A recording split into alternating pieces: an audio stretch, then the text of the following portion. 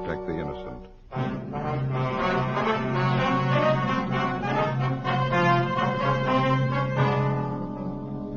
You're a detective sergeant. You're assigned to burglary detail. For the past 18 weeks, a gang of safe men have been breaking into large grocery stores all over the city. They work fast. You can't localize their operations. Your job? Get them.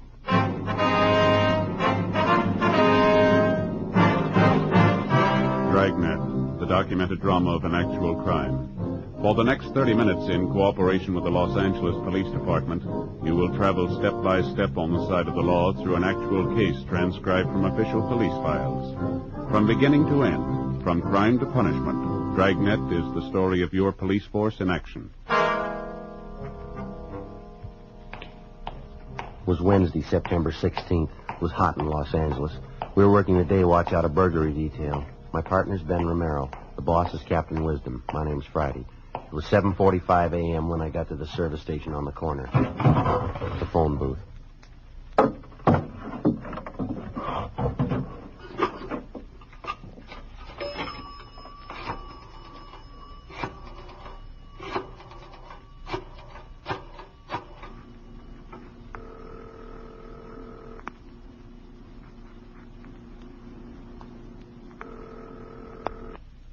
City Hall. 2524, please. 2524. Burglary, Rubles. Hi, Dick. This is Friday. Romero there? Hold on, Joe. Thank you. Hey, Romero, take two. Romero. This is Friday, Ben. Yeah, where you been? Well, my car again. Something's wrong with that distributor. I'm going to leave it at the service station. I'll grab a streetcar down, huh? They hit again, Joe. This one makes 37 job. Where at this time? Wilson Brothers Market at Melrose and Green. Drilled the safe and walked out with $462. Well, our stakeouts are doing a lot of good, aren't they? I'm worn out from last night. I didn't get any sleep either. Just had time to go home and brush my teeth when this thing broke. Okay. You said Melrose and Green? Yeah, that's right. I won't wait for you. I'll go right on out there. Okay. Armstrong and Rubel just left. Right. I can get over there as fast as I can. Old man was down here bright and early. Things are jumping. Okay. I'll see you later, huh? Oh, Joe, just a minute. Yeah. Skipper just came in. Who you got on the other end there? Friday. You on your way to Melrose and Green? That's right. The minute you get back, I want to see you two in my office. Right. I guess you heard it. Yeah, I did. Guess you could tell from the tone of his voice. Yeah. Sounds a little upset. How's he look? Same way. For 18 weeks, Ben and I had been assigned to this same case. The burglary gang was victimizing only Wilson Brothers markets throughout the city and in surrounding towns adjacent to the city of Los Angeles. Their criminal activities had given them well over $100,000 stolen from these various markets. Additional officers were assigned from the Metropolitan Division, and the case had grown to large proportions. It was 12 minutes past 8 when I arrived at Melrose and Green Streets, the latest Wilson market to be victimized. Same thing, Joe, just like all the rest. Yeah. The crime lab find anything? Been here and gone. They found a few particles of cloth, probably from the guy's gloves, some metal shavings for spectrographical analysis. Same as on all the other jobs. Well, how'd they gain entry? Same way, around front. Looks like a tire iron. Pried the door open. How about the burglar alarm? No problem. There's a ladder. Climb up and take a look. Yeah.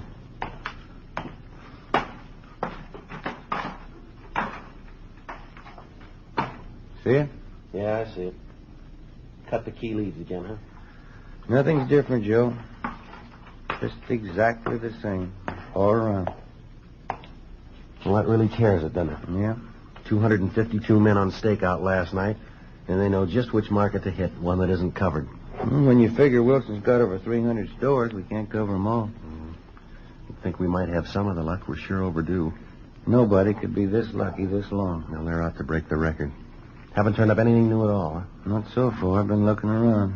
Come on. Yeah. Rubels and Armstrong in the store? Yeah, they're checking the back of the store, stock room, employees' locker room. And how much was taken? Told you on the phone, $462. Some checks, about $200 worth. Well, this is Wednesday.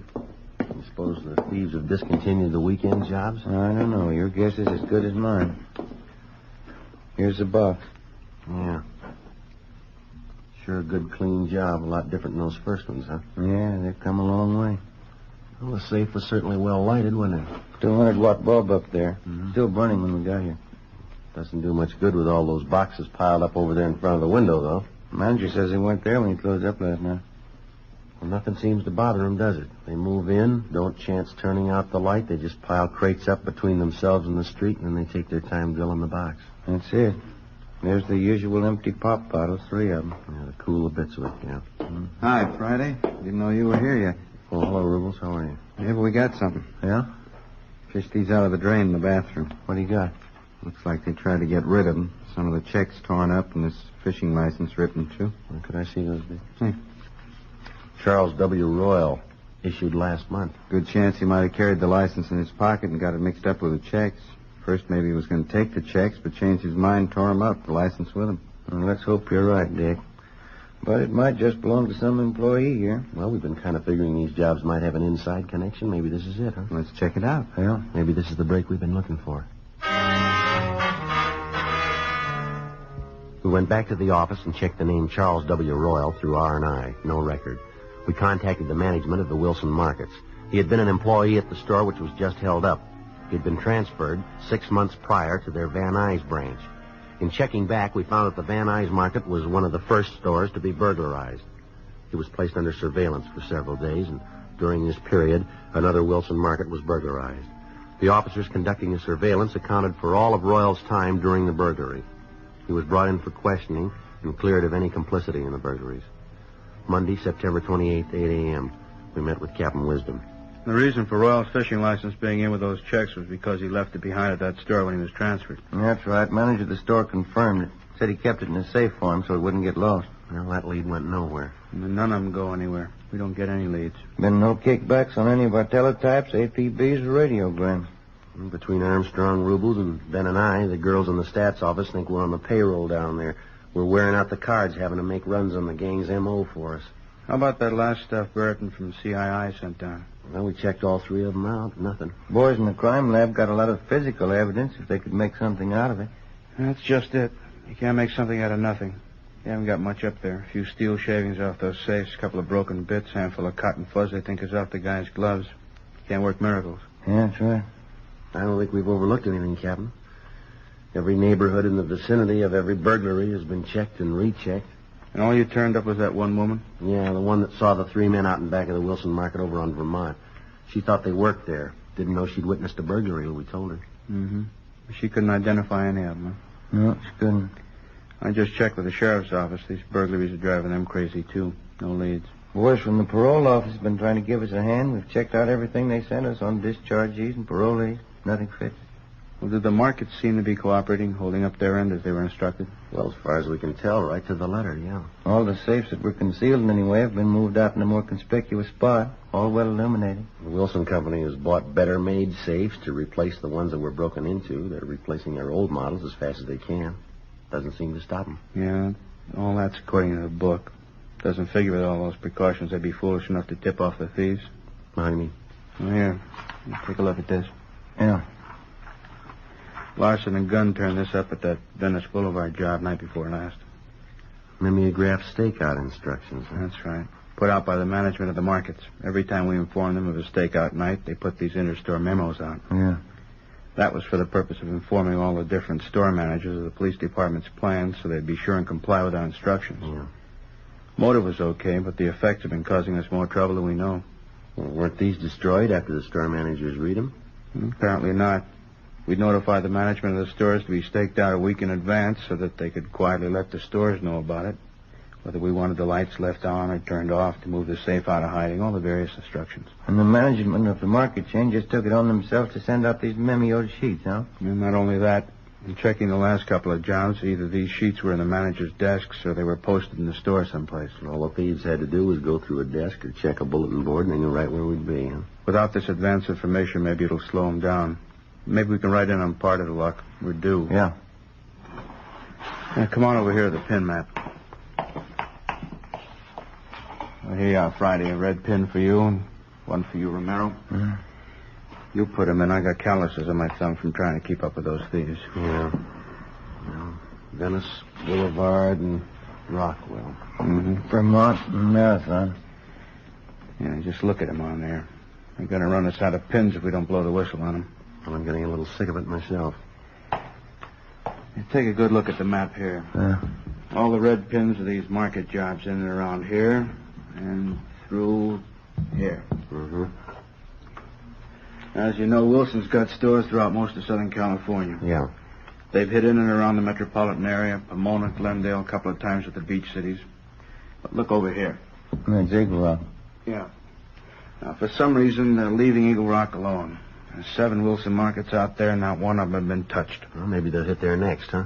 And we double-checked all cruiser units out there, told them to be doubly alert. Also to report any suspicious moves around any of the stores. Now, I want to report on any and all cars driving below normal speeds anywhere near those markets. Anything even remotely out of line. There's 7 stores in and around that area. Excuse me. Burglary, Wisdom. The highball. Who's that? They did?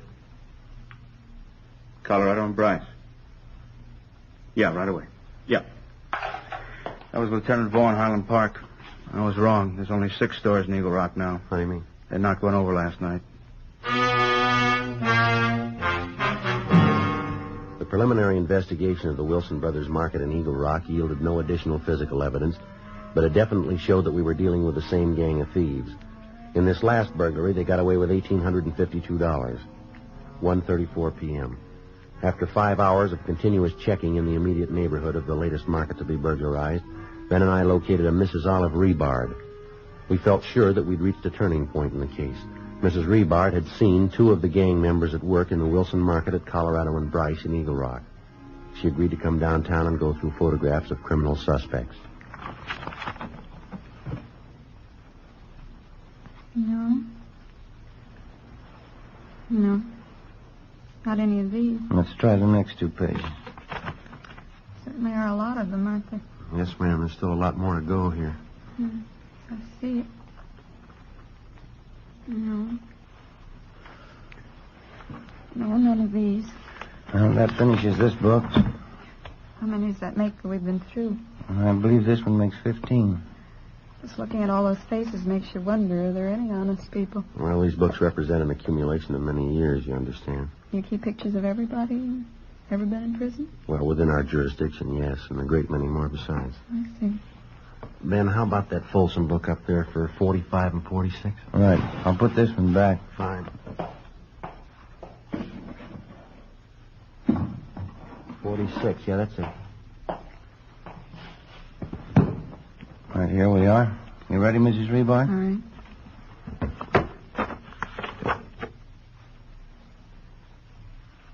No.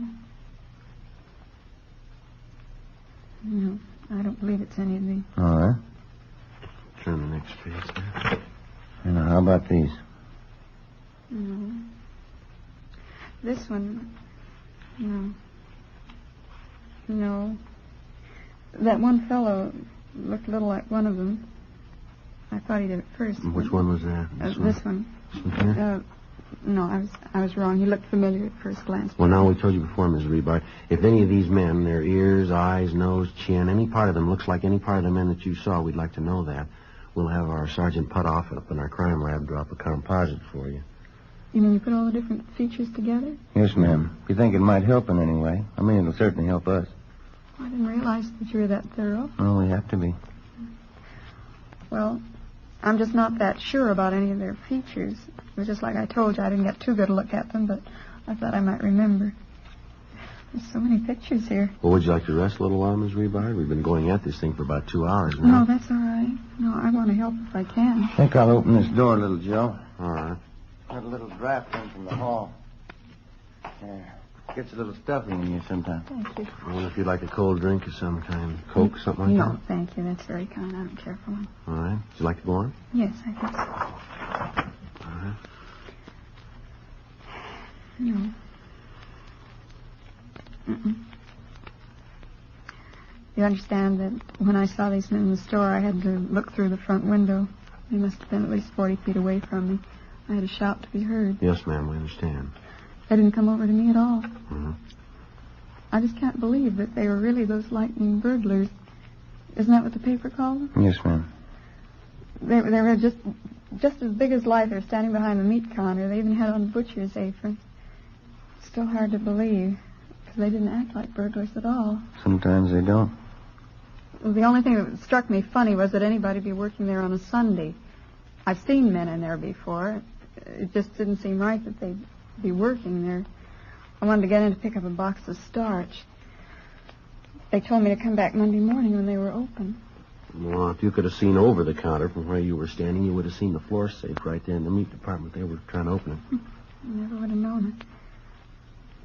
You sure you people couldn't have made a mistake, Bob? No, ma'am, I don't think so. We've checked there, and there was no authorized employees in that store yesterday morning.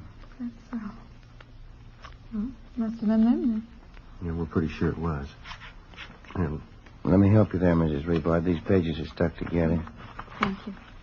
There. There you are.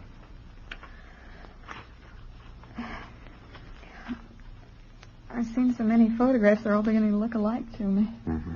If you'd like to rest a while, that's fine. Maybe you'd like to go home and come back a little later with it. You know something? What's that, ma'am? I'm positive now. Yeah. I wouldn't know those men if I saw them.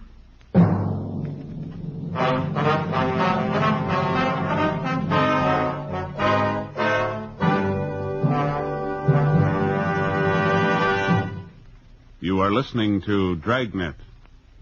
From beginning to end, Dragnet is the authentic story of your police force in action.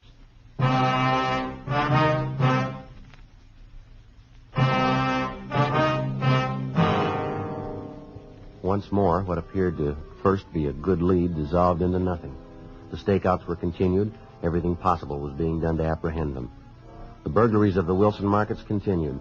On the night of October 3rd, officers D.B. O'Connell and P.W. Murphy were working a stakeout on one of the Wilson markets in Eagle Rock.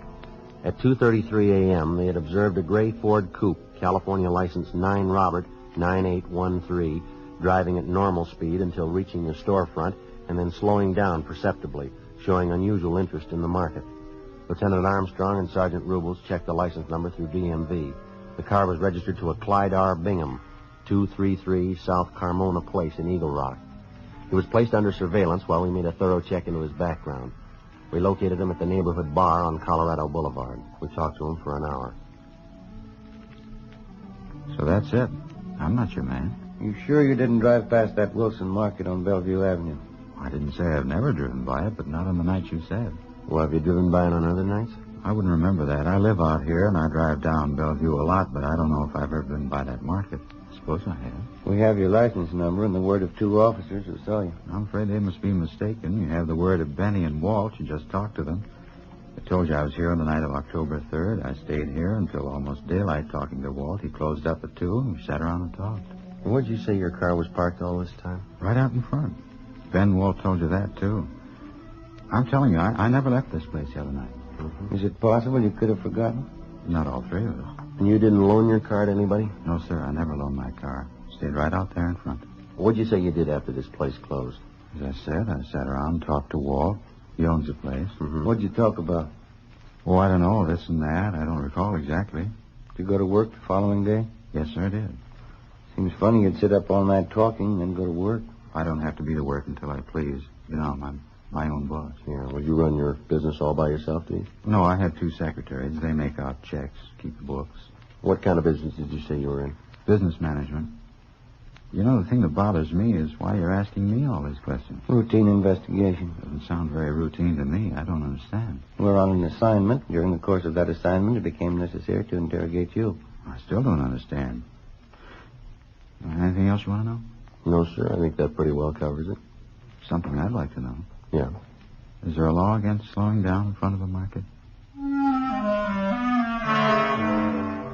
Ben and I felt that Bingham was lying for some reason that we were not aware of.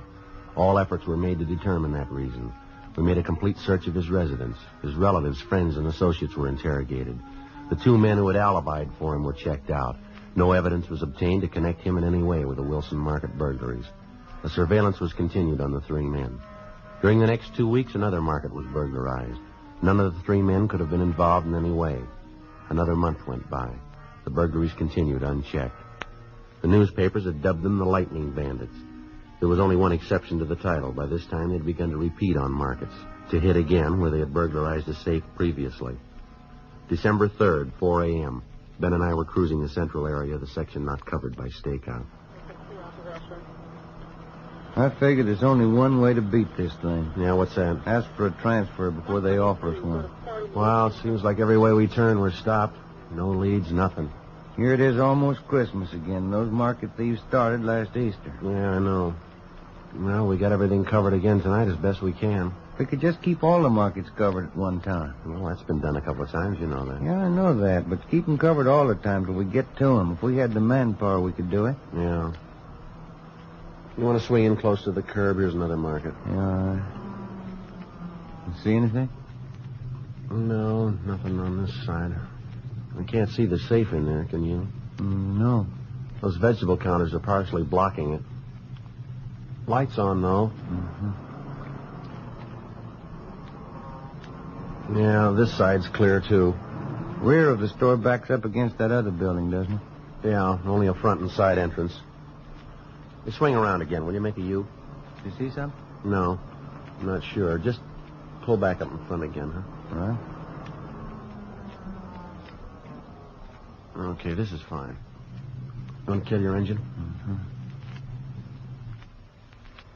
You hear that? I'm not sure. Come on.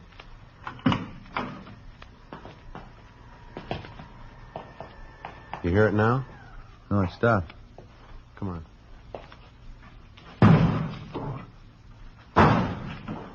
They're throwing vegetables at that front window. They're trying to draw our attention here. Now, you cover the side. I'll try to force them to you. Right, there's the news rack. Right, I see it.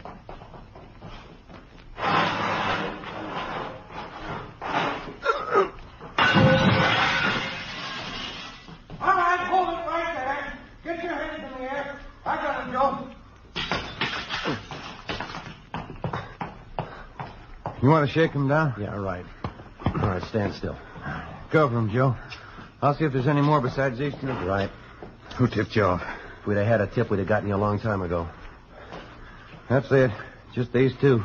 Somebody must have tipped you off. You couldn't be this lucky. Why not? You've had your share.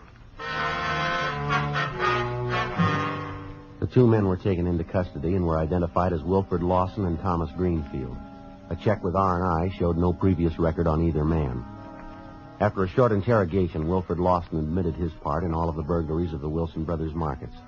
He steadily refused to give us any information as to the other possible members of the burglary gang. Thomas Greenfield was interrogated. He was the more timid of the two. He claimed that this was the first job he'd been on with Lawson, that he did not know of any other members of the gang, that he'd only served as lookout on this particular burglary, and that he was not deeply involved. In further investigation of the two suspects, Armstrong and Rubel found that they had been seen in the company of still another man. It was impossible to get any kind of lead on the remaining suspect. We took the matter up with Captain Wisdom. It was our combined belief that we should allow Thomas Greenfield to be released on the grounds that we believed his story about his slight part in the crimes. He was placed under close 24-hour surveillance. Thursday, December 6th. 2 days after we released Thomas Greenfield, we were called into Captain Wisdom's office. Guess we played it the right way in letting Thomas go. How do you mean? Well, first of all, we passed one up last October. You remember Bingham? The guy driving slow past the market in Eagle Rock? Yeah. Well, he's the one we want. And these two letters, both postmarked today, we picked them up on that mail stop on Lawson. Where are they from, Thomas? Yeah, a couple of choice parts. Yeah, listen to this. Client says to tell you he's not sore anymore. Ever since that mix-up, him and Walt and Benny decided this was the best way to play it. He says he don't want no part of what's yours. And then there's a lot more here. It says he'll get an attorney for Lawson, and he thinks he really put one over on us. Anyway, all three of them are in it all the way. Well, how does Bingham figure in it? We had him under surveillance, didn't we? You know, listen to this from this other letter. Oh, yeah, here it is. I've been talking with C.B. Clyde Bingham, getting real clever now using initials. Yeah. I've been talking with C.B. several times only on the phone. He's really not sore. He only laid out since that time. He figured he might be hot. That's enough, isn't it? It's all there. It adds. Okay, you got one to roll on. Yeah. Go out and pick him up. This time we'll keep him.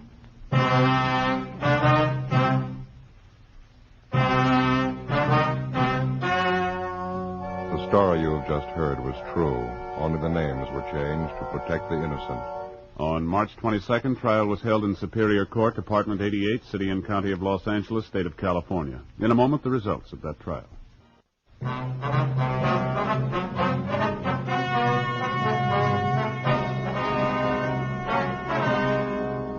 three suspects, Wilfred George Lawson, Clyde Robert Bingham, and Thomas Llewellyn Greenfield, were filed on for burglary in the second degree.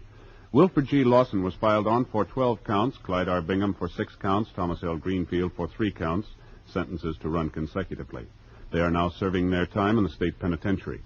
In view of the fact that the authorities were unable to prove the defendants were armed at the time of the burglaries and the stores were not inhabited, they could only be filed on for burglary in the second degree. Second-degree burglary is punishable by a term of not less than 1 nor more than 15 years.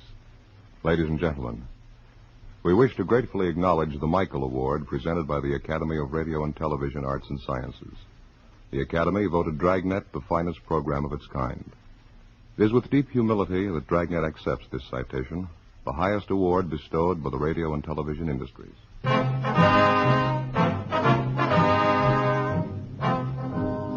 You have just heard Dragnet, a series of authentic cases from official files. Technical advice comes from the Office of Chief of Police W.H. Parker, Los Angeles Police Department. Fatima Cigarettes, best of all long cigarettes, has brought you Dragnet, portions transcribed from Los Angeles. Stay tuned for Counter Spy next over most NBC stations. Next over most NBC stations. Next over most NBC stations. Next over most NBC stations.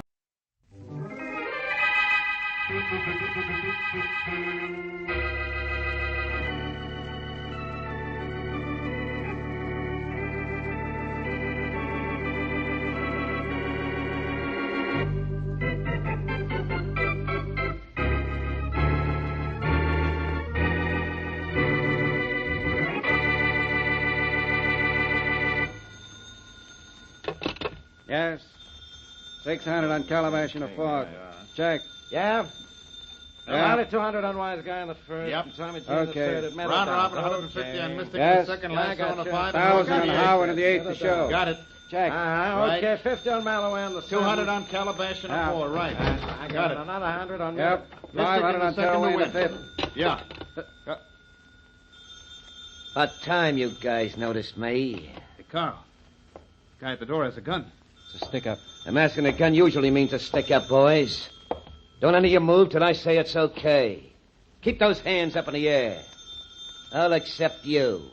Me? Yeah, you. Take the money on that table. Brush it into the sack. Come on, hurry. Better do as he says. You're telling me. Hurry it up. Come on. Must be 10,000 there. Sucker money, huh? You're a sucker if you think you're going to live long enough to spend it. I'll spend it, and I'll be back someday for more. Right, come on, you toss that sack over here. Okay. Yeah, catch. Good boy. You didn't try to throw it in my face. And listen, boys, don't any of you try to follow me out of here, or I'll start using this gun. Tough guy, aren't you? All you mugs think you're tough when you got a gun in your hand. Sorry to disappoint you, boys, but I have a reputation for being a gentleman, not a mug. Maybe I ought to tell you who I am. So you know I mean it when I say the first guy to follow me out of here, the first to stop a slug. Yeah.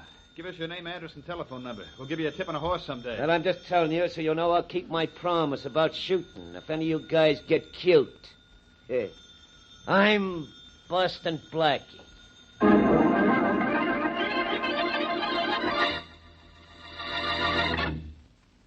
And now on to Dick Calmer as Boston Blackie. Enemy to those who make him an enemy. Friend to those who have no friend.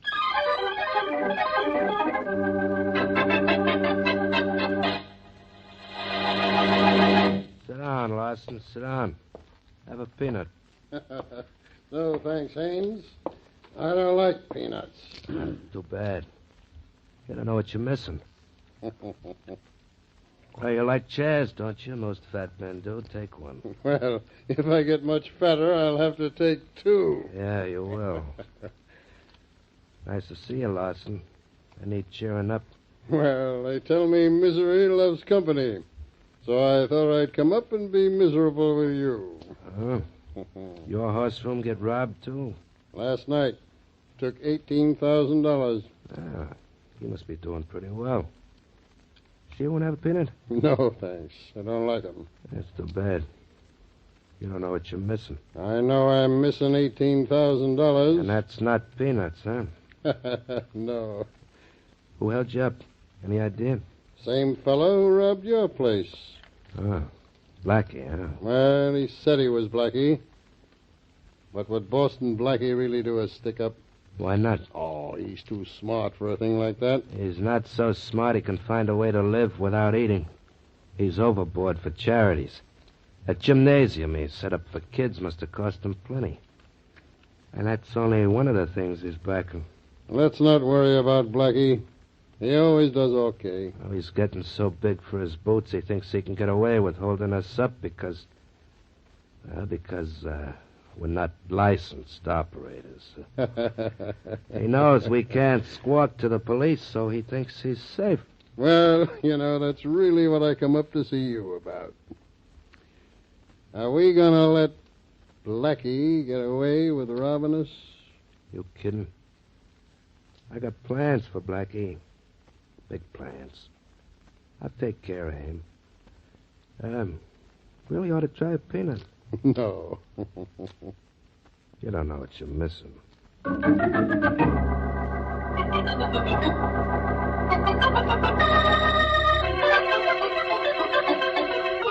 To whom do I make out this receipt, Mrs. Martin? To the Manchester Charities, Blackie. And also write, received from Mrs. Clara Martin. All right. Mrs. Clara Martin. You're sure our organization wants to spend this much, Mrs. Martin? Yes, we all voted at the same time we decided you would head the purchasing committee. I'm very proud you selected me. Even though I have a hunch my friend Mary Wesley talked you into it. I'll work on this right away. We want to buy this home immediately, Blackie. The need is terribly urgent. Children's homes are miserably crowded. The real estate man said he'd hold the property only until tomorrow midnight. Good enough. Well, there's your receipt, Mrs. Martin. Thank you very much, Blackie. And here's the money in this envelope. $20,000. Oh, you didn't have to bring cash, you know. A certified check would have done just as well. I didn't know that. This is all very new to me. Well, it's all right. Mrs. Martin, I'll go out and see about the purchase of that house tomorrow morning. Fine. And I'm going to try to get it for less than $20,000, too. I'll phone you tomorrow and let you know how I make out with the real estate agent. Thank you. I'll be waiting to hear from you. Oh, you won't be nervous with $20,000 in cash in your apartment, will you? I'll put it in the safe right now and sit up all night long with a shotgun across my knees, Mrs. Martin. Thank you, Blackie. The children will appreciate what you're doing. Goodbye, Blackie. Goodbye, Mrs. Martin. Mm-hmm. Mm-hmm. Oh, back again, Mrs. Martin. Come in. Guess I ain't making an intrusion now, am I, Matt? Huh? Who are you? The guy the boss sent up to pay you an anti-sociable call. A what? A call with an expression of business. Sorry if this is making an intrusion on you, Blackie. I used my etiquette and stood out in the hall till the old dame departed. Look, who are you and what do you... Oh. I might have known. With every face like yours, there's a gun. Only the gun is always prettier. Sure am sorry to do this to you, Blackie. I know it ain't polite to point, especially a gun. But a guy's got to make a livelihood. And... Never mind the apologies. What do you want? First, I want to offer you a little friendly tip. The boss don't like the idea of you cutting in on his profits, and especially in such a crude manner. That's interesting. It's of great importance to the length of your longevity, Blackie. Oh? The boss says you ain't flashing no rod in any of his wagering establishments anymore, or else you ain't living anymore. Hey, now, wait a minute. I hate what do you... to talk to you like this, Blackie, but I'm only working for a livelihood and imparting to you the boss's sentiments. And I'm also taking everything you got to sort of teach you a lesson. Look, you don't think... Don't me, Blackie. I sure hate to do this, but I know. You have to make a livelihood. Yeah. And I don't want to have to impair your health in doing it. So keep your hands up while I see what's around. It's safe. And open, too. Nothing but papers in there. Maybe. Since you were so polite as to have the safe open, I'll be polite and take what's in it. Jewelry. Blackie, you should be ashamed. You were kidding me. And this envelope looks interesting. Look, that envelope isn't mine. And what's in it is... Money. United States currency. Thanks, Blackie. You're extremely generous. Look, take everything else in the apartment, but leave that envelope. That's charity money, and it doesn't belong to me. That's right. It belongs to my boss now. You take that money now, and I'm going to... Blackie, don't get angry. I don't want to be harsh with you. So let you be likewise with me. So long, Blackie. Wait a minute. I'm warning you. If you take that money, I'm going to... Blackie, be nice. Haven't I been nice and polite to you?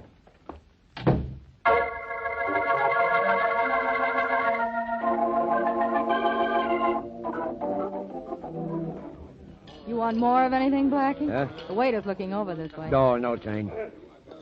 So I guess I've had enough for one meal. You're cute, honey. Had enough for one. You had enough for three. Well, food's good for the soul. For everything but the figure. Nothing wrong with yours, sweetheart. See anything in the shops downtown that was good enough for you? Oh, lots of things, Blackie, but they were all so expensive. Oh, so what? They don't cost a lot. They aren't worth anything at all. Here.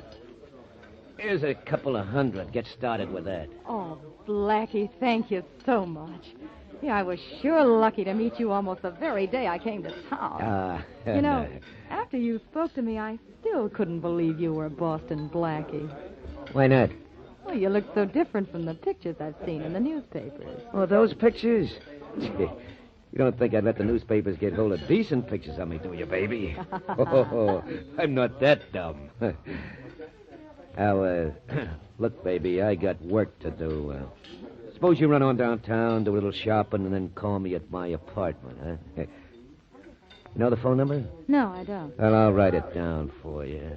What time should I call? Late in the afternoon, say about 5. All right. Here's the phone number. If there's no answer, look for me here at mealtime. I always eat here at Londo's. Thanks. What are you going to do today? Gonna be busy. Oh, I see. Doing what the papers say you've been doing? What do you mean? Well, there were a few hints in the columns this week about you and those horse room robberies. You don't say. Mm-hmm. The columns just hinted, Blackie. They didn't come right out and say you were the one. Well, I didn't see the columns this week. Well, maybe I'll have to catch up on my columns and with a few columnists. Look, don't phone me at 5, baby. You better make it around 7. Oh, why so late, Blackie? Well, I have a special job to do this afternoon.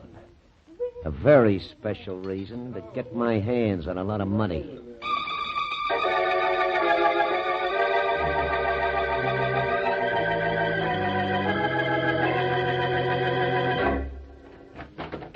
The teletype says there's been a horse room holdup, Sergeant. Yes, Inspector Faraday. That's why I phoned you. The flash came in a minute ago, and the details are coming in now. Yeah? There's something about Boston Blackie. Blackie, huh? And he yelled he was robbed last night. What does the teletype say? Never mind, I'll read it. It says, betting room, 1119 Elm Street. Robbed at 3:18 this afternoon by masked and armed bandit who got away with an undetermined amount of cash after killing Joey Hester, bookmaker, of same address. The killer escaped, but his identity is known. Before the killing, he boasted that he was Boston Blackie. I can't believe it, Inspector Faraday. You can't, and I don't want to. Well, there's something crazy here. Blackie himself was robbed last night, wasn't he? So he said. And when he said he wanted help, I believed him and had the Detective Bureau investigate. Oh, there's the end of the dispatch, Inspector. It's the end of more than that, Sergeant. I see what's happened. Blackie couldn't wait for the police to find the man who robbed him. That was charity money he lost, $20,000 of it. So he couldn't wait for us to find it. He had to go out and try to get it back by himself. And Blackie really did hold up that bookmaker's. Yeah, and killed that bookie. Sergeant? Yes, sir? This is the hardest thing I've ever had to do. But get on that teletype and send out a flash to pick up Boston Blackie. Dead or alive.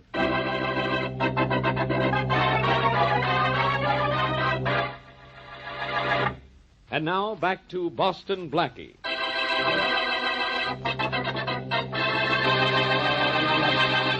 A thief who boasts he is Boston Blackie successfully robs several bookmaking establishments. Afraid to go to the police for obvious reasons, one bookmaker tries to get even with Blackie by robbing him. In the loot taken from Blackie is $20,000, money belonging to a charity for which Blackie has promised to buy a children's home. Following this, Another bookmaker is robbed, and a bookie killed. The thief again brags that he is Blackie, and Inspector Faraday orders his men to capture Blackie, dead or alive. As we return to our story, Blackie is about to report on the missing money to the charity organization.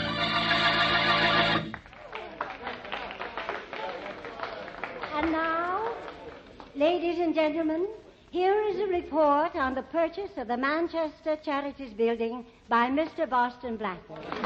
One moment, please. One moment. As you know, Boston Blackie has been doing charity work of all kinds on his own, for a great number of years. Now I want him to acquaint you with the work he has done for us. Mr. Boston Blackie. Thank you. Thank you, Mrs. Martin, and ladies and gentlemen. You were generous to give me credit for my interest in charity, but you all know that Mrs. Martin gave me $20,000 of this organization's money with which I was to buy a place for homeless children.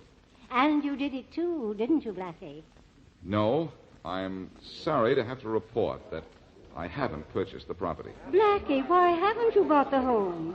The man said he had to have the money by midnight tonight. Wasn't the $20,000 enough? It was quite enough, Mrs. Martin, but I didn't have the money. But I have a receipt proving I gave it to you. You did give it to me, Mrs. Martin. I don't deny that. But I don't have the money. It was stolen. But, Blackie, the police... The police, Mrs. Martin, don't believe it was stolen from me, I'm sure. In fact, they have other ideas about me. But I have until midnight to buy that house, and I'll have the money by then. Well, you'd better, or we'll be forced to turn you over to the police. Don't bother, Mrs. Martin. If I don't recover that money and buy that house, I'll turn myself over to the police.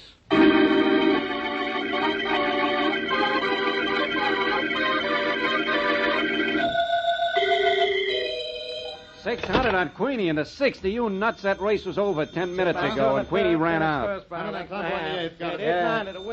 Hey, Pete. Yeah. Pete. Yeah, Carl? Come here, Pete. Grab this dough and take it into the boss. It's getting to be too much sleeve lying around loose. Sure. You're having a nice day with the suckers, huh? Every day's a good day as long as there are guys who think they can beat the horses. Get that dough into the boss, huh? Oh, sure. Sorry, I don't mean to be slow, but a lot of money makes me nervous. When I'm nervous, I'm slow. That's all right. Excuse me, Mr. Haynes. Oh, come on in, Pete. Well, take for the day doesn't look bad. Now, have a peanut? No, thanks, Mr. Haynes. They don't agree with me. Oh, that's too bad. You don't know what you're missing. Just put the money on the desk here. I'll put it in the safe after I count it. Sure don't want a peanut? No, thanks. Okay. I see where our friend Blackie didn't learn a very good lesson from you, Pete. Yeah, I heard the bad tidings. He not only took a lot of hard-earned cash, but I understand he left Joey Hester deceased. Yeah, we'll have to... Just relax, you two. Nobody's going to get hurt. Boss, it's a stick-up again. This is getting monotonous, huh? Yeah, and I know who's behind that mask, too. Our friend Boston Blackie. Good guess, Haynes. Now I'll just take that I hate dough. to do this to you, Blackie. Hey, you fool, don't reach for your gun. Most brave guys are dead, aren't they? Okay, Haynes, now I'll take your money. Go ahead, take it. Take the whole place if you want to. I'm getting out of here. Yeah, but not you're going where you think.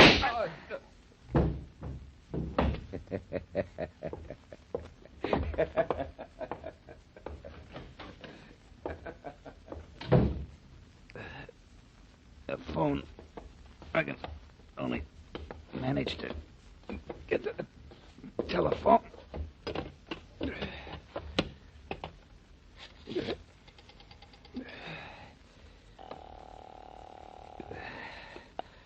Operator? Get me the police. What? One moment, please.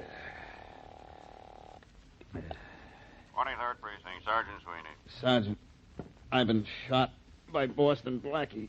Hello? And all my Hello? life I Hello? tried to be so nice and polite to everybody, too.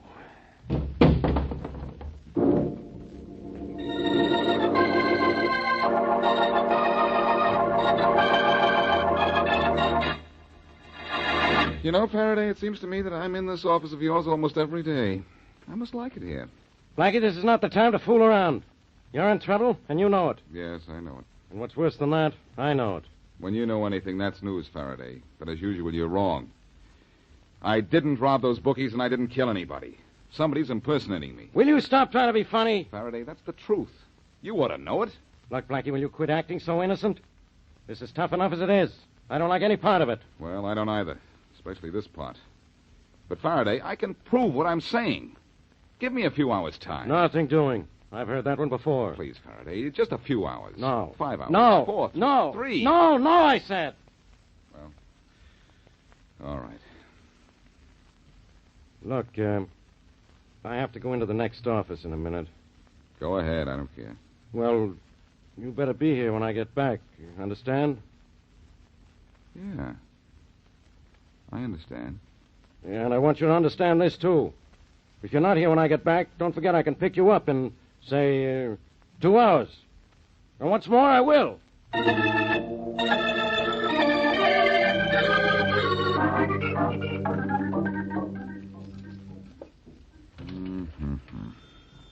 Uh-oh, the phone. Okay.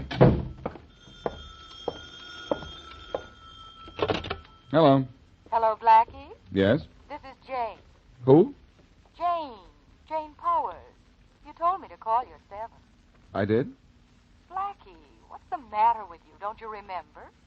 Well, so much has happened today that I, who'd you say this was?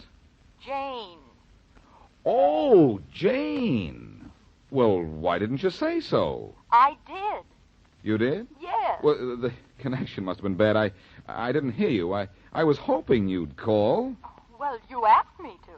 Oh, that's right, I did. Well, I'm glad you remembered something. You know, the funny thing about that paper with your phone number on it, though, the one you gave me in the restaurant today. Uh-huh. I thought I wasn't going to be able to call you. Why not? I lost the piece of paper, but I got your number from information. Wasn't I smart? Oh, I'm getting pretty smart myself. Where can I meet you?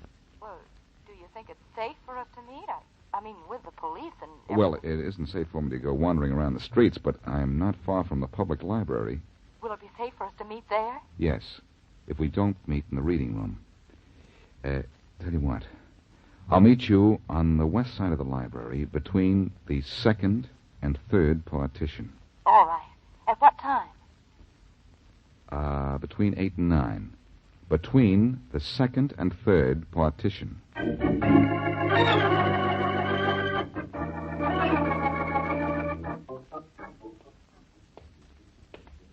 Jane, Yes. How did you know my name? you were supposed to meet Boston Blackie here?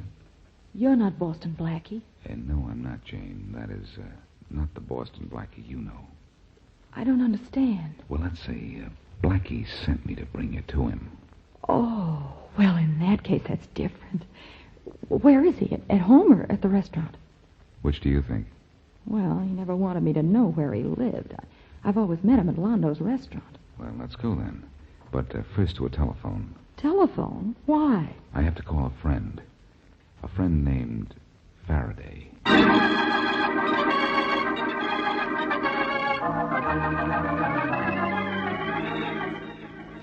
There's your Boston Blackie. It's an improvement. He always eats in this restaurant. He's the man sitting at that second table there by the wall. How did I ever get mixed up like this? Never mind.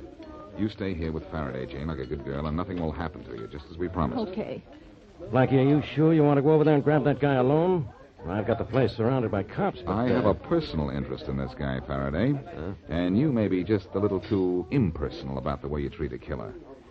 Let me have 2 minutes with him, and then you can have him for the rest of his life. Go to it. And that won't be for long, either. Go ahead. Thanks.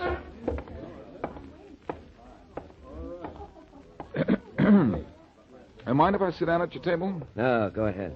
Thanks. Rather crowded in here, isn't it? Is it? Yeah. You know, your face is rather familiar. Do I know you? No. Oh, but I'm sure I do. I think you know me, too. Never saw you before. No? I'll bet you know my name. Never heard it. Oh, yes, you have. You've used it. Huh? My name is Boston Blackie. That's your name, too, isn't it? I don't fall for the table. No, but you fall for this. You mean you will? Oh, yeah, you punk.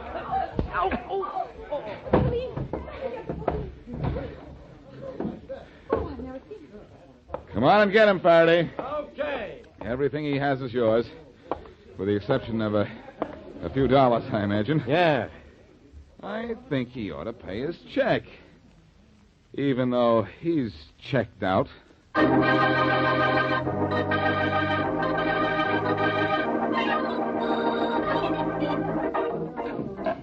Nice mess we're making of that guy's room, Blackie. You think he told the truth when he said the loot was stashed here? Yep, Faraday. And here it is. All of it? Yeah, we'll have to count it. It'll take hours to do it. Phew, that's some pile of money. The whole wall must be full of it. And don't forget, 20,000 of it is mine. It would be Boston Blackie admits he robbed Haynes, the bookie, and killed Pete. And it was Pete who robbed me. I know you got 20,000 coming to you. You'll get it. And those kids will get their home, too, huh? Uh-huh. Say, did you ever find out why that guy called himself Boston Blackie? Yeah, it was in his confession. He planned on leaving town after he was through here. And he thought if he used your name, the bookies themselves would get you if we didn't. Kind of cute, wasn't he?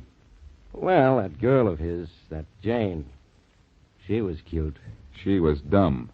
Same thing. Cute, dumb. Oh, I wouldn't say that, Faraday. You wouldn't? No. For instance, you're not cute.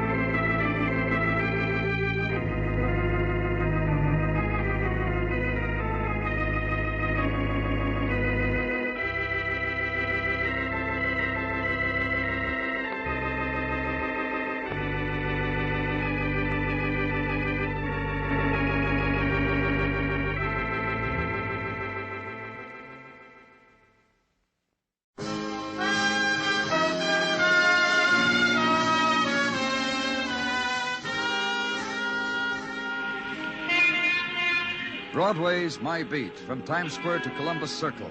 The gaudiest, the most violent, the lonesomest mile in the world. Broadway's My Beat, with Larry Thor as Detective Danny Clover.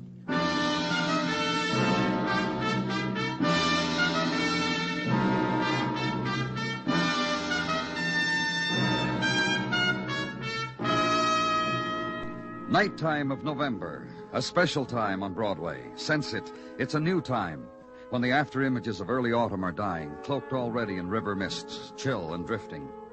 And sense this, that winter is already at a place not far away, drifting too, hung from a pale moon, scudding over the city and making new shadows. Hurry, it gets dark quickly. Where I was, darkness was cut across by the fingers of light, intersecting the beams of two searchlights, focused groundward.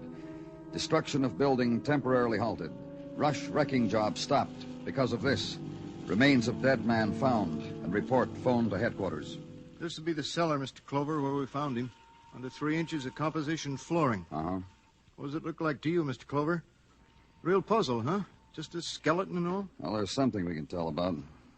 You know, what I can't figure out, that satchel of money laying beside him. Must be over $1,000 in that. About that.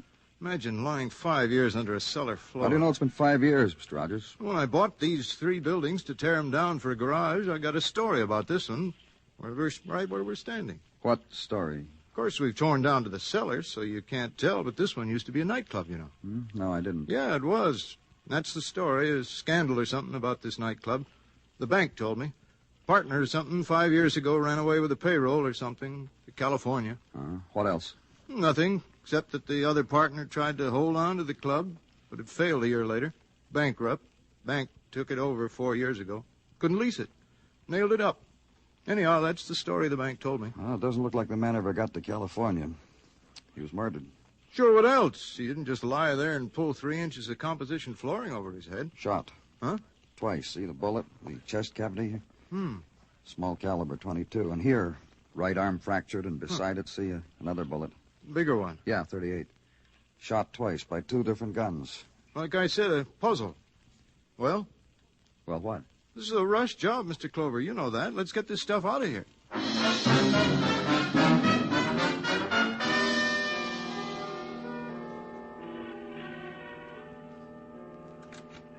Morning, Danny. I said good morning in case you didn't hear. Hi, Dennison. Sit down. Excuse me for saying it, but you look a little beat. Big night last night? No. Well, you're a single man, Danny. You're entitled to a big night. Were you going to say something, Danny? No. Oh. Then maybe this'll interest you. Got a rundown on a corpse you found last night. What about it? Well, that's what it takes to get a rise out of you. Come on, huh? get with it. Yeah, I'd better do that, else I won't be liked, huh? Technical, shot at the teeth. Muggavan put the code on the teletype. Late last night, the one place we got a call back from was Dannemora. You get on identification? Code checked out to a former prisoner named of Bob Foster. Released 6 years ago after a 10-spot stretch for grand larceny. Anything else? Stick with me, kid. I'm loaded. My identification came in. I checked it with R&I. They had a file on Foster. Here, wait. Muggavan left some notes for you. Yeah, 1947, May 23. Year after he was out of Dannemora, Foster was wanted on suspicion of grand larceny. Packed a satchel with his partner's dough and ran out on him. That would be the satchel you found. Who was his partner? A fellow by the name of Joe Turner. He and Foster opened a nightclub together, the Blue Sheen. Year after Foster allegedly checked out with his partner's dough, the joint went into bankruptcy. And the word is Joe Turner cried his heart out at the time. Beat his chest. Called his partner naughty names. Any lead on Turner? One of the boys traced him to a hotel on West 12th. Only the hotel is out of business now. Management converted the place into offices. Nobody knows what became of the hotel records, so... So, on all points, bulletin on Joe Turner, huh? Yeah. Is that all? Yeah, it's got a girl type in it, too. Aggie Blaine. Used to do a poker with clever parakeets at the boys' nightclub. The last known address, let's see, 1326 West 34.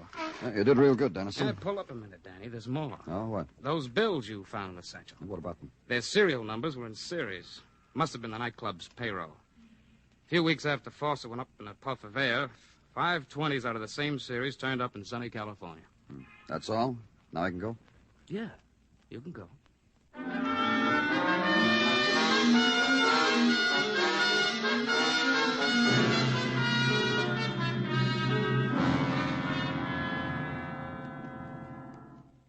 Don't sit in that chair, Sonny. Just pick a spot on the floor and stand on it. The floor, not the rug. This okay, Miss Devlin? Floors don't belong to me, Sonny. Furniture does. Let's not louse up the furniture, huh? What do you want? Some information about a girl named Aggie Blaine. My niece, brother's daughter. Brother's dead. Went out without muffler and rubbers. Winter of 36. Got himself a flu that wouldn't quit. Fell over in his face next day. Never got up. Where's Aggie? My niece? That's what you said. Blew out of here a long time ago. Don't know whether she's alive, dead, or what all. Could be married to the king of Turkey for all I know. How long ago did she leave? Oh, been 5 years. Used to be a dancer, Aggie was. Used to. Hey, don't lean on the furniture, Sonny. Pretty furniture, huh? Huh? Yeah. Yeah. New as the day I got it. You want to sit down? We go in the kitchen. Not in the parlor. Not on this stuff. What do you do, Miss Devlin? Huh? Your niece used to live with you. She's gone now. What do you do? Take in roomers? You mean sublet like that? Huh? What for? Who needs it? Retired, huh? It's nice. And all this furniture, ornate. Huh? Oh, you mean tricky with the curlicues and the things, huh? Yeah, all mine. Bought and paid for. Let's get back to Aggie, Miss Devlin. I don't know if she's alive or dead. I told you She used to dance at a nightclub called the Blue Sheen. With pigeons. A blue one and yellow one. One named Gloria, the other named Phyllis. Oh, I seen it myself. Look, Miss Devlin, one of the men who owned that club was found last night. He'd been murdered. You're leaning, Sonny. He'd been murdered, and your niece might be able to tell us something about it. Couldn't you give me some... No, nothing. Aggie, she was a dancer. Is she alive? Is she dead? How do I know? And leave there. And once more into November Day, its furnishings also not to be touched, nor leaned against. For instance, the autumn perfume worn by the girl who almost brushes your sleeve, sidesteps, changes course, hurries on. And from far off, the brief, wild sob of a freighter sailing out of autumn waters. And at headquarters, it arranges itself into familiar pattern, routine investigation into death, and wait. And on the first quick surge of November night, the return on the All Points Bulletin, Joe Turner, bankrupt nightclub owner, had been spotted in a Skid Row bar. Third booth on the right was all his. Go there. The place is jukebox and fat cat scrawling symbols in sawdust. The place is Joe Turner, who was once a man. You come up with a drink, mister, and something good will happen to you. Do you understand me, Joe? I'm from the police. Something real good. I'll dance for you. Here, you watch me. You watch me. Here, this is just for you. Sit down, Joe. You don't have to do that. You like me, huh? You'll buy? Huh? I got other routines. Tell me about your nightclub, Joe. Huh? Your nightclub, the Blue Sheen. Tell me about the club and about Bob Foster. Him? Oh, you're a friend of Bob's? I'll hate you. I'll squash you like a fly, so help me. What'd he do to you, Joe? Who did something to me? Foster. Bob Foster. He stole from you, didn't he? Walked out on me. Didn't even wave goodbye. He just took my money, danced off someplace. Far away. Never sent a postcard. Nothing. Aggie either. Aggie Blaine? There was a dancer. You ever see her? Oh, it's a stunning dancer. Well, I'll show you a dance. It's with the hands first. You see, it's like this. You know where Aggie is, Joe? Aggie's far away, too. Aggie and Bob. Blue Sheen. We found Bob last night, Joe. He'd been buried under the cellar of your nightclub. Bob? Bobby Foster? Well, that's where he's been. You kill him, Joe? Because he stole from you and went away? Joe, listen to me. I performed for you, mister. Where's my drink? You kill him, Joe? I don't know. Maybe I did. He deserved it. Maybe I did. You think I did? Come on, Joe. Let's you and me go uptown.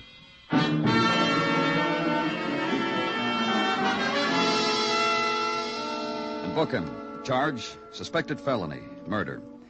Turn him over to the policeman schooled as to proper procedure and proper jail tier and proper cell. Back to the office and sit at the desk. Far away, a light is turned off, and another. And a swollen sag of gray suddenly hangs from the black sky. Morning folding over the horizon. Danny, downstairs, come on. Down the corridors and the steps, and outside is damp. It's still night. Ambulance just pulled in. Phoned it upstairs. I got it.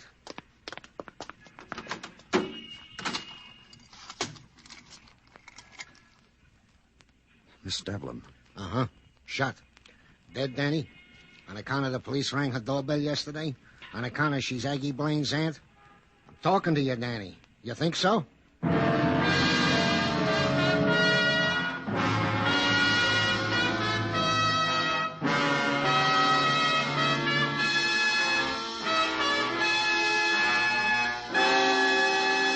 You are listening to Broadway's My Beat, written by Morton Fine and David Friedkin, and starring Larry Thor as Detective Danny Clover. Two outstanding events on CBS Radio tomorrow in the daytime. For one, the Quiz Kids return to the Star's address to begin another series of their breathtaking mental gymnastics. Professor Joe Kelly will be in charge of the little wizards, and they'll all be waiting for you to join them tomorrow on most of these same stations. The other big event tomorrow is the American radio premiere of Christopher Columbus, Darius Milhaud's famous opera conducted in concert form by Dmitri Mitropoulos. It's the featured work on the New York Philharmonic Symphony, heard on most of these same stations tomorrow.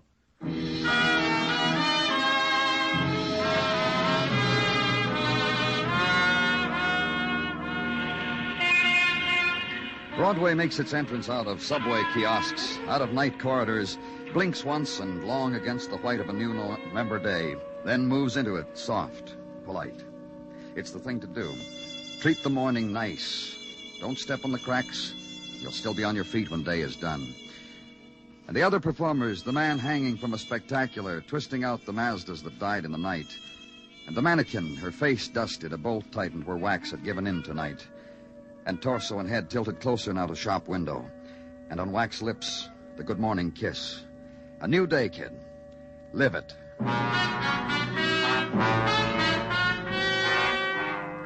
And at headquarters, November morn, is Sergeant Gino Tartaglia dipping a finger into a container of coffee. Just testing, Danny. Oh? You leave these things to the whim of that new girl in Ballos Delco. I knew it. Too sweet. Oh, that's too bad, Gino. Some days you wake up on the wrong side, you get too many lumps in your container. True, Gino. Don't feel bad about it, Danny. No percentage in building a tragedy out of it. We'll both be bigger persons if we don't make of it an issue with the delicatessen. And off to work we go. You game, Danny? Whatever you say, Gino. Am I permitted a simple statement of fact? Of course. I admire you. Thank you. To work. Wino Joe Turner is still in the drying out tank. Also, ballistics has established that in the murder of Miss Devlin, aunt to Aggie Blaine, the murder weapon was the same that 5 years ago did do in Bob Foster, suspected absconder with his partner's loot. The same weapon, huh? Indeed. The bullet that was found in the chest cavity of the remains of Bob Foster bore the same markings, riflings, as the bullet extracted from Miss Devlin. Ergo, same weapon was used. Small caliber gun, Danny, .22. Then whoever killed Foster 5 years ago is still around. Which brings me to Miss Aggie Blaine. Oh, how? That in a routine perusal made by our boys of vital statistic records, a marriage license date of July 30, 1947, was found made out to one Aggie Blaine and one Herbie Morse. They find the... Don't interrupt, Danny. A check was made on said Herbie Morse and was found that he owns a drugstore on 23rd, corner of 9th. That's how. You care for my coffee, Danny? No, but thanks anyway, Gino. Thanks for everything.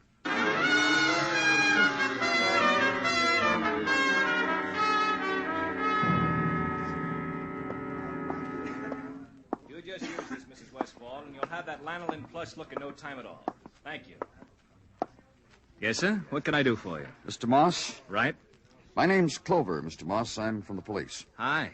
I'm trying to get some information about a girl named Aggie Blaine. Depends upon what kind of info you want. She was my Frau. Some things I'll tell you, some things I won't. Just tell me how you met her and when you met her and why you're not married to her. Things like that, Mr. Moss. What's the matter? You think you could have stayed married to her? Mr. Moss. You haven't got the dough on the wherewithal. Just tell me about it, Mr. Moss. She's not going to make a fool out of me.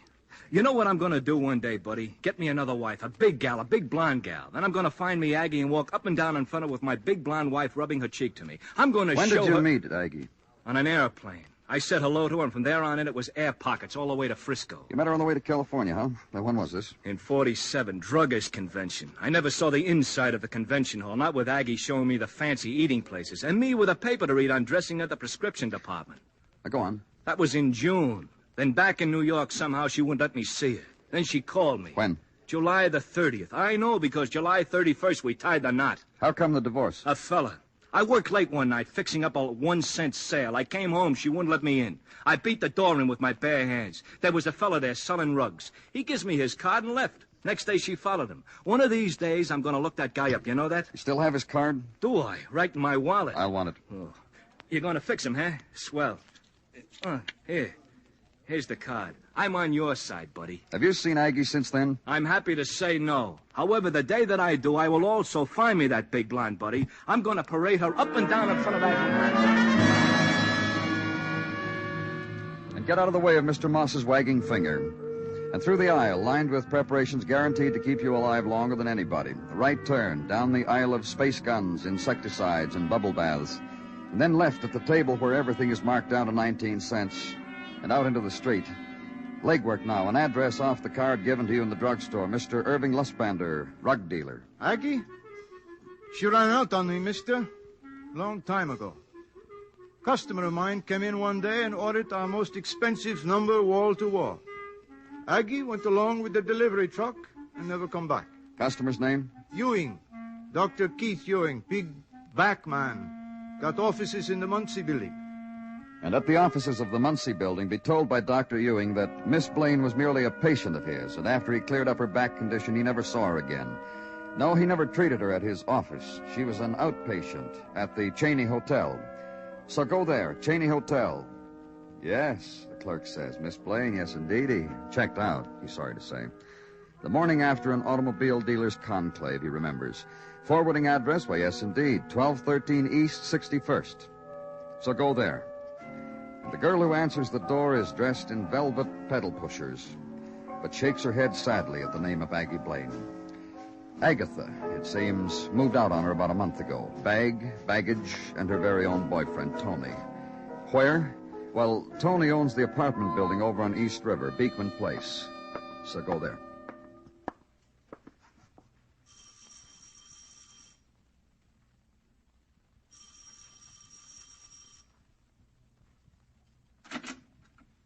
Yes? I'm from the police, Danny Clover. And I'm too desperately sorry because whatever it is, I can't use it. Let's talk about it inside, Miss Blaine. Oh, but then we'd be committing something or other, wouldn't we? Oh? Oh, yes, there must be a city ordinance or something. You see, I'd let you in here and we'd talk or whatever, and all the time you'd be operating under false pretenses. Naughty. Tell me about it. You see, dear boy, I'm not Miss Blaine. Not the girl you need. Not Miss... What, Blaine? Aggie Blaine. Girl who used to work at a club called the Blue Sheen. Danced there with birds. With birds? Oh, how desperately thrilling. That's what we'll talk about, huh? Of course, let's. I haven't indulged in anything so pulpy in years. Nightclub dancer with birds, man of the police knocking at my door. Oh, just walk right in, Mr. Clover. The rugs are deep and the fireplace is Italian marble, and my dressing room is perfumes and custom-made crystal and full-length golden mirror, and it's a castle, and I call it home, so you may plump down wherever you like. I'm grateful. Don't thank me, thank Tony. Tony Crenshaw, my fiancé. Nothing's too good for you, Agatha, he said, and he's loving it. I get this shack on our wedding day. All mine. Oh, that Tony, he's a charm, all right, all right. And now you're Agatha... Agatha Raines. Always was, always will be. Oh, I almost slipped. Soon, Agatha Crenshaw, Tony's wife. You want to hear about Aggie Blaine? Oh, dying. It's how we met, we two. Yeah, speak to me of Aggie. 5 years ago, she was a dancer at the Blue Sheen. Yeah, there were feathered creatures. You said all There that. was something else. A man named Bob Foster. Just one man? Well, this dancer couldn't have been very good. Bob Foster, ex-con, 5 years ago, 1947. Partner in the Blue Sheen. We found him the other day buried under its cellar flooring. He'd been shot twice, murdered. Oh, tell me you're not making this up. Because if you are, I die of disillusion. It's so desperately sordid and thrilling. You ever know this, Bob Foster? Not till this precious instant. But don't let that stop you. Go on. Aggie Blaine had an aunt, Miss Devlin. Yesterday, she was murdered with the same gun that killed Foster. Isn't that always the way? Another thing about Aggie Blaine. In 1947, she met a man on a plane to California. When they came back here, they got married. A man named Herbie Moss. Serves a girl right, killing her aunt and that Foster fellow. Yeah. Get your things. We're going downtown. Oh, such a short time, and we so well know each other. Already you're taking me out. We want you for suspicion of murder. Get your things. It's a lovely day, and when I got up, I didn't know what I'd do with myself this morning. And you've come up with something. Let's go wherever you want, Mr. Clover.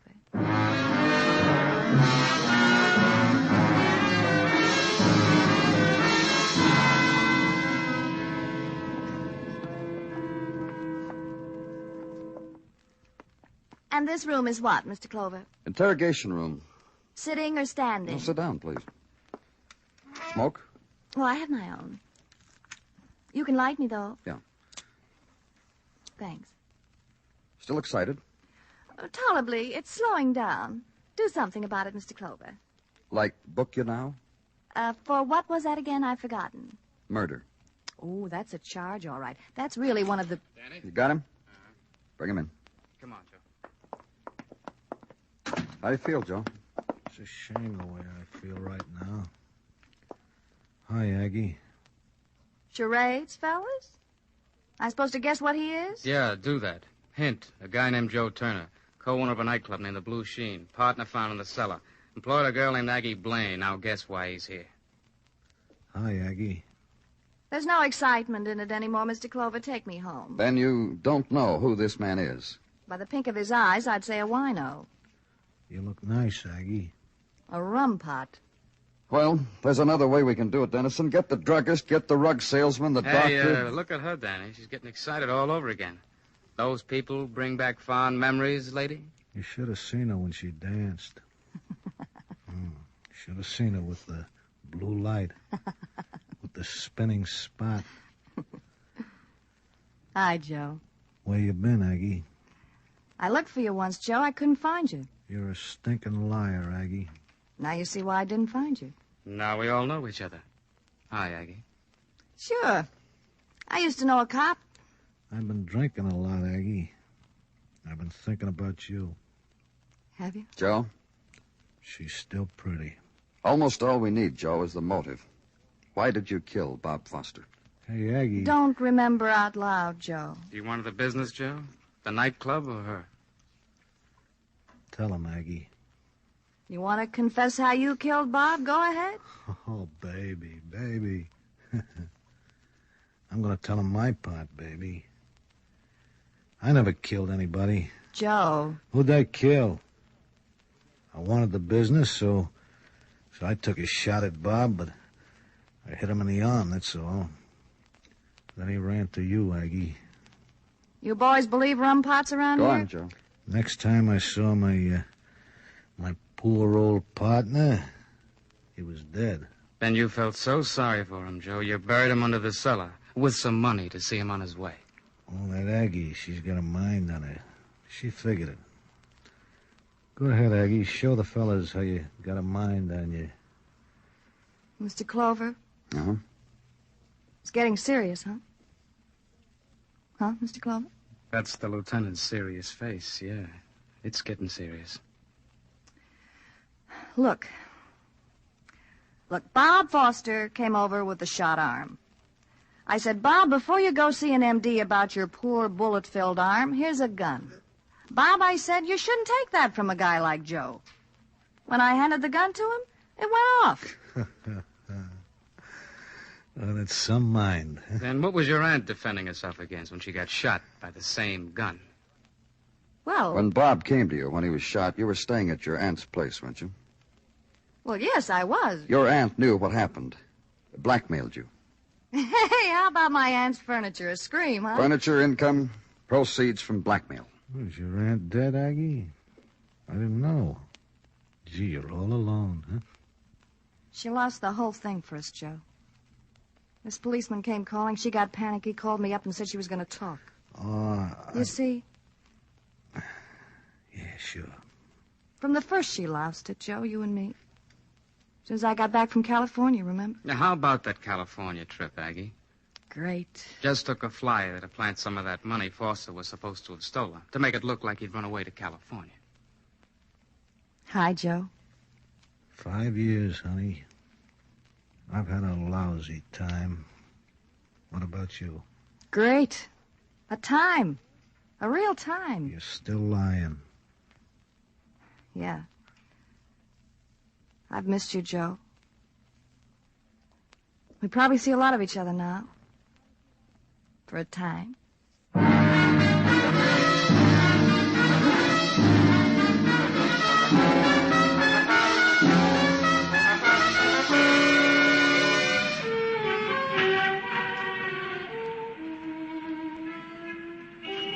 In the ebb of nighttime, the slabs of Broadway lean against the darkness in crazy tilted angles.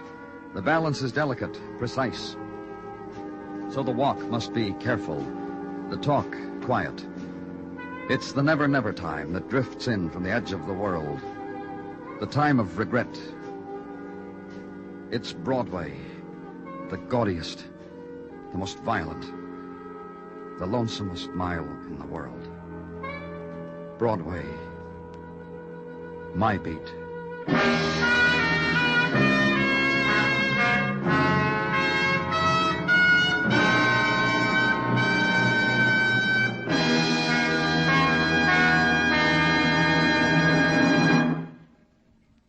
Broadway's My Beat stars Larry Thor as Detective Danny Clover, with Charles Calvert as Tartaglia and Jack Crucian as Muggavan. The program is produced and directed by Elliott Lewis, with musical score composed and conducted by Alexander Courage. In tonight's story, Mary Jane Croft was heard as Aggie Blaine, and Sheldon Leonard as Joe Turner. Featured in the cast were James McCallion, Ted Bliss, Martha Wentworth, and Peter Leeds. Bill Anders speaking.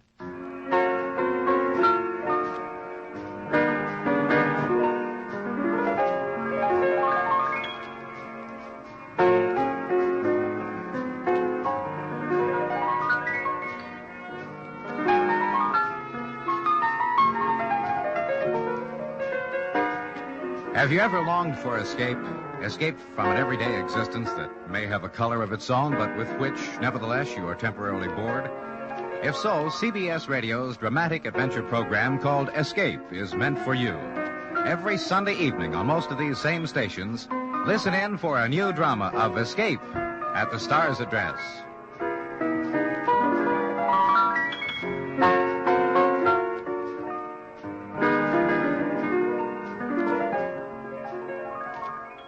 And remember, Amos and Andy are here every Sunday on the CBS Radio Network.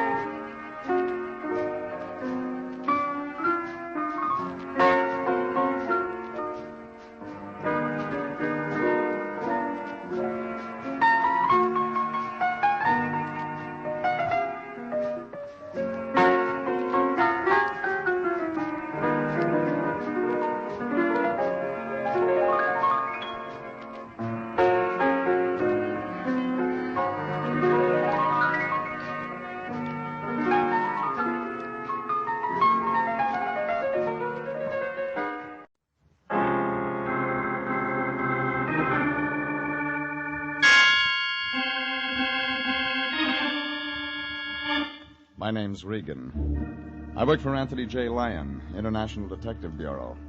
They call me the Lion's Eye.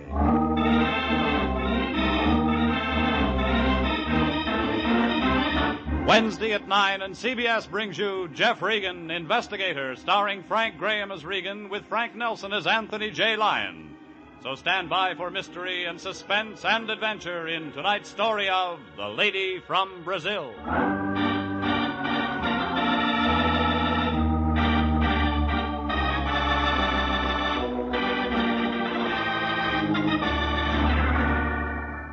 Her name was Irene Santino.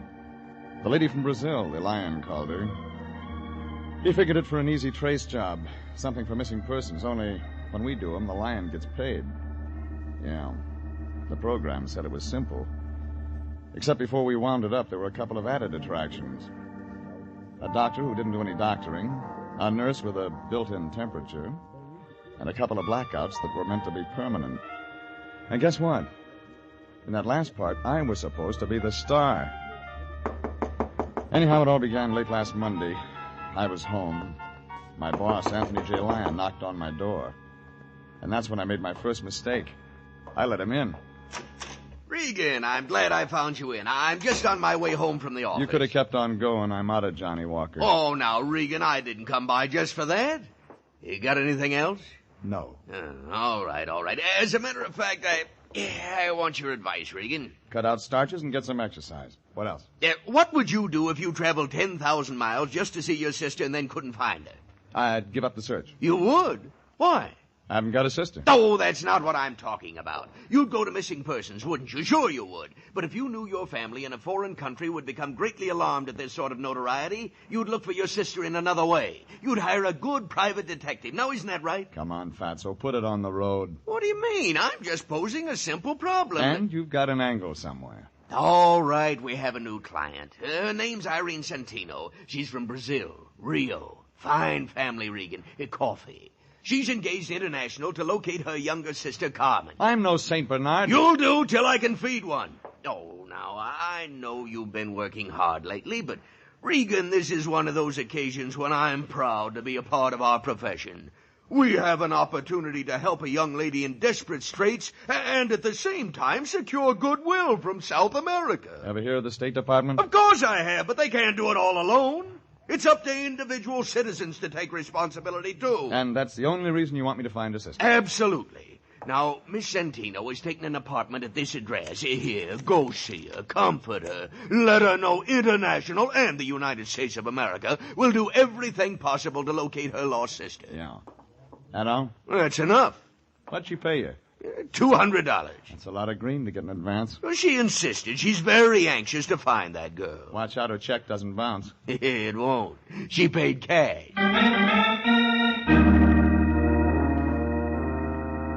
That $200 was already making a lump in the lion's coat, and I knew the next spot for it was his mattress. Well, maybe that's the reason he's a bachelor. I left him in my place and drove over to the address he'd given me. It was one of those Beverly Hills apartments with a long, glassy look, like a greyhound with a sore stomach. Irene Santino's apartment was on the second floor. She was a tall, brown-haired girl without a smile. She wore glasses, and when she talked, she sounded sad, like a banjo player with a paper pick. Thank you so much for coming over, Mr. Regan. I've been very upset all day. I just had to do something about Carmen. Your sister? Yes. She's the one I came to California to see. I heard. It's an awful vacant feeling. I thought she'd meet me at the airport, and then she wasn't there. And when I went to her address, we were very close. She's from Rio, too? Yes. How's yes. her English? Well, the same as mine. We were both educated in the United States. You older than Carmen? Yes, 2 years. She's 25 now. Carmen left home a year ago. She's always been very independent. And, I received this letter from her a few days ago. It was the first word since she left home. You came this way? Yes. No envelope? Oh, I threw that away. She wrote her address there at the end, and I didn't see any need for keeping the envelope. And she wasn't at this address? There isn't any such address. What does Carmen look like? Well, I gave her a snapshot to Mr. Lyon. Didn't he give it to you? He forgets things. Well, no matter. I have another. Of course, it's old and not very good. I think it's right here in the suitcase. You'll pardon things strewn all over. I haven't had time. Here. Oh, here it is. Here. There you are. See. She's blonde? A little lighter than mine. The same height, too. We used to wear each other's clothes. Oh, Mr. Regan, you will be able to find her, won't you? I don't think you want me to. Mr. Regan, are you trying to be funny? You hand me a snapshot so old it could be anybody, and a letter that says nothing, and you want me to turn up a blonde. But I thought those would be leads. She mentions the name of her doctor. Is he the man? Man? She left home a year ago. She wasn't following the crops. There was a man in it. I've got to have it all, lady. All right, all right. There was a man. His name was Frank Martin. Carmen met him once in Mexico City. She thought she was in love with him. He lives out on Laurel Avenue. You talked to him? No. But I asked questions around. I'm completely satisfied he knows nothing about it. Perhaps if you'd see the doctor my sister mentioned... You want me to find your sister? Yes. But you don't want me to see this Frank Martin. I didn't say that. You didn't have to, lady. Okay. You'll get a report when I've got something. Oh, just one more thing. What's that? How long did you stop off on the way to shop in New York? Well, What makes you think I'd do that? When you leave your clothes strewn around, the labels show. There's no Saks Fifth Avenue in Rio. When I walked out, her mouth was wide open like she was trying to scream. Only nothing came out. I hung around outside the door for a minute to see if she'd use the phone, but nothing happened. I looked up Frank Martin in the city directory and drove over to Laurel. A 2-story apartment building the color of a bride's blush. It was wrapped around a swimming pool. Too small for people and too big for birds. Martin's name wasn't on the mailbox, so I looked up the manager. You don't know me, do you, Pilgrim? Well, I just got here. I played the Palace in 26. Oh, them were the days. Write it up and sell it to the movies. Them slobs. Central Casting called me in 4 years. Got a card? Afros, SAG, and the Musicians Union. I play French horn. None of them call me. I figure it's television. No union yet. I'm looking for a man named Frank Martin. Now, look, if you got trouble, stay away from Frank. He bruises easy. And you're just a mother to He's a nice laddie. Now, remember what I tell you. Sure, sure. All right. Come on. I'll show you. Thanks. That's him. Up there. He stays in one key. All the time. A low one. You said that once. Well, here we are. You know, I kind of like you. You get around. Ever run into Mervyn Leroy? Not yet. If you do, mention my name, will you? Sure. What is it? Just say that Trixie Finnegan was asking for him. He'll remember old Trixie. How could he forget? You're not a whooping, you know. Come on in. It's unlocked.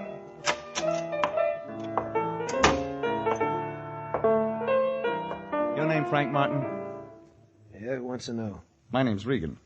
I'm a private investigator with the International Detective Bureau. Wrong steer, Gumshoe. I don't need one. I'm not looking for work. I'm looking for you. What'd you say it was? Regan? Yeah. R-E-G-A-N? Regan. Regan. Just wrote that one. Pretty cute, eh? I'm looking for a friend of yours, Carmen Centino. Oh. How is Carmen these days? I don't know. But you said you were a detective. I did. You sound like an amateur to me. You sound like a guy with a chip on his shoulder. You sound like a lot of things. You're trying to get tough, baby. It figures out when your name isn't on the mailbox. Yeah? Nobody would ever write you. I'll just skip that, Regan. Well, who hired you to do what? Her sister's in town. She's looking for Carmen. Didn't know Carmen had a sister. What else? You're the boyfriend. Boyfriend. It's real good. Let me tell you what she's like, Regan. Eyes just right.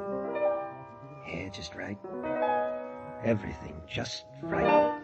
Wait till you see her in a bathing suit. That's something, brother. She isn't wearing one in this picture. Let's see. No, it's a bad picture, Regan. Hardly looks like her like she is. Ever met him like that? We were going to be married, Regan. Only she decided all of a sudden she didn't want him. Just like that. It was her idea. Haven't seen her since. You try? Once. She moved, no forwarding address. That's all. Makes a good story. Yeah, but you don't believe it. Let me tell you the reason we broke up. It's a dilly. My hearing's good.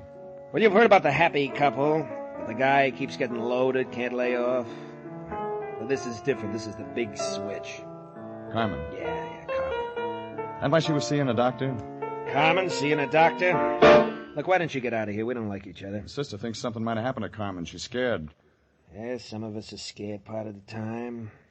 When somebody makes a lot of noise looking for somebody, then everybody gets scared. You scared, Regan? Yeah. What about? Carmen Centino. I might be looking too late.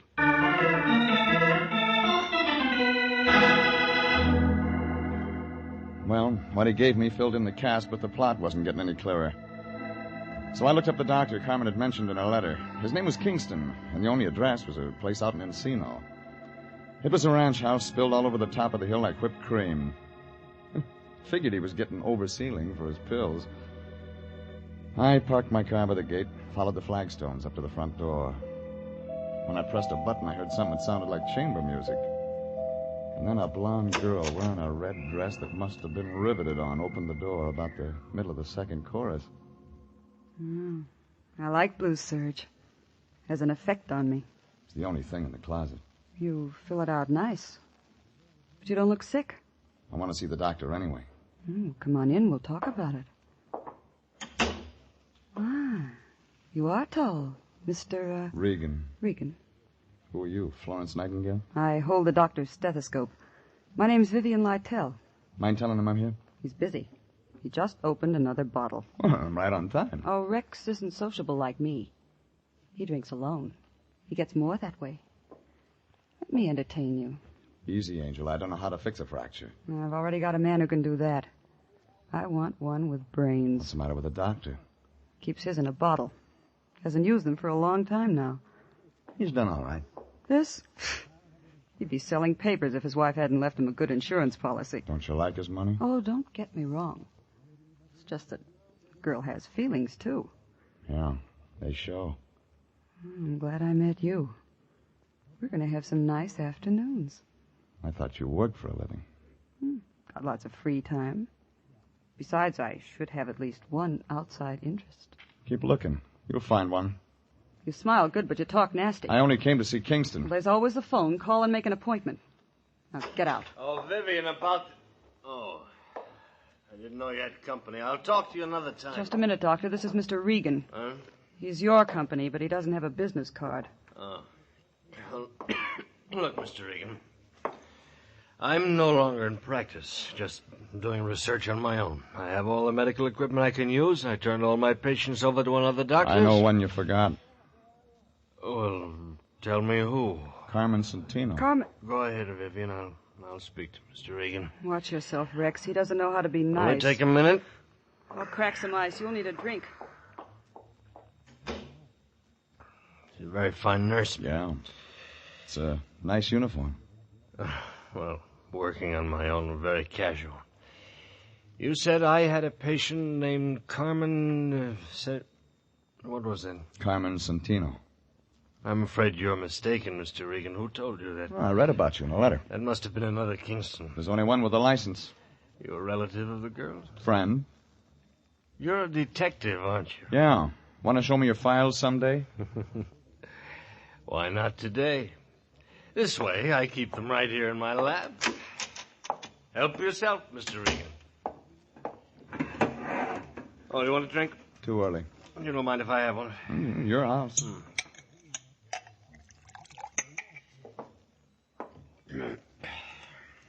Didn't find anything?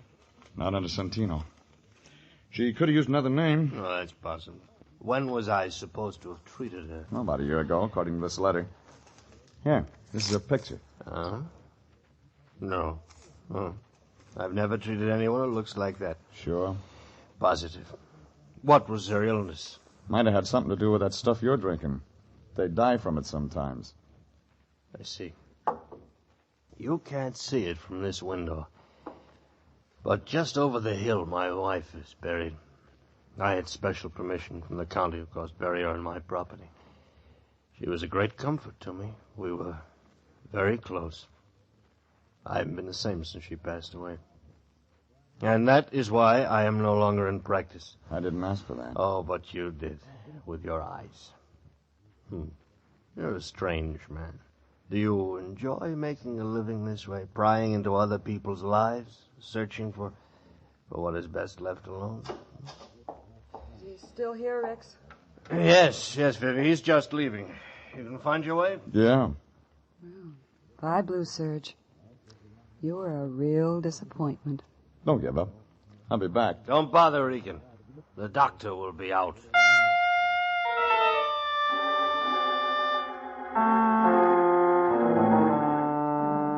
The whole thing looked phony, like a fan dancer in long underwear. But when I left the two of them, I was beginning to get an idea, just beginning. I walked over the side of the hill to look at that grave. It was there all right, like he said. Irene Kingston, 1922, 1948. Well, maybe that explained it. Maybe it didn't. I was remembering those New York labels I'd seen on my clients' clothes. I called up a friend of mine in the CAA. He checked into it and told me nobody named Santino had come in from Rio on any flight in the last week. And the immigration people didn't have a passport or visa record on her either. I was home thinking about all this when my phone began ringing. It was Irene Santino, and she did all the talking. I tried to get you at your office, Mr. Regan, but no one answered. I had to speak to you. What about? I found Carmen. Say that again. I found Carmen. Or rather, Carmen found me. I feel foolish now, calling you people in and all that. She came right to my apartment. Can you imagine she's been looking for me? Please thank Mr. Lyon for his kindness. And, Mr. Regan. Yeah? It's all confidential. I wouldn't want any of this to get to the wrong people. You know some of the wrong kind? Doesn't everyone? Well, goodbye. Oh, Regan. Regan, you run any expenses on this Santino thing? No. Good. It's all over. Well, how do you know? She just phoned me. Just came from missing persons. There's a cop there named Perini. Got an eye like an eagle. Had that other picture of the Santino dame with me. He took one look at it and opened up a file. What kind of file? Dead and unclaimed. What do you mean? The county buried her. Carmen Santino's been dead a year.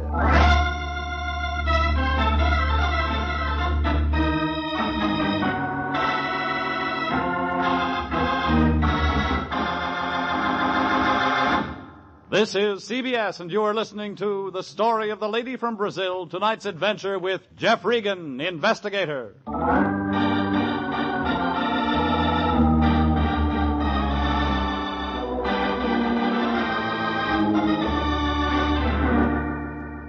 Well, it figured somebody was having nightmares.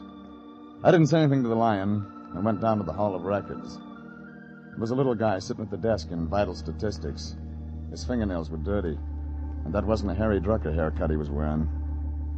He was reading a dictionary, and he must have been at a good part, because he looked mad when I nudged him. No, we're not in a bus, buddy, so just quit shoving. I want some information. Public servant, that's what I'm here for. What kind of information Death do you want? files. You're such a morbid guy. We got lots of stuff on births and marriages. Why don't you ask me something about them? Girl named Carmen Santino died about a year ago. Tell me what from. Okay, take it easy. How do you spell it? Just like it sounds. Santino, huh? Yeah, Santino. What's this? Sabatini, Sailor, Sanaki, Sanford. That's what happened to old Sandy. No wonder I ain't seen him around lately. Get to Santino. Oh, yes, Santino, yeah. Yes. Santino. Date of death, 15 October, 1948. Cause of death? Alcoholic poisoning. Yeah, that's right. How'd you get it? Never mind. Who signed the certificate?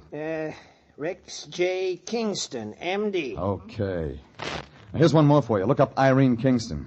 The doc's wife? Look it up. Okay, yes. Let's see. Kingsley. Oh, yeah. Kingston, Irene, 13 October, 1948. Cause of death? You guessed it again. The same. Alcoholic poisoning. Hey, this guy couldn't keep a patient. Well, that filled it in. I could see the plot, but I wasn't sure of the ending. So I didn't waste any time getting over to Irene Santino's place. But I wasn't fast enough. The door was halfway open when I got there. All the company had left, but Irene was still around. She was sitting there looking at the phone like it was all she had to think about. Miss Reed. What's so funny? Excuse me for not getting up, but I didn't expect you. I told you I found my sister tonight. You told me, but you didn't tell me she was dead. I didn't even tell you that I haven't got a sister. Did I? Come on, lady, give it to me. What are you talking about? This little red spot on my arm. It doesn't look like much, does it? But you just wait, Mr. Regan. You just wait. You just wait.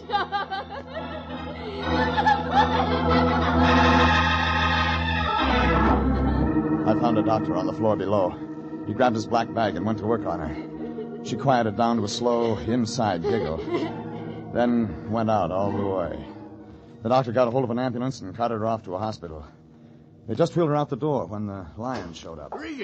Regan, did I see an ambulance out in front? That's right. Your client was in it. Huh? Somebody stuffed her full of something and made her giggle. I don't understand all this at all. I stopped by home to change to my dark suit so I could come by and bring Miss Santino the news of her sister's death. And what do I walk You can into? save your tears, Fatso. She didn't come from Brazil and she wasn't rich. That woman gave me $200 cash. There was nothing unreliable about her. We had a contract. Well, New Year's coming up. You can use it for confetti. Now, see here, Regan. Look at this picture. Irene Santino. I have one just like it. All right, draw some glasses on it. Add about 6 or 7 years. I don't understand you, Regan. We're talking business, and all at once we're playing games. Look, when I came to see her tonight, she wasn't wearing her glasses. She looked a lot like the dame in this picture. Well, of course she did, naturally. That's her own sister. She never had a sister. Never had a sister? Then who did the county bury? That's what I'm going to find out from a certain Dr. Kingston.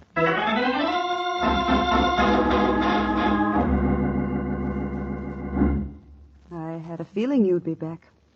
I built a fire. I forgot the marshmallows. We'll think of something else. I'm not mad anymore. I'm still looking for your doctor. Well, let me take care of you. I have a way with men. Didn't we do all this once before? Well, it's night now. I'm better with the lights low. You can ask me some questions. I know some swell answers. I'll bet. How do you like it? Your way. That's better. Now let's have a nice, quiet evening. Just you and me. That why you wore that? You like it? You got talent, lady. You'll discover me. There's been a famine of men like you. You don't look underfed. Come on, you haven't touched your drink. I want to see him. Oh, all right. We could have had such a nice evening. Rex. What is it? Mr. Regan's here again. Oh, yeah. Hello, Regan.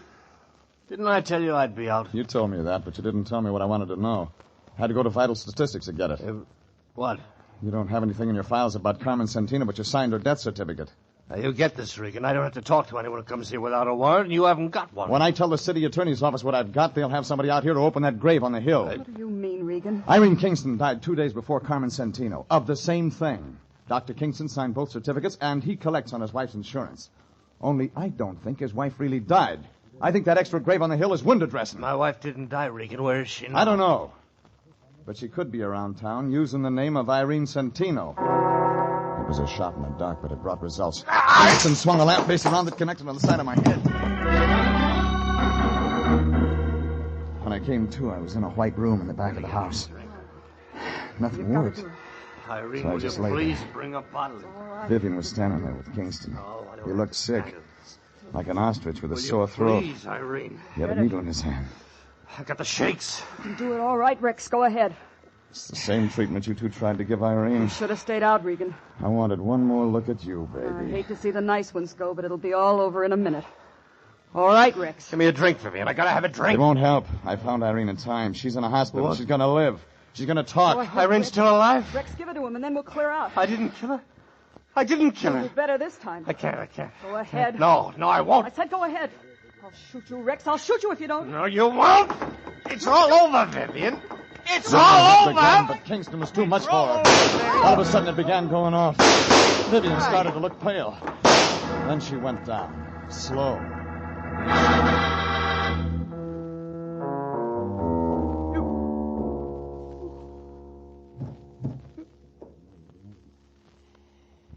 Oh, she deserved that. That's what you're going to tell the state?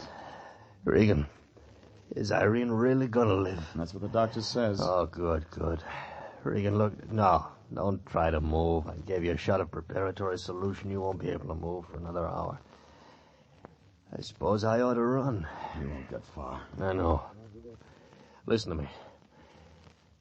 Irene is my wife. She's innocent of all this.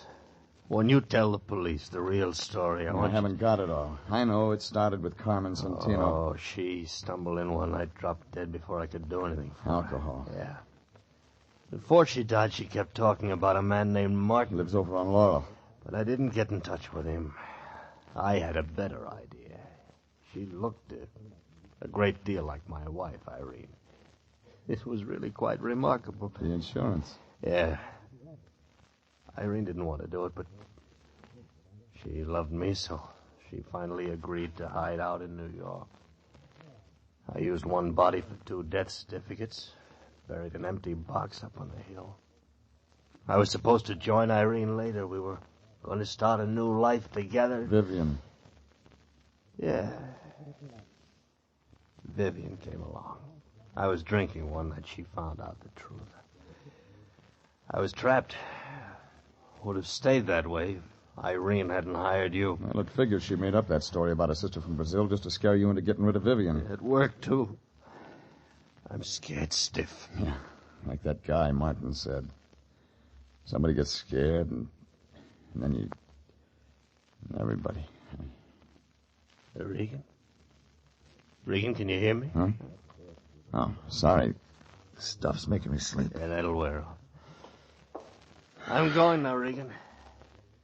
See that Irene gets a fair shake. I'll try. He picked up a bottle and started out the door. He didn't even look down at Vivian's body on the floor. I tried to move, but like you said, nothing worked. It was more than 2 hours before I could get to the phone and call homicide.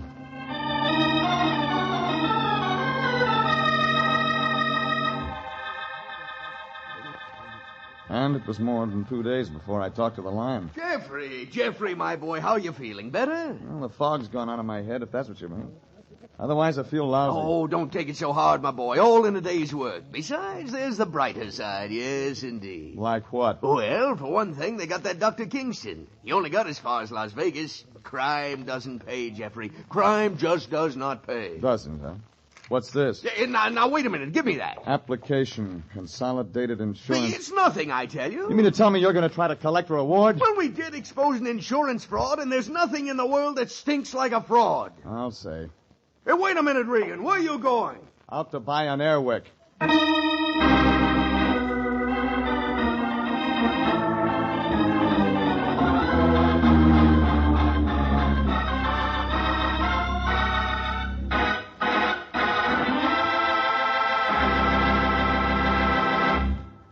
Jeff Regan, Investigator, is written by E. Jack Newman, directed by Sterling Tracy, and stars Frank Graham as Regan, with Frank Nelson as Anthony J. Lyon.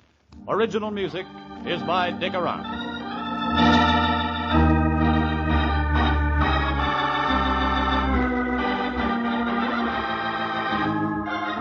Jeff Regan, Investigator, is heard each week at the same time over CBS.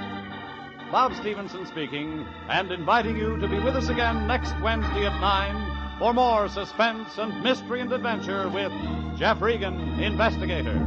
This is CBS, the Columbia Broadcasting System.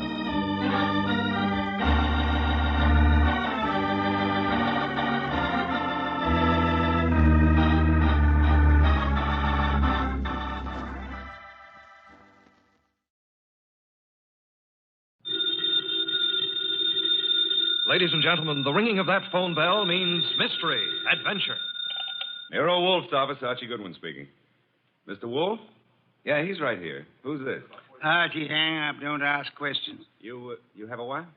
Archie, it's past your bedtime. Well, I'm afraid, Mr. Wolfe, it's past his bedtime. Your bedtime. It's a client, boss. That's what I was afraid of. Foolish. Hello? Hello? Well, why do you look so bewildered? He's coming right over. He says he's got a date with murder.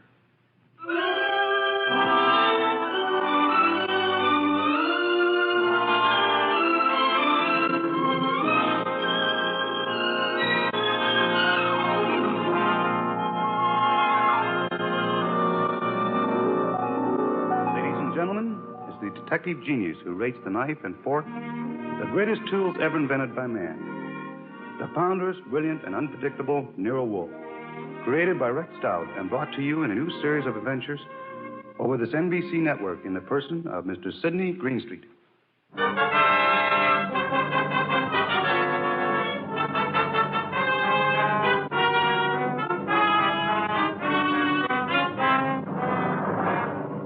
Tonight's story, The Case of the Calculated Risk, was as strange and baffling as any Nero Wolfe had to deal with.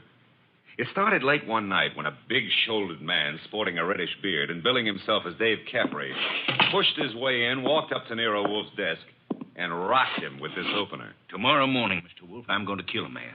I beg your pardon, sir? I'm going to kill a man with these two hands.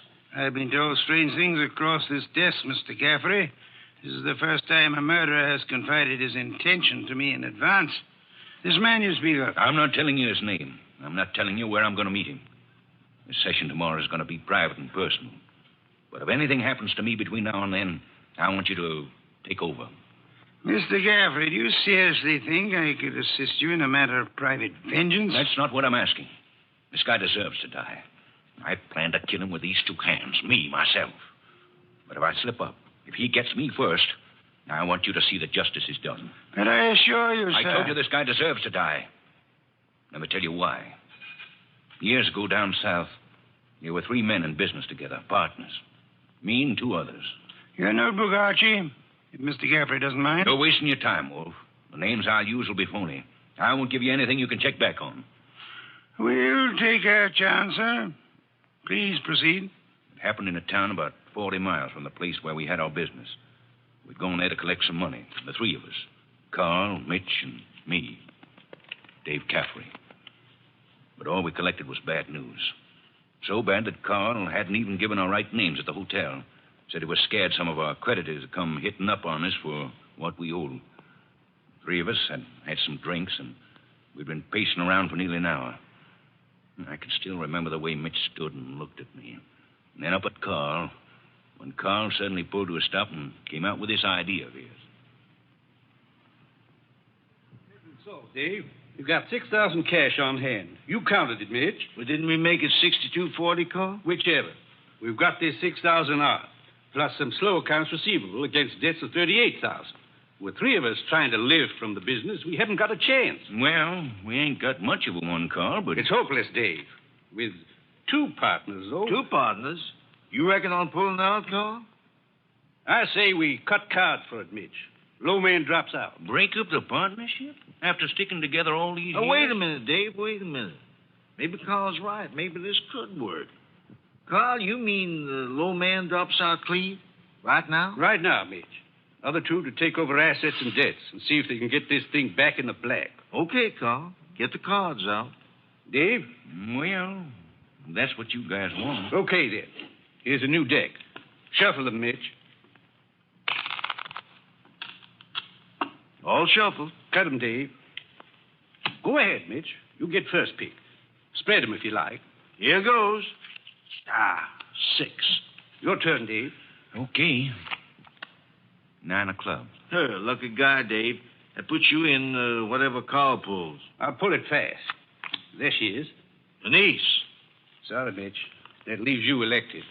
Well, Mitch, I'm sorry, too. I guess we all had a fair whack at it, but... Hey, wait a minute. Wait a minute. Let me see that ace again, Carl. Easy, Mitch. I said I was sorry, Look, but... Dave. Yeah, what is it, Mitch? All the aces are marked. Carl, I'm going to cram this deck right down your cooking throat. Look out, Mitch. He's got a knife. Sure. Oh. Carl, you... All right. I've cut him for keeps. What do we do now? What do we do? Look, Carl, I didn't mark those cards. I didn't kill Mitch. And what's more... Shut up, Dave. We're both in and out now. Come on. Let's get out of here.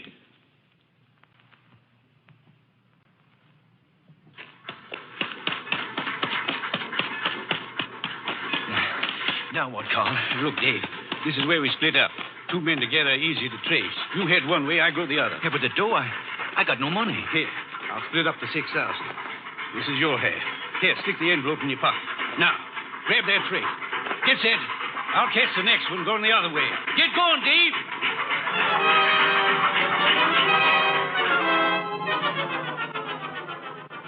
That's how it was, Mr. Wolfe.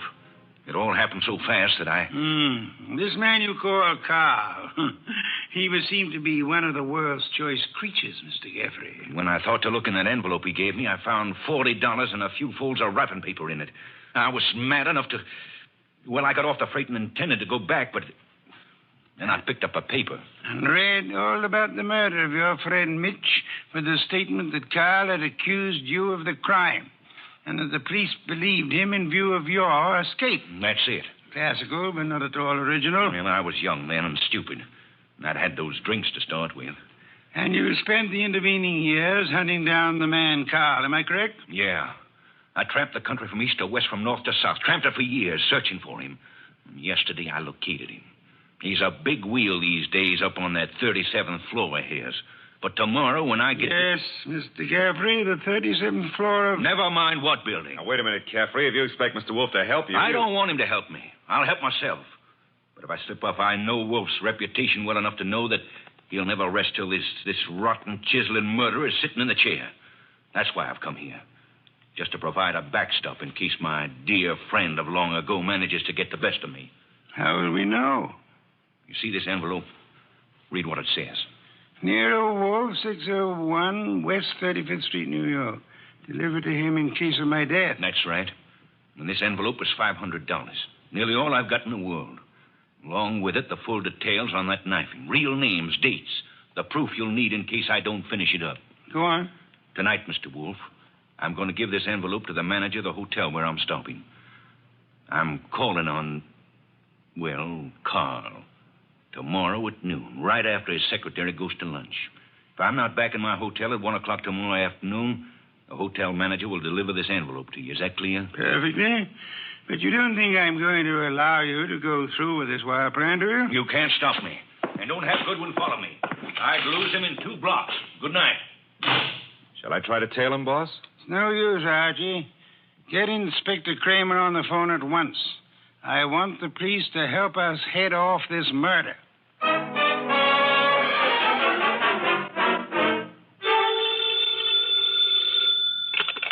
Nero Wolfe speaking. It's Archie. I'm calling from the morgue. And? They found Caffrey's body in a subway washroom, mugged and stabbed.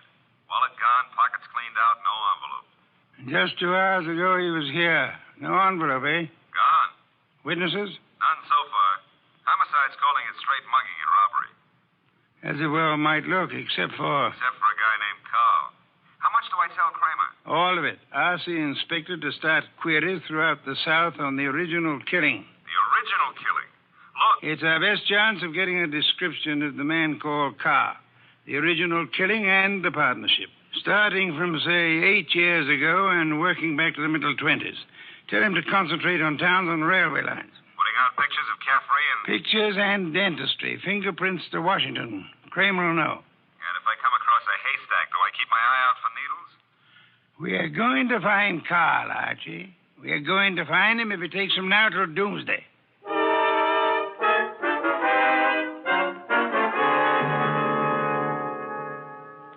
Mr. Wolfe, let's face it, we're licked. Licked, Archie? 3 days now. We found Caffrey's hotel here in New York. No traceable phone calls. Not a witness has turned up on that subway washroom party. And Kramer says he's getting nowhere with those answers from the Southland. The original story is bound to come slowly, Archie. We are asking a check on the unsolved killings of a dozen states over a 20-year period. And what now? You start trudging, Archie. Trudging? Through office buildings, through 37th floors of many office buildings. You keep trudging till we find him. Oh, now, wait a minute, Mr. Wolfe. This is a big city, remember? I might have to go through hundreds of buildings. This morning, Archie, the Municipal Reference Library informed me that there are exactly 34 buildings of 37 floors or higher in Manhattan. Now, when you rule out the United Nations building, hotels, Okay. Maybe not so many 37th floors, but lots of offices per floor. Maybe 40 or 50. Call it 30 times 40, and you've still got 1,200 to start with. And you don't know what kind of business. You don't know what Carl's real name is. You don't even know what he looks like. There could be 4,000 men like him. 4,000 affluent men, Archie? Yeah, well, all right. Caffrey said he was in the chips, though. You know, for a guy who'd been bumming around, that could mean anything from 10 grand a year up. Say, wait a minute. That cuts your field to 1,000. 1,000 tall men? Tall? I've been over those notes. Caffrey didn't say he was tall. As plainly as you could ask. Caffrey was almost your height, but he said Mitch stood and looked at me. And then he looked up at Carl. Up, Archie. That makes Carl your height or taller. Yeah. Well, maybe Caffrey and Mitch were sitting down, and Carl was, Caffrey told us the three were standing at the time. Check your notes. I've studied them. Okay. Maybe that does cut it down some. Yeah, it's still a lot of citizens that start checking for a southern accent. Don't rely on accent, Archie. Carl has had many years to lose any accent he might have had. Yeah, that's true. And so we narrow it, Archie. A man almost surely tall. A man not using the name he was born with. A man with an unexplained gap in his past. I ought to be able to reach right out and tap him. You go skeptical again, Archie? Well, it's still a pretty big haystack. Let's see if we can't trim it some more. On these building lists I've been going over, I've ruled out for now the members of professions requiring lengthy formal training. Medical men, lawyers, scientists of most kinds. Yeah, that's chopping it down. I'll admit that. I'll have further eliminations as we get into it. And I'm putting Saul Panzo on a second list this afternoon. Some of the credit references I'll handle by phone. So I start trudging, huh? You start trudging. And remember, Archie, since you'll probably be operating through secretaries, you're looking for a murderer named Carl, not for a new set of telephone numbers to brighten your winter.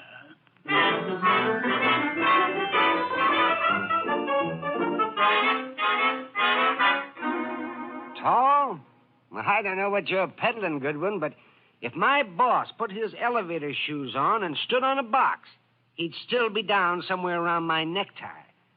If he stood on his money, though, we'd need a helicopter to get up near his shoelaces.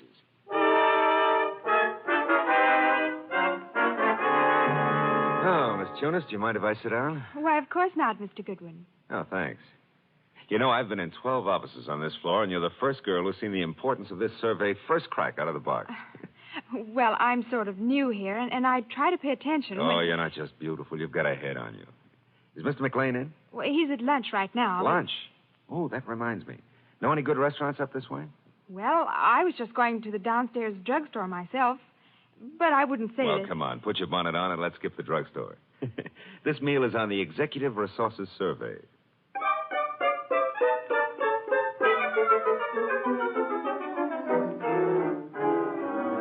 There you are, boss. The boil down. Tinsley, McLean, Fernandez, Tesreau, and Kaplan. All five of them tall, all five a little misty in the background. You and Saul have done well, Archie. Very well. But I'm crossing off Fernandez and Kaplan. Why? The Credit Bureau report clears Fernandez, and Kaplan was on a special war job. The FBI x-rayed his record twice. Leaving J.P. Tinsley, Carson McLean, and Philip Tesreau, huh? I'd like to see all three here, Archie. Get them here one way or another. And so you do admit that Tinsley isn't your real name. Mr. Wolfe, are you a blackmailer or what? I'm a licensed private investigator, sir. Any disclosure you make will be kept in confidence, provided it doesn't touch on the case I'm engaged on. You haven't said what the case is. I don't intend to. If you prefer to explain this mysterious gap in your background at the district attorney's office... Well, I'm using the name Tinsley because I've got an undivorced first wife out on the coast. We broke up 20 years ago, but she said she'd see to it that I never married again. And she knew where I was today. Well, I don't say I'm a saint, but she's a vindictive woman. I see. May I have names, dates, and places starting 1924?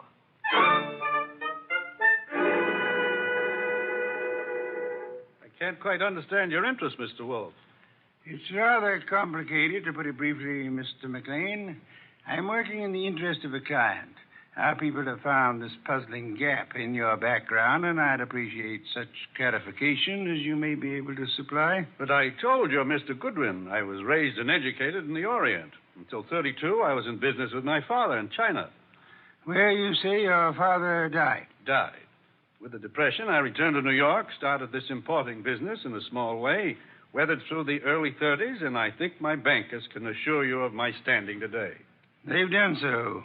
Carson, McLean and Company has an excellent credit rating. Thank you, Mr. Wolfe. To switch somewhat abruptly, Mr. McLean, would you happen to remember how you spent the evening of the 19th? Of this month? Of this month? Well, I could hardly... Wait. You say the 19th. Would that have been on a Tuesday? Yes, it was Tuesday. Well, that simplifies it. I'm nearly always at the office on Tuesday nights dictating the revisions in our weekly wholesalers lists. Let me see. Yes, I was there on the 19th. Had a tray sent in. Miss Tunis and I worked till just after midnight. Miss Helen Tunis, the secretary Mr. Goodwin spoke of. She's been with me for 2 or 3 months. Miss Tunis can confirm this dictation on the night of the 19th? Of course. And Mr. Wolfe, your manner is so persuasive that I'd scarcely realize you're asking some extraordinary searching questions. May I ask why in the world If you'll indulge me, Mr. McLean, my prying is nearly concluded. You say you were in China until 1932.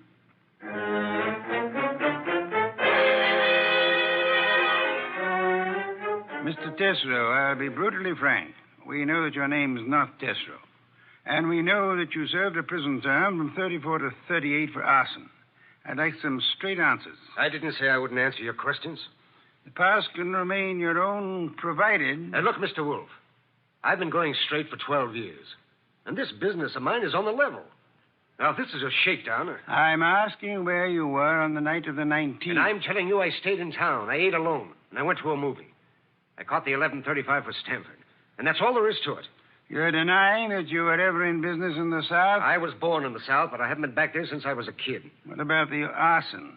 I put in 4 years squaring for that mistake. Let's start again, Mr. Tesreau. You say you were in Cincinnati in 1931.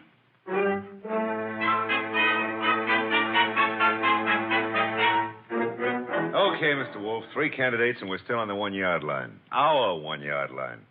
Tesreau, McLean, Tinsley. No, rule out McLean. He gave references enough for those years in China. And with Helen Tunis, he's got the one firm alibi we've laid on to. Caffrey was killed before midnight. With conditions as they are in the Far East, Archie, it'll be weeks before cables came back on McLean's claims. Claims? You figure the whole Chinese background's a fake? I want you to see Miss Tunis again, Archie, taking all precautions for her safety. And this is one time I give you permission to ply her with all the attentions you can contrive. Are we far enough to pull tails on any of these 3? I've got Saul Pans on, Tesreau. And Saul promised to have men on Tinsley and McLean. Pictures of the 3 have gone to Kramer for circulation in the South. No answer yet from the coast on Tinsley, huh? Not yet. For the moment, Archie, you'll concentrate on Helen Tunis.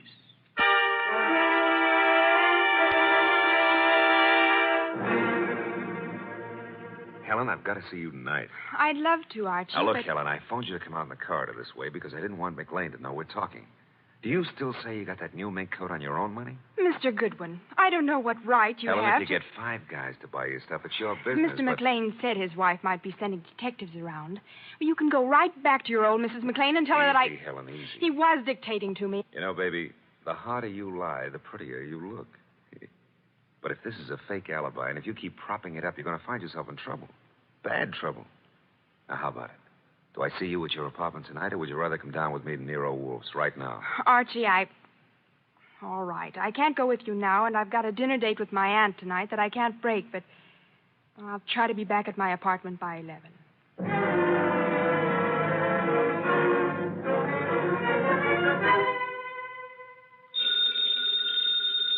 Archie! Nero Wolfe speaking. This is Archie, Mr. Wolfe. I'm at Helen Tunis' apartment. Well? I could cut my throat for not making her come with me this afternoon. Trouble? Not for her anymore, poor kid. I got here 3 minutes ago and found her strangled. Couldn't have happened more than half an hour ago. McLean. Didn't Saul Panzer say he was getting a tail on him? He was a new man, and he lost him. I should have left you on McLean, Archie. Yeah, we were both wrong. What do you want me to do? Phone the police immediately. This is 32nd Street. I'm only 3 blocks in a job from the office. What if I come back and call from there? Come back then. I'll phone Kramer myself. Mr. Wolfe, I'm still kicking myself for that. Look out, Archie. Too late, Mr. Wolfe. Keep coming right in, Goodwin, with your hands up. No, I wouldn't try that. McLean. And keep your hand out of that desk drawer, Wolfe. This time you're too late, McLean. My hand's in the drawer, and I think I'll leave it there. You don't think I'd shoot? I'm sure you would. But you've got 2 of us to cover now. No, Archie, don't try to draw yet. How'd you get in here, McLean? He surprised me after making his way in through the area way below, and of course it had to be Fritz's night out. I caught your fat friend just 2 seconds before he could get in his call to the police, Goodwin. I overheard his talk with you from the hallway here. My apologies for not crying out sooner, Archie. Get your hand out of that drawer. Pull it out without the gun, Wolfe, or I'll let you have it now. I refuse to, McLean. Seems obvious that you mean to kill us in any case. I'm afraid that's true, Wolfe. But when you called me here and Goodwin started making dates with Helen Tunis... Poor kid, I told her not to talk to you. She didn't, Goodwin. I've been scared of you and Wolfe since I followed Colby here that first night. Colby? You knew him as Caffrey. I caught up with him afterward in that subway washroom. No, keep that hand up and watch that gun of yours, Wolfe. When I found that envelope on him and read the letter to you contained in it, I knew he hadn't spilled the whole South Carolina story to you. South Carolina? Would the original knifing have been taking place anywhere near Hampton or Jasper counties? Hampton County. But our business is over the line in Georgia. It doesn't matter now. Pity, Archie. We learned this afternoon that we were growing warm on South Carolina. Mr. McLean, may I ask what you hope to achieve by this insane project of disposing of Mr. Goodwin and myself? I'm buying time, Wolfe. I've $90,000 in small bills in that bag there, plus a plane ticket to Buenos Aires. I've got a silencer on this gun. If you two aren't found till tomorrow morning, I'll be out of the country before they start looking for me. You don't think the police will put out an alarm for you when they find the body of Helen Tunis? Goodwin left it to you to report that. Remember? Let's remind ourselves to be prompter on reporting deaths, Archie. Starting with our own, Mr. Wolfe? Glad you can take it that way, Goodwin. You actually think you can knock the two of us off? I'm about to find out, Goodwin. One moment, McLean. You've never been a real gambler. You know that. With marked cards, of course. But you're not the man to face a sure loss now. A sure loss? The loss of your life. Within seconds after you try to pull that trigger. I told you I had a silencer. You think anyone will hear the shots? There'll be more shots than you count on. My hand's on a pistol now in this drawer, and Mr. Goodwin has a .38 in his shoulder holster. You can't shoot through the desk, and Goodwin won't get a chance to draw. You're an intelligent man, McLean. Vicious, but intelligent. May I describe the certainty of your immediate death if you don't throw that pistol on the desk and give yourself up? There are two of you, I know that, but... McLean, you must be aware that in the actual fact, exceedingly few men are killed instantly by a single shot, even from a pistol of heavy caliber. The one you hold is a .32. And it's a .45 in that drawer, McLean. I assure you, McLean, that neither of us will surrender the weapons we have. Should you start shooting, we'll both do our best to draw and keep firing till you're dead. You're stalling, Wolfe. What have I got to lose by trying for you both now? Your life? I'll correct that. The loss of some 6 or 8 weeks of your life, possibly months. Whatever the time necessary to bring you to trial and to convict you and execute you for the murders you've committed. Suppose I cancel you out and then take my chances with Goodwin. A better choice, but still a dubious one. I'm fat, exceedingly fat. And for perhaps the first time in my life, I'm thoroughly grateful for that. My bulk affects the calculation, McLean. McLean, you could pull off all 7 shots and still not hit Mr. Wolfe where it counts. If you have to start, you better start on me. You exaggerate, Archie, and I thank you for the gallantry of it. No, it's quite likely that with 2 or 3 shots, McLean might well dispose of me, but not with your first shot, McLean, and we'll not permit you many more than your first. Look, if I promise to do no more than tie you two up to give me my head start, will you toss in your guns? Of course not. Do I speak for us both, Archie? Check. I say let's start it now. Wolfe, if I give you half of what's in that bag, would you forget these admissions I've made and help on my defense? I've told you I refuse to bargain. I think that I shall count 5. If your weapon hasn't been tossed on the desk by then, I'll do my best to get my pistol into action. How you in the court, Archie? Start counting. Wait a minute, Mr. Wolfe. 1. If I trade half that bag for no shooting and 1 hour's start, no tying up, just your promise that... 2. All the bag for a half-hour start, 90,000. 3. Are you ready, Archie? All set, sir. Except if you're the one who walks out of this, call up every number in my little red book, huh?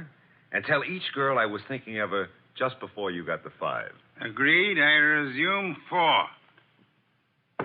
Okay. You win. Holy sweet Susan, it worked. A commendable choice, McLean, for us at least. You see, I'm afraid I forgot to mention one slight factor which might have operated in your favor. What's that, boss? I must confess, Archie, that my 45 is in the upstairs den where I took it to oil it last night. Holy cow, you didn't have a gun? Why, you Take it easy, McLean. I've really got one. Oh, by the way, Mr. Wolfe, signal's off on those women, huh? When my heart gets back down out of my throat, I'll call them myself. I'll trouble you for a beer first, Archie. And then, if you'll be good enough to phone Inspector Kramer, you can bid him pick up his triple murderer, the one-time cutter of cards. Fortunately for us, who's never been a real gambler.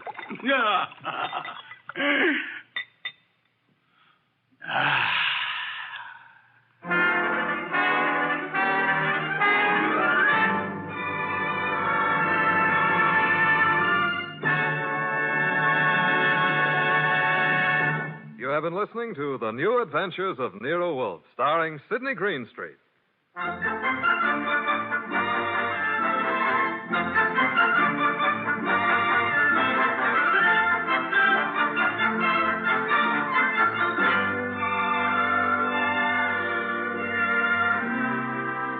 Tonight's transcribed story was based on the characters created by Rex Stout. This is an Edwin Fadiman program produced and directed by J. Donald Wilson.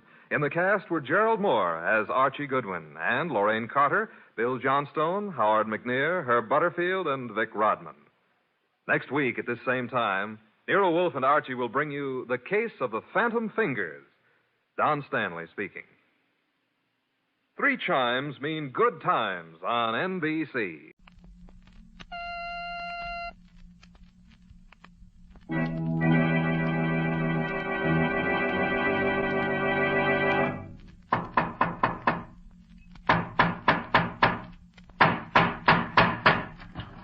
What is it? Another case for Nick Carter, master detective.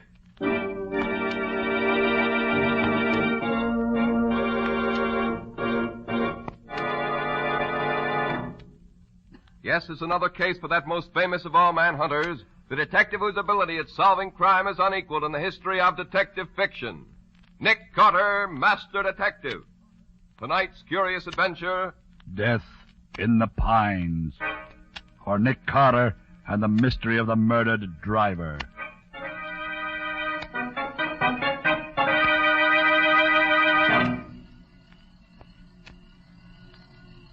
Well, let's see.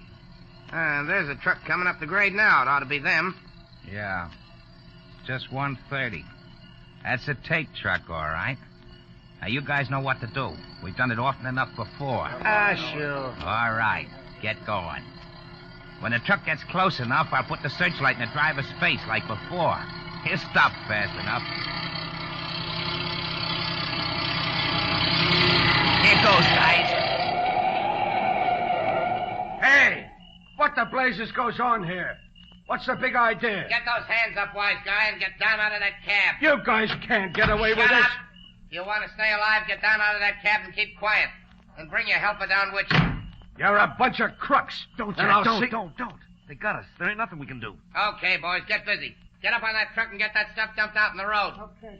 Shake it up, boys. We want to get out of here. Hey, keep your boys moving, Jake. We got another one to take care of yet. Hey, I know that voice. So you're the guy who's in back of all this hijacking. Now I know Do you. you. Well, I hope you enjoy it. Oh! What's the idea? What'd you have to kill him for? Shut up, punk. You don't want to get bumped off, too. But you didn't have to kill him. Shut up! Hey, that changes our plans a little, Jake. Get your men down off the truck. Pick these 2 stiffs up and put them back in the cab of the truck. Then put a hole in the gas tank and touch a match to it. Okay, boys, come on down. There won't be much left for the cops to work on when they get here, which is all right with me. I don't like to see them get killed, but when they know too much, it's the only way.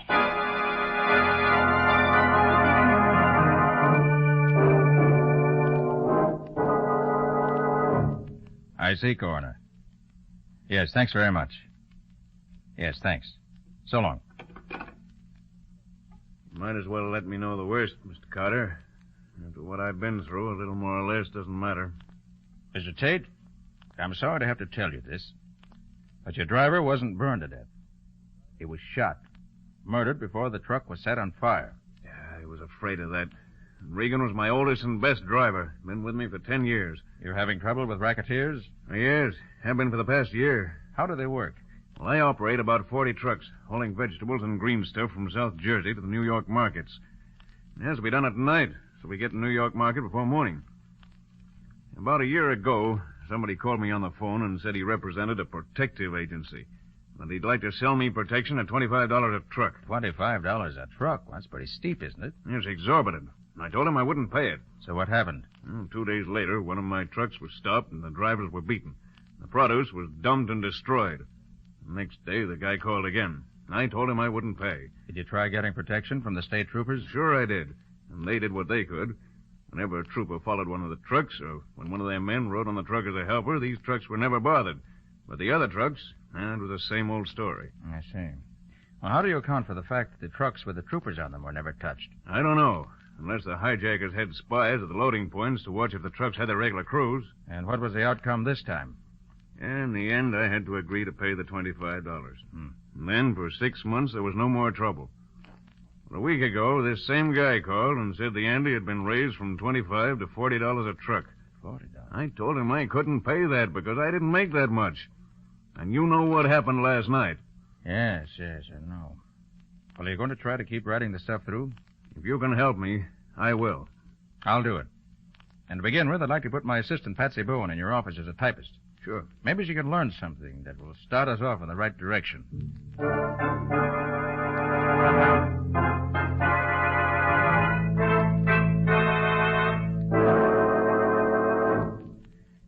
Well, Patsy, did you have a nice eventful day in Tate's office? I learned a few things, Nick, if that's what you mean. Good. Let's have them. Mr. Tate makes up the daily schedule of operations based on the orders he receives. Then he turns the completed schedule over to Al Leparo, who's the fleet foreman. Mm-hmm. Only Mr. Tate, Leparo, and Dave Morgan, who's Tate's assistant, know what the orders are, as far as I can find out. I see. Any suspicions? Not yet. Leparo's been with Tate 9 years and Morgan for about 4 years. When the trouble started about a year ago, both of them rode the trucks. Morgan was one of the drivers who got beaten up, got knocked out cold before he could see anything. Doesn't leave us much in the way of anything to go on, does it?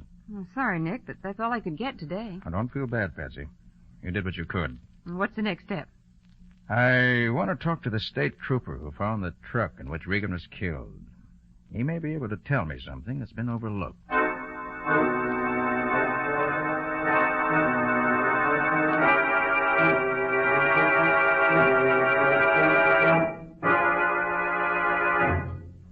You say you read my report, Mr. Carter. I don't know that I can tell you anything else. Were you on the state police force when Tate started having his trouble about a year ago? Yes, I was. Well, that business of the hijackers never picking in a truck guarded by state troopers needs explaining. Could there have been any leak from this end? Absolutely not. I rode several of the trucks myself. None of us ever knew where we were going until Tate's office gave us our orders. Then we went out on the road just as soon as we got those orders. Good. Then the leak must be on Tate's end. Now, the next thing. Your report gives the impression that the thug simply stopped Tate's truck, killed the driver in cold blood, and then burned the truck for good measure. Was that your personal impression? Well, no. Ah. When I first got there, I was suspicious because the truck hadn't gone off the road or collided with anything that would cause a fire or a wreck. Then I remembered that Tate's trucks had been having trouble a while back, so I took another look around. And the result of that second examination? The truck was surrounded by crates which had been thrown off the truck. Crates that were smashed and broken, but not burned. Now, if the hijackers were going to burn the truck, why bother to throw all those crates off the truck first? It just didn't make sense. That's what I wanted to know. I'd say the gang started out to do the usual job, smashing the cargo and manhandling the crew. But then something happened. Something that made them switch their tactics. And they did something they'd never done before. They killed the driver. Yeah, that explanation would fit the facts as I saw them. But what do you suppose caused the change in plan? Well, I can make a guess, maybe. Tate told me that Regan was his oldest driver. Yeah? Now, somebody in Tate's outfit must be in league with the hijackers. That's the only way they could know as much as they do. I believe that Regan recognized one of Tate's men in the hijack gang. Sure. And that fits right in with the idea that somebody in Tate's outfit was crossing him. Yes, Mr. Carter, I believe you've hit something.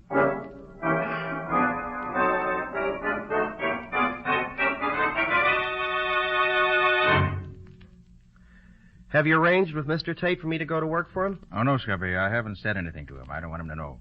Well, then how do you know I can get the job? Tate's lost so many men since Regan was killed a couple of nights ago that he'll be glad to hire anybody. Patsy will fix you up with the necessary papers, licenses, references, and so forth. Wear your old clothes and don't wash your neck, and you'll have no trouble getting hired. And what do you want me to look for especially, Nick? Well, according to what Patsy says, the leak either goes through Tate, which hardly seems likely, through Leparo or Morgan, or through somebody else we haven't found out about yet. So get a line on things in general, on anyone who may look suspicious. Oh, and if you're riding a truck that gets held up, don't try to shoot it out, Scubby. Just let things ride. We'll see about that when the time comes. It's a 40-to-1 shot against your getting stopped, but just the same, watch your step. These men, whoever they are, have 2 murders on their head, and they won't balk at a couple more.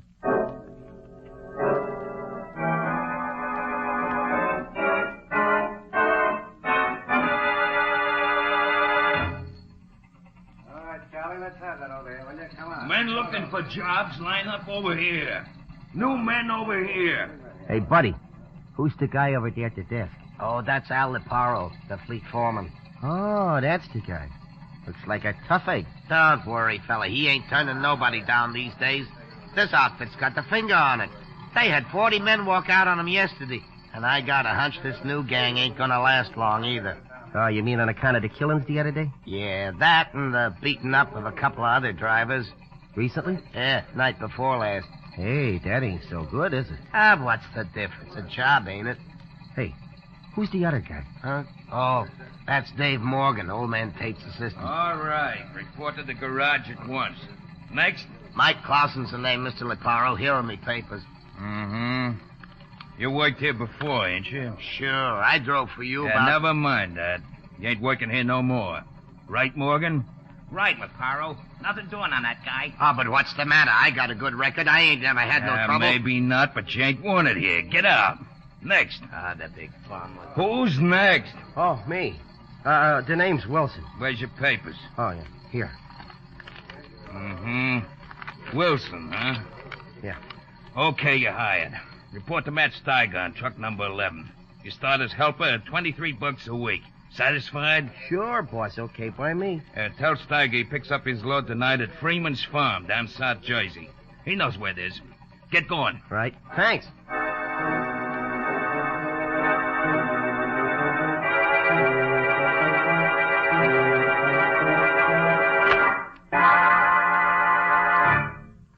So they took you on, did they, Scubby? I thought they would. Yes.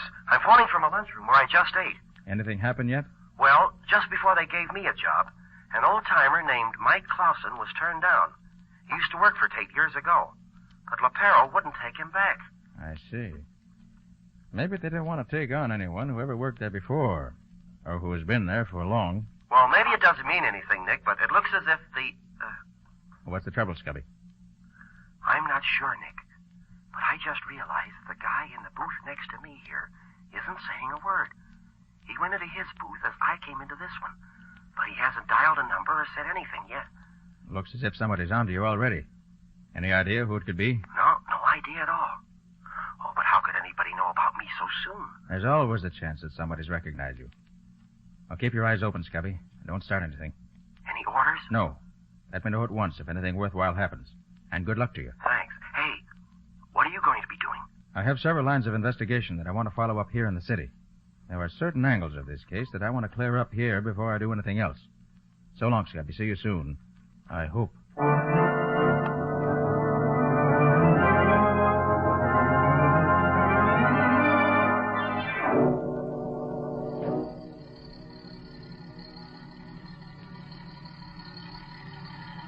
Gosh, Matt, driving one of these trucks is no cinch, is it? How do you mean, kid? Well, I've been driving the truck around in the city, and it ain't been like this at all. We spent the afternoon loading the stuff on the truck. Now we gotta spend all night riding it back to town. You don't like it, huh? I'm beginning to think it wasn't such a bright idea, hiring on with this Tate outfit. Especially with a chance of getting beat up throwing in free. Ah, cheer up. You might ride for weeks and never get stopped at all. Gosh, this is a lonely section of the country, ain't it? Nothing but these scrub pines both sides of the road. That's right. Hey, I'm getting tired, Matt. You know, it's been a long time since I done so much weight. Mind if I take a little nap? Ah, go ahead. About 1 o'clock now. I'll drive till 3, then you can take over. We'll be out in the main road by then. Okay. Call me if you need me. Yeah, sure, kid.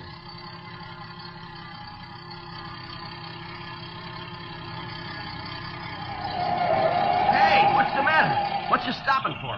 Somebody is signaling us with a flashlight to stop. I wonder Oh, what... no, don't stop, Matt. It may be a holdup. Remember old man Tate's orders? No truck stop for nothing. Oh, it's the state troopers. Nothing to worry about. Oh, yeah. Yeah, I can see the uniform now. Okay. I'll get out and see what he wants. Hey, what's the matter, officer? What the... Hey, that's our phony uniform. You're no regular cop. This is a guy, all right. One of you fellas take care of the driver. Look out, Matt! Come down out of that cab, fella, if you know what's good for you. Matt, it's a trap! Shut up, Dick, and don't move. I got you covered. Now, don't try to pull it. No! Hey, quit that. Cut it out. There, that takes care of you, you rat. Now for the other. Here you are, copper. Oh! Matt! Matt! Not out yet. Here. Oh. You won't do no more fighting for a while. Okay, boys, come on.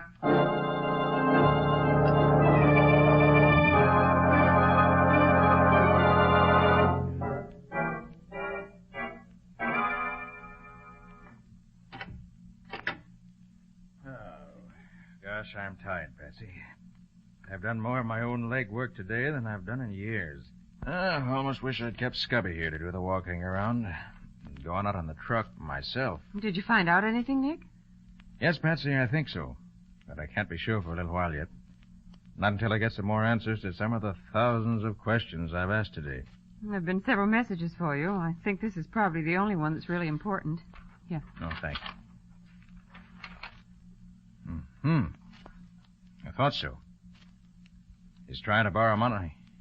At least all that much of it. Makes me positive I'm on the right track. Any report from the state troopers, Patsy? Yes, they think they've located the place. They're going to call you later this evening when they get the details. Good. That'll give me time to join them before they make the raid. I don't want to miss being in at the kill.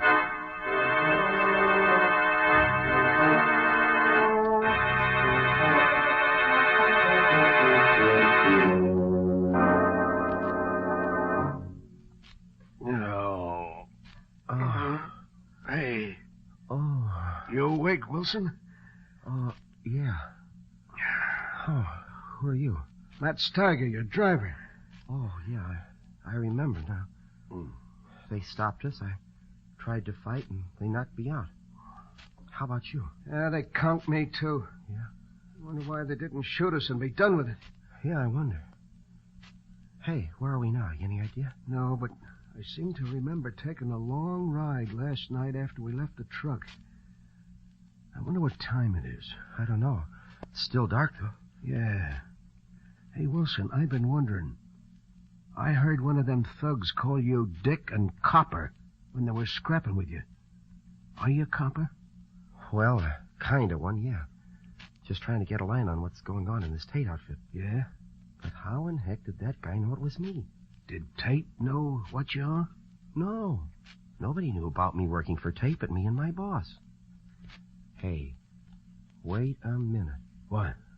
Right after I got the job, I phoned my boss, and somebody in the next phone booth overheard what I told him.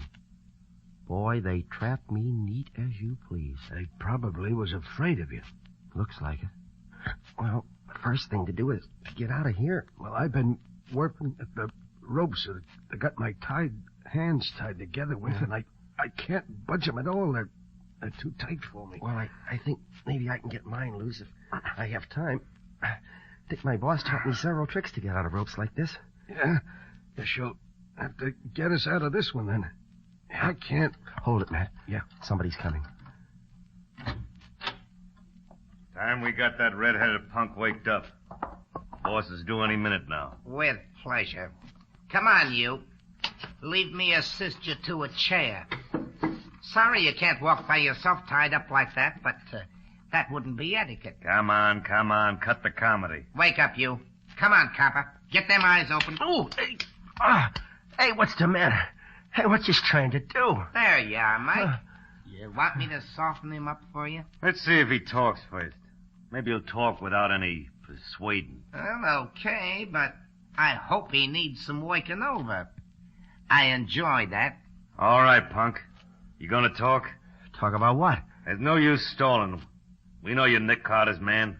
Well, if you know that, what you want me to say? We know you called Carter yesterday before you left New York. What'd you say to him?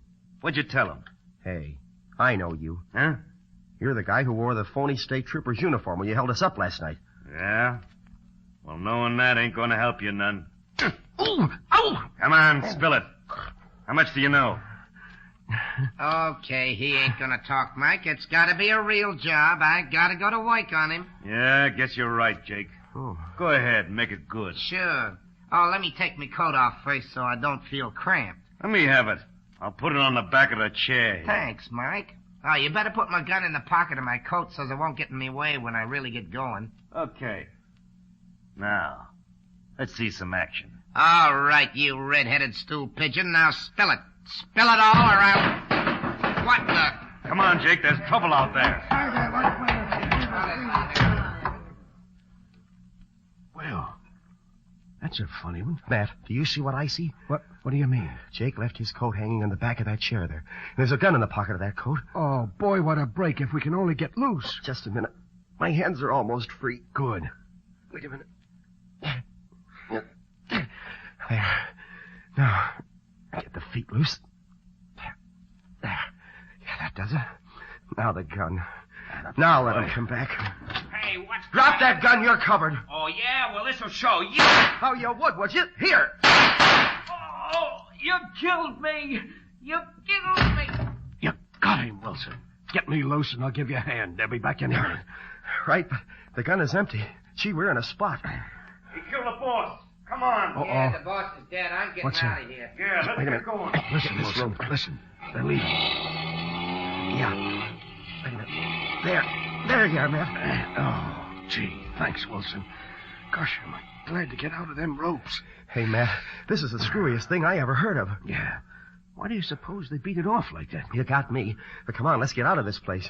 They might come back as fast as they went out. Yeah. Okay, give me a chair. I'll break this door down for you. Okay.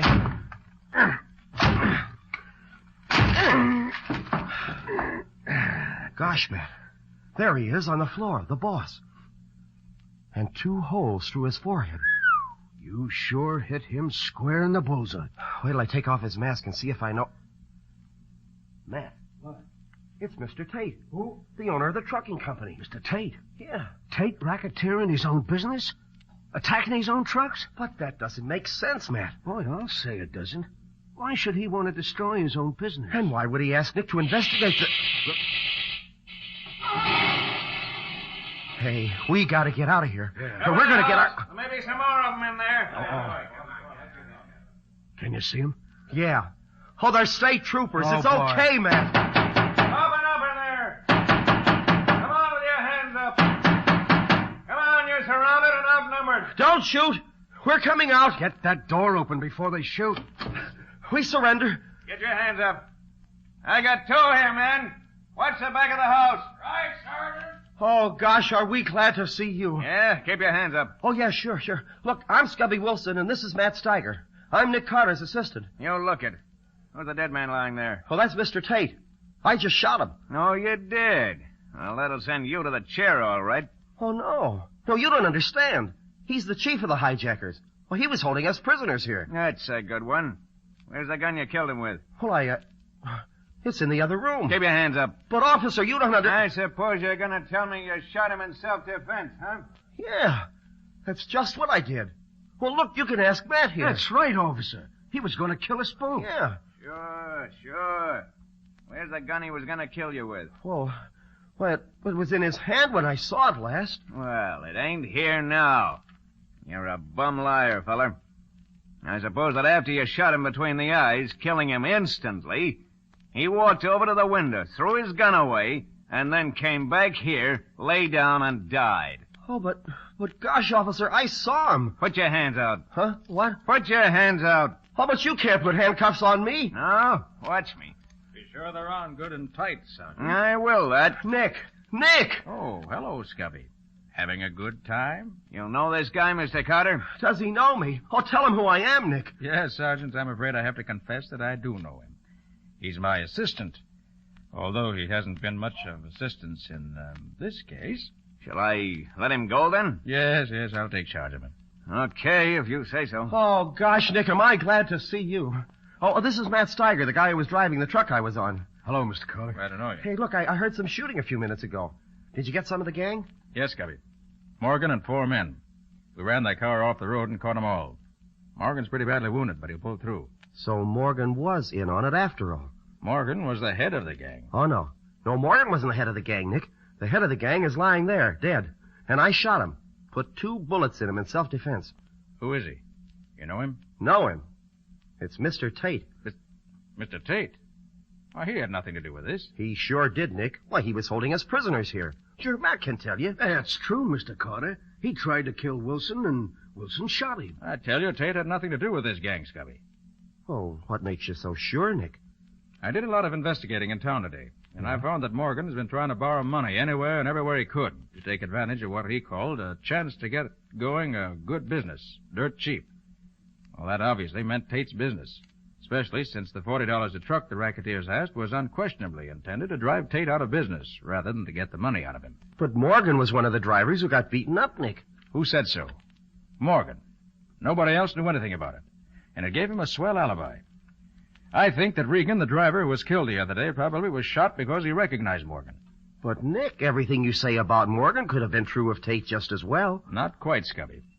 I found out several other things during my investigation today that prove definitely that Morgan's the one. But, Nick, I shot Tate not 5 minutes ago while he was trying to kill me. I wonder.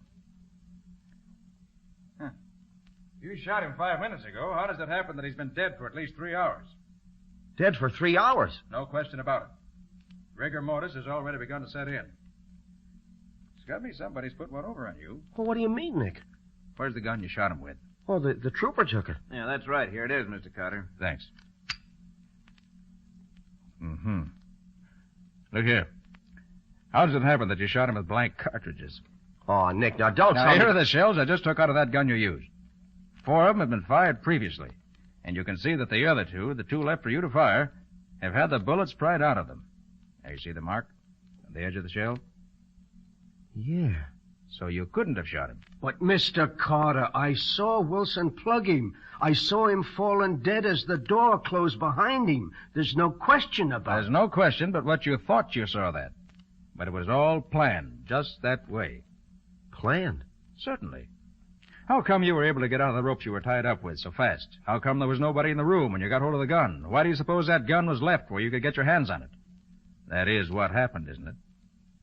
Yes, Nick. As right as if you'd been here to see it. It couldn't have been any other way. Tate probably had a hunch Morgan was guilty and trailed him here. Morgan caught him, shot him with his gun. Then he wiped his prints off it, and he planted it where you could get at it. Then at the psychological moment, Morgan, with a mask over his face, opened the door so you could see him and shot at you. Then you shot at him, as he knew you would, using the 2 shells he had left in the gun for you. The 2 shells with no bullets in them. Then he pretended to fall dead, carefully shutting the door as he did so that you couldn't see what happened next. Oh, I see, Nick. And then he put Tate's body there by the door with a mask over his face. Right. Gosh. When you opened the door, there was Tate's body, shot through the head with the very gun you held in your hand. A gun on which the police would find your fingerprints, and yours only.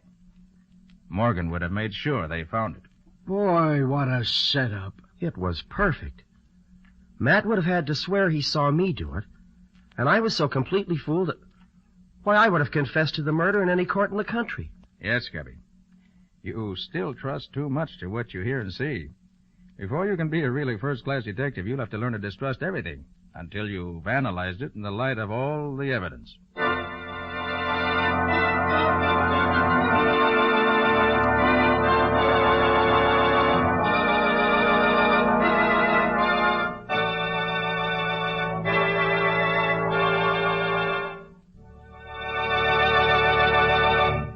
This has been another of the strange adventures of Nick Carter, Master Detective, which are brought to you regularly at this time by WOR Mutual.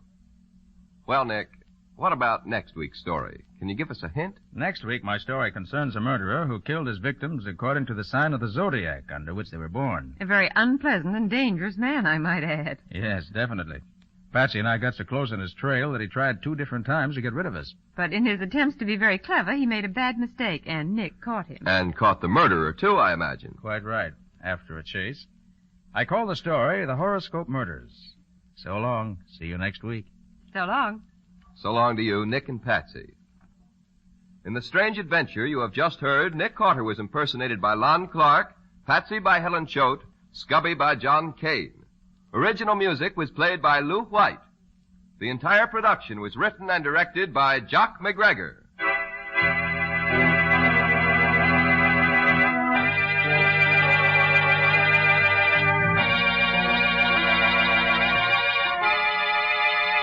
Next week at the same time, listen to another curious experience of Nick Carter entitled The Horoscope Murders. For Nick Carter and the Mystery of the Avenging Astrologer.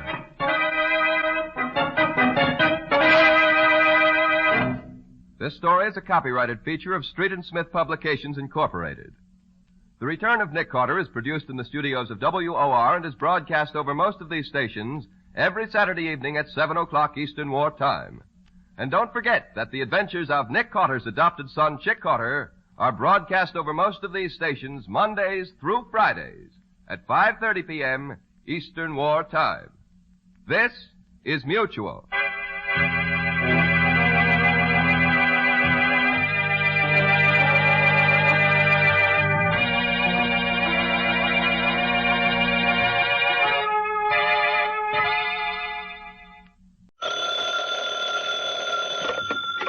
Hello?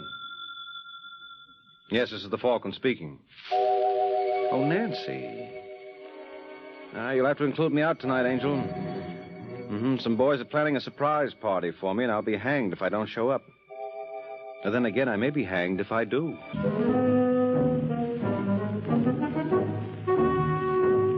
Once again, the adventures of the Falcon, dedicated to private investigators everywhere. Those hard-hitting detectives who, like Mike Waring, risk their lives to aid law enforcement agencies. So join him now when the Falcon solves The Case of the Happy Hoodlum.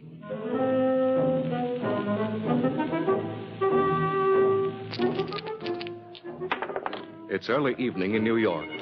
And at Novak's, a smart gambling spot on New York's east side, the proprietor steps out of his office and surveys his domain. Obviously, what he sees doesn't please him. Letty. Yes, Mr. Novak? I'd like to see you. Sure. Harry, take the stick, will you? The boss and I got business to discuss. What's on your mind, Mr. Novak? Sit down. Thanks. Drink? You know I'm working. Is that what they call it? Huh? Take a look at these. That's last month's take. 374, 1495. Not good. Well, that's the understatement of the year, Paletti. We're 14 grand off April.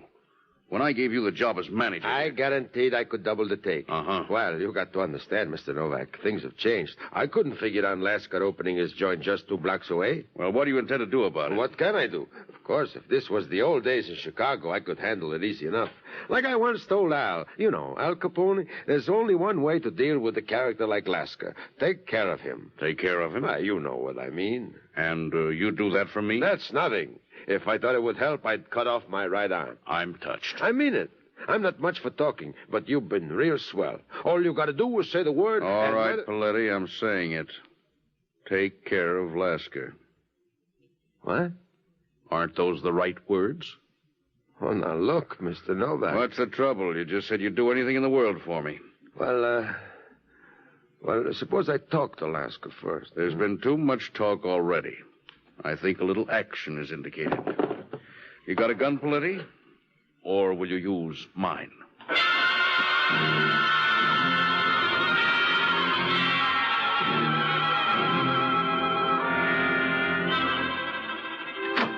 Is that you, Monty? Yes, again, Lasker. Who are you? Tony Paletti.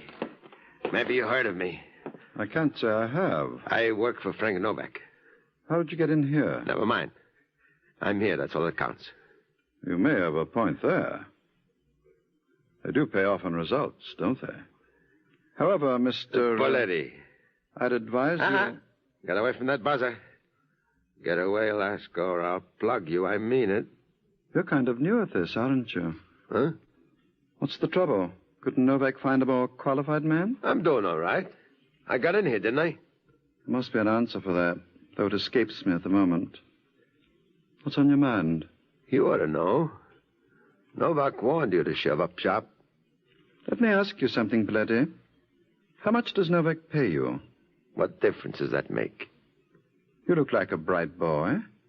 How would you like to go to work for me? What? You could start right now. Now, look, Laska, if you think you can buy me off... I'll pay $5,000 for that gun. 5,000? And Novak would never know. You're crazy. He'd find out in 10 minutes. He needn't. Tell him you couldn't get to me. I don't like those kind of jokes, Laska. I'm not joking. You said 10 grand? I said 5. Where's the dough? In my desk. I'll get it. It's in the top drawer. You'll find 12 $1,000 bills in an envelope. Just leave the other 7 there. Wouldn't I be a chump to do that? All right, Laska. Well, you take it.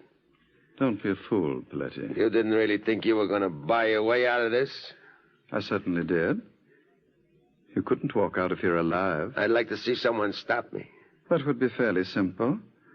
You see, there's a recorder in the basement. Huh? It's taking down every word of this dialogue. When you get downstairs, you'll find a couple of boys ready to usher you out. You're lying. Think so? I'll be glad to show you the microphone. Neat, isn't it? Looks like a cigarette box, doesn't it? Why, you dirty... Now, there's no reason to be annoyed, Blackie. I'm still willing to stand by my end of the bargain. Keep $5,000 and let me have the gun. How do I know you won't have me knocked off? You have my word. That's a hot one. Naturally, you wouldn't understand, but a gentleman's word is his bond. In any event, you have no choice. If Novak ever finds out, he'll kill me. You should have thought of that before. Now, may I have the gun, please? Thank you. Yes, I wouldn't be at all surprised if this proves a wonderful arrangement. Hey, you won't be sorry, Laska. I'm the kind of guy, if you ask me to cut off my right arm, I may at that. All right, Blackie. Keep in touch. I'll have something for you real soon. But don't call us. We'll call you.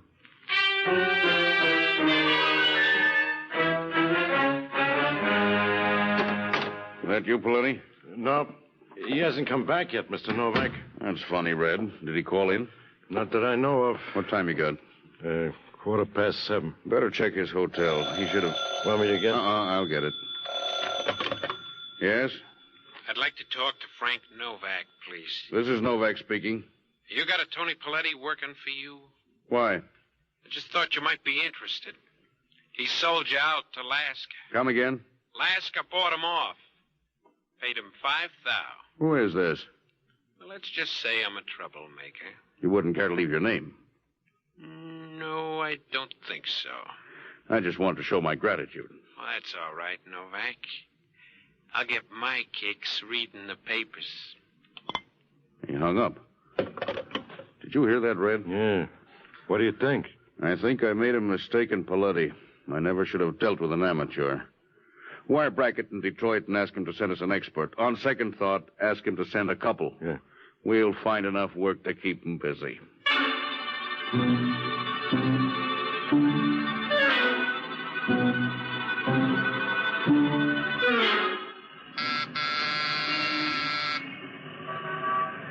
Who is it? Mike Waring. The taxi. Hello, Marie. Well, suppose you want to see Tony. Is he in? Sit down. Thanks. Tony, you got a visitor. Who is it, honey? Come out and see.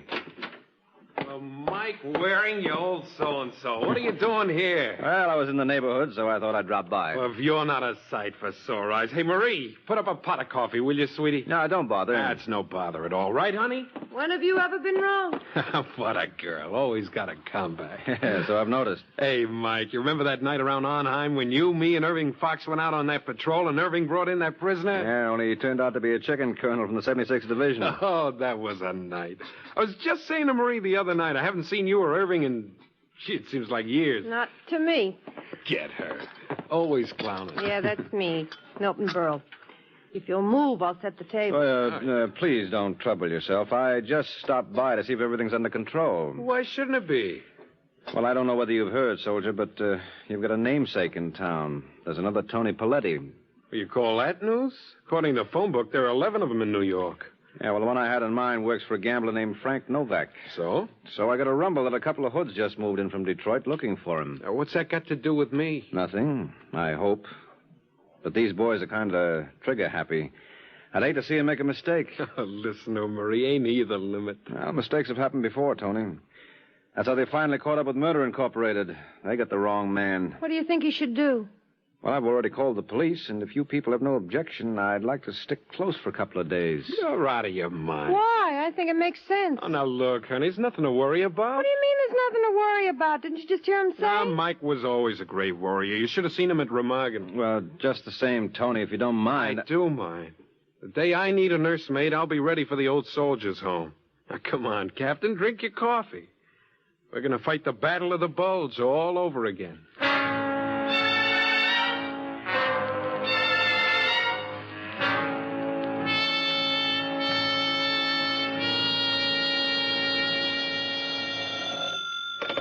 '86th Precinct, Corbett.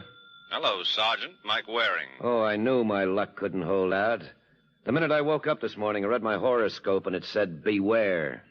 You know, if someone tapped this phone, they wouldn't realize how much you love me. I hide it real well, don't I? What's on your mind? What's the latest in that Tony Paletti mess? Well, we still don't know who's behind it. But from what I hear now, the boys who were imported for the job went back to Detroit. Where did you pick that up? Some stoolie.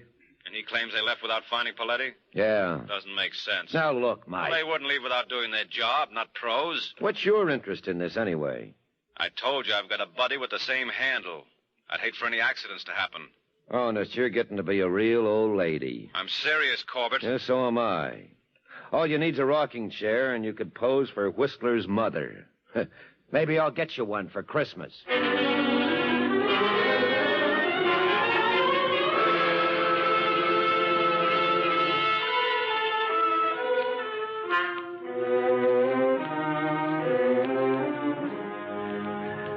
Taxi! Taxi! That's him, Dave. Let's go. Hey, cab! You going our way, fella? We'd be glad to give you a lift. No, thanks. What's the matter? You bashful? Well, who are you? Oh, that's unimportant. Question is, are you Tony Paletti?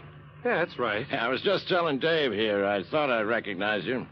Remember me? No. Harry Froman. We did a hitch in the Navy together in the Pacific. Well, that's a good trick, because I was with the Army in the Atlantic. Atlantic, Pacific. What's the difference? It's all one world. Get in. Oh, you got the wrong Paletti. I don't think so. I tell you, you're making a mistake. We'll soon find out. Let's go. No. Okay, sucker. Then take it here.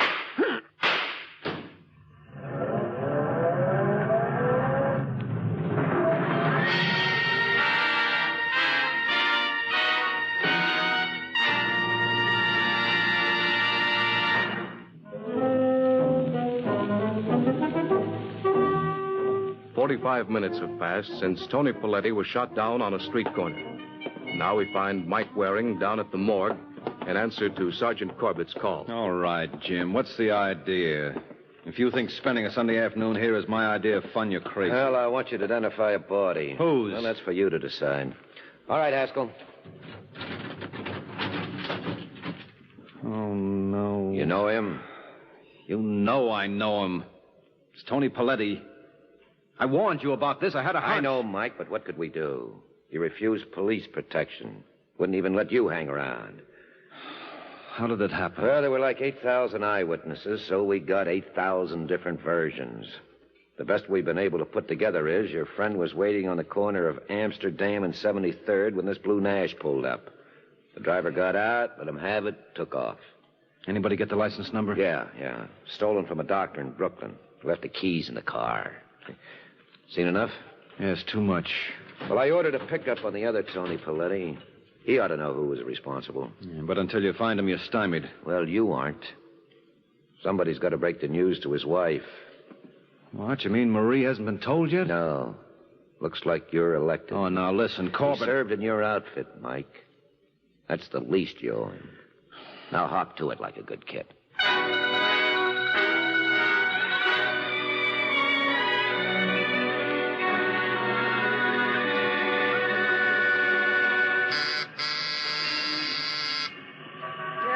Just a second.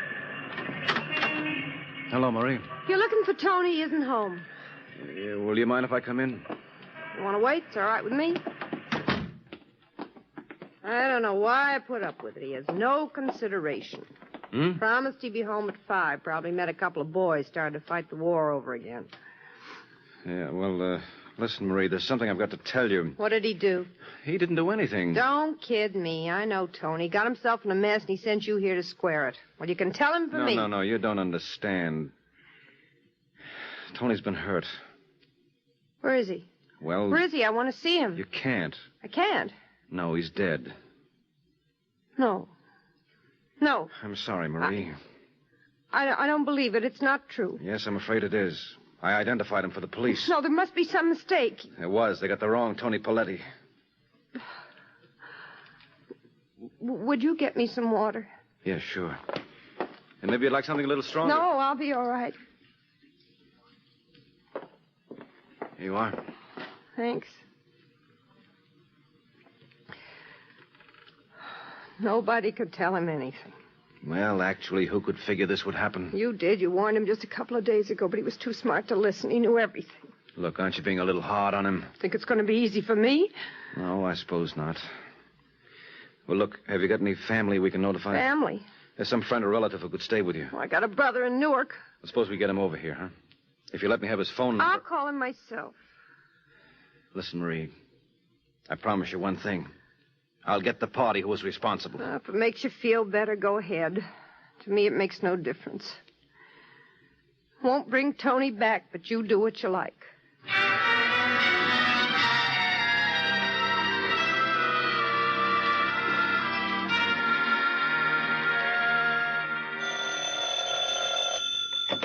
Homicide, Corbett. It's me, Sergeant. Oh, how are you, Mike? Did you see Mrs. Paletti? Yep. How'd she take it? Just the way I expected. Carry on much? No, not Marie. She's your pioneer type. What's the news at your end? We just picked up Tony Paletti. Oh, you mean the genuine article? Yeah. I want to talk to him. Well, I haven't had a crack at him myself, but if you hurry, you can join the party. Try and make it real soon.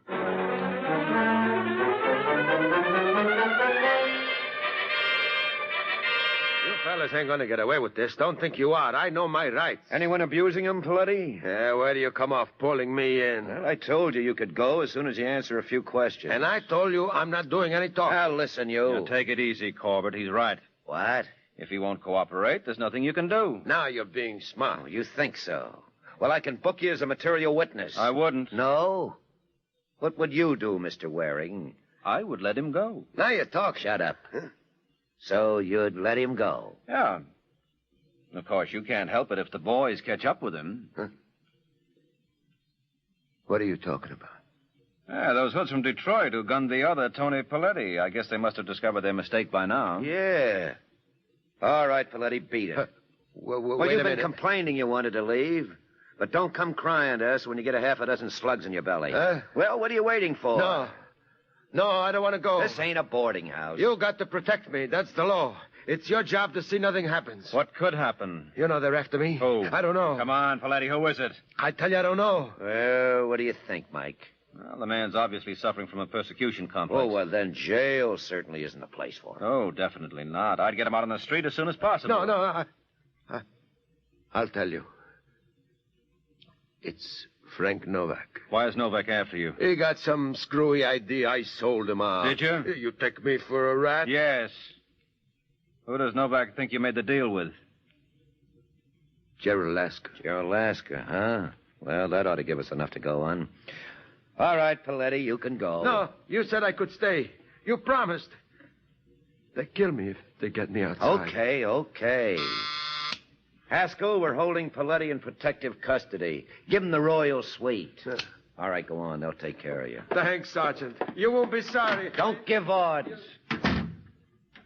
Nice boy. Who do you think tried to get him?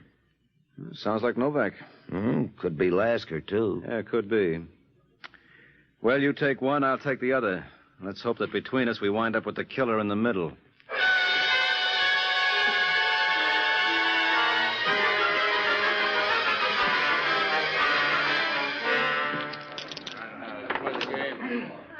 Looking for someone, friend? Yeah, where does Frank Novak keep himself?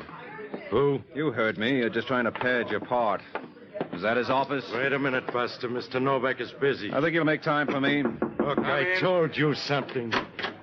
Hello, Novak. Well, if it isn't that high-flying bird, the Falcon. I think he needs his wings clipped. Maybe you're the boy to do it? Maybe I That's am. enough, Red. Mr. Waring's an old friend of mine. Well, I wouldn't say that. Look, Oh, you... it's all right, Red. I can handle this. Now get back to the floor. I'll be seeing you, mister. You got a date? I don't think he likes you, Mike. Well, on the other hand, who does? You got a point there. What brings you here? Tony Paletti. Huh? Not the one who worked for you, but the one who was murdered this afternoon. I got a feeling you were responsible. Oh, don't be silly. I didn't even know the man. No, neither did the killers. That was the trouble. They meant to get the other one. Where'd you pick that up? From the original. He told you I was sore at him? Weren't you? Of course not. Just between us, I think the man's crazy. Look, Novak, Tony Paletti was my friend. And naturally, you want to avenge his murder. I'm going to. You know, Mike, I like your attitude. I'm not clowning. Neither am I. Is that all you've got to say? No, I've got lots more. You'll have to keep. I just remembered I got a call to make. But drop around again when you're in the neighborhood. Only give us a little notice. Next time, I'd like to be ready for you.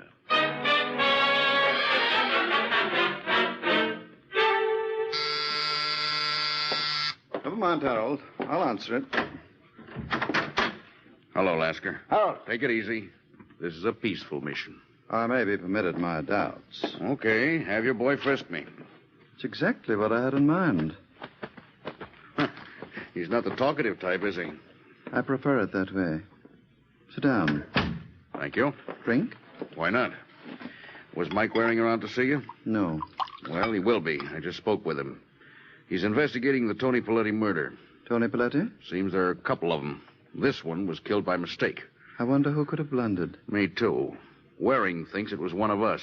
How absurd. That's what I said, but he didn't seem too convinced. I think he ought to be straightened out. I'm not sure I understand you, Novak. This guy Waring can get into more hair than the new Tony. If he gets into ours, the least they'll do is to close us up. That would be a pity. Yeah. Now, I know a couple of boys in Detroit. No, thanks. What's the matter? Your Detroit friends don't seem to be too effective. I prefer the local product. Got someone in mind? Harold. You mean the dummy? As you pointed out, Harold isn't given to talk. But he is a craftsman. Get your tools, Harold, and give Mr. Novak a demonstration.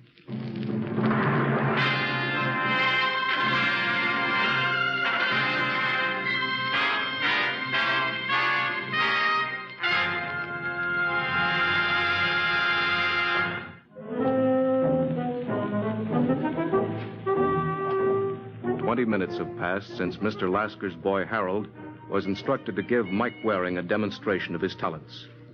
Now, as the unwilling subject and Sergeant Corbett get out of the elevator, they compare notes. So you talked to Novak, got nowhere, huh? Well, you admit you didn't do any better with Lasker. No, can't say as I did. Well, let's go in and hold a cup. Hey, your mouth's open. What do you make of these scratches? Huh? Near the lock. Someone used a gimmick there. Must have company. Yeah. Lights out? Uh-huh. Wait till I get ready. Okay, kick it open. Get down. You all right, Mike? Yeah. The flash came from behind the sofa. All right, you. Come on, throw your gun in the middle of the floor. I'm going in after him. Don't make like a hero. It's your last chance, feller. I'm going to count to 3. There he is. I think you got him. Don't move. He's awful quiet.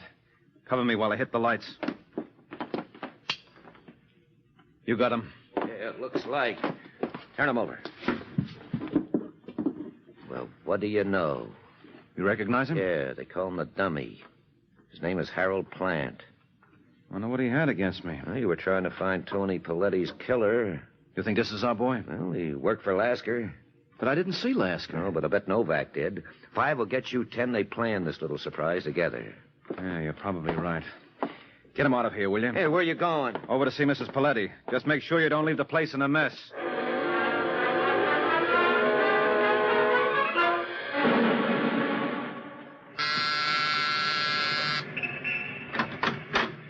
Hello, Marie. It's you.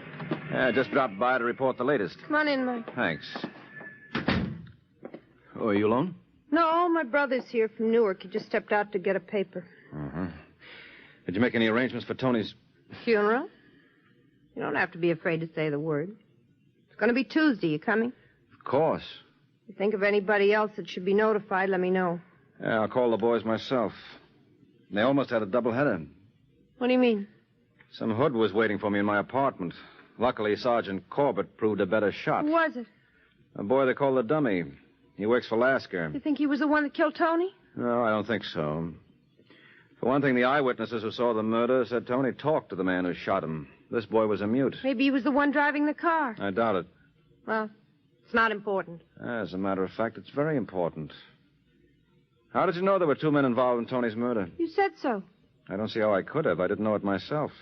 According to the reports, there was only one. So I made a mistake? Yes, you did, Angel. A bad one. What are you talking about? You were responsible for Tony's murder. You feel all right? And you heard me tell him his namesake was in trouble. It gave you ideas. You're crazy. You must have figured it was too good an opportunity to miss. Why did you do it, Marie? He loved you. You know, you can be pretty dull. Well, if you think I am, wait till you get a load of Sergeant Corbett. Get your coat. What for? We're going down to headquarters. Okay, if it'll make you happy. Yeah, hold it. Just leave your bag right there. You wouldn't expect me to go out with a good-looking man without powdering my nose. I said drop it. Let go. Come on, Marie, drop it or I'll break your arm. No. Frankly, after your little stunt, I don't even need that much excuse.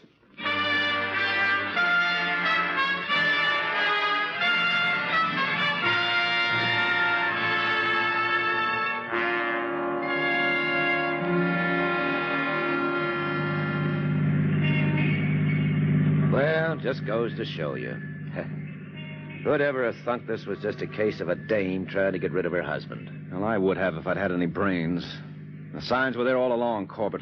I don't see where. You told me those hoods from Detroit left town without finding the other Tony Paletti. That should have been the tip-off. Well, my information could have been wrong. Why'd she do it anyway? Well, that's what got me. Then I realized her brother from Newark must have supplied the motive. Huh? He wasn't her brother. You mean the two of them? Yes. You suppose Tony knew? No, he was the trusting type. I can't help thinking it's all my fault. Ah, don't be a sap. Well, if I hadn't told him about the other Tony Paletti being hot, this stunt might never have occurred to Marie. Ah, don't kid yourself. When a dame like Mrs. Paletti makes up her mind about something, that's it. She didn't need anyone to give her ideas. She had plenty of her own. And her last one was murder. Well, good night, Sergeant.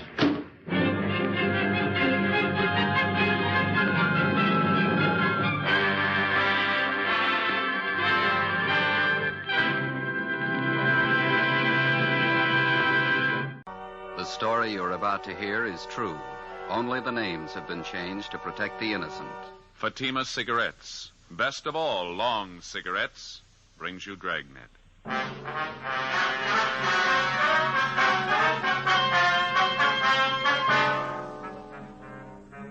You're a detective sergeant.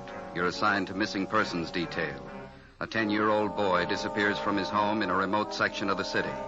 2 nights and 2 days pass. There's not a trace of the boy. Your job, find him. Friends, compare Fatima with any other king-size cigarette. You'll find a world of difference. Yes, in Fatima, the difference is quality. Quality of tobaccos. The finest domestic and Turkish varieties. Extra mild, superbly blended. To give you a much different, much better flavor and aroma. Quality of manufacture. Smooth, round, perfect cigarettes. Rolled in the finest paper money can buy. Manufactured in the newest and most modern of all cigarette factories. Quality. Even to the appearance of the bright, clean, gold and yellow package. Carefully wrapped and sealed to bring you Fatima's rich, fresh, extra mild flavor. So compare Fatima yourself today. You'll find Fatima's now cost the same as other long cigarettes, But your first puff will tell you, Ah, that's different. yes, in Fatima, the difference is quality. Buy Fatima.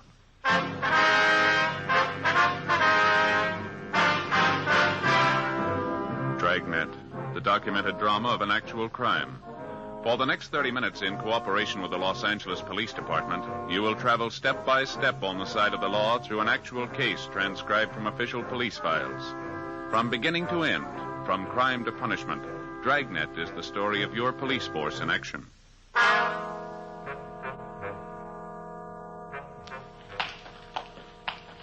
It was Wednesday, August 4th. It was hot in Los Angeles. We were working the day watch out of Juvenile Bureau. My partner's Ben Romero. The boss is Inspector Bowling. My name's Friday.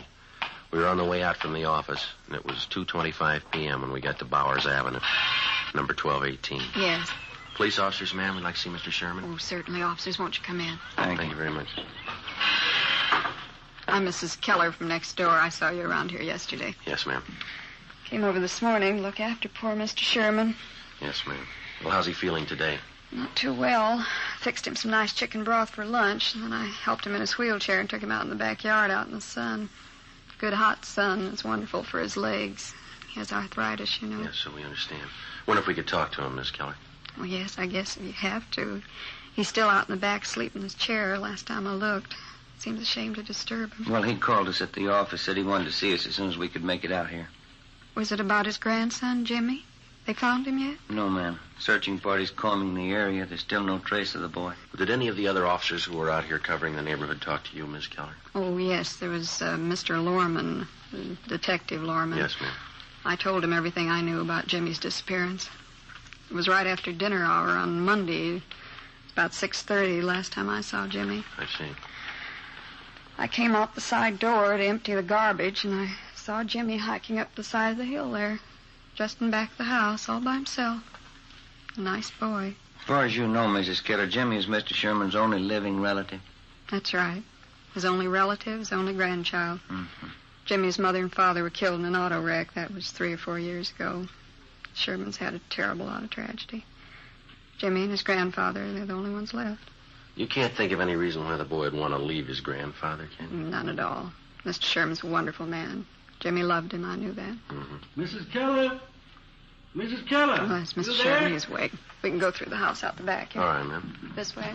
Thank you. Go ahead, ma'am. Yeah, okay.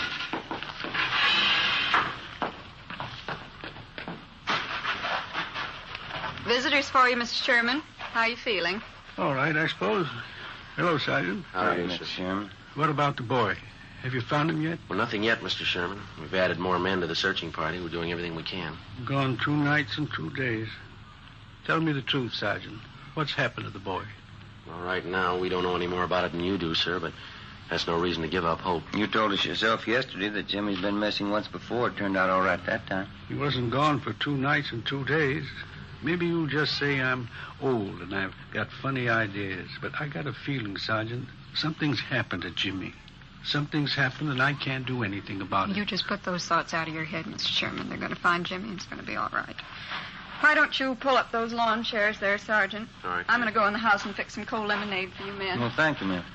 We got your phone message at the office, Mr. Sherman. Anything special you wanted to talk to us about? Yes, there was something. When you were talking to me yesterday, Yes, sir. I told you that Jimmy had on a brown jacket when he disappeared Monday night. Yeah. I was wrong, Sergeant. We found the jacket in his room. All he was wearing was a pair of blue jeans and this white sweatshirt. Do you think that might help any? Yes, sir, it might. We'll send out a supplementary description of his clothes. We'll see that everybody's notified. Just wish I could be out there with the searching party.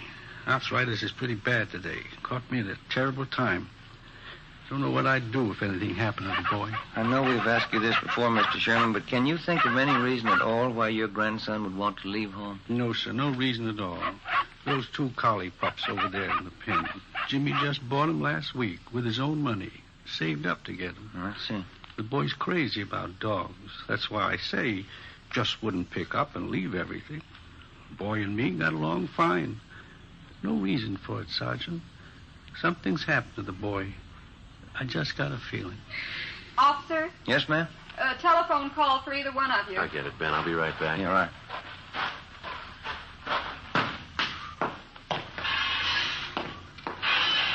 The man said it was your office calling. Thank you, Miss Keller. Where's the phone? Telephone's straight back there in the hall. Thank you very much.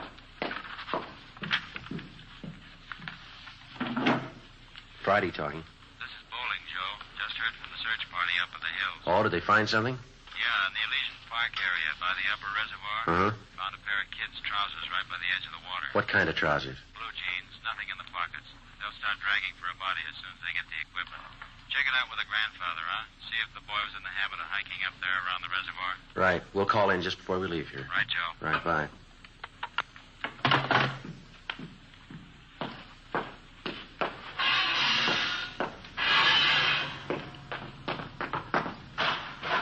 Well, there's your lemonade, Sergeant. Just poured it for you. Nice and cold. Thank you, ma'am. What was it, Sergeant? Something about the boy? Well, nothing definite, no, sir. Just a report on the search party. They're still up in the Elysian Park area. Oh, I see. Did your grandson Jimmy do much hiking in that neighborhood up there, Mr. Sherman? Yes, I think he did. Likes to hike up there around the reservoir. Why? The name on the 316 report, missing juvenile, read James Philip Sherman, WMA, 10 years old. He lived with his 68-year-old grandfather, Oscar Sherman, in a small cottage in a sparsely populated section of the city. Shortly after 6 p.m. on Monday, the boy went outside to play. When darkness fell and he failed to return home, his crippled grandfather went out to look for him. Half an hour later, the neighbors joined in the search. No sign of the boy. At 10 p.m., Juvenile Bureau was notified, and throughout the night, squads of men on foot and in cruiser cars canvassed the area.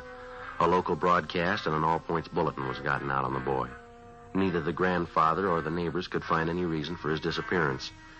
After almost 48 hours of continuous searching, the only lead we had was the pair of trousers found on the edge of the upper reservoir in Elysian Park. They were shown to the grandfather, but he failed to give positive identification. Dragging operations at the reservoir began immediately. Meantime, Ben and I, together with Lorman and Lopez from Homicide, checked out every possible lead on the missing youngster. One of the tips came from a Frank Grady, an unemployed carpenter who lived 5 blocks from the Sherman home. I don't know how much this may be worth to you, Sergeant. I don't want to get anybody into trouble, but I figured this is a pretty important thing. Well, what is it you want to tell us, Mr. Grady? Well, as I say, I don't want to get anybody in any trouble, but have you checked over everybody in this neighborhood? I think we've talked to just about everybody in the area, don't you, Joe? Well, either us or the men from Homicide. Why do you ask, Grady? Well, there's a guy who lives down the street there, right down the corner from this house. Old guy by the name of Gilby. Well, what about him? As I say, I don't want to cause any trouble, but maybe you ought to double-check him.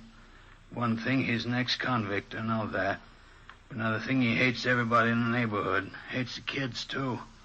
Wouldn't be surprised if he was your man. Why do you say that, Grady? Does he have any special reason for disliking the Sherman boy? Old man Gilby wouldn't need a reason.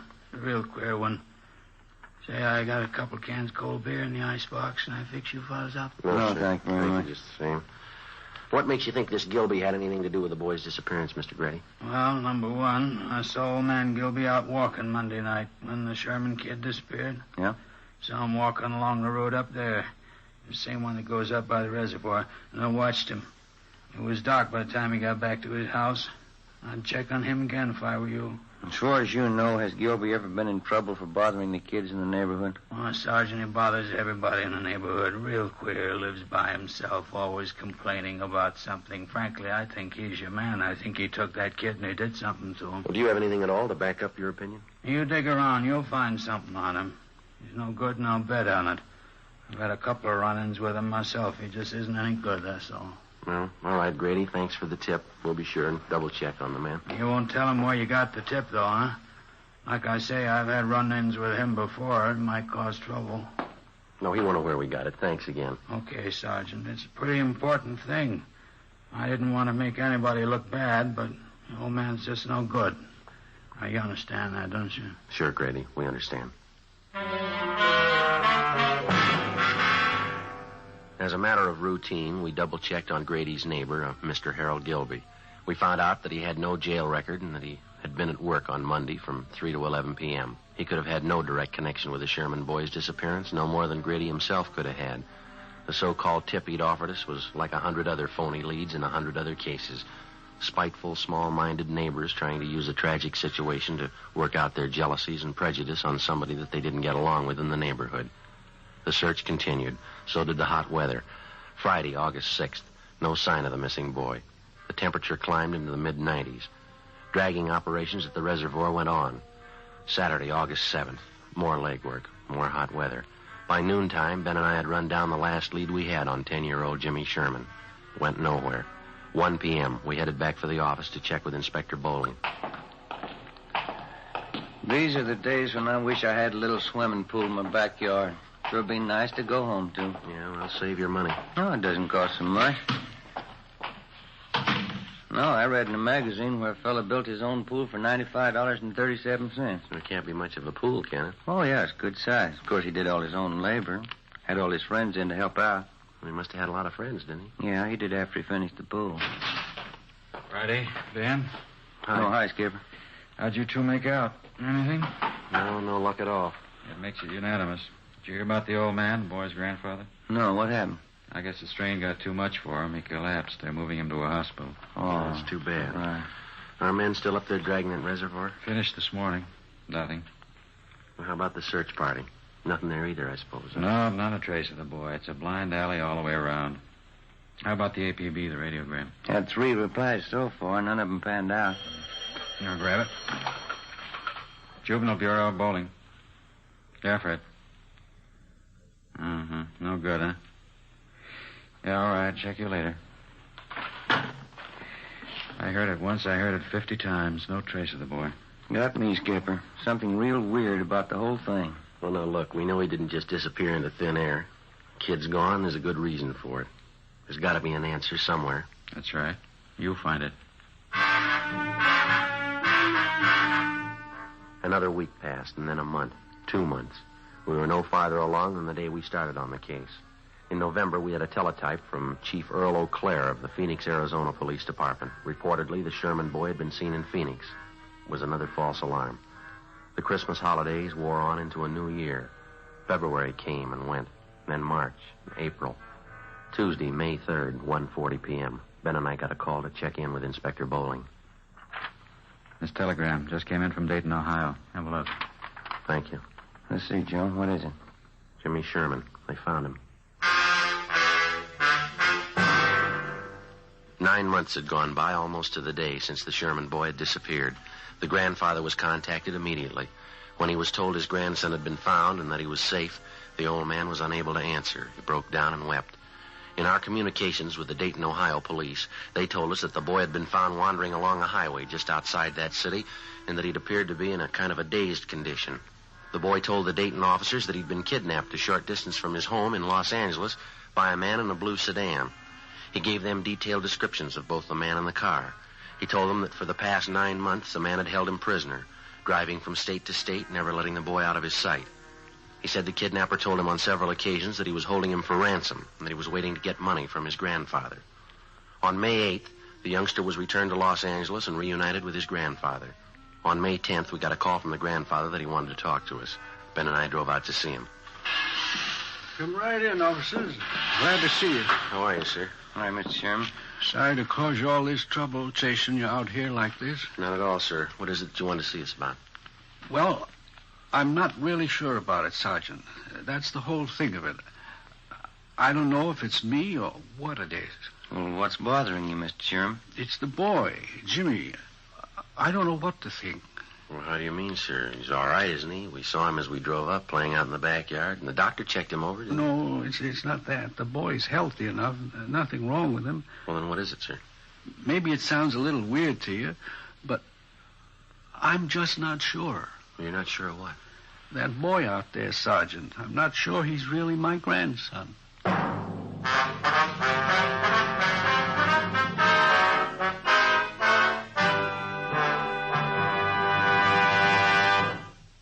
You are in the communications division of a metropolitan police department, the teletype room.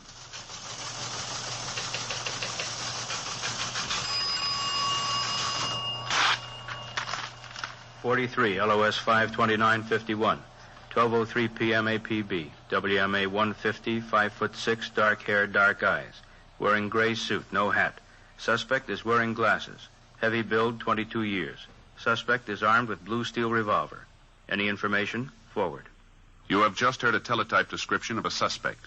This information will apply to many, but careful screening will eliminate all but one.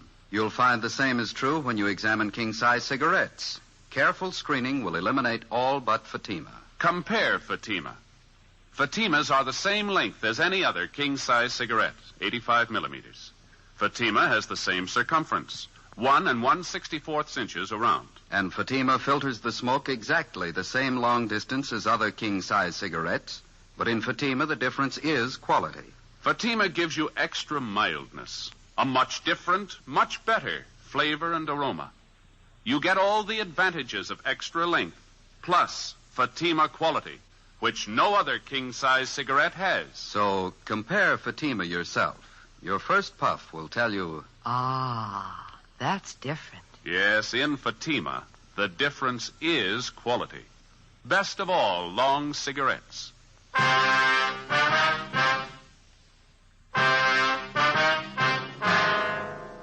Tuesday, May 10th, 2 p.m. When the aging grandfather, Oscar Sherman, told us that he wasn't sure whether the recovered boy was really his grandson, Ben and I didn't know what to think. Our first reaction was that the shock of recovering the boy after he'd almost been given up for lost had been too much for the old man. Mr. Sherman admitted that there was no physical difference in the boy as far as he could see, but he still insisted that there was something wrong, that the boy seemed different somehow. To satisfy the grandfather, Ben and I talked to the boy, but he failed to give us any reason to believe that he was not Jimmy Sherman. We checked with the boy's friends, all the people in the neighborhood who'd known Jimmy over a period of years. They confirmed our opinion. A few thought that the youngster had changed a little, but no one had any serious doubts about it. The boy was really Jimmy Sherman. So the matter was dropped. Thursday, May 12th. Ben and I had lunch, and then we checked back in at the office. Joe, want to grab that? Yeah, I'll get it. Juvenile Bureau, Friday. Sergeant, this is Mr. Sherman talking. Yes, sir. Mr. Sherman? Yes, sir. How are you? I want you to come out and take this boy, Sergeant. He's not my grandson. I'm sure of it. Well, how do you mean, sir? This boy's got a scar on his side. He's had his appendix out. Yes, sir. My grandson never had an operation in his life. Before we left the office, Ben and I briefed Inspector Bowling on the phone call from the grandfather, then we drove back to the Sherman house. While Oscar Sherman didn't claim that he knew his grandson's complete medical history, he was certain that the boy had not had his appendix out and that he had not had an operation. He told us that his neighbor, Mrs. Keller, could substantiate that she had known Jimmy since he was a baby. We put in a call to the Sherman's family doctor. He wasn't in. We left a message, and then we went next door to see Mrs. Keller. We found her in the kitchen washing dishes. I just got a couple more to rinse. Can you wait a minute? Yes, go ahead. Of course we can.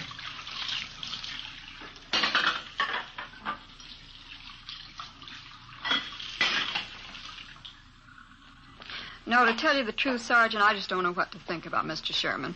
Maybe the whole thing was too much for him. His mind's going back on. Well, to your knowledge, Mrs. Keller, was the boy ever operated on?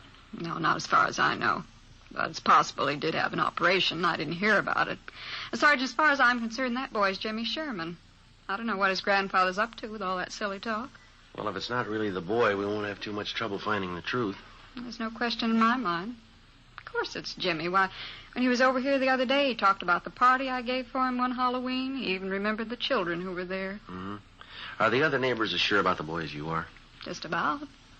Miss Foster down the street. Jimmy was in to see her yesterday. He talked about some changes she'd made in her living room, asked her about some relatives she has living out of town. Mm-hmm.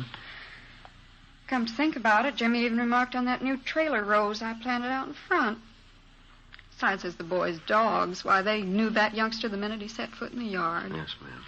Well, thank you very much, Mrs. Keller. If we have any more questions, we'll contact. Is that all right? All right, Sergeant. Couldn't fix you a cup of coffee, could I? Oh, no, thank you, Miss Take Keller. the time now. Poor old Mr. Sherman. I don't know what to make of it. He's so mixed up. Yes, ma'am. So are we. We left the neighbor, Mrs. Keller, and went back next door to the Sherman house. The grandfather told us that the family doctor hadn't returned our call yet. At 3:30 p.m., the boy came home from school, changed his clothes, and went out into the backyard to play. We figured we had nothing to lose in talking to the boy again. We found him in the small workshop at the rear of the garage where he was sawing on a piece of plywood with a hacksaw. We talked to him for about 20 minutes. It was no different than the first time we interviewed him. He was relaxed and talkative. Say, would you hand me that hammer there, officer? Oh, yeah. Yeah, here you go. Thanks. get this thing finished, it's going to be the best coaster around here. These are the wheels I'm going to put on it. Pretty good, aren't they? Yeah, they look fine, son. Do you like building things, coasters and things like that? Oh, yeah, I like it all right. It's fun.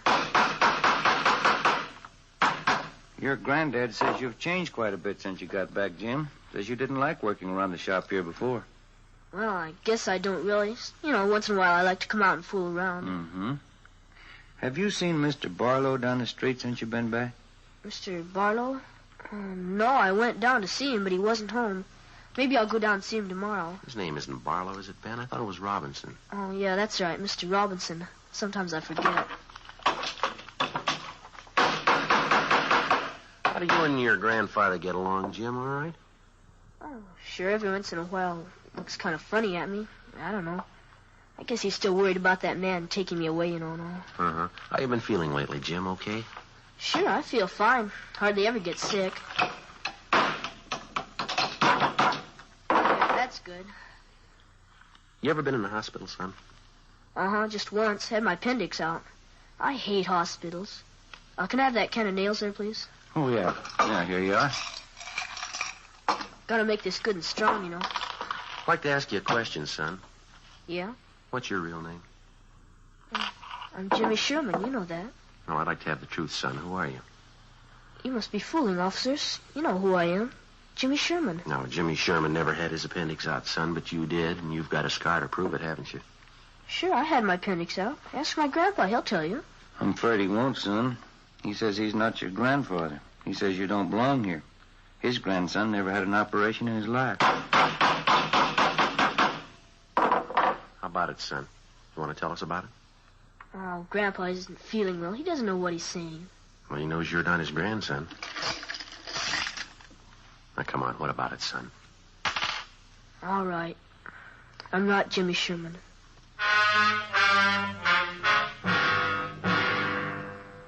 He told us his real name was Donald Rush.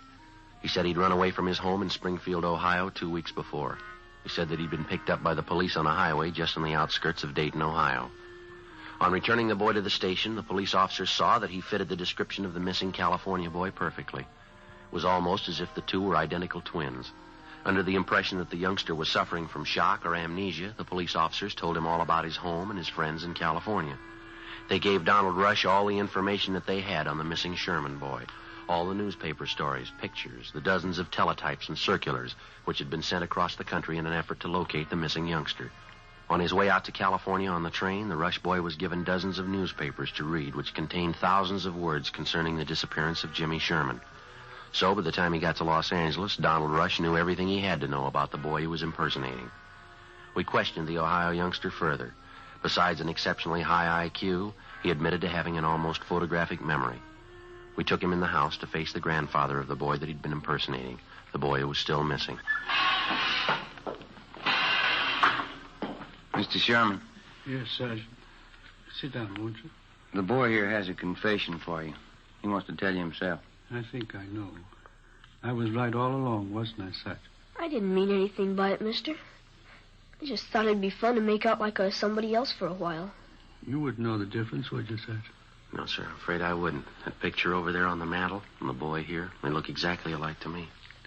There's only one thing I'd like to know, son. Yeah? Why'd you do it? Why'd you try and fool me? Oh, I don't know, mister. I ran away from home, and the cops picked me up near Dayton. They thought my name was Jimmy Sherman. They said I was a missing kid from California. Why didn't you straighten them out right then, son? I was kind of afraid, and if I told them what my real name was, they would have sent me back home. So I just let them think I was really Jimmy Sherman. And they seemed to be pretty sure I was. How long did you think you could keep it up, son, pretending you were somebody else? I don't know. Guess I never thought much about that. I got here, and everybody was nice to me. I just didn't think about anybody finding out. Honest, mister, I didn't mean to do anything wrong. I didn't mean to hurt anybody. And you never saw my grandson? You never saw Jimmy? No, sir. I just got on the train. They brought me out here. You don't know where he is? You don't know how he is? All right, try to take it easy, Mr. Sherman. Why would you do it, boy? You're a stranger. Why would you try to fool me about Jimmy? I'm sorry, mister. I didn't mean it. Honest, I didn't mean it. Thought I had him back. Thought I had him back. Come on, Ben. Let's go, son.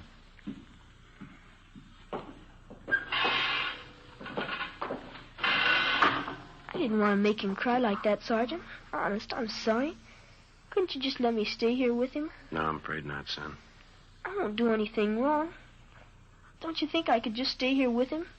I'll go right back in there now and tell him I'm sorry. Yeah, I'm sorry too, youngster, but you're not the boy he's looking for.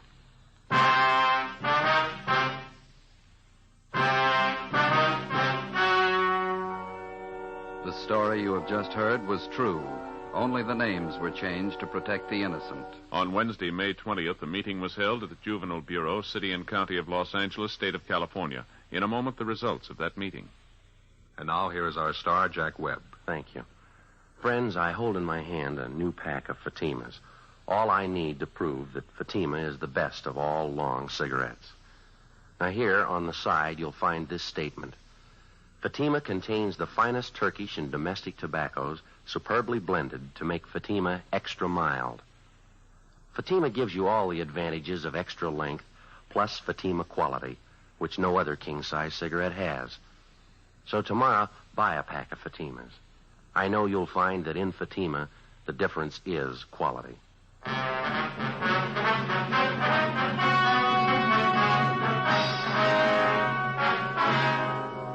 Donald Rush, who impersonated missing 10-year-old Jimmy Sherman, was returned to the custody of his parents at their home in Springfield, Ohio.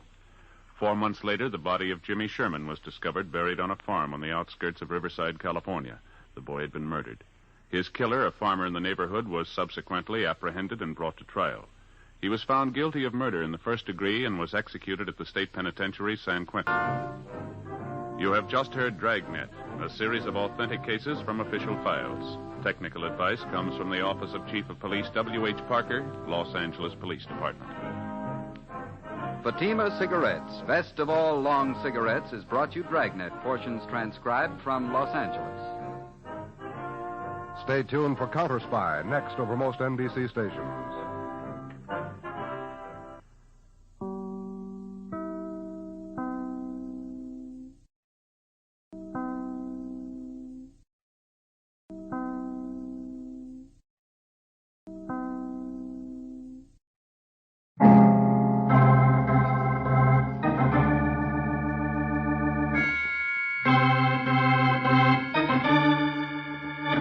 My name's Regan. I work for Anthony J. Lyon, International Detective Bureau. They call me the Lion's Eye.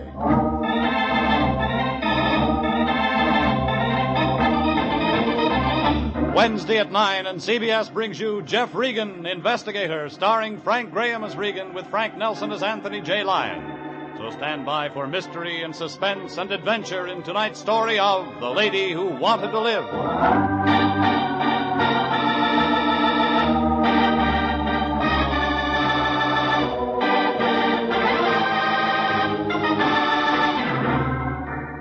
Trouble comes cheap in this town. It's one item that's always on the market. You don't even have to go shopping for it. Somebody knocks on your door or dials your number, and you've got all you can handle. I found that out when I met Amy Goodrich, a long, low blonde with lots of speed. One look at her, and you knew you'd been friends too long. We met last Friday afternoon. I'd been out of town 2 days looking for a guy who turned up in jail in Reno. I was home counting the lumps in my mattress, trying to catch up on some sleep, when the phone began jumping around on the hook. I thought it might be somebody with Rose Bowl tickets. I was wrong. It was the Lion. Hello? Regan, is that you? What do you want? Oh, it's a beautiful afternoon. The sun's shining. There's a tang in the air. How'd you like to take a nice drive out to the beach? The season's over. Oh, but this is a new season. Fall, Regan. Light suntan, wild ocean. Doesn't it excite you? I haven't had any sleep in 2 days. I know, and I hate myself for disturbing you. I just hate myself. Get to the point, Fatso. Well, something very important's come up, Jeffrey. I wouldn't trust anybody but you to handle it. Besides, the sea air will do you good. Give you a lift. This isn't Berlin. Say something. Well, I want you to call on our new client. She's a nightclub singer. Has a beach cottage at Santa Monica, 18106 Coast Road. Her name's Amy Goodrich. You still there, Jeffrey? Still here. Up, my boy, to the colors, on the firing line. Drop dead. Oh, now that's not being a good soldier, wife. I didn't know you. I hung up, stuck my head under the pillow again, and waited for him to call back. He didn't. He was playing it coy. Well, I tossed around for another half hour. The mattress got worse, and then a fly started buzzing against the window shade. About that time, the blonde next door decided to leave her husband, and it got real noisy. So I rolled out of bed, threw on some clothes, and climbed in my car. I drove over to Sunset Boulevard and headed for Santa Monica.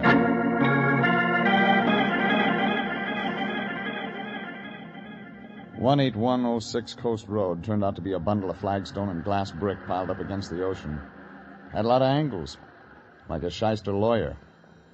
Figure whoever built it never heard of the FHA. Front door was open. Inside, a skinny little guy with a complexion like dried codfish was catching up on his music appreciation. His eyes swung around when I walked in. It looked like they'd been hurting him all his life. He turned the record player down, but those elevator shoes brought him up to my chin. I'm listening to music. Whatever you're selling, we don't want any. How do you know? We never want anything. So long. Amy around? Who are you? My name's Regan. What do you want? You her? She's around. All right, she's out back on the patio, taking a sunbath. You didn't tell me what you want with her. I don't. She wants me. Okay? Okay, sure, okay. Why should you be any different? Traffic problem, huh? Yeah, we need stoplights. Go right on through the dining room. Just in case I want to write this up, who are you? Felix. Felix Beethoven. Well? I didn't say anything.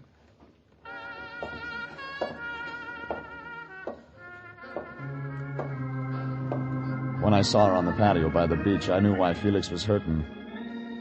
Amy Goodrich was the kind of blonde they put on those resort hotel calendars in Las Vegas. No matter what month it was, she'd always start you looking around for spring. There wasn't enough material in her sunsuit to make a good pen wiper. And when she smiled at me, I began to feel warm inside, like a radio with a broken coil. I know it's warm for this time of year, but you aren't wearing a sheepskin. It wouldn't fit in this crowd. You're from Mr. Lyon, aren't you? How'd you know? Well, he said he was sending me his best man. So, Mr. Regan, come over here and sit by me. Sure I won't crowd you. Mm-mm. You're a party lady.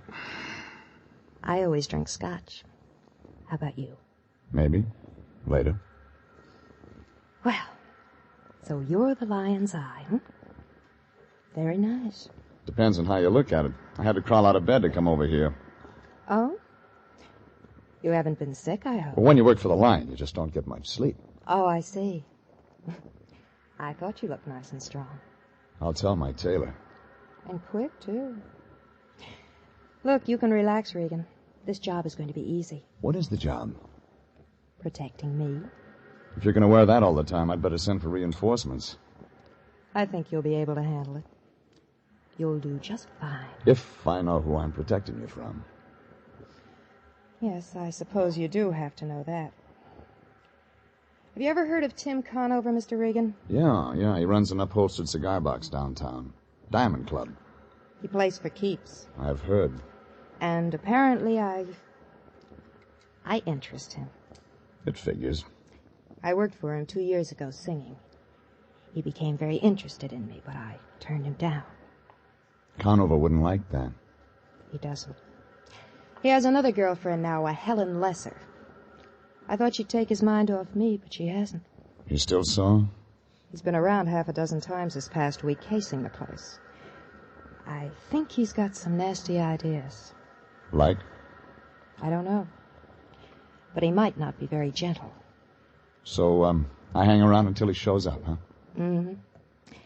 You protect me, Mr. Regan. I want you to stay real close to me. I, could go to the Diamond Club, talk to him. You could, but he doesn't impress easily. And, I'd still want you around. I see. You don't want me to talk to him. There'll be time for that later. But right now, let's you and I get acquainted. Your boyfriend isn't going to like that. Felix? He's only my arranger. He writes better if he's jealous. He must turn out a couple of operas a day. He's got a bad ticker, hasn't he? He's got a bad heart. But let's talk about us. Conover, remember? Oh, Regan, don't go. I hate to be alone. I'll be back. Why'd you stay for dinner? I'll send Felix out to a double feature or something. I'm hired. I have to see Conover. All right. Kiss me goodbye. No thanks, lady. I gotta drive. But it figured Amy never read the vehicle code. I didn't mind when her arms went around me, but I could feel something else on the back of my neck. Eyes. Somewhere in that house, Felix was watching, and I knew he wouldn't like the kind of music we were making. Hurry back, baby. I could still feel him watching when I broke away and walked back through the house. He wasn't in the dining room, so I went through the archway to the living room. I didn't find him, but he found me. For a guy with a bad ticker, he was fast at his feet. He had a letter opener in his hand, but I didn't see the afternoon mail. I grabbed for him and he slid away. Then he came around again. This time I got my hand around his wrist. Drop it, Buster. Drop it. Take it easy. You got small bones. You're not built for rough work. Leave her alone. Leave her alone, Regan. You leave her alone.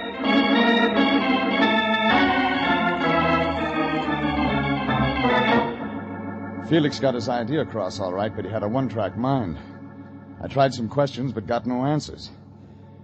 I figured Conover might do better, so I got in my car and drove back into town. It was just getting dark when I parked in Figueroa near Olympic, in front of the Diamond Club. Things were slow when I walked in, too early for the jingle you spin crowd. When I asked for Conover, the bartender blinked a couple of wet stones at me. In back, bud, jerked his head toward the rear. I got as far as the shuffleboard table when a brunette eased out of the shadows. She wasn't wearing a coat, and it figured she was there to stay. May I help you? I'm looking for Tim Conover. I'm expecting him. Come on in. Sit down, Mr. Regan. Oh, so you're Jeff Regan. Ring a bell? I've heard the name before. It fits you. You're a private investigator. Yes, of course. Tim's not in any trouble, is he? Not yet. What do you mean? Maybe I better talk to him about it. Huh? Well, if it's that important, I better find him. Make yourself at home, Mr. Regan. If you like scotch... Thanks. I helped myself to that, waited around for about 10 minutes. The phone rang once, and I let it go. A guy in a blue suit stuck his head in the door, said something about getting the wrong room, and backed out. I was just catching up on my music when the door opened. Through the mirror, I saw Conover. A gray suit with a bulge in the front of his coat. There he is, Tim. Thanks, baby. I didn't know you played, Regan. Hello, Conover. I was having dinner. Helen tells me you've got something on your mind. That's right. Do I unload it now? In front of her? Why not? She's my baby. This is about another baby of yours. Do I go on? It's your show, Regan. Amy Goodrich wants you to know she's got protection. Oh? Well, all right, Regan. You did your job. You told me Amy's got protection. See you somewhere. She wants to be left alone. All right, she wants to be left alone. Anybody bothering her? You are, according to her. This guy's working in a weed field, Angel. I got over her a long time ago. I haven't seen her in 2 years. I believe you, Tim. All right, Regan. She believes me. This is where you get off. Amy says she's seen you hanging around her place lately. Makes her nervous. Wrong guy, Regan. You made a big mistake. Sure. So the guy who picked Michigan. Look, I don't know what your pitch is, or Amy's, but I'm not buying any. You may change your mind. You know, you've been in business too long, taking too many rabbit punches. You ought to start taking care of yourself. You ring, boss? Yeah. Get rid of this bum. They were a real pretty pair of muscles. One of them had a nose that looked like he'd been dipping it in an ink bottle all his life. The other one had an ear that could have passed for a golf ball. Well, they walked me out a door that opened onto an alley in back of the club. That's when the one with all the nose frisked me. Hey, just in case, Pally, just in case. Get your hands off me, punk. Easy, easy. We're just gonna... Gussie says take it easy. Hey, look. State of California. Gun and all. This guy's a gumboots. Max. What? I don't like no gumboots. Gumboot's worse than a bum. You hear that, Gumboots? Gussie says a Gumboots is worse than a bum. He don't talk. Gumboots, how tough are you? Still don't talk. Hey, Gussie asked you, how tough you are, huh? Are you tough? Tough? Not so tough. Hey, my turn. Hold him. All right. Now, Gumboots, here's what we get on answer.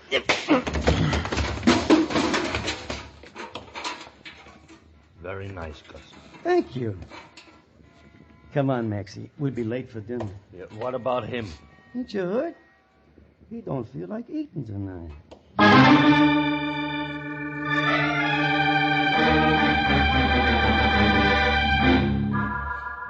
I don't know how long I was away, but when I came back, I felt like I'd been sleeping on the wrong side of the world. I was still in that alley, and it was still dark. My head was rattling like it was full of broken glass. The yellow cat with an inferiority complex was sitting there looking at me. All of at once, he started running. Regan. I didn't try to catch him. Regan! Regan! Oh. Can you hear me? Wake up! Yeah. Have you been drinking? Oh, shut up. I send you out on a simple little job. I put all my faith and trust in you, and what do? Wind up in an alley drunk. Get out of here. Nuzzled up to a garbage pail, bleary-eyed, with melon seeds in your hair. Stop How blowing can you steam, Fatso. You're not a locomotive. Oh, now, don't get so excited. You're getting seeds all over. Give me a hand, will you? Yeah. How'd you get here? Amy Goodrich called. She was getting worried about you. Said you went over to see Conover. She wanted me to stop you. I figured she would, but she's too late. A couple of his boys played beanbag with my skull. Well, who does Conover think he is, anyway, pushing my boy around? Just who does he think There's the door. Go in and ask him. Well, now, I couldn't do that. Well, tell me, what's this all about? That's what you're going to tell me. But I don't know anything. Amy Goodrich must have told you something when she hired me. If you're holding out on me long... But I'm not, Jeff. Well, then start checking. Find out about Conover. Conover? What do you want to know about him? Everything. Find out, for example, if there's anything Amy Goodrich could be blackmailing him with. Blackmail? Regan, what is going on? I told you I don't know. Well, then make a guess. Okay. It looks like everyone's in love with Amy. I left the lion standing there. He looked worried, like an elephant with a skin rash. None of it made sense. I knew I'd have to get some answers before long.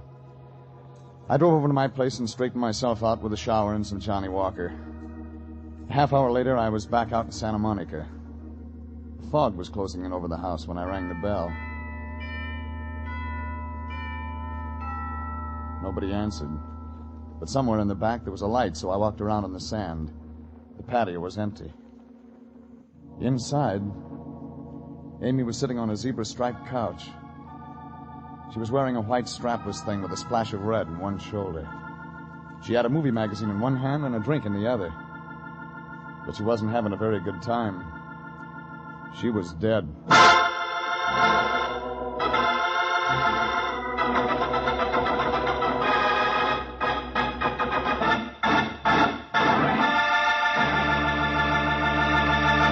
This is CBS, and you are listening to The Story of the Lady Who Wanted to Live. Tonight's adventure with Jeff Regan, investigator.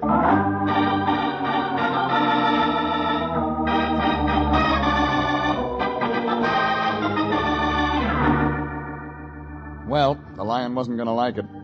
His client, Amy Goodrich, was dead, and she wasn't in the market for protection anymore. I looked around for a gun, but didn't find it.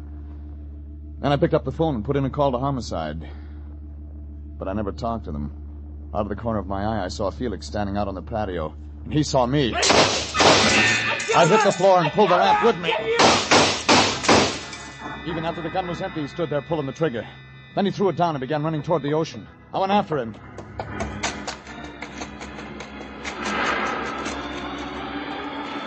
don't come near me! Stay away from me! Stay away from me!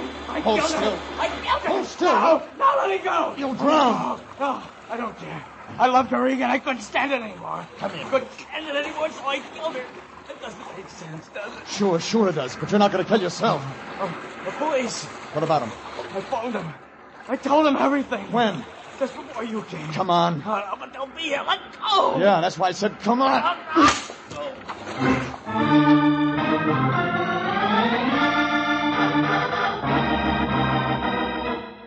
I dragged him out of the surf and got him into my car. He kept mumbling all the way into town. It was 2 minutes after 10 when we got to my apartment. 3 phone calls turned up the lion in a Turkish bath. He kicked, but when I told him what happened, he said he'd come right away. 20 minutes later, he walked in. He still had a towel wrapped around his head. He looked like Sitting Bull in an Easter bonnet. Where is he, Regan? Where is he? In there, asleep. Asleep? Just like that, he can drop off to sleep after what he's done? I gave him some pills. What about homicide? He already called him. But they'll be looking for him down at the beach. We've got to stay clean, Regan. I'm going to phone homicide. Pick up that phone and I'll ram it so far down your throat you'll get a busy signal out of your hip pocket. This is murder. What's gotten into you? You're not going to toss Felix to the wolves. Regan, you'll find the girl dead. Felix has the gun. He admits killing her. What are you saving him for? What are you going to do with him? Stuff him and put him on your mantle? He's a fall guy, a patsy. He didn't do it. He didn't kill her? He was carrying this gun. He took 6 shots at me tonight. That's all it holds. There's 1 bullet in her, and he didn't have any extra slugs. Now, what did you find out about Tim Conover? Oh, he's clean, Regan. Absolutely clean. Unless you want to count a court-martial. He celebrated V.E. Day by poking a major in the chops. What else? He kicked him, too. All right. Hey, where are you going? Out. Look, you stay here and keep Felix company. Oh, of course, Regan. I'll do that. Run along. You needn't worry. I'll watch over Felix like a father. You'd better. But the cops will be here. It won't take them more than an hour or 2 to find him. Yeah, and I've got just that long to find out who really killed Amy Goodrich. All right. I suppose I'll have to go along. After all, we're working hand in hand in this thing. In that case, I'll hide my ring. I didn't like the idea of leaving the lion there with Felix, but there was nothing else I could do. Besides, I still had to do business with a guy named Conover. I was just getting into my car when I felt a gun in my back. And right away, I knew Conover had business with me. All right, Regan. We got things to talk over. Now just keep walking straight ahead, the black sedan. Now, Regan, you sit in front with Helen. I'll take the back seat.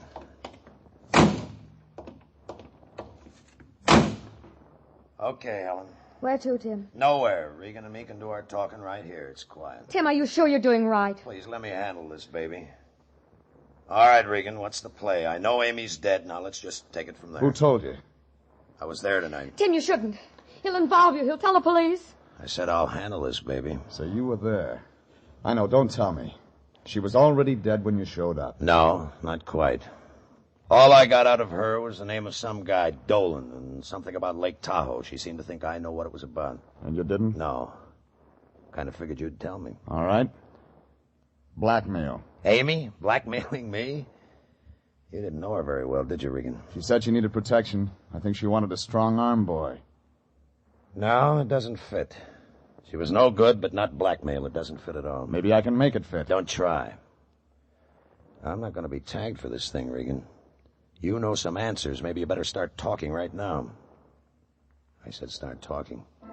I didn't know if Conover was just looking for information or if he wanted to find out how much I knew about a guy named Dolan in Lake Tahoe. Well, I had a 50-50 chance. I could get the butt of that gun across my face, or I could try walking away and take a chance on getting a bullet in my back. And then I saw an old coupe, Oklahoma license, limping along the other side of the street. I opened the door, stepped out onto the sidewalk. I kept on going into the middle of the street. Conover yelled, but he didn't fire. And then the coupe slammed on the brakes. What's the matter with you, Pilgrim? You want to get yourself bashed up standing out in the middle of the street? Want to get yourself all bashed up, huh? We ran out of gas. Well, join an auto club. Pay your dues. There's no phone. Could you give me a lift? I wasn't going anyhow. Well, climb in. And do it the bowling alley. Hey, what are them two going to do? Just sit there, Nick? I didn't answer that. When we pulled away, Conover was just sitting there staring. But there was nothing to stare at. Helen was different. She registered one look. Fear.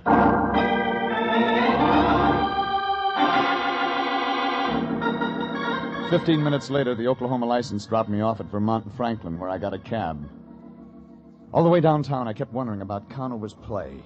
He could have stopped me, but he didn't. That could mean he hadn't shot Amy. It could also mean he had shot her, but he knew about Felix confessing over the phone to the police. At the Examiner morgue, I found Ned Fuller looking at a girly magazine. I told him what I wanted, and 10 minutes later he spread out a file dated May 9th, 1945. Is this it? Wealthy playboy shot to death. Willard J. Dolan, San Francisco socialite, found dead at Lake Tahoe cabin. That's it. Oh, well, they never did solve it. There's some stuff here about a mystery I can woman. read. They think she might have done it. Somebody seen her come out of the cabin that night. She's tall, blonde. First name, Amy. No, they never found out who she was. Somebody did. Oh, well, there was witnesses. Yeah, let's see here. Mr. and Mrs. Franklin James, San Diego people. They saw the dame come out, but they couldn't give a good description of her. Want to bet? A bet? Sure, I'll take Notre Dame. Who'll you take? I'll take a guy named Tim Conover.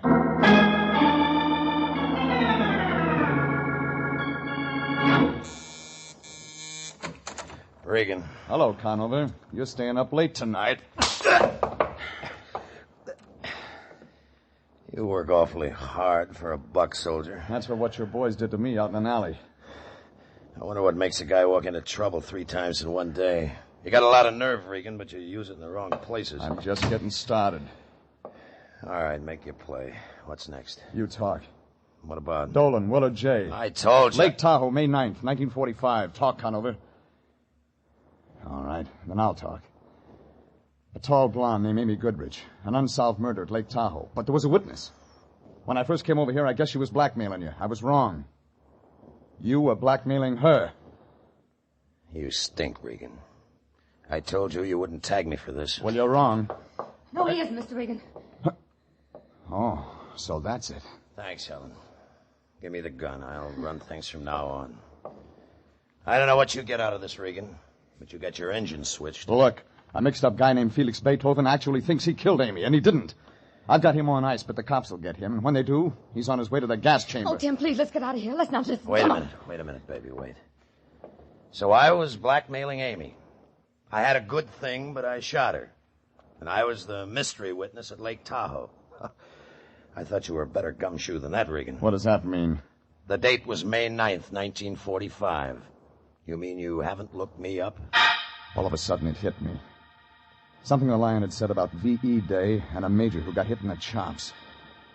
And the whole thing came apart at the seams. Conover couldn't have been the witness. He was in a guardhouse in Germany. I began to feel helpless, like a glassblower with hiccups. For the first time in my life, I really wanted to talk to the Lion. I looked at the gun in Conover's hand, then I reached for the phone and dialed. Slow. He didn't stop me.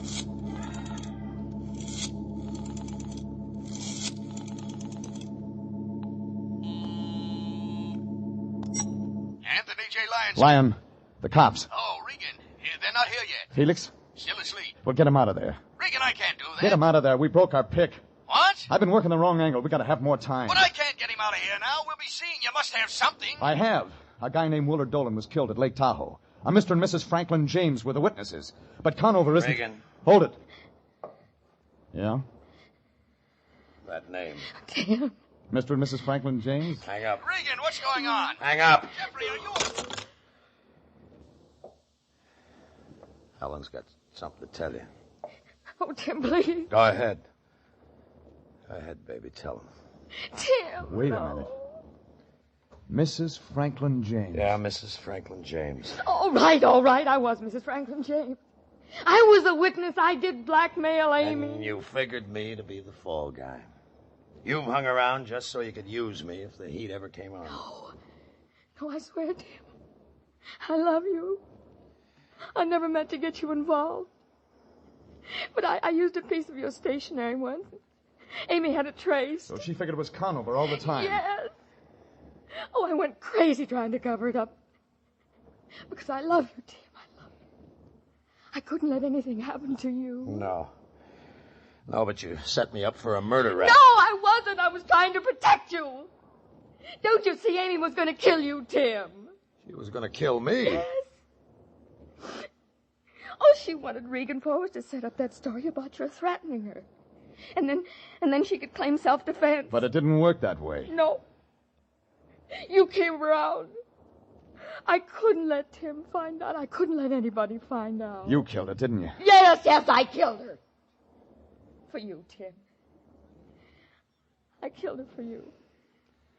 If we can get away, darling. Regan's the only one who knows. Sure, and the kid with a bum ticket takes the rap. Except that somebody might ask questions about what happened to me. We'll have to take that chance, Tim. Regan's the only one who can make trouble for us. Us, baby? What? I don't have any troubles. You have.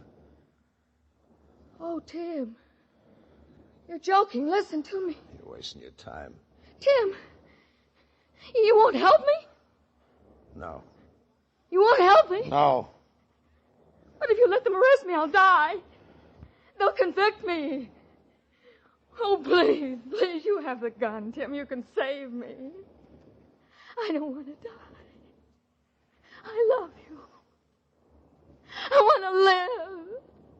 I don't want to go. All right, Regan. You better get her out of here. Tim! Regan, I said get her out of here.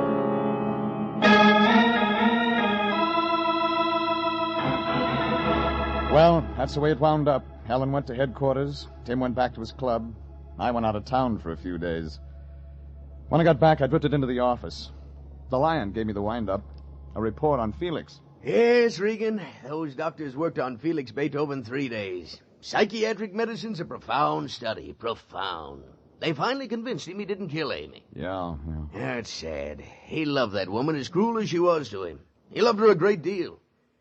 I suppose life will be lonely for him now that she's gone. You're wrong. What do you mean? I saw him in Hollywood today. He's got a new friend, one with red hair. You mean to tell me he's willing to do it again? To accept abuse from another woman? Why, that man's a natural for any woman's dominance. He hasn't got a thing to worry about. But you said she was a redhead, and I know redheads. Yeah, but Felix is bigger than this one. Besides, the new one's a Cocker Spaniel. Jeff Regan, Investigator, was written by E. Jack Newman and Adrian Jandot, directed by Sterling Tracy. Frank Graham is starred as Regan, with Frank Nelson as Anthony J. Lyon. Original music is by Dick Arant. This is CBS, the Columbia Broadcasting System.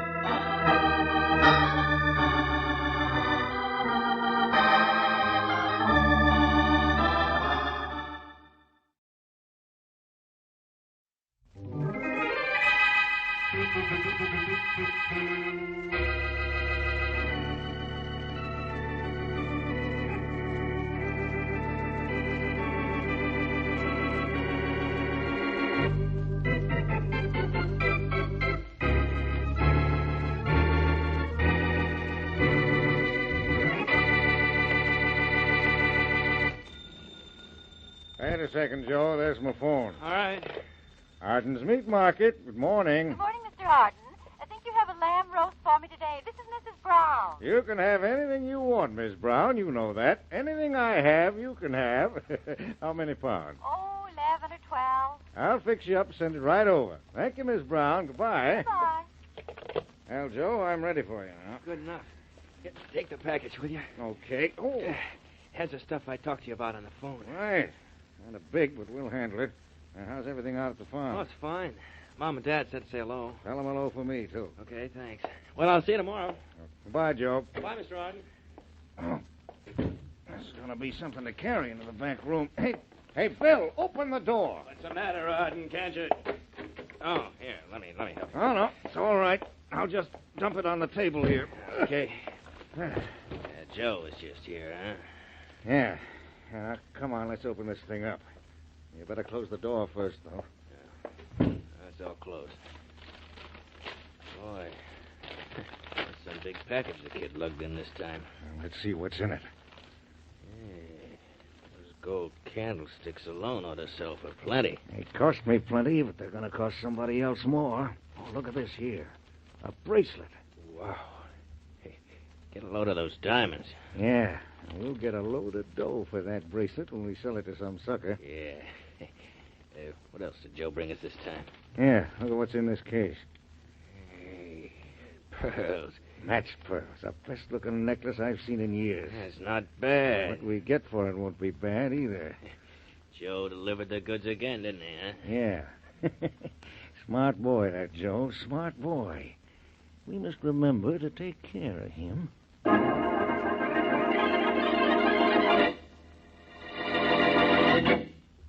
And now on to Dick Calmer as Boston Blackie.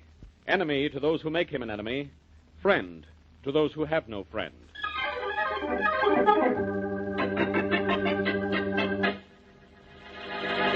You can yell all you like about it, Sylvia, but I'm not going to see you for a while, and that's that. Oh, that's that, is it, Joe? Well, it's not that simple. You promised me I wouldn't have to run the filling station much longer. Do you think I like this kind of life? Things will be all right for you and me one of these days. Only not now. I'm in a spot. Joe, what is it? What's the matter? I don't want you to know anything about this. I want to know why you're running out on me. I'm not running out on you. I'm just not going to see you for a while. I may even have to go away. For what? Why? Sylvia, I can't tell you why. Somebody outside wants gasoline. Let him go someplace else. I want to know what you're trying to do. I've got to know. I can't tell you. Joe, listen to me. I've worked like a slave for 3 years in this place. I've saved my money. I've done everything I could so that we could get married and have a little security in back of us. I'm not going to let you walk out on me like this. Why doesn't that guy out there go away? Sylvia, I'm not walking out on you. I'm just taking a vacation. Call it that. You can call it that if you want to. I say you're trying to get rid of me. I'm not. We just can't get married now. In fact, it's not even right for us to see each other for a while. Sylvia, go on out and see what he wants. Have you walk out the back way? Okay, I'll go out, Joe. But if you do walk out on me, you'll be awful sorry you did.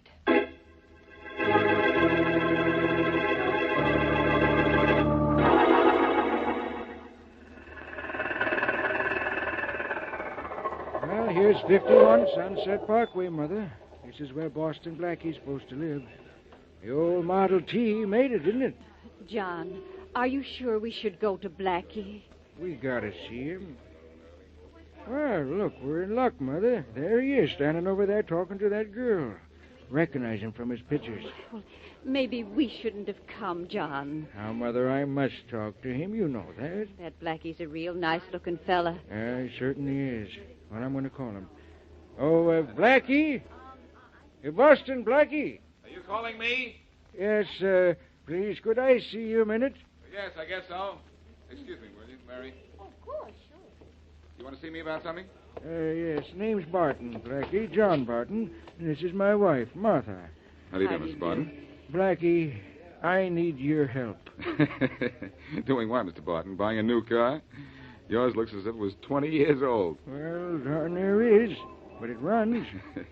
Haven't seen a Model T outside a museum in 10 years. John, maybe we'd better not bother Blackie with this. We got her, Mother. Blackie, my son is missing. Your son is missing? How long? Been gone for 24 hours. He's an adopted son, Blackie, and a little wild. But he's a good boy. He's never done this to us before. Well, it's probably not serious. But even if it is, I'm not the one to see. You ought to go to the police. Oh, we're going to the police, all right, Blackie, but we wanted to come to you first. You see, we run a small motel, tourist cabins, out on Highway 19, about 10 miles outside of town. I see. Joe, that's our boy, has certain duties around the place every evening, and he's never failed to show up for work until now. But what does your son look like? He's tall, slender, straight black hair, rather nice looking. He's pale, though. He suffers from asthma, something awful. He has to carry a bottle of pills around with him all the time. I don't know how that would help. Well, look, do you know of any reason why he might have, run away? He seemed perfectly contented at the tourist cabins. Might have been because of Sylvia, though. Who's Sylvia? His girl. She runs a filling station down the road from us. They had a terrible fight yesterday. Then yesterday afternoon, she got a phone call from some man who told her Joe was at the bus terminal buying a ticket. Well, that should make it obvious to you that he's run away. No, we don't think so. Joe couldn't ride on buses. He said it bothered his asthma. Blackie, you've got to do something for us. Well, I'll try. I'll do something for you, providing nobody's done anything to your son.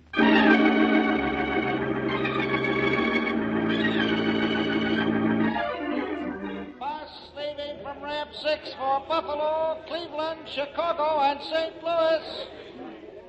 Now, Blackie, what else can I do for you? I don't know. You told me you didn't sell a bus ticket yesterday afternoon to anyone answering that description I just gave you. No, I didn't, sir. I'm sorry I can't help you. Oh, why don't you ask one of the other agents? He might have bought a ticket at some other window. I've asked at all the other windows. Well, if your man bought a ticket anywhere between noon and 9 in the evening, he bought it from one of us. Oh, thanks. Thanks a lot. Come on, Mary. All right. Come on, where? And what did we accomplish here? We learned a great deal. Either someone was fooling Joe's girl, Sylvia, when he phoned and said Joe was here buying a ticket, or Sylvia was fooling old man Barton. I know what that means. We're going out to see her. Uh-huh.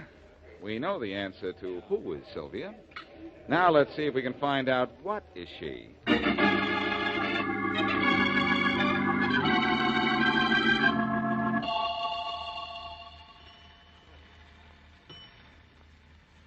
There you are, mister. Thanks, full. Thanks, sister. Here's your money. Check your oil? No, thanks. Water? Battery? No. Hey, sure you got the cap and the gas tank good and tight. That's the first thing I learned in this business, mister. Okay. So long. Call again. Okay, you're next. How many? Not too many. Too many questions, I mean. Is your name Sylvia? Yeah. Well, I'm Boston Blackie. This is Miss Wesley. Hello, Well, Sylvia. Boston Blackie. Oh, I heard of you. You too, Miss Wesley. Well, thank you. Look, Sylvia, you're Joe Barton's girl, aren't you? I was, till yesterday. How'd you know? His mother and father told me. They're afraid something's happened to him, and I'm trying to find him. Well, he'll be easy to spot if you get close enough to him. He's always taking a pill for his asthma. He never goes anyplace without a bottle of those pills. They don't do him no good, though. Look, Sylvia, did Joe give you any reason why he had to run away? Yeah, he did, kind of. He said he was in a jam. What kind, Sylvia? Did he say? No, Miss Wesley, that's all he said. But he acted scared. So I guess he is in a jam, a bad one, too. That's getting more obvious every minute. Who phoned you and told you Joe was buying a ticket at the bus terminal? I don't know. He didn't say. Would you recognize the voice if you heard it again? Maybe.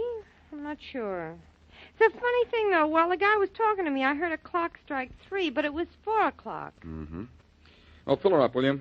I think it'll take about 12 or 13 gallons. Okay, check your oil, battery, water. Yes, you might as well. Say, how far is it to the motel that Joe's dad and mother run? 2 miles. Take the back road to save time. Nobody travels it, but it cuts off about half a mile. Thanks. I won't ask, Blackie. I know. That's where we're going next.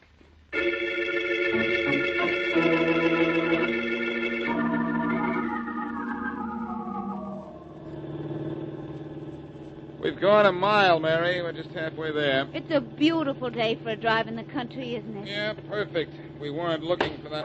Oh, darn it, it's a blowout. Blackie, look out! I'm trying to. Oh, gee whiz. We just stopped in time, didn't we? Almost went off the road. Say, that was close. That was too close. I'm shaking. I'm burning. We ran over something back there on the road. That's what blew out the tire. Come on, let's see what it was. Okay, I think I heard the noise of whatever it was. It sounded like breaking glass to me. Yeah, I think it was, too. But it must have been a small piece of glass. I didn't see anything on the road. Where was it, you think? About here? No, a little farther back, I think. About there. Where all those little white things are. Oh, yep, I see broken glass, Blackie. Yeah. Yeah. Here's what did the damage. It was a bottle, a small one, too. But the bottom stayed in one piece. That's what cut through the tires. Blackie, look. Look at these little white Huh? things on the road. You know what they are? They're pills. Pills? I don't know what kind, but they're pills, all right. Say, I'll say they are. And look what I found here. The label off the bottle. And look at the name on it. Joe Barton? Joe Barton. Well, that means he was down this road not so long ago either, or somebody else would have hit that bottle. Mary, unless I miss my guess, we're not far from Joe Barton right now. Look at the twigs on that bush by the side of the road. They're freshly broken. Part of the bush looks as if it was trampled down, Blackie. Or broken by a body being dragged through it. Oh, golly. Come on, let's have a look. I'm kind of afraid to. Well, I may be wrong. We might not find anything. Okay. Yeah. Something was dragged through here, all right. Look, that next bush is broken, too. Come on. I'll stay behind you if you don't mind. That's a good idea. Just in case. You mean in case of Joe Barton? I mean it. Uh-oh. Uh-oh. What? We found him. The case of the missing Joe Barton is closed, Mary. But the case of the murdered Joe Barton is open.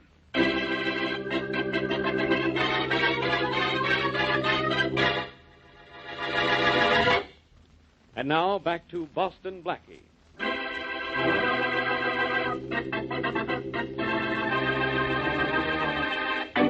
Joe Barton brings a package to a butcher shop. But in the package are stolen jewels and silverware. Shortly after this, Joe tells his fiancée, Sylvia, that he's in a jam and won't see her for a while. Then he disappears. Joe's parents come to Blackie and ask him to find their son. Stopped by a flat tire on the highway not far from the motel run by Joe's family, Blackie and Mary find Joe in a thicket off the road. He's dead. As we return to our story, Inspector Faraday of the Metropolitan Police is talking to the local chief of police.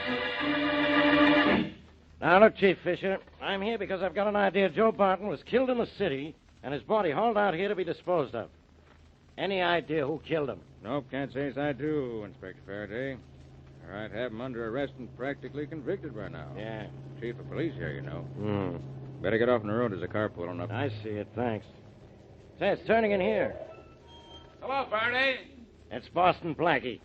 Blackie, what are you doing here? I'm not sure yet. Stay in the car, Mary. This won't take but a minute. All right. Hi, Chief Fisher. Hello, Blackie. Chief, any luck yet in finding out who killed Joe Barton? Not a bit of luck, Blackie. You stay out of this, Blackie. The chief told me you found the body. That's enough. I'll find the killer. Hey, look at this fellow coming down the road. What's he trying to do, get arrested? He's turning in this side road. He must know his way around here. Never seen his car before. He must be... Look out, he's going to hit that mud puddle. Up out of the way! A fine time to tell me. Look at me, I'm covered with mud. What's the matter, Inspector? Don't you city folks ever get mud on you? Say, did you see who was driving that car? It was Harold Walsh, a big-time operator in stolen jewelry. Huh? Are you sure? Yes, I got a good look at him, didn't you? Chief, what's down that back road? Anything particular? Only Arden's butcher shop. Wonder if Walsh would drive that fast just to get a steak. He might be just driving through town and taking this road as a shortcut. Yes, he might. But I've got a hunch he's going to that butcher shop. And that this is tied up in some way with Joe's murder. You know what they say about one man's meat being another man's poison.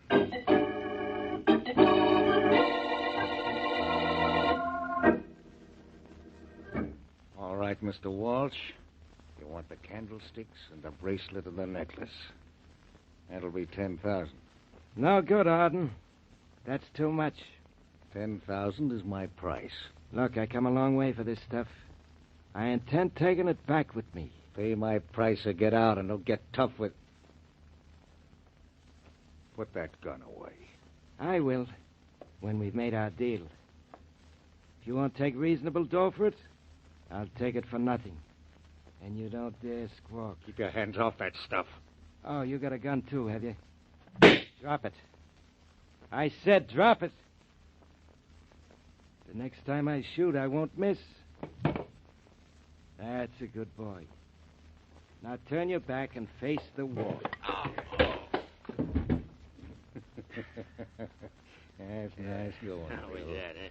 You crept up in back of him awful quiet, and you sure hit him awful hard. The guy's got a hard head on him. Think I bent this piece of pipe on it. Come on, let's pick him up and get him out. Hey.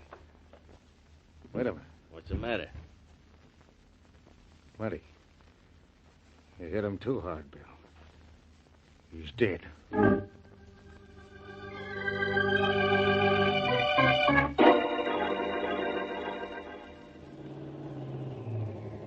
This is the Arden Butcher Shop, all right, Blackie. There's the sign says so. I see it, Mary, but look at the sign in the window there. It says the shop will be closed till 5. Oh, dear, and it's just a little after 4:30 now.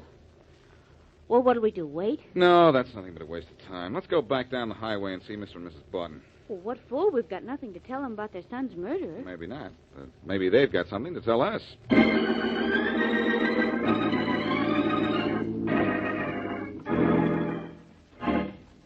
Eve, push harder, Bill. We'll have Walsh in his car over the cliff.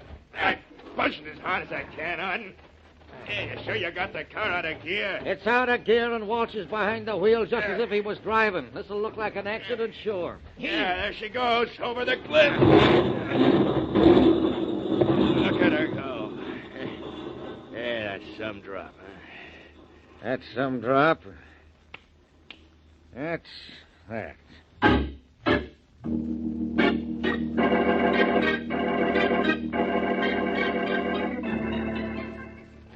Well, Blackie, you and Miss Wesley have seen all around our tourist camp. It was kept a little better when Joe was around. How'd you like it? Nice place you have here, Barton. I like those little cabins under the pine trees best of all. Oh, they're everybody's favorite, Miss Wesley. Well, come on in the house, both of you. Mother and I are having milk and biscuits. Oh, Mother. Yes? We're having company. Oh, it's Blackie. Come right in. Thank you, Mrs. Barton. Mrs. Barton, Miss Wesley, and vice versa. Hello, Mrs. Barton. It's nice to know you. Go right in the living room and make yourselves comfortable. I'll fetch you some milk in just a minute. Milk right from a farm. That's supply and demand all in one place. I'm a homemade cookie fan myself. I hope you'll like... Oh, look who's coming across the yard. It's Mr. Fisher, the chief of police. And he looks excited, too. Hello, Looking for someone, Chief Fisher? Yes, Blackie, I saw your car out front. I got something to tell you. What? That fellow Walsh in the big car that splashed mud all over Inspector Faraday. He's had an accident. Where? On the curve by the cliff. Went clean over and dropped all the way down. Happened 15 minutes ago, about 4:45. Fellow heard the crash, called me. Walsh is dead. He never got to the butcher shop then, huh? Dunno, he might have. But he went over the cliff heading in this direction, wherever he was coming from. Well, it's only a guess, Fisher. And I think Walsh was heading for that butcher shop when he passed us before, and that's where I'm headed for right now.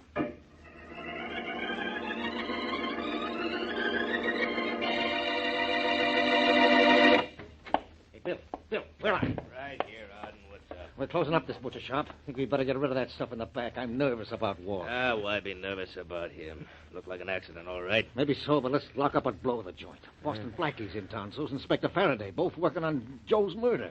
Hey, wait. I'll lock up this front door. That's it. I'll pull down the shades and let's go in back.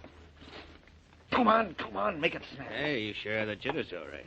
Well, I won't have as soon as we get that stuff out of the back room. Yeah, what are we going to do with it? I don't know.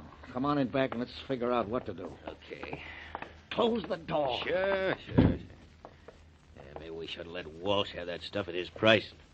Now we wouldn't do so much worrying about it right now. Maybe. Hello, boys. Huh? Who are you? Boston Blackie. You know me, don't you, Arden? Yeah. How'd you get in here?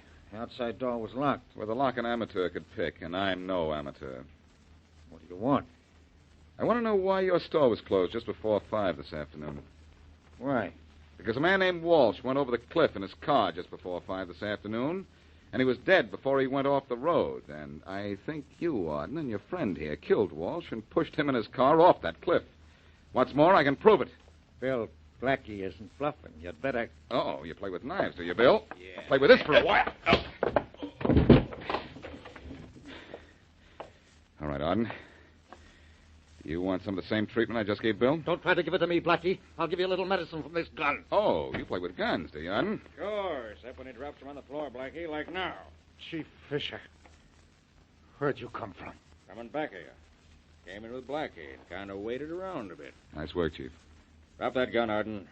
Don't make me do nothing I'd like nothing better than to do. Yeah. That's being a nice boy. I'll take care of these two now, Blackie. I heard enough to prove to me they're the killers we want. Good.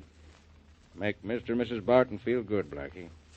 Run up and tell them that we've caught their son's killer.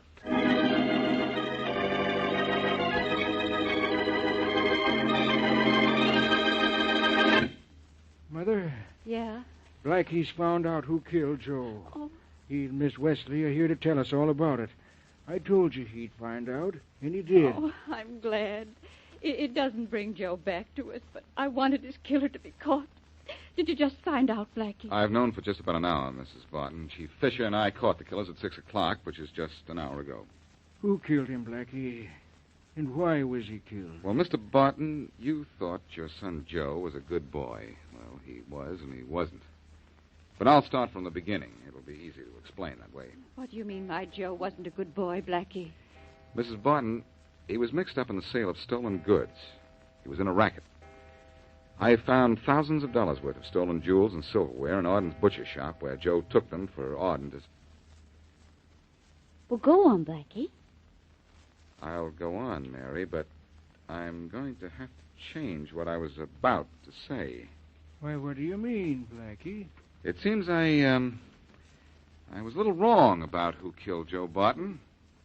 I thought it was Auden and his friend Bill, but I don't anymore. Then you don't know who killed my boy. I didn't say that, Mrs. Barton. I do know. You and your husband killed your son. That's no way to joke, Blackie. I'm not building any laughs, Mr. Barton. I'm building a murder case against you, and I guarantee I can make it stick. Mother?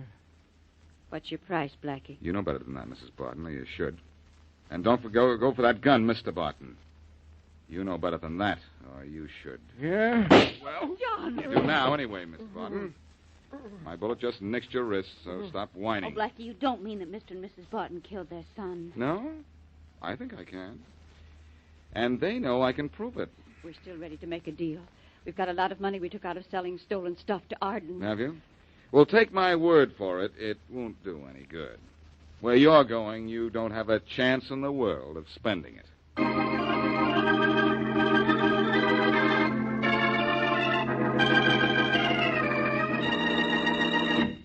Blackie, it's question time.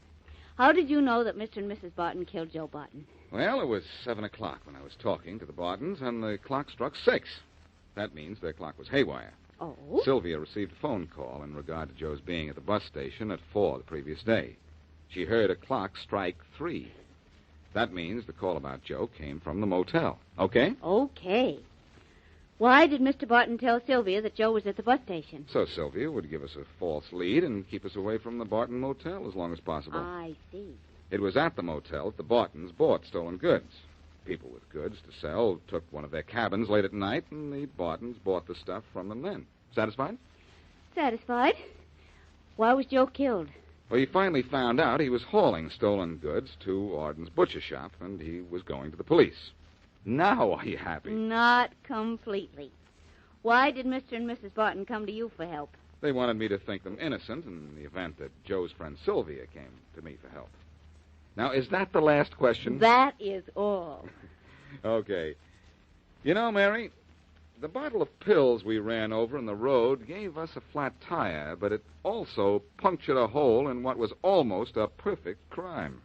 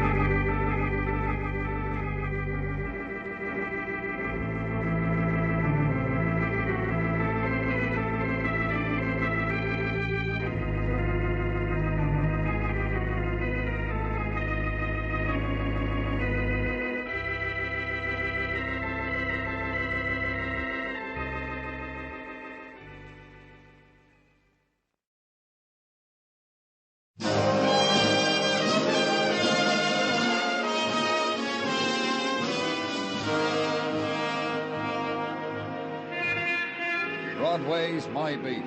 From Times Square to Columbus Circle, the gaudiest, the most violent, the lonesomest mile in the world.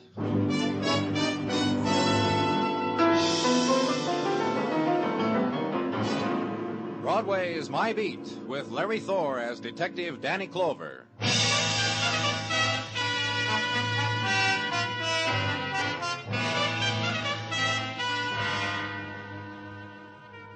When it's September and the summer sighs away, Broadway is festooned with the colors of fall. The pastels of the cotton dresses mix sadly with the brown and gray of the flannel. And here and there, Broadway's shapely foliage turns to plaid. It's the time of the quickened step, and the crumpled travel folder, and coney-dyed beaver. And the September song is a deep-throated sound, the mob voice, the hay fever, and the oysters being torn from the half-shell. Another season, kid. One more 3 months band to get where you're going.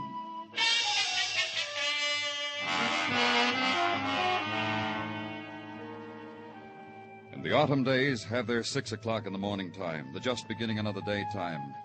It was a street where Broadway turns a corner into the 40s, where I was, and Detective Muggavan, and a woman. She's in here, Danny. This car. Right there on the floor in front. Who is she? Well, I don't know. No identification, no handbag. Just this. Car registered to Edward Bishop, 1110 160th. Uh-huh. Slip was in the glove compartment. Who found her? Officer Kaplan. Tagged it late last night for traffic violation parking. 5 o'clock when he was going off duty, he noticed the car still wasn't moved. Opened it, looked. Found her under that blanket. I'd say she was about 27, huh? Shot once in the back. From up close. Yeah, death probably instantaneous. Here they are, Danny. In the front of the car, Doc.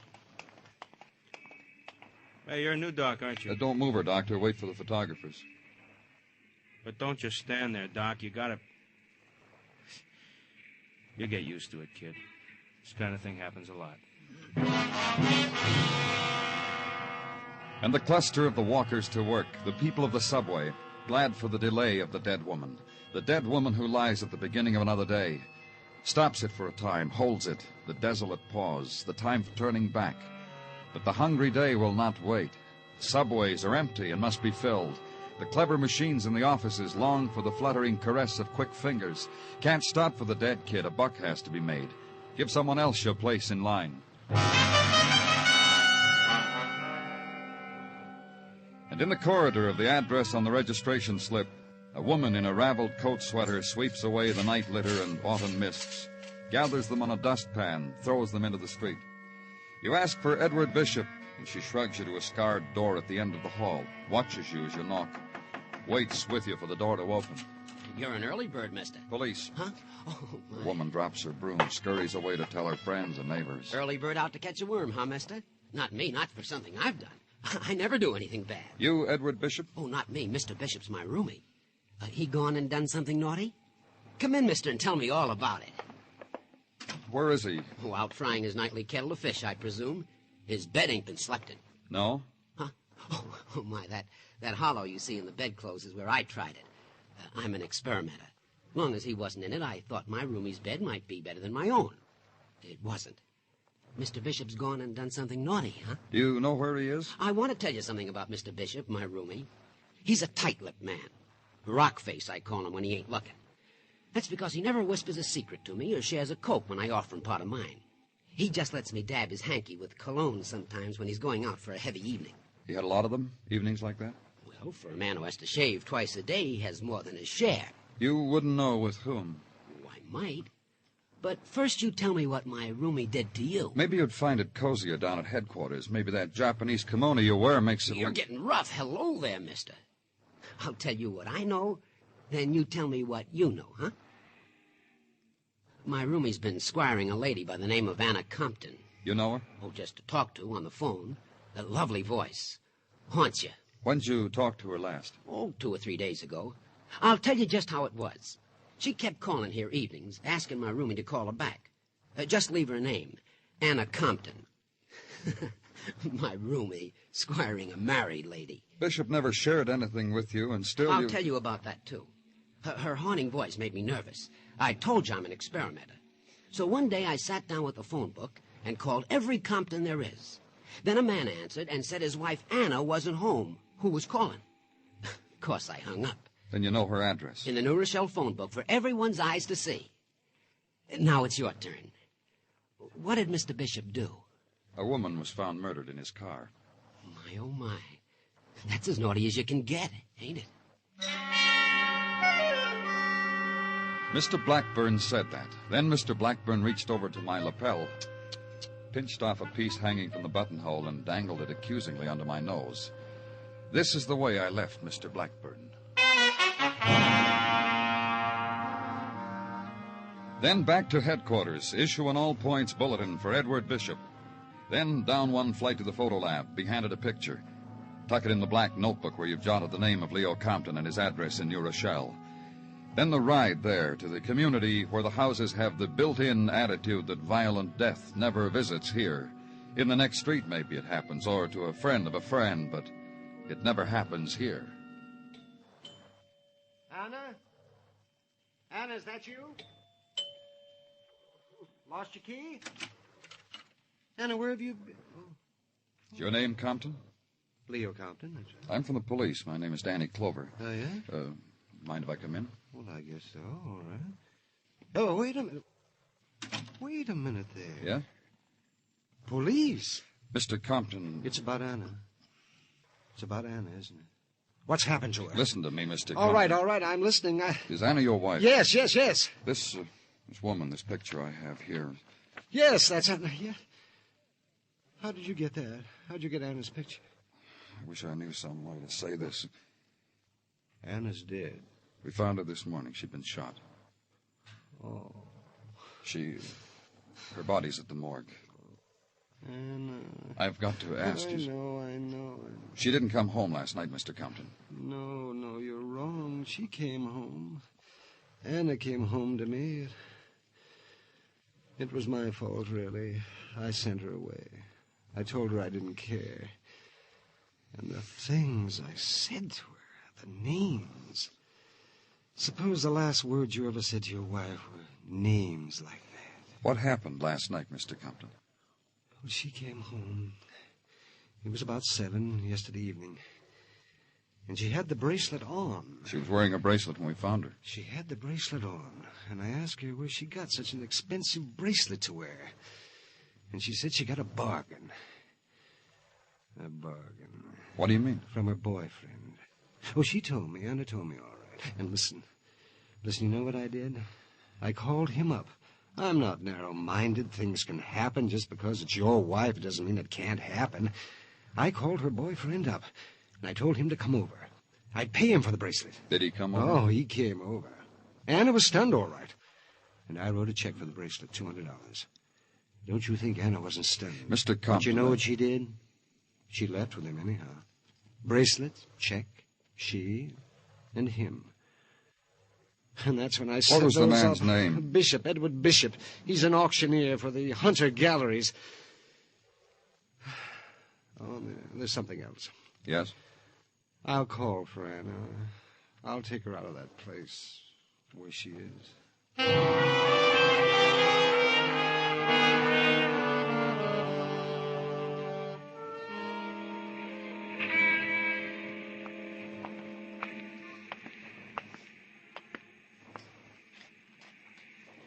Come in off the Avenue of the Americas, mister. Behind these dirty shop windows, there are bargains. Edward Bishop worked here? He did, till he killed himself a woman, ran up a parking ticket. You know all that for sure. I know Eddie. He works for me. The pitchman to end all pitchmen. The spiel that kills, that's Eddie Bishop. He talk you into buying something you don't like, mister? You said he killed her. Why? You're a cop, aren't you? Come inside. I'll brew you something warm. It gets cold for everybody on the avenue. No, leave the door open.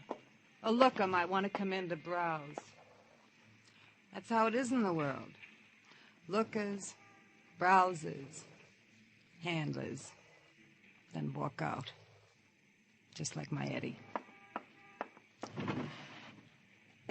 You want a sip of the warm brew? Why did you say he killed her? It's in Eddie to do a thing like that. It's what's about him that fascinates a girl. That and the clever way he handles an auctioneer's hammer. I could show you a 3-time bruise. 3 times in your soul on a man like Eddie. You read in the papers a woman is found dead in Bishop's car, and that makes you know he's a murderer. That and the way he spoke my name sometimes after we closed up the shop. Zoe, he'd say to me.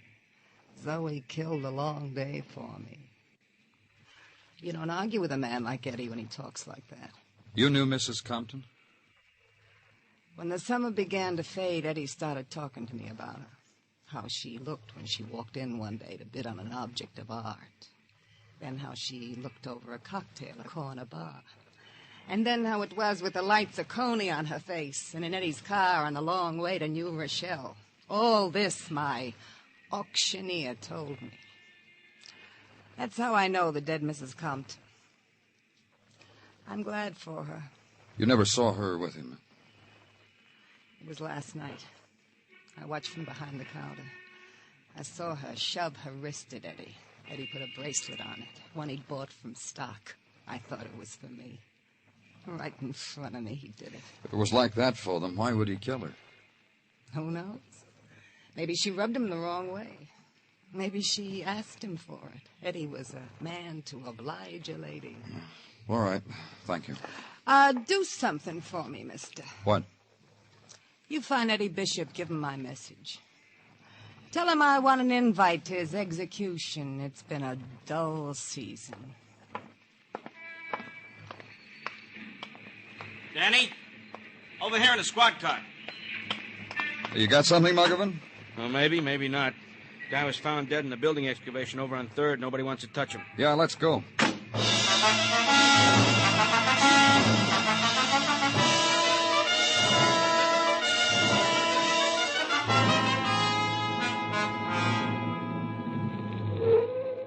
Drive down the ramp, Muggavan. Yeah. Well, this sidewalk superintendent's really got something to stare at now.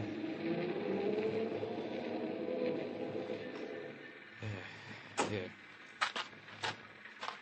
Hey, what happened, mister? Him and a scoop happened. Half hour ago, I decided to scratch this ground. First scoop full of shovel come up with was him. Hey, let's get it down, huh? Sure.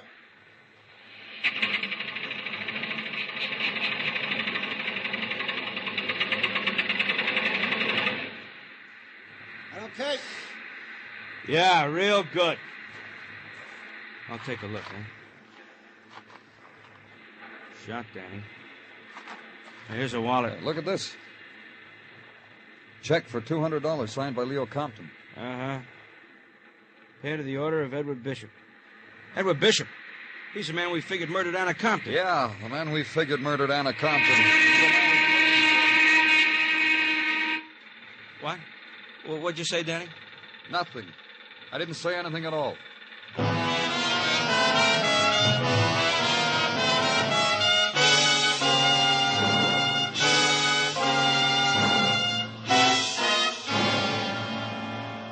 You are listening to Broadway's My Beat, written by Morton Fine and David Friedkin, and starring Larry Thor as Detective Danny Clover.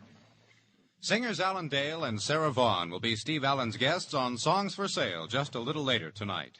Once again, Steve will be playing host to 4 amateur songwriters and their unpublished songs, one of which will be chosen for nationwide hearing. For merriment and melody, here's Songs for Sale later tonight on most of these same CBS radio stations.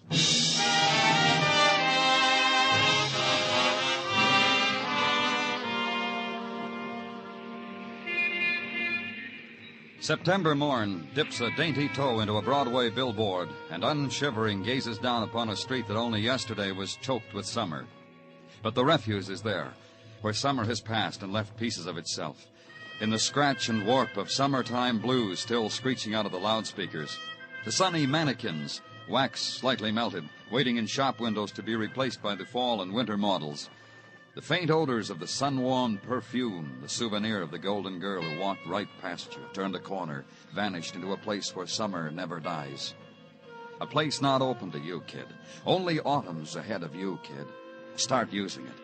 It's already given you 2 murders. A woman in the front seat of a car, a man scooped out of the earth on the teeth of a steam shovel. What more can you ask? September's showering her gifts on you, kid. Take them. They're all yours.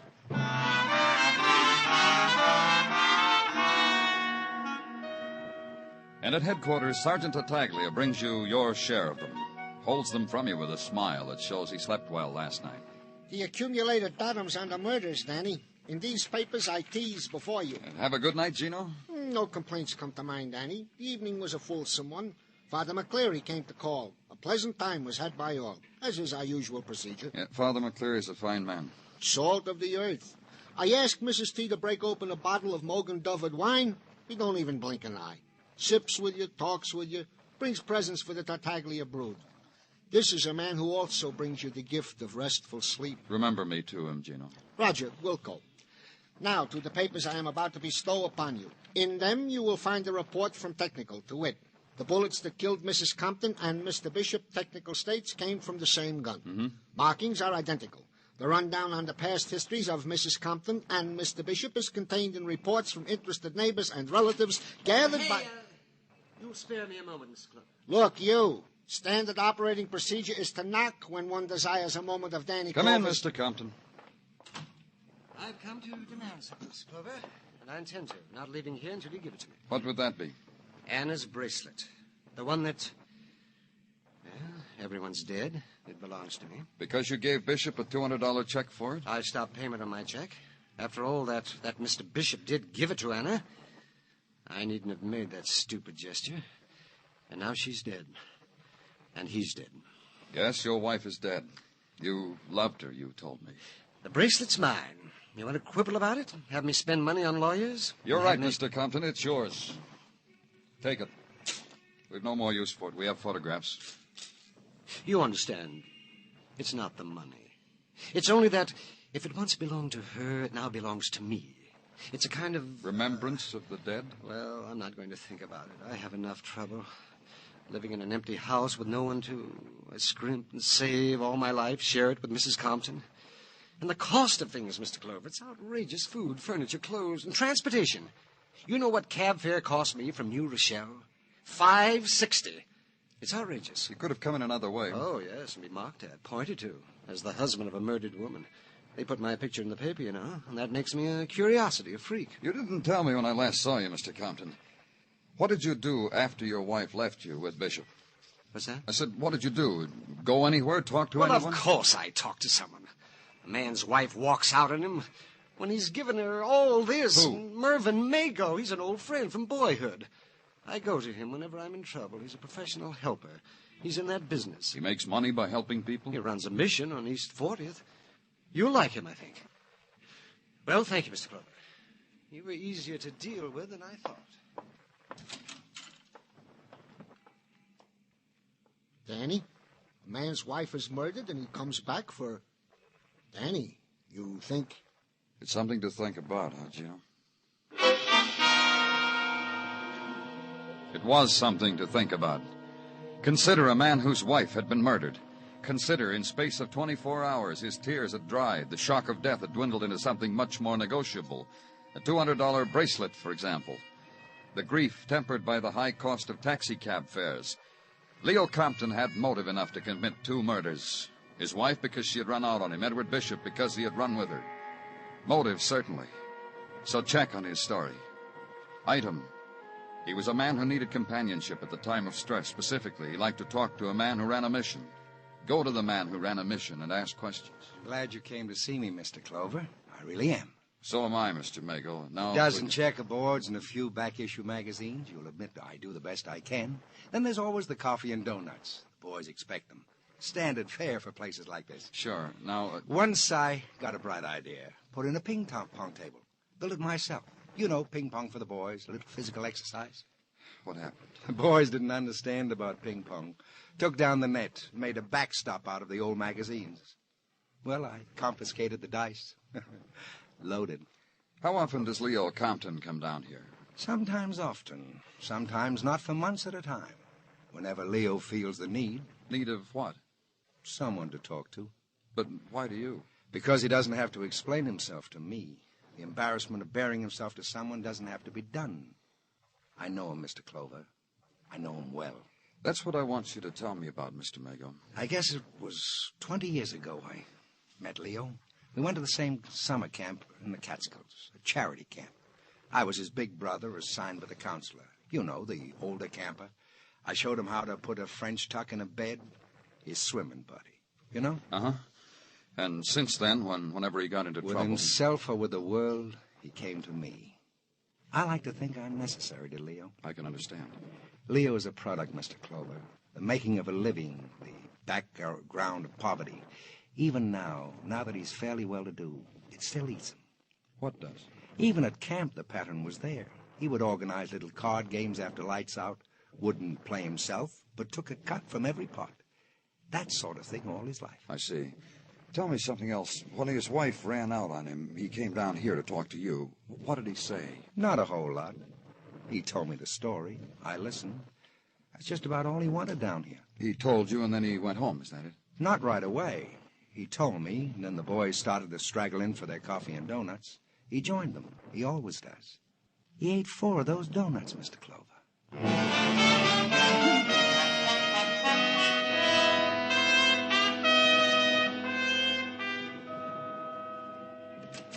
See you for a minute, Danny? Oh, sure, Muggavan. What is it? I want you to talk to a man. Come on, Mr. Scott. This is Mr. Scott, Danny. Mr. Scott, Lieutenant Clover. I do. Well, sit down, Mr. Scott. Sure, right there will be fine. Go ahead, Mr. Scott. Give the lieutenant the bracelet. Thank you. I thought it was the right thing to do, Lieutenant Clover. I saw the man's picture in the paper mixed up in a murder, and then that he should all of a sudden the come to me. Mrs. Compton come up was to me wearing. of all Yeah, people, I know. and out of the side of his mouth offered to Where did sell you me- get this bracelet, Mr. Scott? I told you, didn't I? Oh, I'm sorry. Would you mind telling me again? Go ahead, Mr. Scott. Please do. Well, here I was walking toward the subway entrance on 59th Street, and he come up to me. Who did? The man whose picture was in the paper about his wife's being slain, that's who. Means Leo Compton. I mean Leo Compton. He plucked my sleeve. He offered to sell me this bracelet. He said he was making deliveries for a jewelry concern, and the bracelet was left over, and nobody seemed to know where it come from. Uh-huh. How much did you pay for it, Mr. Scott? Ridiculous price. He asked $5.60 for it, and that's what I give him. You might as well know, too, that he kept turning his face from me, but I certainly recognized him. That's why I've come here. Muggavan, write Mr. Scott a voucher for $5.60, and thank you very much, Mr. Scott.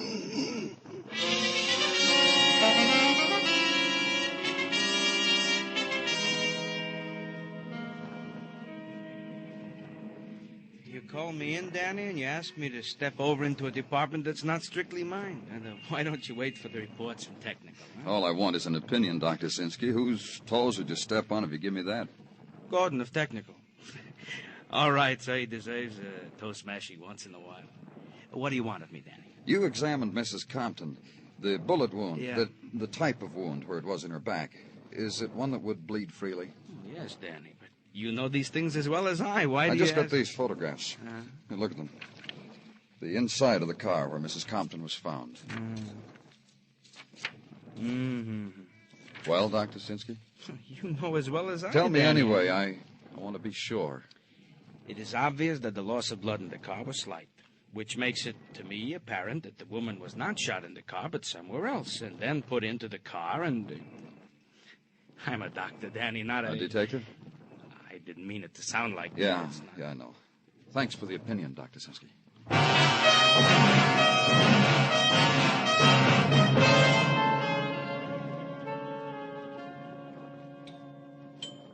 It's all around in the backyard. Go through the gate.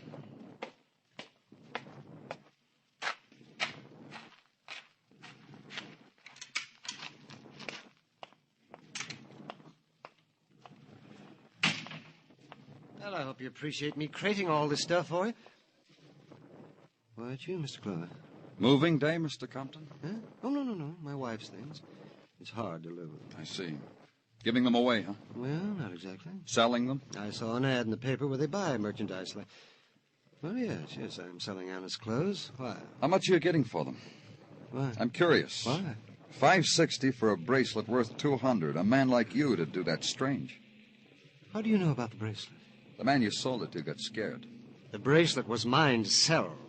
Why should he get scared? That's not the point, Mr. Compton. The point is why you should sell such a valuable bracelet for so little. You could have gotten more. I got what I wanted. Yeah, I guess you did. You broke even. Bishop gave your wife the bracelet, so legally it's yours. But you'd paid him for it. I told you that. You gave him the check so we'd find it on him. So your story of what happened the night of your wife's death would hold up. What's that? But with Bishop dead, and the bracelet legally yours anyhow, why should you be liable for the check? His estate would have the check cashed. Well, that's right, I did. I gave him a check for it. Stop payment on it, too. That's right. Why should I spend money I don't have to? Sure. You see what I mean, don't you? Sure. You know, you're a funny man, Mr. Compton. Well, I guess people say that about me. I don't care. You're so careful with money, and you're an honest man. But you couldn't stand having that bracelet around. It was a symbol of what your wife did to you. So you sold it for the cost of your cab fare, even all round. That's how much you know. I lost plenty. I lost my wife. You're a funny man. I told you my wife had a boyfriend, and I was ready to forgive her. She walked out on me anyhow. Oh, she would have come back. Don't you worry about it. You'd already killed her when you called Bishop. I told you that. Yeah, I know. I told you how it was. I said that. Then when Bishop arrived, you killed him, too. Wrote out a check and stuck it in his pocket. Put your wife and Bishop in Bishop's car as if she left with him. She did, I told... Oh, you didn't listen at all. I could call technical. They'd find blood in your house, no matter how hard you scrubbed. You don't understand anything. I worked hard all my life. I put my own price on things. My wife belonged to me. She was mine. And nobody gets her. Not for a $200 bracelet, they don't. What do you think I am, anyhow? Let's go, For Mr. a bracelet? What good is that? What did she need that for? As if it were something. I'm a hard worker. Things I own didn't come easy. What's going to happen to them now?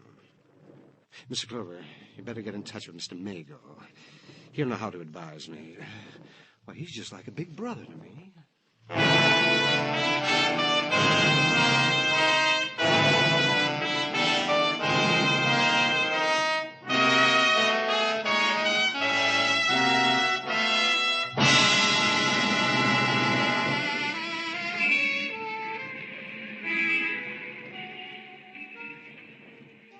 It's the journey to the end of all the other streets in the world, this Broadway.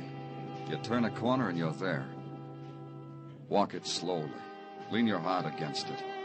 Shop for the kicks, the bargains, the heartbreak, until it all explodes in your face. It's Broadway, the gaudiest, the most violent, the lonesomest mile in the world. Broadway, my beat.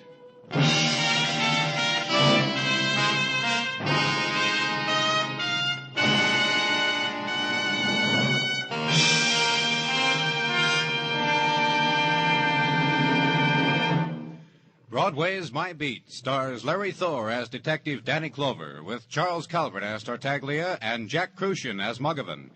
The program was produced and directed by Elliott Lewis, with musical score composed and conducted by Alexander Courage.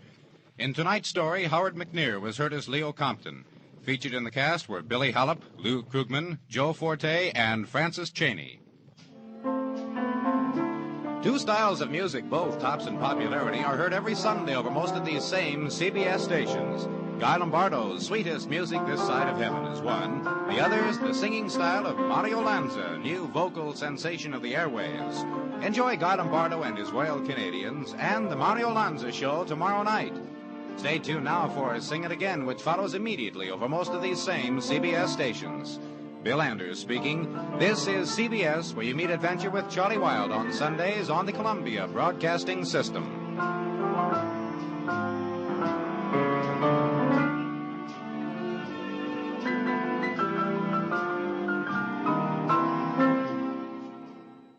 Good evening, Doctor. Good evening, Mr. Bartell. Draw up your usual chair. Thank you.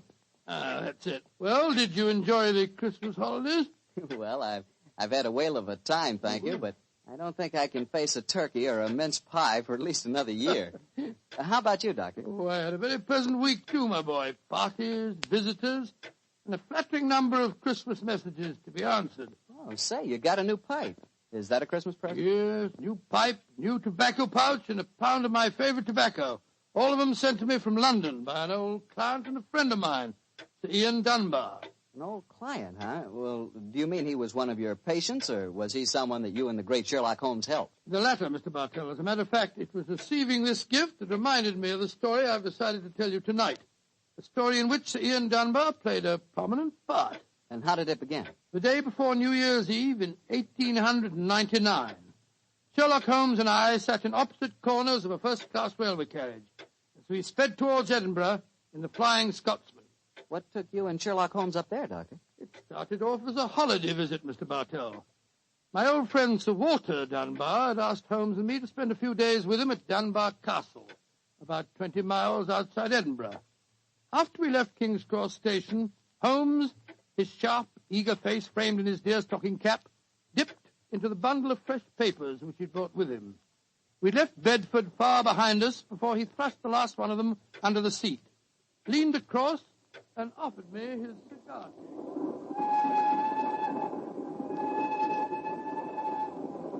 Care for a cigar, Watson? No, thanks, awful. I'll stick to my pipe. Flying Scotsman's living up to its name. We're going splendidly.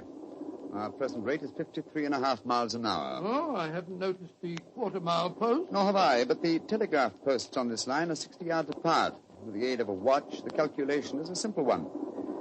Watson, my dear fellow, we have several hours ahead of us. Tell me more about Sir Walter Dunbar. I have a feeling that he is in some kind of trouble, but you haven't wanted to talk about it. Well, it's not exactly trouble, Holmes, but there's a strange problem that confronts the Dunbars. A problem that'll be settled at midnight tomorrow. Oh, indeed. Night of New Year's Eve, eh? Yes, exactly. But to really appreciate the story, I have to begin by telling you of the death of old Sir Thomas Dunbar. The father of the present baronet, I suppose. Yes, he was severely wounded at Waterloo, though he managed to last out long enough to get back to Dunbar Castle. The story goes that as he lay there on his deathbed, he told his wife of his plans for their unborn child. Dinna grieve, lass. I'll fetch the baronetcy home from Waterloo. What if I fetch the mortal wound as well? Oh, hush, lass. I'm not afraid to die. All that niggles me is that I shall ne'er see the child you bear. Is Sir Walter Scott no coming yet? Can he visit the deathbed of his old friend? Who's there? Is that you, Sandy Murdoch? Aye, Thomas. It's me. Aye. I'm leaving an unborn son behind me when I die. Now, I don't trust women or children or banks for that matter. Put the best part of my wealth and gold in the big iron box you'll find under the bed. The money's there. Aye, and something else for a rainy day. You're to keep that box in trust for me, Sandy. You can turn it over to my boy on the New Year's Eve before his 21st birthday. And he'll be a man and wise enough to know how to use it. You understand, Sandy? Aye, Thomas. But supposing your bairn's a girl. A girl? I tell you, it'll be a boy. And we'll name him Walter after my good friend, Sir Walter Scott.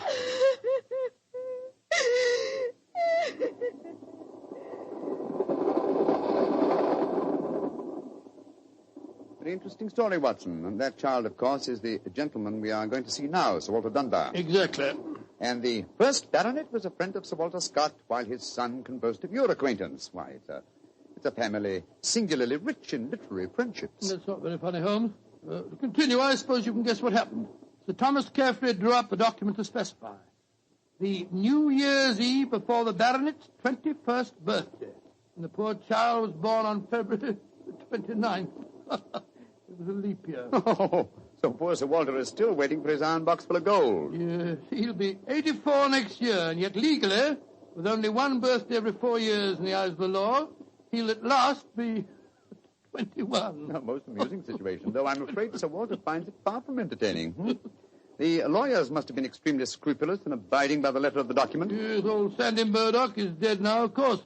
But he, too, is a great-grandson, William Murdoch, who still handles the Dunbar estate. He'll be at the castle tonight to formally hand over the iron box. I'm delighted you accepted the holiday invitation of Sir Walter. My dear fellow, I've needed a rest, but I've always loathed too strict a one. This situation may pose a nice little problem for me. Problem? Yes, I'm reasonably certain that the aged Sir Walter Dunbar will not get his iron box full of gold on this New Year's Eve either. But we shall see, old fellow. We shall see.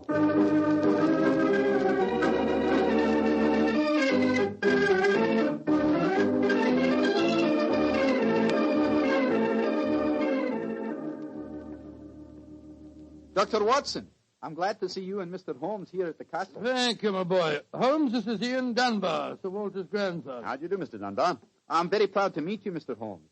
I've heard a lot about you. Grandfather will be down in a few moments. Let's go into the library, shall we? Well, I imagine Sir Walter's quite excited about tonight's ceremony, isn't he? Wouldn't you be? If you'd waited 63 years too long for an inheritance. Thank the Lord I had the foresight to be born on the prosaic date of August the 21st. In the event of your grandfather's death, you will be the next baronet, I take it. Yes, Mr. Holmes. You see, my father was killed 2 months ago at Mafeking. Yes, I read about it in the papers, my boy. I'm very sorry. Thank you, Doctor. The opening of the box isn't going to be the only ceremony at midnight. Dorothy and I are announcing our engagement. Dorothy? Dorothy Small. She and her father are staying here, too. My congratulations. Yes, indeed, Ian. Indeed, mine, too. Thank you. It's been quite a battle with her father, though. He's a businessman and isn't impressed with titles when they aren't accompanied by a suitable income. But when we told him about the inheritance, he relented and gave his consent. Here's Dorothy now. Dorothy, darling, I want you to meet 2 friends of mine, Mr. Sherlock Holmes and Dr. Watson. How do you do? How do you do, Miss Small? How are you, my dear? From what this young man's been telling us, I gather that congratulations are in order. Thank you. I finally persuaded Father that Ian would make a worthy son-in-law. For a while, I was afraid we'd have to elope to Gretna Green, live in a cottage on bread and cheese and law, but brave the parental wrath, just as they do in the storybooks. Oh, Sir Walter, there you are. Watson, my dear boy. How are you? And this must be your friend Sherlock Holmes. How do you do, Sir Walter? Very well for a young nipper who'll be 21 at midnight. Gentlemen, may I introduce Mr. Herbert Small? How do you do, sir? I believe that we have to congratulate you on the engagement of your daughter. That was supposed to remain a secret until midnight. The Dunbar box was finally opened. Don't be grouchy, Herbert. The children are in love, and I'm going to settle money on Ian. And it's New Year's Eve. Let's enter into the spirit of the occasion. Bring out the glasses, Ian. I've had some bottles of my special pride put out. It's the finest port in Scotland. The cream of Dunbar. My father laid the first bottle down the year before I was born. And a drink of the brew will surely warm the cockles of your heart. My mouth's watering already, Sir Walter. When is this lawyer fellow, young Murdoch, getting here? Oh, any moment, Herbert. As soon as he arrives, we'll have dinner, and then we'll be ready for the evening ceremonies. He's bringing the famous iron box with him, Sir Walter? If he doesn't, they won't get any dinner, Holmes. Ian, pass the glasses around, my boy. There you are, Murdoch. Good evening, Sir Walter. Oh, you've got the box with you, I see. Now the party's complete. Oh, let me introduce you. Miss Small, her father, Mr. Small, my grandson, Ian, you know. Mr. Sherlock Holmes, Dr. Watson. How do you do, sir? I'm sorry I'm late, Sir Walter. My train was delayed. Oh, that's all right, Murdoch. You're here, and you brought the box. That's all that matters. Ian, give our young lawyer a drink. Here, I'll help you pour it. I must say that this is rather exciting, Holmes. The famous iron box with its inheritance of gold. Yes, and from the size of the box, at a rough guess, I should estimate its cubic content in gold at around 5,000 pounds. Not a vast sum, perhaps, to a businessman like Mr. Small, but a windfall to an impecunious Scottish baronet. Yes, I suppose it is. A strong young man, Mr. Murdoch. How do you mean strong, Holmes? A box that size, full of golden sovereigns, would weigh a considerable amount. And yet the lawyer carried it single-handed. Now that we're all assembled, I'm going to propose a toast. Though it's still some hours off yet, let's drink to the new year. It means a lot to some of us. To 1900. 1900. We should toast more than just 1900, Sir Walter. We should drink to the new century that's about to begin. Good idea, Dorothy. Oh, I'm afraid that wouldn't be quite appropriate, Miss Small. To be accurate, the 20th century won't begin until January the 1st, 1901, and not 1900. Of course. That's it. Dorothy, I'm afraid your wedding can't take place for some time yet. Father, what are you talking about? I read an article in The Guardian the other day that said just the same thing as you, Dr. Watson. And what's more, it said something even more important. It said that 1900 is not a leap year. Oh, rubbish. Leap year comes every 4 years. There was one in 1896, then obviously 1900 is one. I think Mr. Small may be right. What do you say, Mr. Holmes? Do you know? Well, I hope no one would bring up this point, but it's the little problem I referred to on the train, my dear Watson. Yes, I remember. Holmes, for heaven's sake, answer. Is 1900 a leap year or no? I'm afraid it's not, Sir Walter. No? Because of a slight imbalance that would otherwise be produced in the calendar. Of the even century years, only those divisible by 400 are leap years. In other words, 1600 was a leap year, the year 2000 will be a leap year, but 1800 and 1900 are not leap years. Then you have no birthday next year, Sir Walter, and I'm afraid I can't open the box tonight. And the Dunbars won't get their inheritance. And you, my dear, don't marry for a few more years. I won't allow you to marry a pauper. Mr. Holmes, are you sure of your facts? I'm very much afraid that I am, young man. Oh, this is terrible. I cannot stand any more. No, don't take it too bad, Mr. Walter. Here, sir. Here, drink this. There. That's it. After all, you only have to wait another 4 years. Another 4 years? At my age, young man, at my age. Oh, no. I shall never live that long. Hey, what is it, Angus? Dinner is prepared, Sir Walter. You can serve it as soon as you're ready, sir.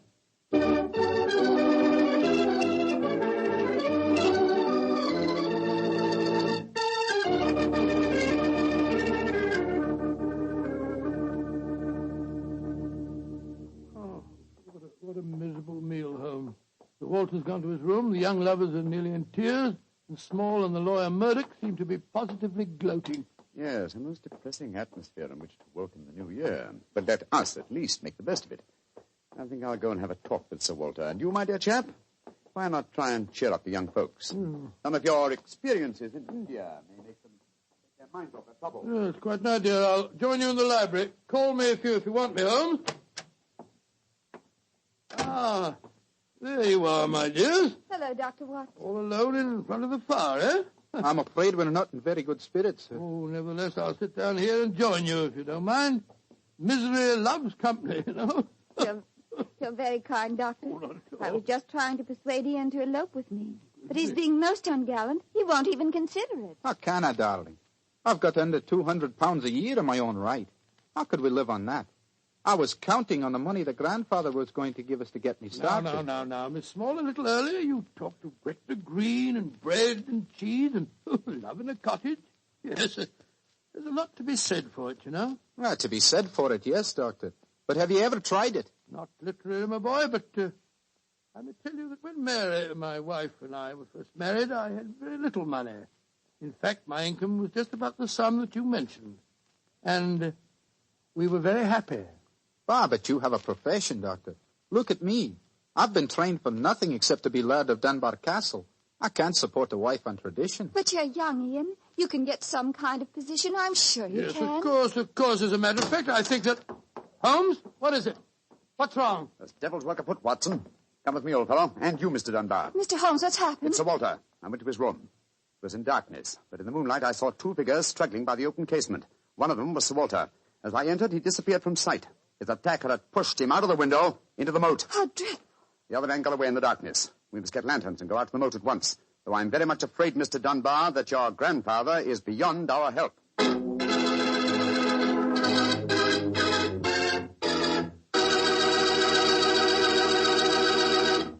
Dr. Watson will be back in just a second, so I'd just like to remind you that if you want to serve a wine over the holidays that you're sure the ladies will enjoy, serve Petri California Muscatel. Petri Muscatel is a golden wine with a wonderful flavor. The flavor of big, plump Muscat grapes. And you know what a flavor that is. I'm sure you'll find that Petri Muscatel is the favorite wine of all women, just as Petri Port is the favorite wine with men. And incidentally, if you're not sure which to get, Petri Muscatel or Petri Port, don't buy one, buy two. Get them both, and you'll be sure to please everyone. Now, to get back to our story, someone had pushed poor old Sir Walter out of his bedroom window and into the moat below. Isn't that right, Dr. Watson? Yes, Mr. Bartell. Of course, we grabbed lanterns as fast as we could and rushed outside, but it was a hopeless task.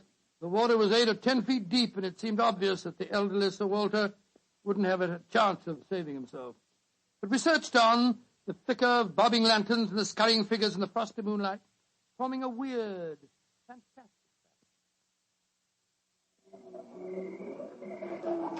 Angus! Bring a lantern over here. Aye, sir. Can you see anything, Holmes? Not a thing. I don't see why your friend doesn't call the police, Dr. Watson. He's accomplishing He nothing. thought there might be a chance of finding the old man alive, Mr. Small. He wants to avoid a scandal, if possible, for your sake, sir, as well as the Dunbars. The scandal can't touch me or Dorothy over this. Her engagement was never announced. Thank heaven. That's a great pity, sir. I should think some new blood in your family would be a great improvement. You're being confoundedly impertinent, Doctor. And you'll be confoundedly heartless, sir. Well, Holmes, have you given up hope? I'm afraid we'll never find him without dragnets and grappling hooks. Have to call the police. What time is it? Sir Ian, you know the time? What did you call me, Mr. Holmes? Sir Ian. By Jove, yes. It does seem a bit premature, Holmes, but of course you're right. If your poor grandfather's dead, Mr. Dunbar, you're the baronet now. And the time, Sir Ian? It's 11:45, Mr. Holmes. A quarter of an hour to the new year. Sir Ian, doesn't that fact suggest something to you? Yes, it does. So I'm the new baronet, am I? Very well, then. There'll be no more talk of the police for 15 minutes. I want all of you to come back to the castle with me. As the last chime of midnight rings out, I shall have a statement to make. A statement that I want you all to hear.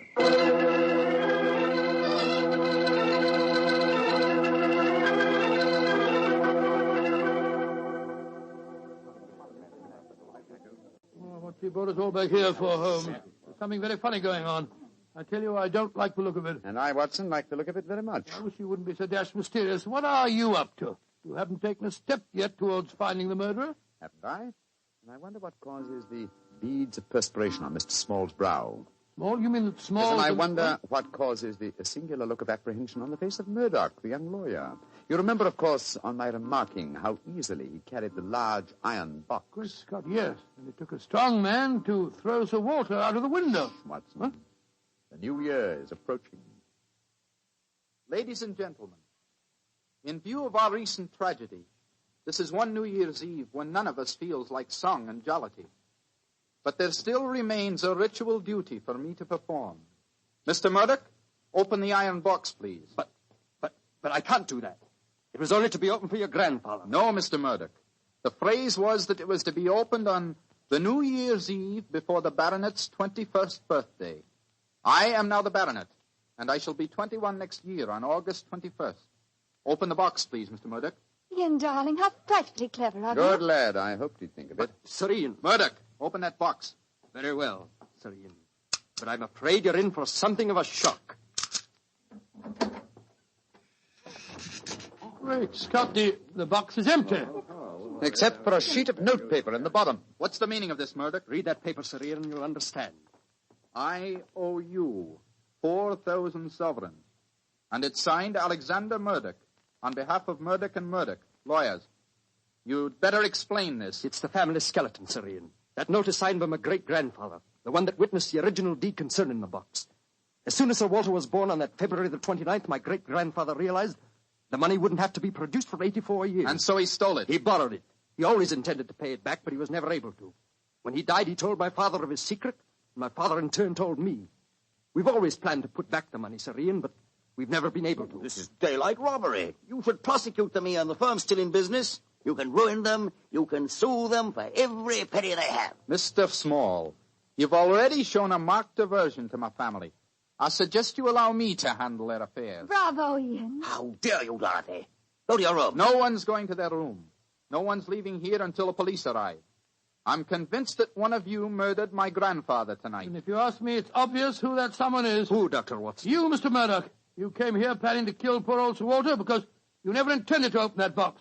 You thought that your secret would die with him. That's a lie. I was going to tell him everything and then ask for time to pay the money. I didn't kill him. Of course he didn't. There's your murderer. You yourself, Ian. Father, what are you saying? I'm saying that Ian's the murderer. He saw that the box wasn't going to be opened for another 4 years. He realized out the money couldn't marry Dorothy, so he killed his grandfather and then ordered the box opened. You're trying to cover yourself.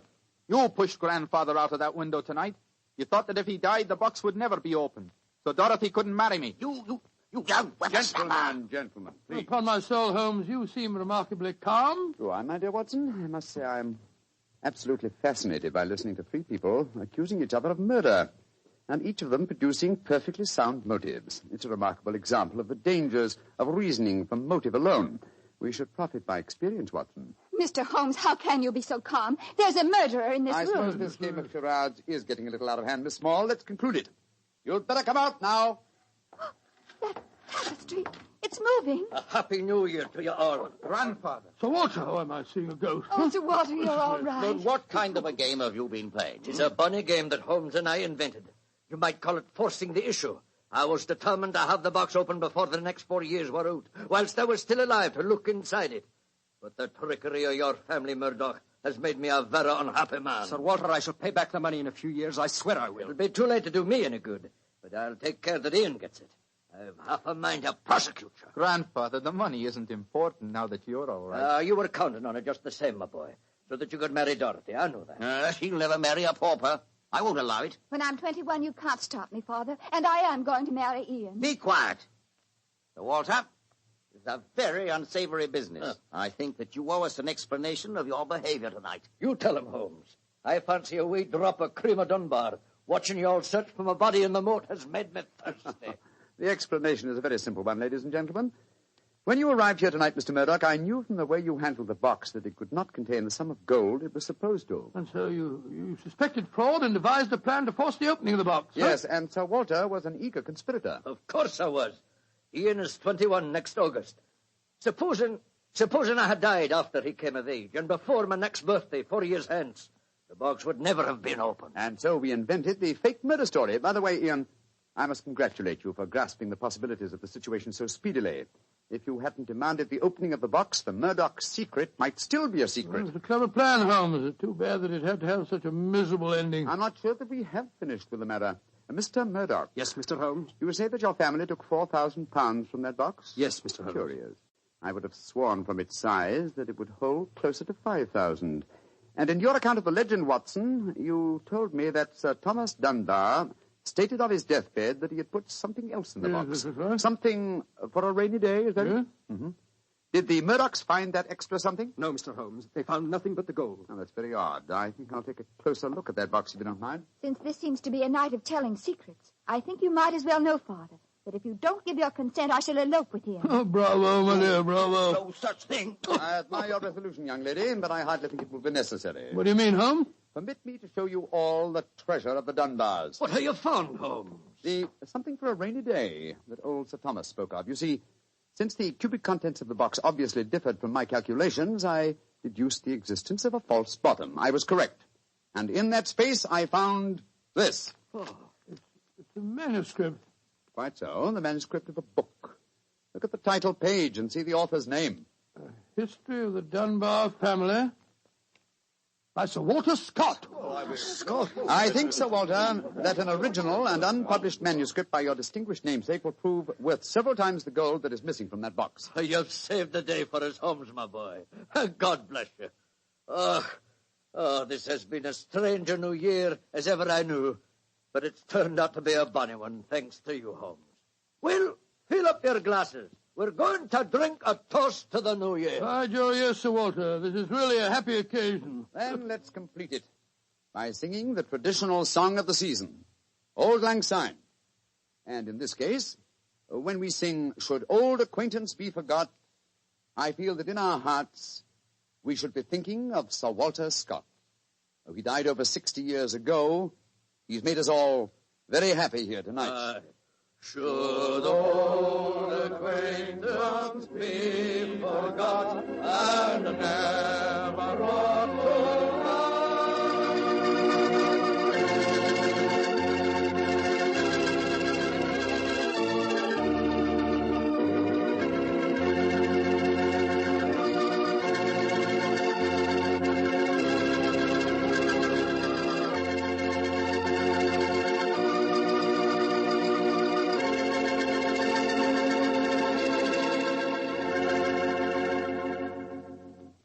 Doctor, that turned out to be a very happy new year for all concerned. Yes, that's one new year that I'll never forget.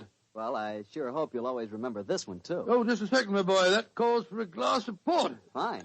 Well, to a happy new year, my boy, for you and for our many friends listening in. And to you, Doctor. Oh, thanks, boy. That's good. Doctor, this has indeed been a pleasant association for me. Oh, I'm glad to hear. You're the best storyteller I've ever known, and the Petrie family makes the best wine I've ever tasted. I hope that, just as they've been making wine for generations in the past, the Petrie family will continue to make fine wine in the future. And Mr. Bartell, I know that you'll always be here to tell us just how good that Petrie wine is. Well, I hope so, Doctor. And I hope you'll always be right here beside me to tell another swell story about I Mr. hope Holmes. so too, my boy. Oh, and incidentally, Doctor, what new adventure are you planning to tell us next week? Next week, Mr. Bartell, I'm going to tell you a weird story.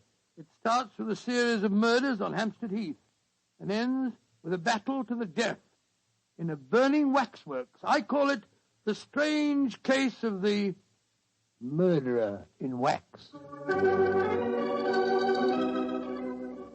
Tonight's Sherlock Holmes adventure was written by Dennis Green and Anthony Boucher and was suggested by an incident in the Sir Arthur Conan Doyle story, The Silver Blaze. Music is by Dean Fossler. Mr. Rathbone appears through the courtesy of Metro-Goldwyn-Mayer, and Mr. Bruce through the courtesy of Universal Pictures, where they are now starring in the Sherlock Holmes series.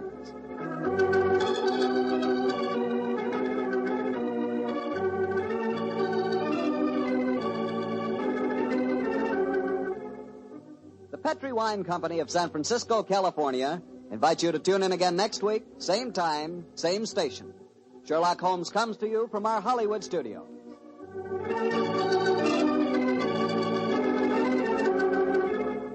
This is Harry Bartell saying good night for the Petrie family. For a solid hour of exciting mystery dramas, listen every Monday on most of these same stations at 8 o'clock to Michael Shayne, followed immediately by Sherlock Holmes. This is the Mutual Broadcasting System. I would like to thank Phyllis White for taking the time to tell us about her husband, Anthony Boucher, and also about Dennis Green, and those wonderful times, not so long ago, when Holmes and Watson were played by Rathbone and Bruce. The 2 episodes you have just heard are part of the new adventures of Sherlock Holmes, starring Basil Rathbone and Nigel Bruce, and are a 1988 copyrighted production of 221A Baker Street Associates. The Sherlock Holmes stories and the characters of Sherlock Holmes and Dr. John H. Watson were created by Sir Arthur Conan Doyle and are used with the kind permission of Dame Jean Conan Doyle. This is Ben Wright. Won't you join me again sometime soon for 2 more new adventures of Sherlock Holmes? Thank you for listening.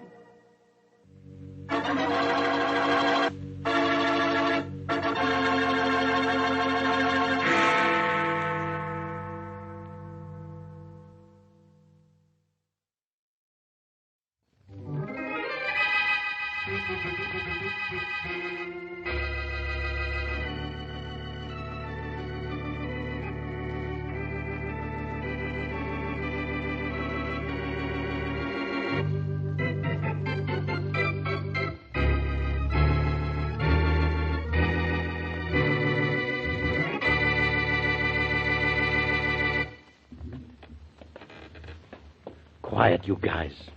You want to send him a telegram that we're coming after him? Yeah, sorry, Inspector Faraday. The stairs creaked. Yeah, your brain would be creaking if you had one. Those 2 mugs we're after are killers. Yeah, I know that, Inspector. I don't think they hurt us. I don't think so either. Well, there'd be lead pouring down on us by now. Okay, here's the landing. And that's the door. Get to work on it with your passkey. And don't make any noise. Yeah, all right, Inspector. They're probably asleep anyhow, though. It's 3 a.m., and we know they went upstairs about midnight. Never mind what they are. Just get that door open. You sure you've got the right key? Yes. It'll work, Inspector Faraday. I tried it this afternoon while Dawson and Murdoch were out. Yeah, this is the one, all right. Okay, men. Not a sound now. Right. This is it. As soon as the door is open, make a beeline for that bed. Remember, the 2 men in it will shoot if they get a chance. See that they don't get the chance. Go to Exmouth. Right. There. The lock turned, Inspector. I'll open the door.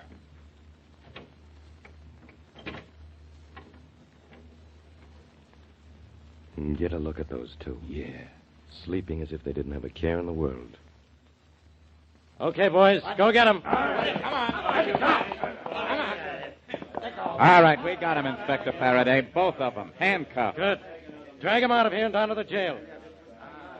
Well, Dawson, finally got you, huh? So what? This town isn't very healthy for killers, as you're going to find out very soon. Think you got me, don't you, Faraday? A disinterested observer might say that, Dawson. You and your pal Murdoch are as good as in the chair right now. That's what you think, Flatfoot. Remember what I'm telling you.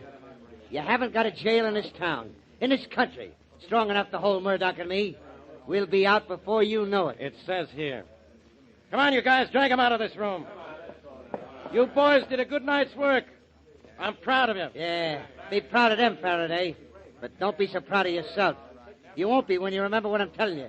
There isn't a jail in this town strong enough to hold Murdoch and me.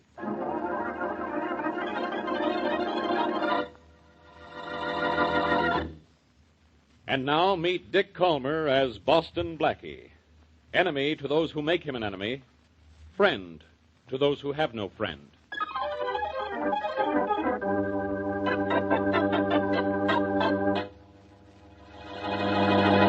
Listen to this, Blackie. What, Mary? You know those two killers Inspector Faraday caught? Dawson and Murdoch? Sure. What happened to them? And no matter what it is, it isn't enough. You haven't seen the newspaper. No, I haven't, as a matter of fact. Something about Dawson and Murdoch? They got away. Oh. It says here they were being held overnight in a detention cell. They had a visitor this morning, and sometime around noon they sawed the bars off their cell and escaped. Uh-oh. Faraday will be fit to be tied. Whoever the visitor was probably smuggled in the hacksaw. Too bad they got away. They're both pretty dangerous characters. Maybe you ought to stay in this evening. Maybe I ought to go out and see if I can find some trace of them for the good inspector. Oh, no, you don't. Faraday's a good friend of yours, but you're a good friend of mine. And I'm not letting you go out after a couple of killers. Now, who can that be? Mary? I'm sorry. I always say that when the phone rings, don't I? When the phone rings, I always say, hello? Hello, Blackie. Yes? This is Duke Collins, the radio singer. I need your help. I've been threatened. Really? By whom and with what? Well, I don't know the man. He called me a little while ago and said he was going to come up and see me. If I didn't do what he wanted, he'd see to it that I never sang again. I called you, Blackie. I was afraid to call the police. Where are you, Collins? Snyder Apartments, Suite 928. If you're coming up here, Blackie, please hurry. Hey, Collins, what's going on there? That's just a sample, Collins. Hey, what is this? Hang up that Hey, phone. Collins! Hang it up, I said. What? What was that, Blackie? Duke Collins, the crooner. Somebody's smacking him all over his Oh, apartment. my gosh, Blackie. Why would anybody want to beat up Collins? Because he's a crooner, maybe. Well, that's beside the point, Mary. The point is that he wanted help, but he asked for it a little too late.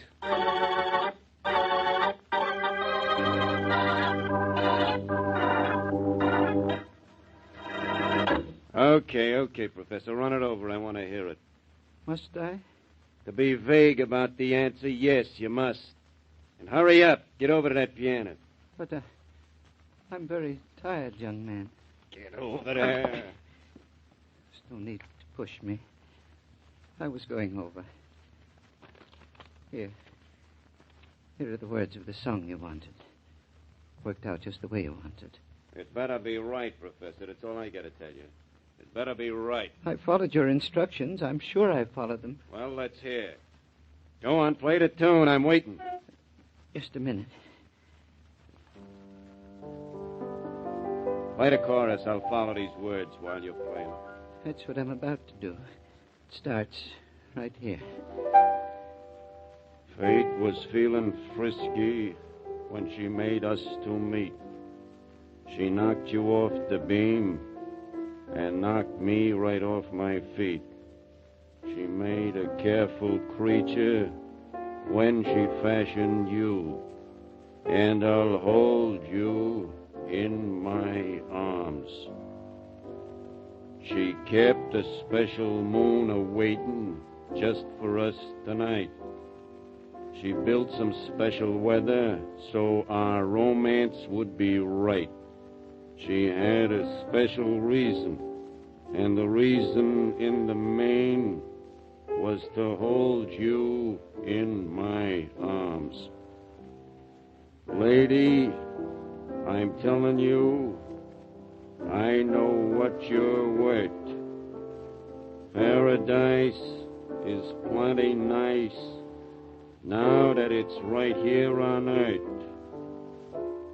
So, darling, if you can't wait, why, just count up to 10, and I'll hold you in my arms. Well, young man, do you like it? I think it stinks. It's rather difficult to compose. You wanted so many different things in it, and you said it had to sound like a song. Sure, I said that. It sounds like a song, all right. That's all I can say for it. Do you know what this thing that sounds like a song is going to do? Of course not. I just followed your instructions. You've been a good boy. You followed instructions. So maybe I won't clip you too hard. No, please. Please don't hit me, doll. Please. I'm an old man. Don't worry, Pop. Maybe you aren't going to be much older.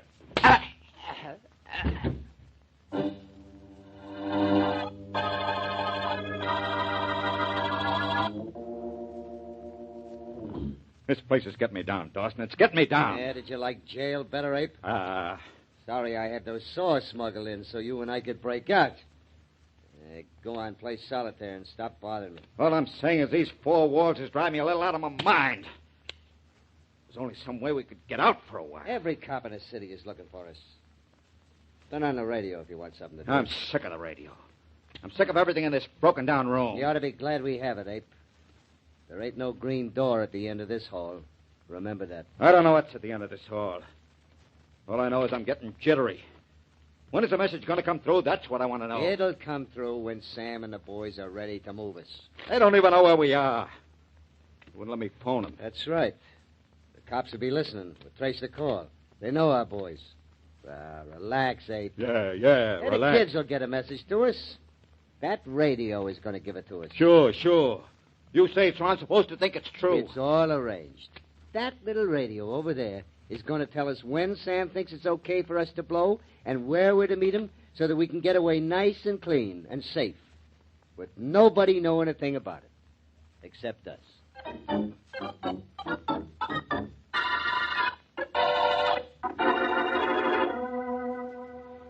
Blackie, do me one favor, just one. Tell me what I'm doing here with you. All right, Faraday, I'll tell you. You're on your way to Duke Collins' apartment. He's a radio singer, and he's in trouble. You don't know what trouble is. I'm really in trouble. 2 killers, Murdoch and Dawson, broke jail. Do you know that? Yes, I do, and if you're a good little boy, maybe I'll help you find them. Right now, I asked you to meet me here because of what you told me. Because of what I told you. What did I tell you? Not to take police cases into my own hands. Duke Collins got smacked around while he was talking to me on the telephone. I have to go up to see him. And incidentally, this is his floor. Go ahead. You have to go up and see him. So I asked you to come with me. I, like a dope, met you. Someday, Blackie. What's the use? I'll never do it. Is this Collins' apartment? Yeah. You help me clean up this mystery, and then I'll help you with Murdoch and Dawson. You'll help me? When did you ever help me? Let's take 2 or 3 days off sometime, and I'll list the cases for you, Inspector. Yes? I'm Boston Blackie. This is Inspector Faraday of the police. Are you Collins? Well, yes. Where'd you get the shiner, Collins? Oh, this eye, I had an accident. Sure did. Collins, you called me and said you needed help. What's going on? Oh, nothing really, Blackie.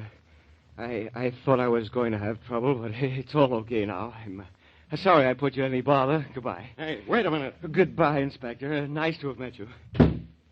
Now, what was that all about? What did we come up here for? That Collins seems to be a nice boy. Nice and scared. Maybe I ought to stick around. Maybe you ought to do anything you want, but without me. I'm going back to headquarters. Faraday, I'd like to help you track down Dawson and Murdoch, now that apparently I can't help Mr. Collins. If I only had a place to start. I'll tell you where to start. In this city somewhere. The alarm went out for those 2 5 minutes after they got away. Mm-hmm. Every road, every railroad, every bus terminal, every airport has been watched. Yeah. They never left this city. Well, if I were you, I'd watch their friends. They're going to need something, money, clothes, a car, maybe. Their friends will be in touch with them. You don't know Dawson. He's the cleverest crook that ever hit this city. He knows we'll think of that first thing. I guarantee none of his friends know where he is. And even if they did, they'd be under orders to keep away from wherever he's hiding out. In that case, you've got a tough assignment in this case. In this case. Listen, in case you're interested, You've got friends in the underworld. Oh, I wouldn't say that exactly, old pal. I know several characters who talk to me, even though I happen to associate with a police inspector once in a while. Is that what you meant? Meant? Who knows what I meant? All I know is that I got to get a lead on those two guys. If you hear anything, Blackie, let me know, will you? Sure, Inspector. Only I've got an idea. It isn't going to be as simple as all that. Those two mugs got out of jail pretty easily. Maybe they'll get out of town just as easily.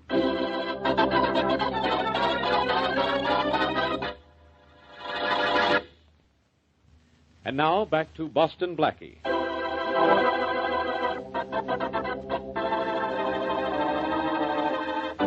Dawson and Murdoch, two criminals, have escaped from detention cells and are holing out in the city.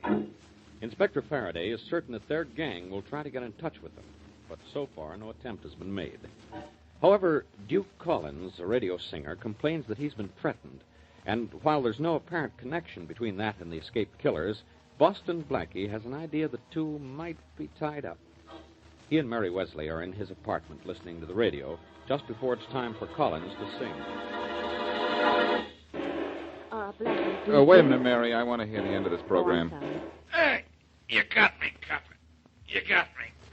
Only I told you you'd never take me alive. And you didn't. Hey, Mike. Look what fell out of his pocket. 2 pennies. All the dough he had, I bet. Well, it only goes to prove that what they say is true. Crime really doesn't pay. That was good, wasn't it? Well, Mary, I certainly wish it was as easy to catch crooks in real life as it is in mystery stories. Oh, I don't know. You don't do so badly. Well, maybe not. But it isn't easy. Time for that Duke Collins to sing, isn't it? Oh, yes, it is. He's wonderful, Blackie. Wait till you hear him. Baby, your bobby socks are showing. Oh, shush. It's time for Collins. Ladies and gentlemen, Duke Collins Sings, the program originally scheduled for this time, will not be heard. In its place, we present a short interlude of piano music. Turn that off, will you, Mary? Something okay. funny's going on around here, and I've got an idea that it's all tied up with those two escaped killers, Dawson and Murdoch. Well, what makes you say that, Blackie? As if you had to have any reason. Well, Collins called me to say he was threatened. He didn't know why or who it was that threatened him. Then, while I was talking to him, apparently somebody slugged our singing friend. Later, when I went up to see him, he practically told me to mind my own business. Now, please pardon me for being logical, but what has that to do with 2 escaped killers? I don't know. I think that... Oh, dear, somebody's at the door. I'll get it. Never mind. I'll go, Mary. I'm nearer. Blackie. Holy mackerel. What truck hit you? Let me in, Blackie. Mary, come over here Please, quickly. let me in. Pretty badly beaten up guy here. Blackie, I... Grab him, Blackie. He's passing out. Yeah, I've got him. I'll carry him over to this couch. Yeah, but be careful. He's hurt pretty badly. He is beaten up pretty badly, but I don't think it's serious. Okay, boy. There we are. Who is he, Blackie? I've never seen him before. Who is he, Mary? He's the radio singer that didn't go on the air. He's Duke Collins. Now, take it easy, kid. You're with friends. Feel like telling me what happened to you? Yeah, sure, Blackie. I couldn't talk to you when you and Faraday came up to my apartment, but I wish I had. I see what you mean. Say, Mary, you better get some stuff from the drugstore. Right. Now, let's start from the beginning, Collins. Well, I got a call threatening me unless I sang a certain song on the air, Blackie. Yeah? So I called you right away. Then when I was talking to you, some mug came in and he planted one on my eye. I'll be right back, Blackie. Okay. Collins, I gathered what was happening over the phone, and later I saw your eye. Yeah. Then what? Well, then this mug said that what he did to my eye was just a sample of what would happen if I told anybody about him. And that's why I didn't talk to you and Faraday. Well, how come you really got beaten up then? You didn't talk. No, but tonight this fellow got me just as I was going into the broadcasting building. He gave me a song he wanted me to sing. I have it here. When I refused to sing it, he let me have it. I see. Well, my girlfriend, Mary Wesley, is a nurse, and she's going down to the drugstore to get some stuff to fix you up. You'll be all right as soon as she gets back. Now, let me take a look at that song. Maybe I can get something out of it that'll make somebody sing a different tune.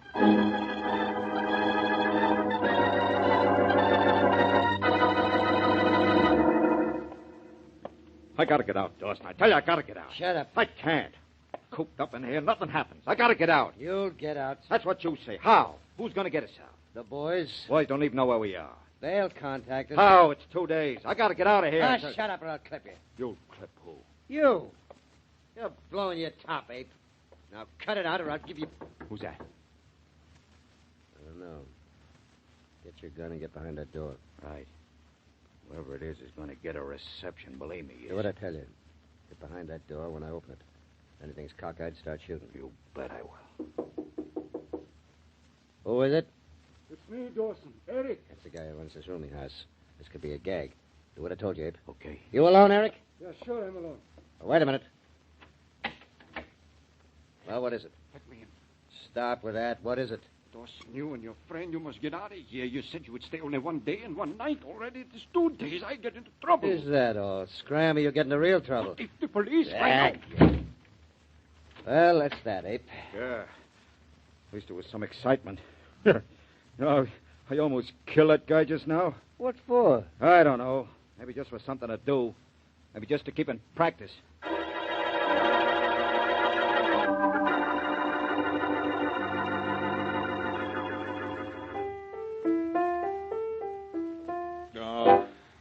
No, Mary, I give up. Well, all right, Blackie, only it might be nice if you told me what it is you're giving up. Trying to find something in this song that mug wanted Duke Collins to sing. I thought it might have a code or something in it.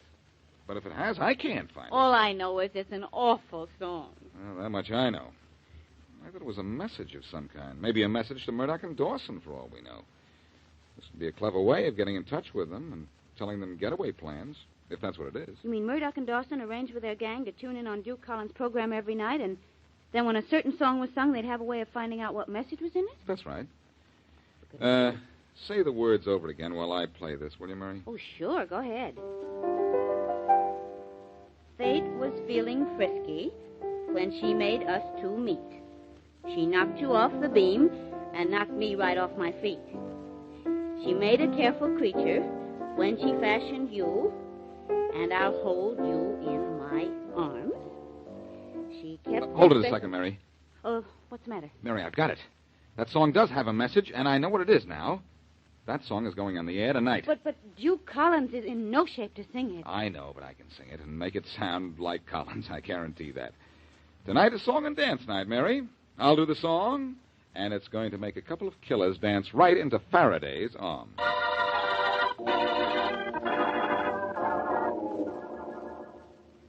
Coming up, Blackie. 5 seconds. You nervous? Anxious, pal, anxious. Do you announce me? Yeah, that's right. You start to sing on a cue from the control room. All set now? Take it away. I'm ready. Okay. We're on the air. Your favorite station now brings you your favorite singer, Duke Collins, in a program of your favorite songs. For his first selection, Duke sings a brand new song never heard on the air before. Duke Collins sings, "And I'll Hold You in My Arms." Fate was feeling frisky when she made us two meet. She knocked you off the beam and knocked me right off my feet. She made a careful creature when she fashioned you, and I'll hold you. Nice voice that guy's got, huh, Inspector Faraday? That's Blackie, you dope. He's singing in Duke Collins' place. You call that good? Well, yeah, sure, as good as any of them guys. I'd rather listen to the motor in this police car. Yeah. Say, when do we get started after Murdoch and Dawson, Inspector? We get started when Blackie gets finished.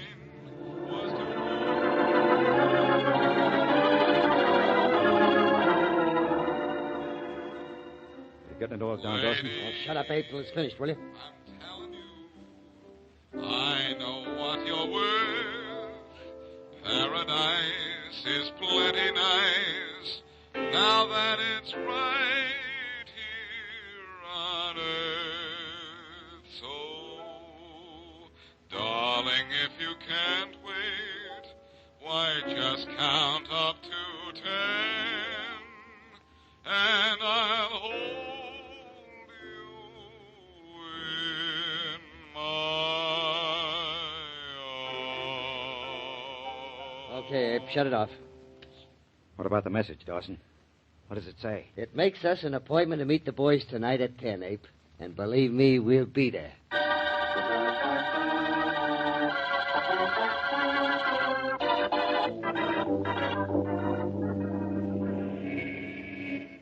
keep in the shadows, Abe. You don't want to get picked up by any cop now. We're too close to the payoff. I'll be careful. Clever idea, that song, Dawson. You're a smart guy. That Collins guy didn't show in the air last night. I got panicky. Yeah, one night or the next, what's the difference? All we got to do now is make the corner, and there'll be a car parked there. Hey, there is a car. Yeah? I can see it from here. Yeah, that's our boys, Abe. They did a good job. Another minute, we're our way west. I can hardly wait, Dawson. I can hardly wait. You ain't got much patience, Abe. You really ain't. Anybody inside? Wait a minute. No. Nobody. Boys picked the right spot, all right. Main and Waite Street. 10 o'clock and nobody around. Let's go. Okay, but don't hurry. Just walk over to the car easy like me. You ready? Right. Nice work. Hey, it's the cops. Let them have it, Abe. Okay, that's what I've been waiting for. I'll get them. All right, boys, they want to shoot it out. Open up with that Tommy gun, Mike. They got him, Faraday. I'm proud of you, boy. You didn't do bad, Blackie. Thanks for your help. No trouble. Come on, let's go and see if Murdoch and Dawson are knocked off for keeps. I'll get out of the car first. Go ahead. Right. Back up, will you, fellas? I want to take a look. Huh. Dawson's done for, but this other guy... You mean me?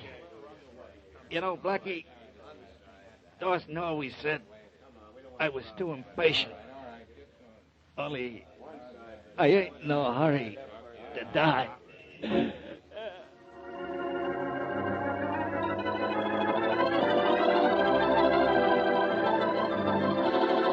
Okay, Blackie, you did it. I know you did it. Now tell me how. What was the code in that song you sang over the radio? Take it easy, Inspector. You know, I want to know the answer to that, too. Well, both of you will find out at the same time, and that same time happens to be right now. The code in that song was the last word in every other line of it. The complete message was, meet you tonight, Main and Worth, 10. That meant 10 o'clock. And you knew that that was a message to Dawson and Murdoch from their boys, and that they would keep the date, huh? That's right. My boys took care of Dawson and Murdoch's guys before they showed up. When the two killers got there, we took care of them, too. You certainly did, Faraday. Congratulations. Now, it's a funny thing. Dawson and Murdoch ordered a love song, and it turned out to be a funeral march.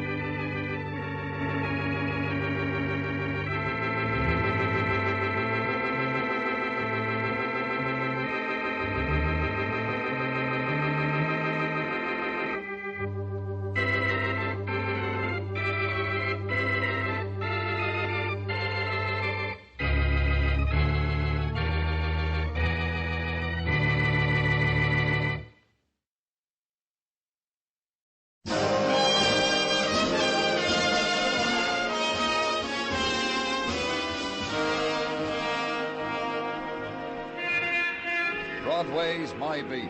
From Times Square to Columbus Circle, the gaudiest, the most violent, the lonesomest mile in the world.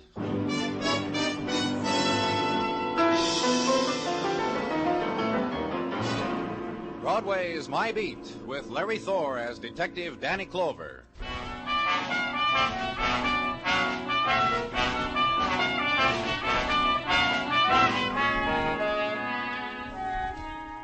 In autumn sunlight, the September day trots out its promises for Broadway's considering, displays them in doorways, in pushcarts, in gutters, decorates them with price tags, invites you to browse, don't touch, buy, don't squeeze.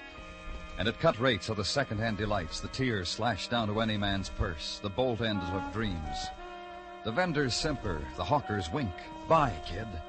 That's a winter sun on your shoulder, and the day is short, so buy. And that's what you do, kid, because on Broadway, there's no other choice.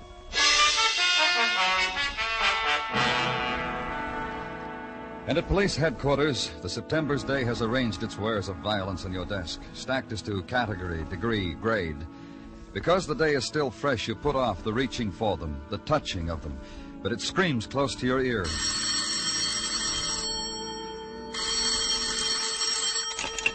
In the morgue, Danny. Come down, I got something of interest to you.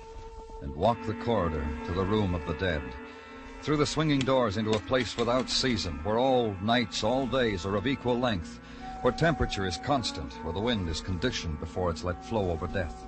Walk up to the man who waits for you. A nervous twitch, Danny, to juggle things in my right hand. Maybe I'll be remembered for it. What have you got, Dr. Sinsky? The man lying there. They found him in his bed last night, murdered. These that murdered him. 2 bullets. Look. 22 and a 32. Wouldn't you say so, Doctor? That I wouldn't know. What I know is only one of these was needed to kill him. Either one. The man was wanted dead twice, Danny. He was killed twice. 2 bullets, different size, twice dead. You know who he was? When they brought him to me last night, there was a tag on him. A name, Tom Keeler. An address, the Nixon Hotel. Nothing else. No other word to the living about why such things must happen. You're sure, Doctor? You're sure that the... Each wound was a mortal wound, Danny. Each wound could... Yeah, I'm sure. You'll want these, huh? Yeah. Take them. And that's the way my day began. And the ingredients of it were a medical examiner, a murdered man, and 2 bullets. In a room of no value except to the dead, except to those whose business is with death. Consider that briefly, then push it away. Leave, go, get out, and hurry. And in the corridor, find what you're looking for. The breath of air not controlled by a thermostat. Then the walk down the hall. Turn over the 2 bullets to technical. Then outside, in the squad car, and the ride to West 25th Street and to the Nixon Hotel. To the 5-story brownstone that seemed to list from pressure of the insurance housing project next door to it. Go in. Ring a bell. Wait. Be greeted by the man in gray suspenders and no shirt. Morning. Good morning. I'm Danny Clover, police. Randy Quantrill, hi. You had a little trouble here last night, didn't you? Oh, just a mess of it. Did you know the man who was killed? You mean Tom, huh? That's right, Tom Keeler. What do you mean know him? Talk to him, have a beer with him. Said hi to him. That's about the extent of my to-do with him. How about visitors? Did he have any? Look at the sign over my shoulder, Mr. Clover. Mr. Clover, you know some Clovers down in Selma, Alabama. You any kin to any Clover? No. Look at the sign over my shoulder. N.O. visitors. No visitors. And you think just because the sign is there, Tom Keeler didn't have any visitors? No, I don't, mister. We got a sign in each and every room says no smoking in bed. In the last year, we had 3 mattress fires. So what I'm saying is I never saw anybody sneak past this desk that I said to myself, there's a Tom Keeler visitor. What else about Keeler? Oh, we got mail this morning. Maybe I ought to tell you that. Yeah, maybe you should. I'm going to. Fresh mail that come this morning. Here, the letter. Oh, thanks. From the Great Northern National Bank. So I see. please come in and talk to us with regards to your commercial account at your earliest convenience. You read upside down, Mr. Quantrill? I've lived in Baltimore. Oh. Thank you, Mr. Quantrill. Thanks a lot. And for that, Randy Quantrill winked at me, laughed noiselessly at me, leaned against the mail rack, scratched his back with it. It wasn't the moment to intrude any longer on such private pleasures, so I left him.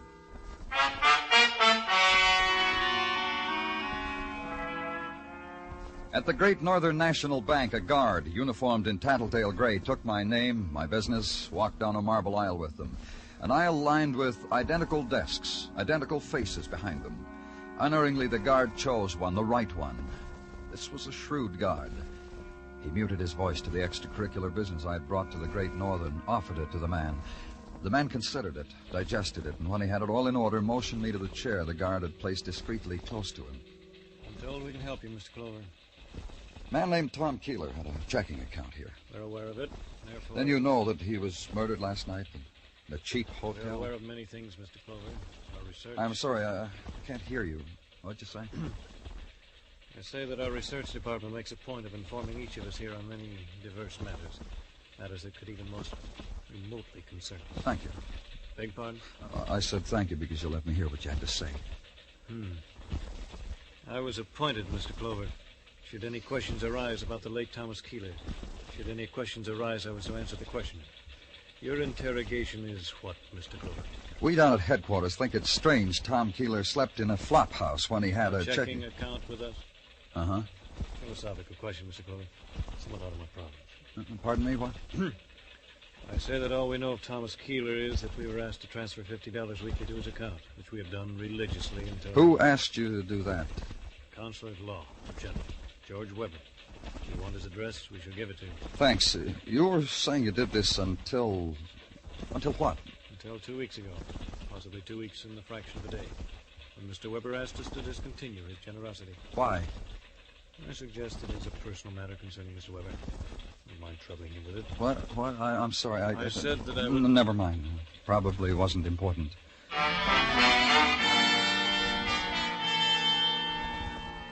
And go to the Park Avenue apartments of George Weber and be told by the person at the desk that Mr. Weber is not at home, perhaps at his office, the person suggested, and be handed a slip of paper with the office address in a handwriting with the I's dotted with small circles. Weber and Marley, the slip said, attorneys, finance building, suite 12. Go there. Go through a door and past the beam of an electric eye, and wade through a carpet to a desk and an olive-skinned girl with tight black hair. Offer your name, show your credentials, and be told Mr. Weber is out. Would you see his partner, Mr. Paul Marley?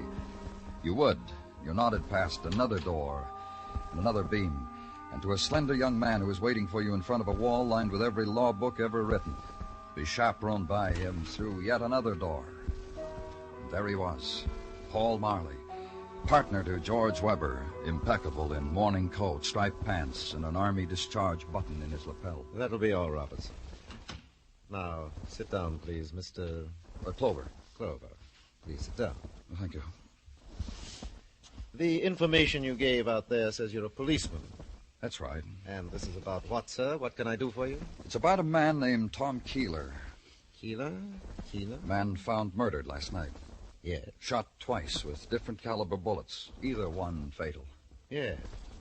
Is all this a matter of legal advice for the police department? You want to know if a man was shot by two people and each That's shot... not it at all.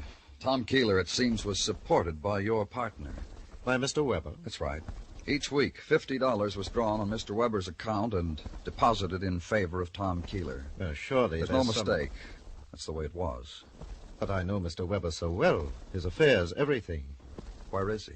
On Fire Island, since the day before yesterday. He has a place there. I'm pretty sure he went there. Well, out of season for Fire Island, isn't it? Oh, I don't think so. The end of September? Mr. Weber goes there all year round. Whenever. Whenever what? Whenever he's disturbed. He has the idea of the sea, the strand, the loneliness of it. Personally, what was I don't Mr. know... Weber disturbed about? Well, he has a sister, Peggy. She's just 20, so you can imagine. No, I can't. Beautiful girl of 20, rich, and you can't imagine? Look, Mr. Marley... My partner was constantly arguing with her. We're a conservative firm, Mr. Clover. Individually, both Mr. Weber and myself What's that got feel... to do with Peggy? Peggy Weber is headstrong. How? Well, I take my partner's word for it that she's headstrong. Therefore... And they argued, Peggy and her brother. What about? I have no idea. And he went to Fire Island to recuperate. One way of saying it. Anything else, Mr. Clover? No? Then please, these documents here, if you don't mind.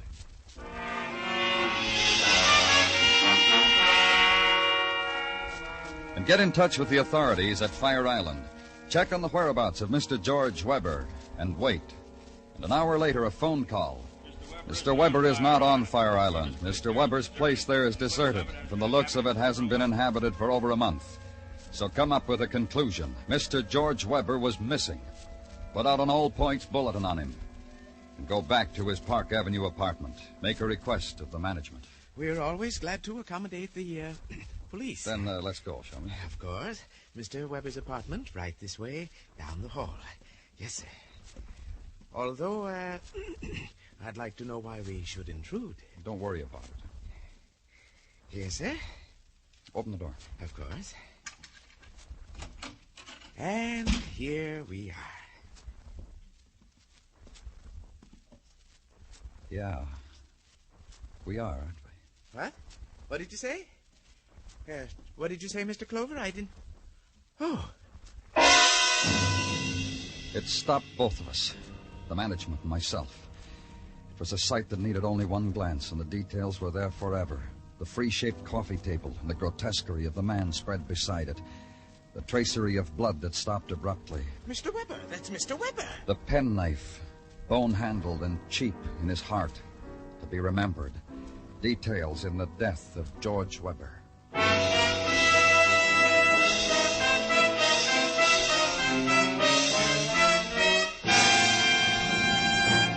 You are listening to Broadway's My Beat, written by Morton Fine and David Friedkin, and starring Larry Thor as Detective Danny Clover.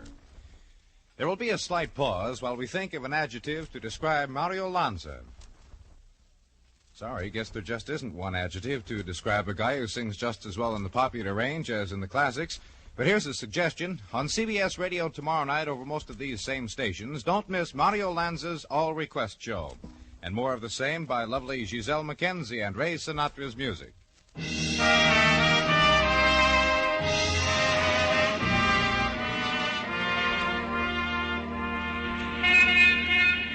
When the night slips out of Broadway's fingers and the false dawn blurs the shadows, Broadway stands bewildered. The carnival is run down. Only the stragglers walk it, with their step without pattern, like their dreams. And the color of their loneliness is the darkened neon, the last sparks of a cigarette butt, and pavement gray. And they walk it. They never know. Broadway's closed for the night.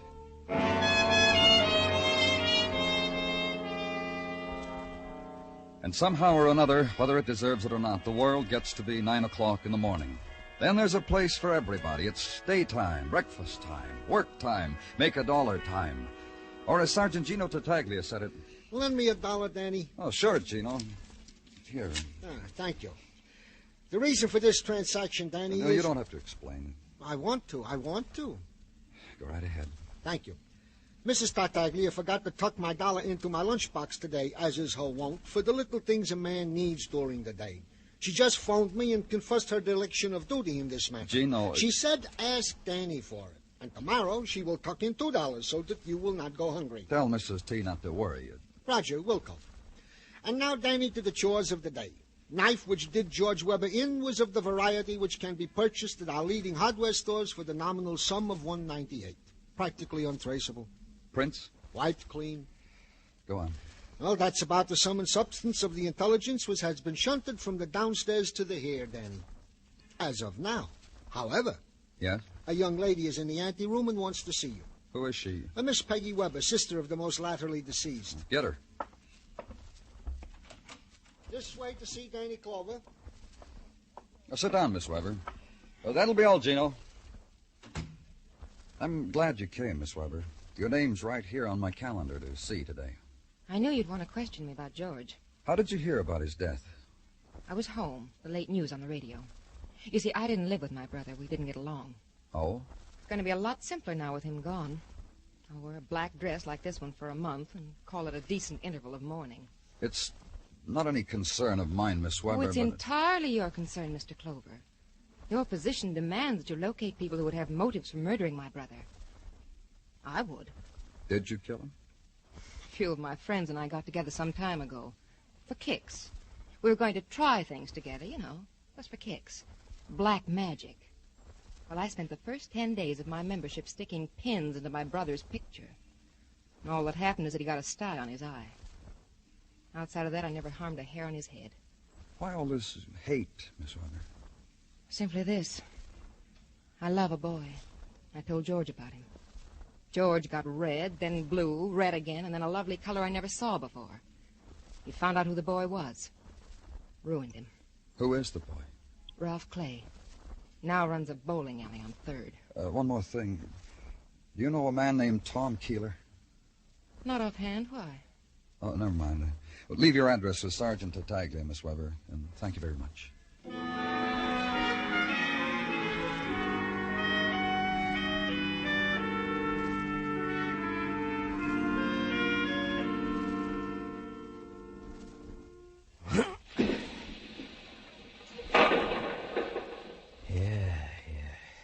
You Ralph Clay? Huh? Oh, hello. Yeah, it's me. It's my dying day. You walked into an empty hall, mister. Feel real sorry about it. Well, don't be. This way we can have a long talk. Shall we? Don't let it get away from us, mister. I want to take care of this thing coming up. Kingpin, 7-pin. Challenge. What do you think? Go ahead. Watch me.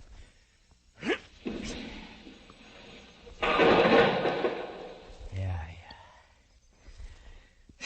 Never say go ahead to me in that tone, mister. Not on that shot. My quirk, each day I live for it. I'll remember, Mr. Clay. Look, police. Yeah. Stick your thumb in the ball, mister, please. Have fun. I'll write it off under entertainment. Joint's bad, no one will know. Something Peggy Weber said. It sent me to you. Peggy? The girl of class. She tell you I kill her brother? I got the impression she was in love with you. Pity the girl. She lives in ancient history. In a time where she loved and I loved back. But ancient history.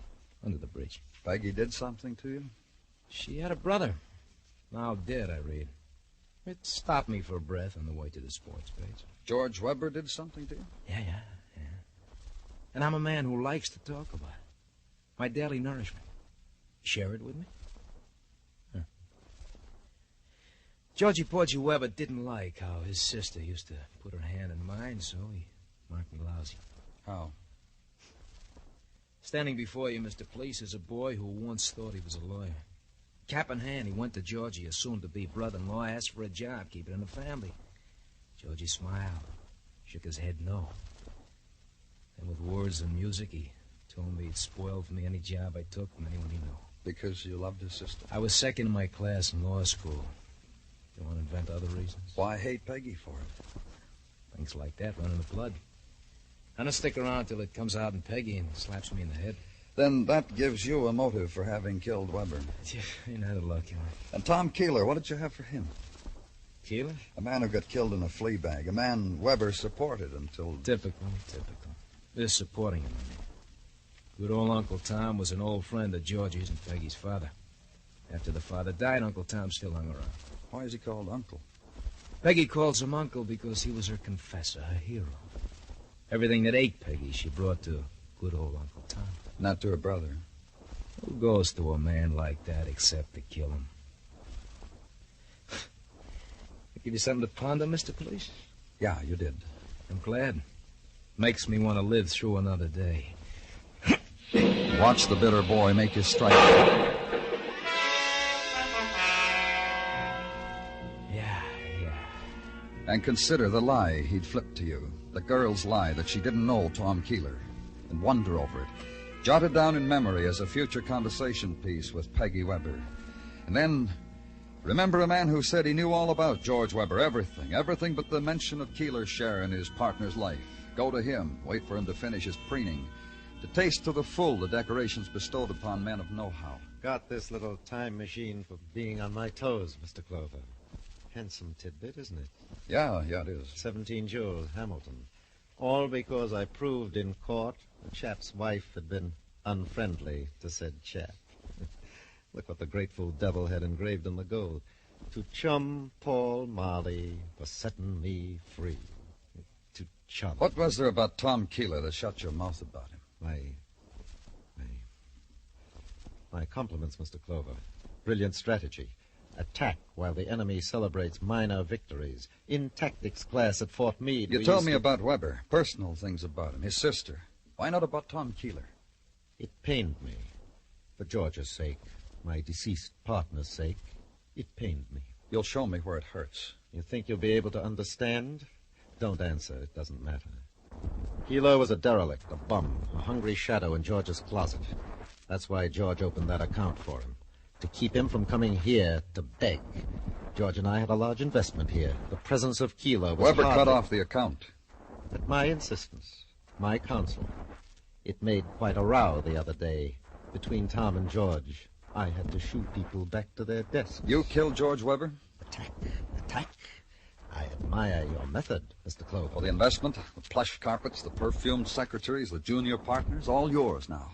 You killed Weber for that? The death of my partner was a great loss to me, Mr. Clover. A personal loss.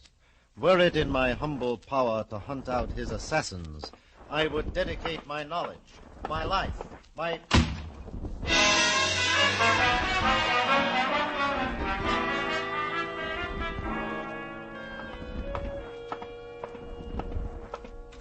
Yes? Danny, something I can do for you? Dr. Sinsky, I have an idea about something. I want you to check it for me. Gladly. Get out the medical examiner's report on Tom Keeler. Gladly. Wait a second.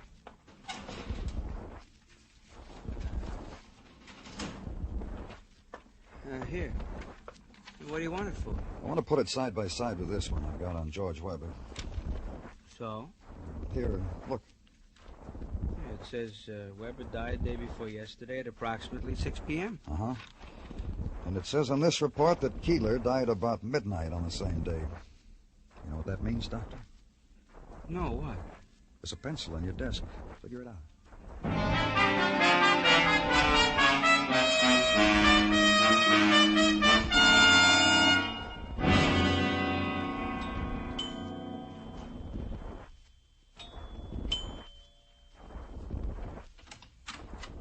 Well, Mr. Clover, you used my address after all. Mind if I come in, Miss Weber? This evening you can go as far as calling me Peggy, but you can't come in.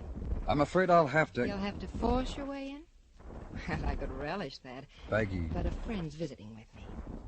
Ralph Clay. You said the password. If you know that, you might as well come in. Ralph! Come out, wherever you are. Say hello to Mr. Clover, Ralph. I told you a big fib, didn't I, Mr. Clover? Well, now you know. I didn't know whether you'd broken off with Peggy or not. It doesn't matter anymore. You want to ask Peggy questions, huh? You, too. Goody, goody. You lied to me, too, Peggy. Because I'm a liar. I give Ralph a lot of trouble that way, don't I, Ralph? Let's just listen to what the man has to say. Your lie about Keeler, Peggy. You said you didn't know who he was. I explained it to you. I'm a liar. I found out who killed your brother, Peggy. I said We heard you. There were a lot of motives floating around, Peggy. Yours... Leave her alone. She didn't kill her brother. I did. Oh, cut it out, Ralph. Peggy. Ralph had nothing to do with it. I did it. What's the matter with you, Peggy? You're crazy. You're a liar. You lie. That's why you're saying you killed your brother. Ralph. Neither one of you killed him. You thought Ralph did, Peggy, and Ralph... What are you trying to do to us, Clover? What are you doing? Police methods trying to get us to play against each other? Take it easy, Ralph. Go on, take it easy, Ralph. Take it easy, Ralph. What are you trying to say? Talk! Tom Keeler killed Peggy's brother. What? Clover, so help me out. Listen to me, both of you. Clover! Let him talk, Ralph. Keeler killed him because his source of income was cut off. A man like Keeler could kill. A desperate man, a man without livelihood. A tramp who made a habit of living off someone else's generosity. Ralph, it was all my fault. You found your brother dead, didn't you, Peggy? Yes, and you thought Ralph did it. Yes, I thought... Oh, Ralph. It's gonna be all right, baby. Peggy went to her Uncle Tom like she always did when she was in trouble. Told him Ralph had killed her brother.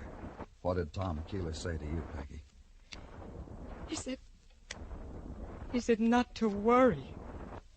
Just not to worry. Then he got in touch with you, huh, Ralph? Yeah. Yeah, he did. You know what he told me? I think so. He told me Peggy killed her brother. He was a killer all the time. And I'm supposed to be a bright boy. So he had each of you believing the other had killed George Weber. How much money did he want from each of you to protect the other? Oh, what difference does it make? Doesn't matter anymore. Blackmail. That's why Tom Keeler's dead, too. Murdered. Yeah. You slapped the cuffs on me for that one, Clover. No, Ralph. No more. You don't have to anymore. Mr. Clover, my uncle said he wanted everything I had to keep quiet about Ralph. So I went up to his hotel room while he was sleeping. And I shot him. No. No, Peggy, that's what I did. That's what you both did, to protect the other. You both shot Tom Keeler.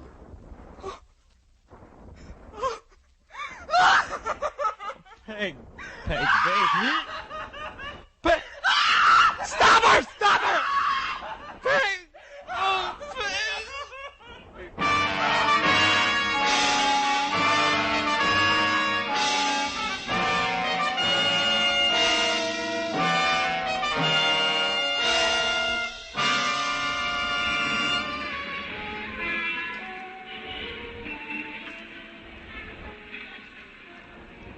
There's a time on Broadway when the crowd gives up, goes home. The lights buzz fitfully, die. Then it's a street of dim moonlight and dark whispers, and the wind of the autumn night, the wind that scatters everything. Yesterday's headline, yesterday's dreams, yesterday's people. It's Broadway, the gaudiest, the most violent, the lonesomest mile in the world. Broadway, my beat.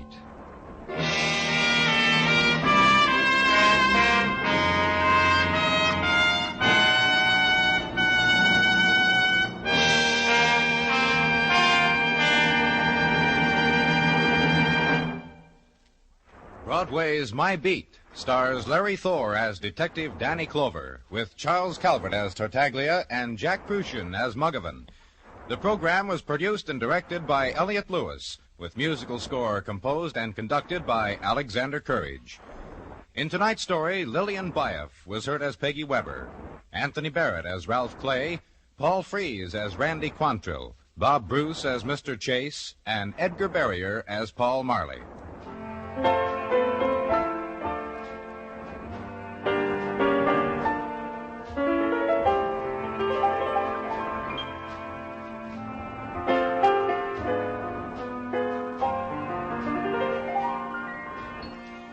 Here are two Sunday features that have captured America's fancy year in and year out.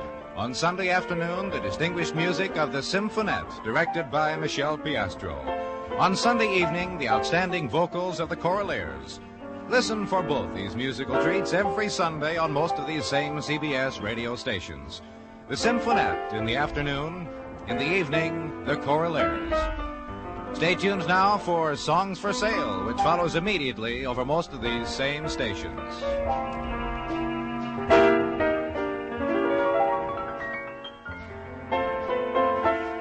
Bill Anders speaking. And remember, this Monday night, Lux Radio Theater features 13 Hollywood stars in the Gala Salute on the CBS Radio Network.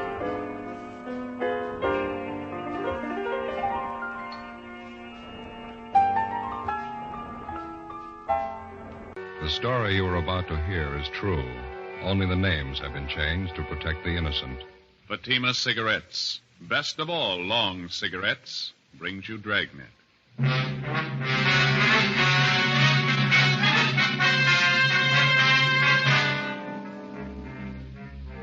You're a detective sergeant. You're assigned the homicide detail. A young mother is murdered in bed while her 7-year-old son sleeps by her side. The killer was vicious and cunning. Your job? Get him. You'll be amazed when you compare Fatima with any other king-size cigarette. The size is the same. They now cost the same. But in Fatima, the difference is quality. You see, Fatima is the quality king-size cigarette because it contains the finest domestic and Turkish tobaccos superbly blended. And Fatima is extra mild, with a much different, much better flavor and aroma than any other long cigarette. So compare Fatima yourself. Fatimas now cost the same as other long cigarettes, but your first puff will tell you... Ah, that's different. Yes, in Fatima, the difference is quality. Buy Fatima. They're extra mild, with a better flavor and aroma. Smoke Fatima, the quality king-size cigarette. Fatima, best of all long cigarettes.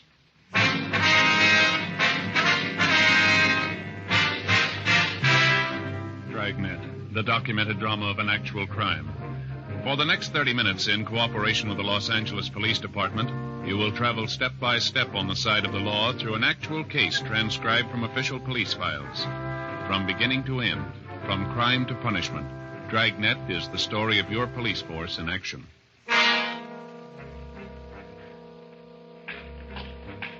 It was Monday, July 9th. It was warm in Los Angeles. We were working the night watch out of homicide detail. My partner's Ben Romero. The boss is Thad Brown, chief of detectives. My name's Friday. It was 11:25 p.m. when we got to 543 West Bixel Street. Front door. Homicide? That's right. This is Friday. My name's Romero. Klein, Unit 16R. How are you? Partner's Thomas. He's in with the victim's mother and son. Back this way, sleeping porch. Okay. What's the story? Yeah, really a nasty mess. Looks like a shotgun. Victim's face is half gone. What's the name? Josephine Stevens, 28 years old. What do you got so far? Not much. Your mother's in a state of shock. Talk to the young boy for a minute. Pretty terrible. Here's the sleeping porch. Dear God. Yeah. You got a little kid by her side. It knocks the props out from under you. What do you got on it?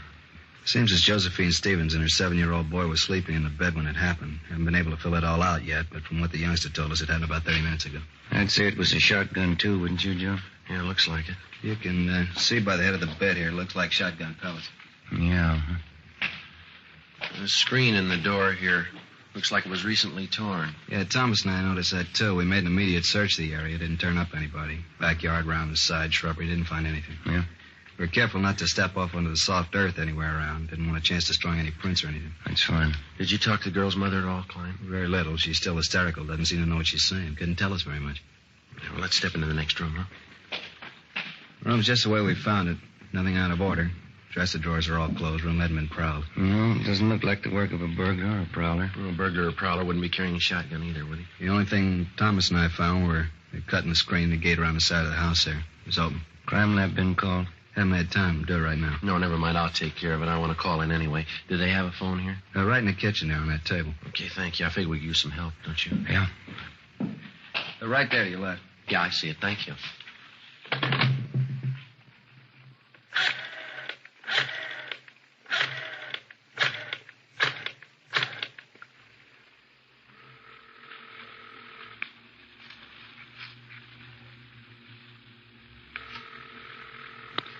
City Hall. 2643, please. 2643? Crime lab, Alan. This is Friday, Jay. Yeah, Joe. We're at 543 West Bixel. Got a homicide. We're going to need prints, photographs, the whole deal, Jay. Looks like the woman was killed with a shotgun. Now, let me double check that address, Joe. 543 West Bixel. Yeah, that's right. You got a phone out there? Yeah, it's Hollywood 93199. We'll get right on it, Joe. Thanks. Say, Jay, could you transfer me to 2521, please? Right. Operator? 2521. 2521. Homicide, Sanchez. Sanchez, this is Friday. What'd you find out there? Oh, it's a bad one. Shotgun killing. Haven't got too much yet. We're going to have some help. What do you need? We need somebody to cover the area. We don't know what we got yet. Talk to the witnesses, neighbors, cover the parked cars. Right. Will you send out a broadcast for us? Alert all units to be on the lookout for a person or persons with a shotgun in their possession. Take care of it right away. How many men you think you need? Well, at least 4 crews. Could you get them out right away? Okay, anything else? No, I'll fill them in when they get here. Thanks a lot, Sanchez. Right, Joe. All right, bye. Everything okay? Yeah.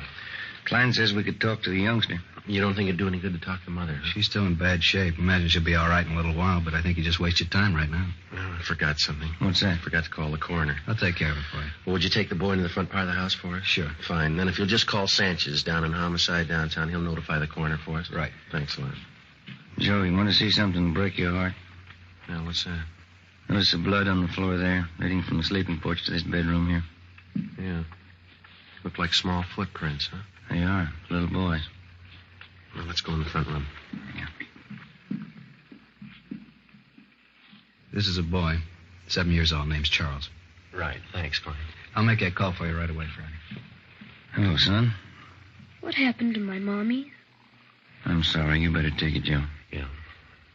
Come over here to me, son. Charles, is that your name? Charlie. Well, my name's Joe, Charlie. Yes, sir. Mr. Joe? Well, it's Joe Friday, son. Mr. Friday, are you a policeman? Yeah, that's right, Charlie. Now, that other man in the uniform, Officer Klein, Yes, sir. he said you might be able to tell us what happened here. Do you feel like talking about it, son? Mr. Friday, do you know what happened to my mommy? Well, that's what we're trying to find out, son. We'd just like to ask you a few questions. She's hurt bad, isn't she? Did she talk to you? She wouldn't talk to me. Grandma and those other policemen wouldn't let me stay in there. Well, can you tell us what happened here? You want me to tell you like I told the other policemen? If you would, please. I wish you'd let me go in and see Mommy. She could tell you a lot better than I can. Well, she's hurt kind of bad, son. We just thought that maybe you'd tell us. Well, we were sleeping in the bed on the back porch. Mm-hmm. We just got to bed, and Mommy was reading me a story. And I heard this man at the screen door. Did you see the man, Charlie? No, I didn't. Mommy wouldn't let me. Well, how do you mean, son? How do you know it was a man, then? Well, somebody was cutting the screen at the door. I thought it was a man. But you're not sure? You didn't see him? No, sir, I didn't see anybody. It was dark outside. You heard somebody cutting the screen, though, is that right? Yes, sir. And then Mommy sat up in bed. I started to sit up, too, but she wouldn't let me. She pushed me back down and said, "Keep down." Mm-hmm. Can you remember exactly what she said, Charlie? She said just to keep down. That's all she said. Well, then what happened? I heard this big gun, and Mommy fell down on the bed again. I could tell she was cut. I could see blood all over her. Mm-hmm. I tried to talk to her, but she wouldn't talk to me. So then I went to get Grandma. Now, after you heard the gun, did you hear anything else? I don't know what you mean. Well, did you hear anybody running outside the house? Anything like that? I don't remember, and I don't think so. I got up and went into Grandma's room. I was awful scared. I don't know why Mommy wouldn't talk to me. She always used to when I was scared. Well, now, can you think of anything else that you might be able to tell us, son? No, sir. I just don't know why anybody would hurt my Mommy. She's so good. She never hurts anybody. Where's your father, Charlie? I don't know where he is. They don't live together anymore now. Mm-hmm. How long has it been since you saw your father, son? Just last Sunday it was. Yesterday, I guess. I see him every Sunday. Well, do you have any idea who might want to hurt your mother? No, sir. Nobody. All right. What do you think, Ben? Charlie, Yes, sir. did your mother and father seem to argue with one another very much? Before we moved here to Grandma's house, they used to argue all the time. That's when we lived in the apartment. Is that why you moved over here, son? Yes, sir, that's partly it. Mama had to work, and she didn't want to leave me alone here. So we moved over to Grandma's house. Mm-hmm. Do you think your father would ever hurt your mother? Did he ever say anything about ever hurting her? My daddy was always so good to me. He used to buy me all kinds of things. I don't think he was ever mean to anybody. See? Do you remember your mother ever saying she was afraid of anybody? No, sir. She was never afraid of anybody. How do you know that, son? She and Grandma used to always tell me that I'm the man of the family. As long as I'm around, they're not scared of anybody. Oh, I see. But when you talk to Mama, you won't tell her, will you? Tell her what, son? She always says that big men don't cry about things. When Grandma came out on the porch, she started to cry, and she took me into her room, and she cried some more. I guess I cried a lot, too. When you talk to Mommy, you won't tell her that, will you? No, we won't. I've never really known. Is that right? Do big men ever cry? Yes, son. They cry.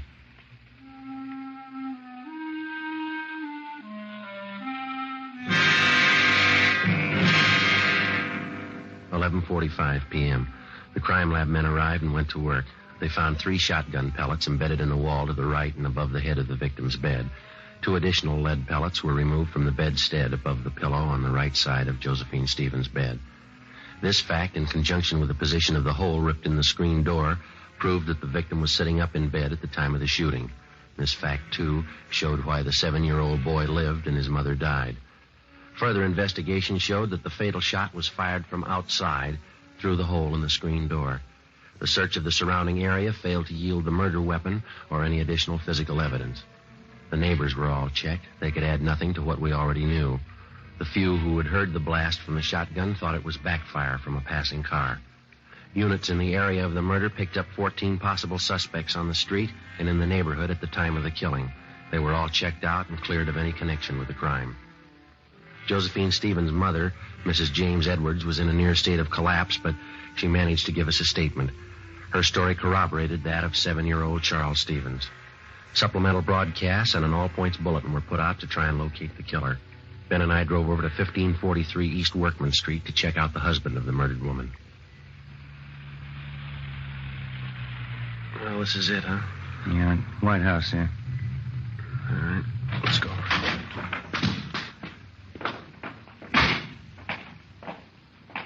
Car parked in the driveway. Yeah. The hood's warm. Car's been used recently. Yeah, you got your flashlight? Yeah, here. All right. The car's registered to Keith Stevens. Yeah, come on.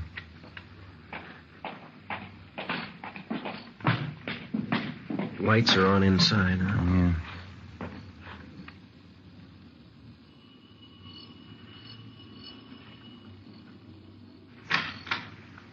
Yes? Mr. Keith Stevens.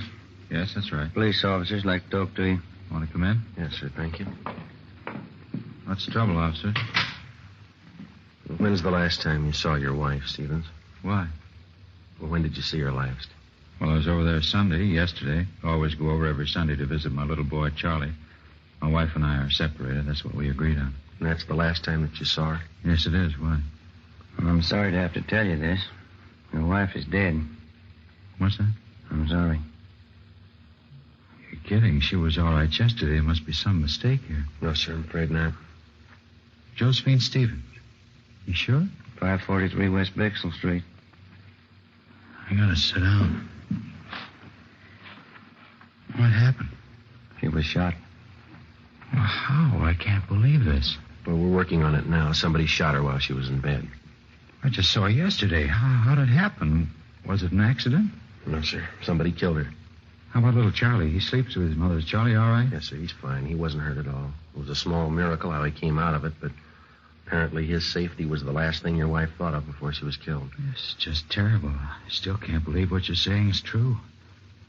Who in the world would do a thing like this? We want to know that, too. We need your help. Well, where's my boy? I better go right over and see my boy. He's in good hands with his grandmother. We just want to ask you a few questions, and then you can go right over and see him. All right.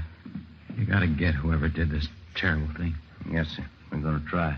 Well, how is it that you happen to be up this late at night? I just got home from work. I work the swing shift at Gibney's. That's the steel mill down in Alameda, is it? Yes, that's right. Did you work today?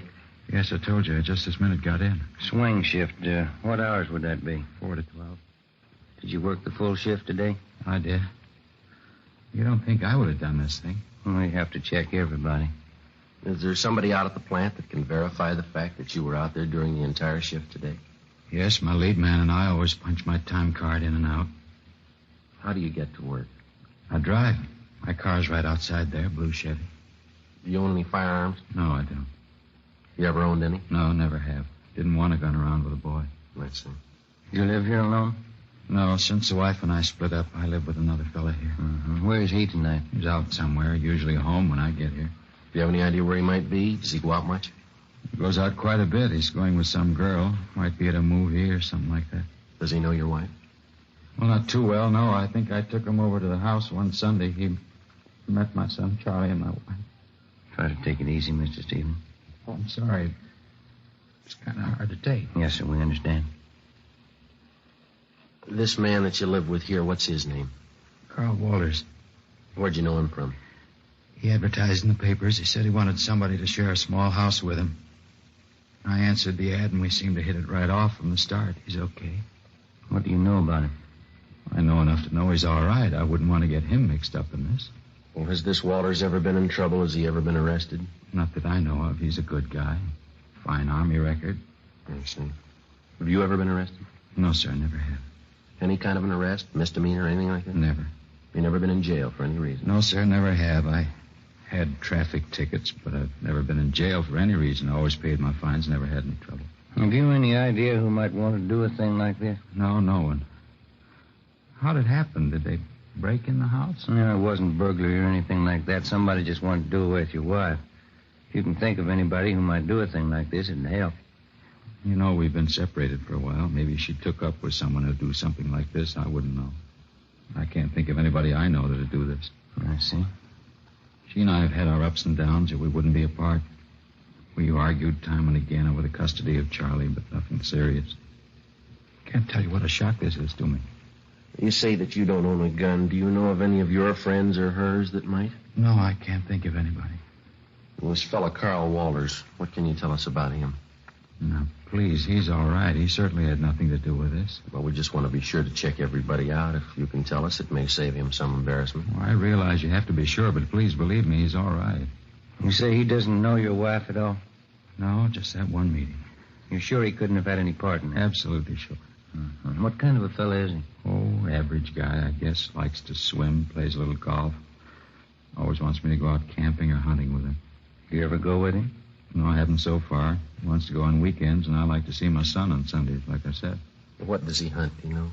He's not much of a hunter, really. He just likes to go out for ducks once in a while. Does he keep his equipment here? No, he doesn't, over at his father's house. Does he ever hunt for anything besides ducks? No, I'm positive about that. He's always saying how he never could shoot a deer. Says he gets buck fever. Can't say I blame him. He ever tell you what kind of a gun he had? No, not that I recall. Still think he had a part in this? We didn't say that. What's his duck hunting got to do with it? Well, when you hunt ducks, you use a shotgun.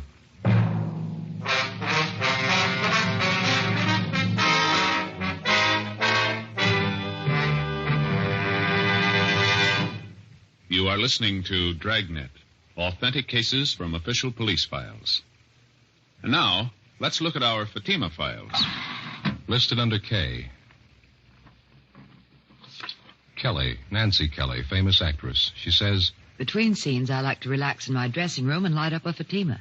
They have a really different flavor, and they're extra mild. Friends, more smokers now insist on king-size Fatimas than ever before. Because in Fatima, the difference is quality. Quality of tobaccos. The finest domestic and Turkish varieties, extra mild, superbly blended, to give you a much different, much better flavor and aroma. Quality of manufacture. Smooth, round, perfect cigarettes. Rolled in the finest paper money can buy. Manufactured in the newest and most modern of all cigarette factories. Quality. Even to the appearance of the bright, clean, gold and yellow package. Carefully wrapped and sealed to bring you Fatima's rich, fresh, extra mild flavor. So, if you smoke a king-size cigarette, compare Fatima. You'll find they now cost the same. But your first puff will tell you... Ah, that's different. Yes, in Fatima, the difference is quality. Buy Fatima. Smoke the quality king-size cigarette. Fatima. Best of all long cigarettes.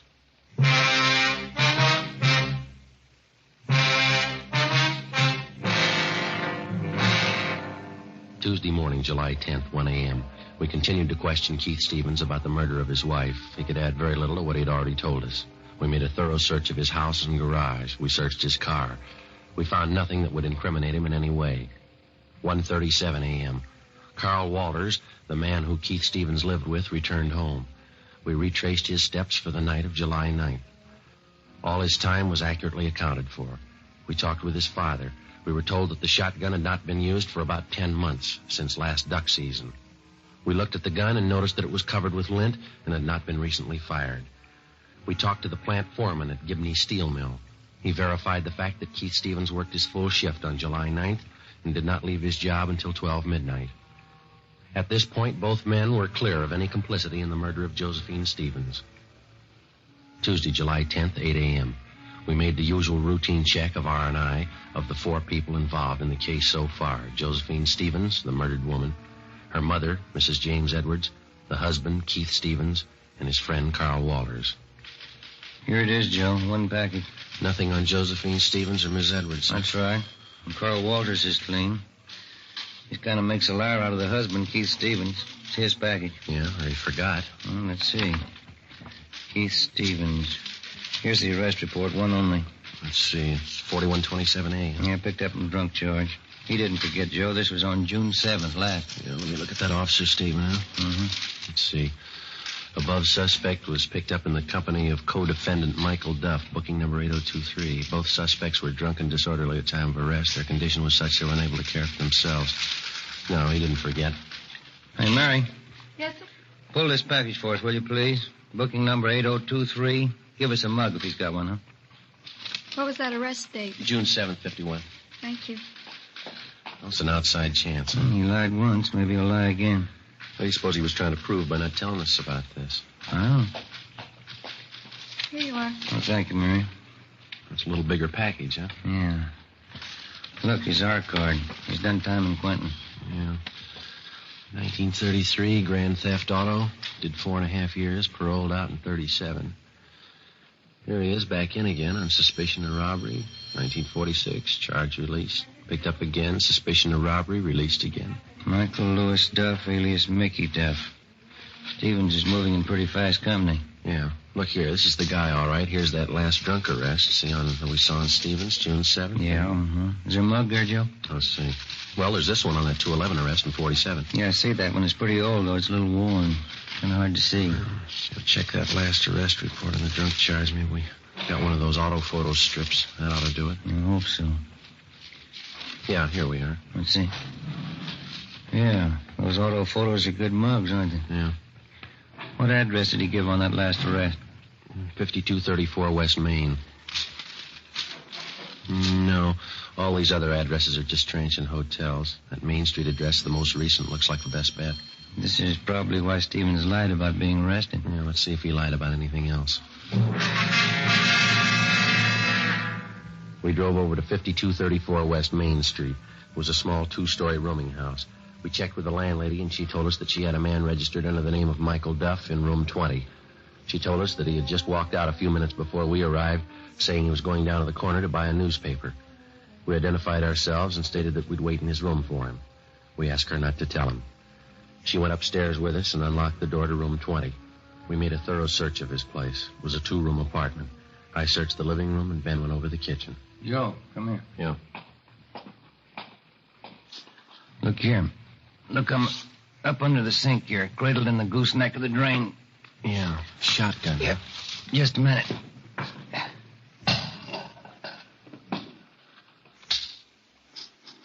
It's been fired recently. Yeah. And this much fits in. These don't. Found him in the pocket of one of his coats in the closet there. 12-gauge shotgun shells. Where'd you find them? In the pocket of a dress suit? That doesn't fit, does it? Not unless he's the best-dressed hunter in town. Sounds like he's back. Yeah. Get your hand out of that pocket, police officers. What's going on? Keep your hands out and open. Stand still. Here, Joe. You want to take this? Yeah. What are you doing carrying a gun, Duff? Anything wrong? You know better than that. What'd they tell you when they paroled you? That was a long time ago. They haven't changed the rules. I don't know what you're doing here in the first place. Go on over there and sit down. All right, if that's what you want. That's what we want. Move. Right now, do you want to tell us about it? About the gun? About both of them. The shotgun here on the table and this one I got in my hand. Well, you found that old shotgun, huh? We found it. I haven't used that old thing for years. Just kept it as a keepsake. Haven't fired it for a long time. Don't even have any shells for it anymore. Except these two, huh? I don't know where those came from. Look, Duff, you're an ex-convict. We find 2 guns in your possession. Now, let's don't play games. Tell us about it.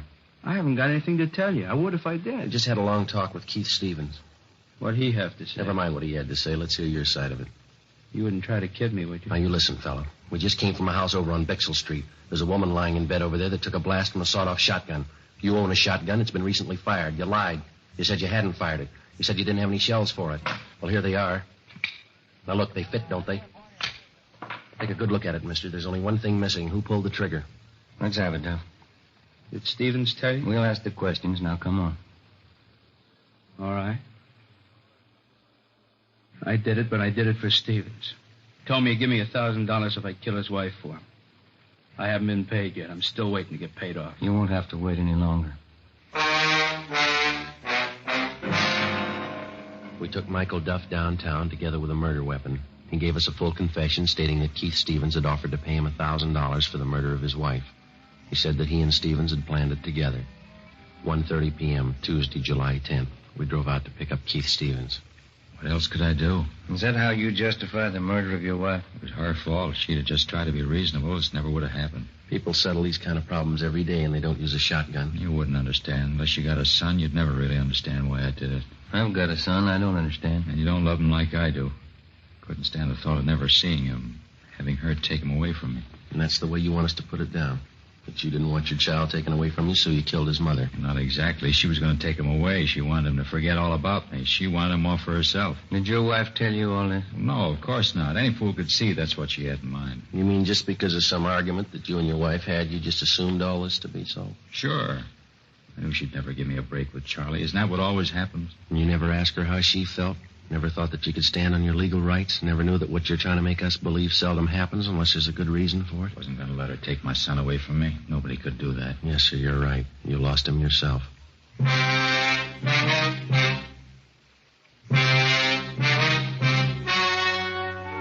The story you've just heard was true. Only the names were changed to protect the innocent. On October 15th, trial was held in Superior Court, Department 84, City and County of Los Angeles, State of California. In a moment, the results of that trial. And now here is our star, Jack Webb. Thank you. Friends, I'd like you to be the judge while I present our case for Fatima. Now, you've heard me say that Fatima is the best of all long cigarettes. Get a pack of Fatimas and compare them with any other long cigarette. Side by side, I'll admit a Fatima looks the same as any other king-size cigarette. But when you smoke them, you'll find a world of difference. In Fatima, that difference is quality. Quality that gives you extra mildness, a much better flavor and aroma. Compare Fatima, and I'm sure you'll agree with me. Fatima is the best of all long cigarettes.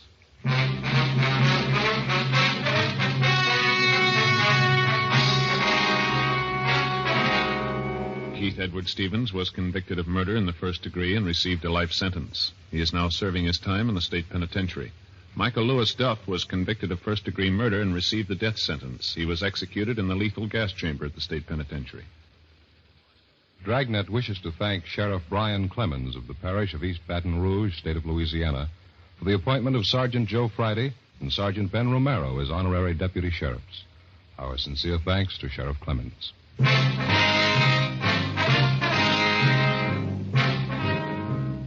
You have just heard Dragnet, a series of authentic cases from official files. Technical advice comes from the Office of Chief of Police W.H. Parker, Los Angeles Police Department.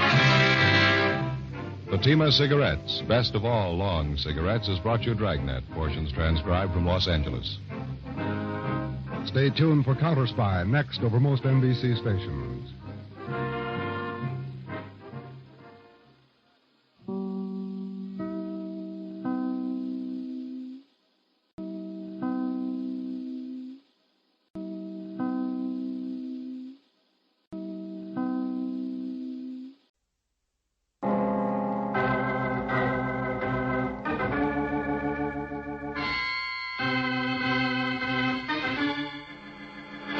My name's Regan. I work for Anthony J. Lyon, International Detective Bureau. They call me the Lion's Eye.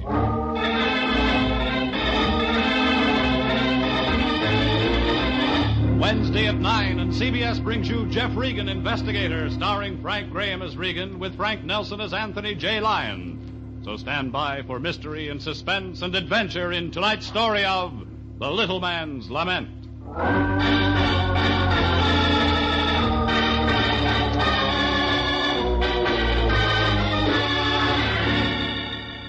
They called it Margate Mansion, but the name didn't fit. It was a pile of old cement and cracked stucco held up by a half a dozen tired palm trees. The people inside didn't fit either. A crusty old lady who talked backwards, a redhead with an urge to travel fast. But it was Junior who won first prize. He was half Einstein and half Hollywood playboy. Only when this boy played, it was with poison. It started on a Tuesday. I was headed down Taft Avenue on my way to the laundromat. I had a date with a washing machine and a blonde cashier named Gloria. That's when a cab pulled up beside me and the Lion hopped out. He was blowing sparks out of a fat cigar. I could tell by the 50-cent smell that we had a new client. Oh, Jeffrey, my boy, I'm glad I caught you. Get back in the cab, Fatso. I'm busy. But I have to talk to you. I was just going up to your apartment. Have a good time. I'll be out all day. Now, Jeffrey, is that any way to talk? After all I've done for you? After the many opportunities I've given you to help your fellow beings in distress? I've worked 3 weeks without a rest. I gotta wash my socks. Wash your socks? You can talk about a thing like that when I'm here to present you with a golden opportunity? An opportunity to demonstrate our humanitarian sentiments? A chance to lift one who's in trouble? How much did you lift from him? $100, and it's not a him, it's a her. Oh, it's really a simple job, Jeffrey. Very simple. I've just been over there. Lovely old house, fine old family. The Margates, flower of the old South. Gone to seed. Well, yes, but you know how it is with descendants of old families. Fresh young growth choked back by the weeds of the old family stock. The fresh new plant smothered by decay and ruin. Try Vigoro. Regan, you don't seem to understand. We've been retained by Mrs. Margate. It's about her nephew, Hilary Margate. Strange youth, very strange youth indeed. If Mrs. Margate needs protection from him, I tell you, it's a very serious matter. Well, so's my laundry. Regan, will you listen to me? There's another choice? Yes. See Mrs. Margate, root out the facts. Get her a gardener. She doesn't need a gardener. She needs you, and don't give me any more trouble. Okay, sweetheart. Here. Wait a minute. What's it? My laundry. Put the shirts and socks in a washing machine, put 2 bits in the slot.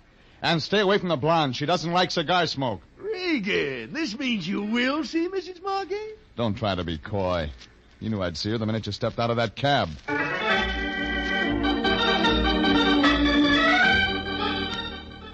I walked up Vine and turned right past Franklin.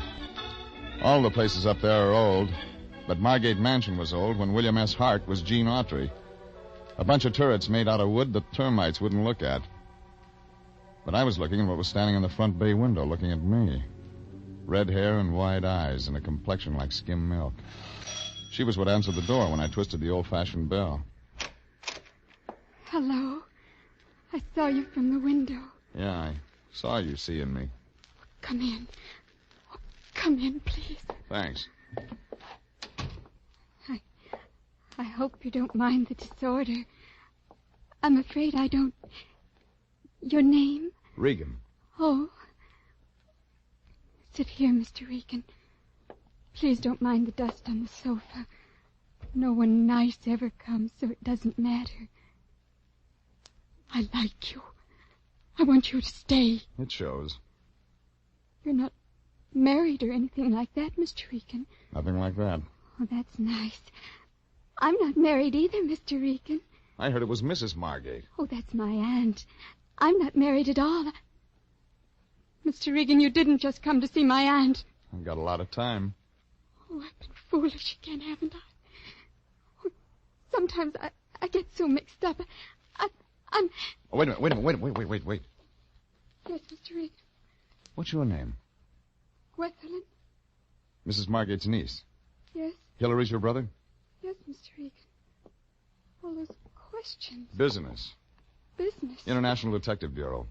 Your aunt's on the line for $100 worth. A detective? Well, that's polite for it. Oh, you shouldn't have told me that.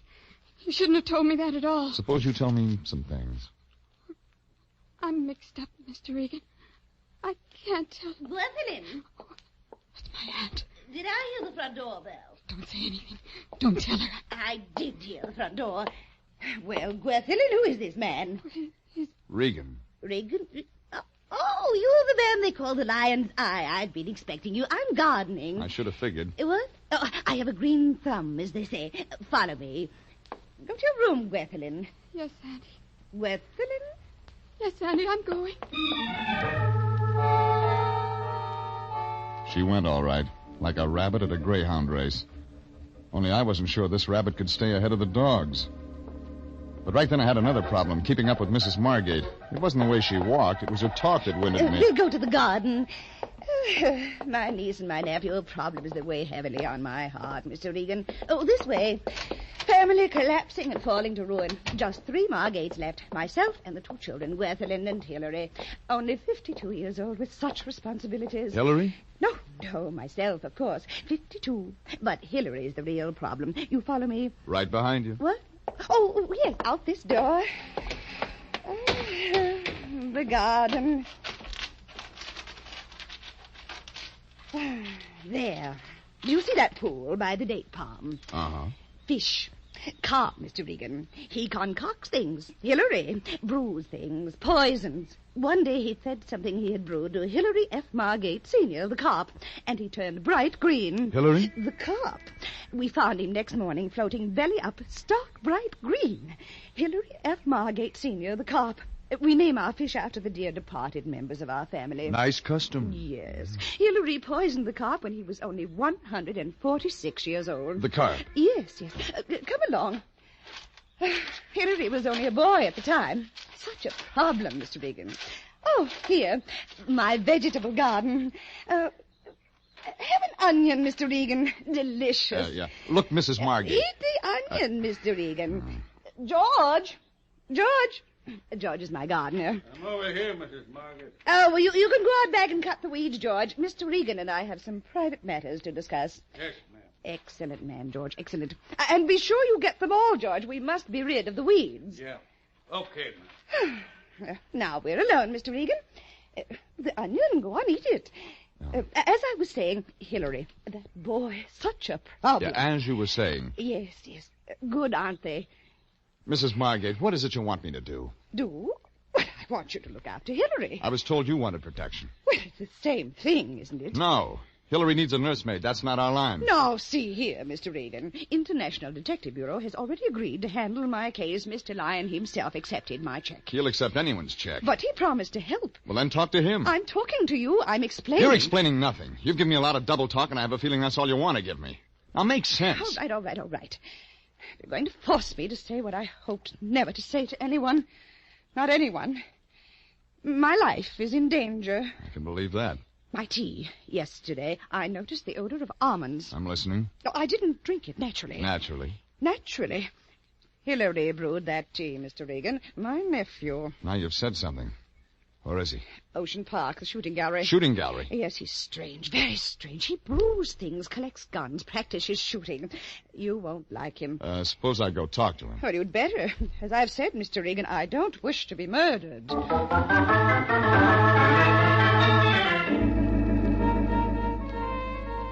I headed the car down La Brea to Olympic and then out to the Ocean Park Pier. It was afternoon business, popcorn and sailor style. The shooting gallery had one customer, a kid in a corduroy sport coat with a face like a cantaloupe out of season. He was taking shots at the little swinging targets. You didn't need the family album to figure him for Hilary Margate. I walked over, but he didn't take the gun from his shoulder. Leeks. Come again? Leeks. Scallions. My name's Regan. Allium ascalonicum, Mr. Regan. Onions. You've been eating them. So? This suggests you're the private detective hired by my aunt. Bullseye?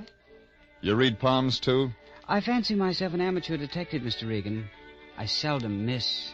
I notice. As a matter of fact, Mr. Regan, I'm interested in hiring you myself. Well, that's a switch. I think there's going to be a murder. Anybody I know? Yes, my aunt. Who plays the heavy? The heavy? Who's going to kill her? I am. Practicing? I don't need practice, Mr. Regan. Even experts get the chair. Possibly. All right, Junior, let's start making sense. Very well, Mr. Regan.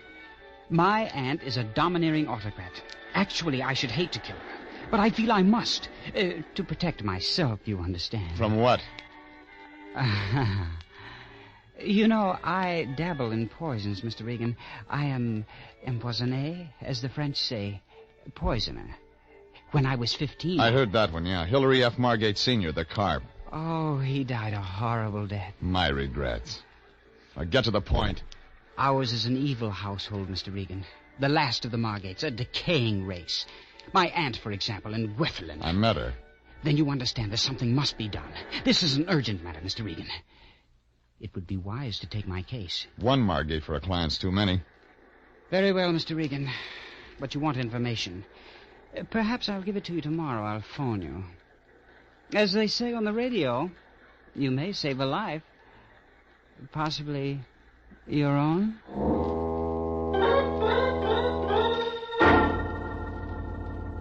It made a real funny joke the way he said it. Only I wasn't laughing. And neither was he. I got in my car and started for town to tell the lion he'd been underpaid. All the way in, I kept getting a picture of a mechanical rabbit going around a track.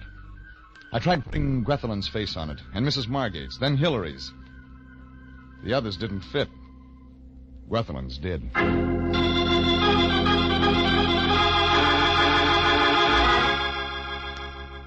I was still thinking about it when I parked on Hill Street and got out to walk. And that's when I put another face on the rabbit, my own. The guy who fell in behind me and started following was no greyhound, but he had squeaky shoes that slowed down when I slowed down. We stayed together for a block, and when I turned left toward the office, he turned left. I wondered if he was an amateur. I found out when I sidestepped into an alley and pulled him in after me. All right, Buster, this is where you get off. Hey, say, what the devil? Come on, who hired you? Let me go. Give me some answers. Talk. You want muscles, huh? Muscles? All right. I got it. He had them all right, and he knew where to use them. He had a bald head, and he used that, too, right in the middle of my stomach. I shouldn't have bent double, but I did. It was a setup. The next blow sent me around the fender of a truck parked in the alley. I went to my knees. When I came up, it was too late.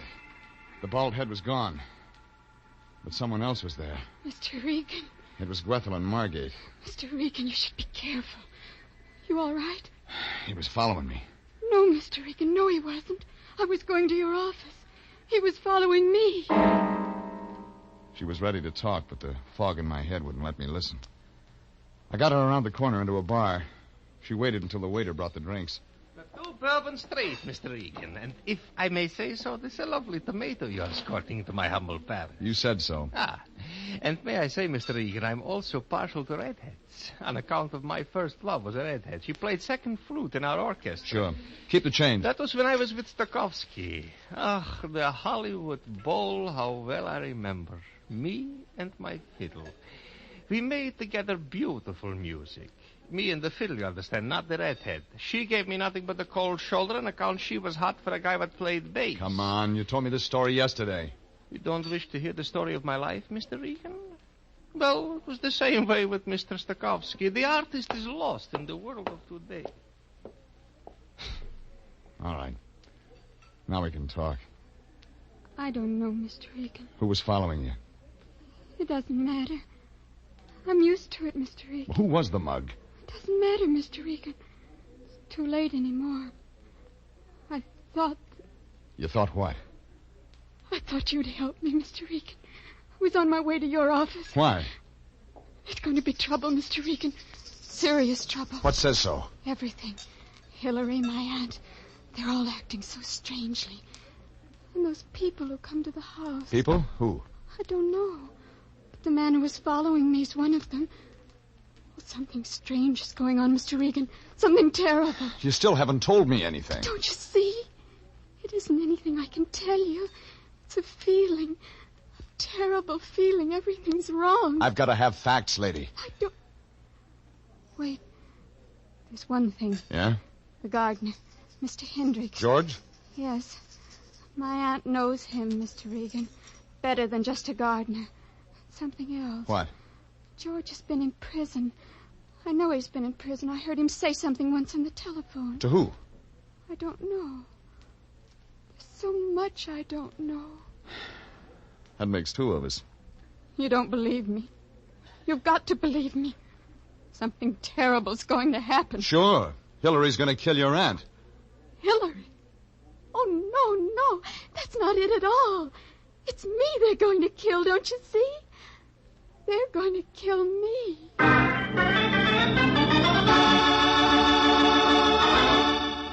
After that, I couldn't get anything out of her that made sense. I loaded her in a cab and then walked over to Pershing Square to feed the pigeons. Maybe something would come to me. Nothing did, except the pigeons.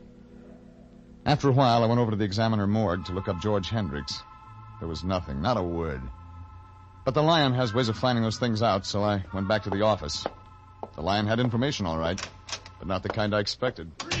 Regan, where have you been? I've been calling every saloon in the city. You got the wrong one. I often wonder why I hired you. Okay, Fatso, why the steam? I'll tell you why. Because you were supposed to be on the Margate case, that's why. What do you think I've been doing? I know what you're going to be doing. You're going to get out to Margate Mansion right now and fast. They just found Hilary Margate in his room. He's been shot through the head.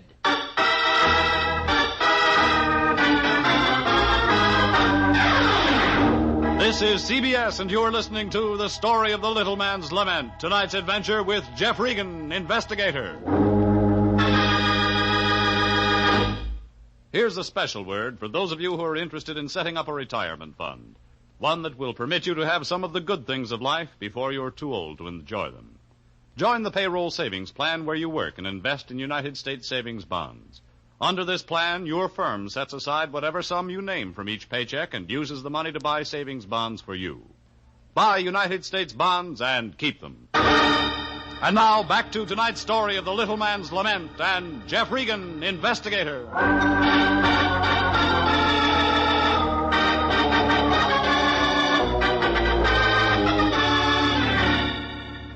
Nothing made sense.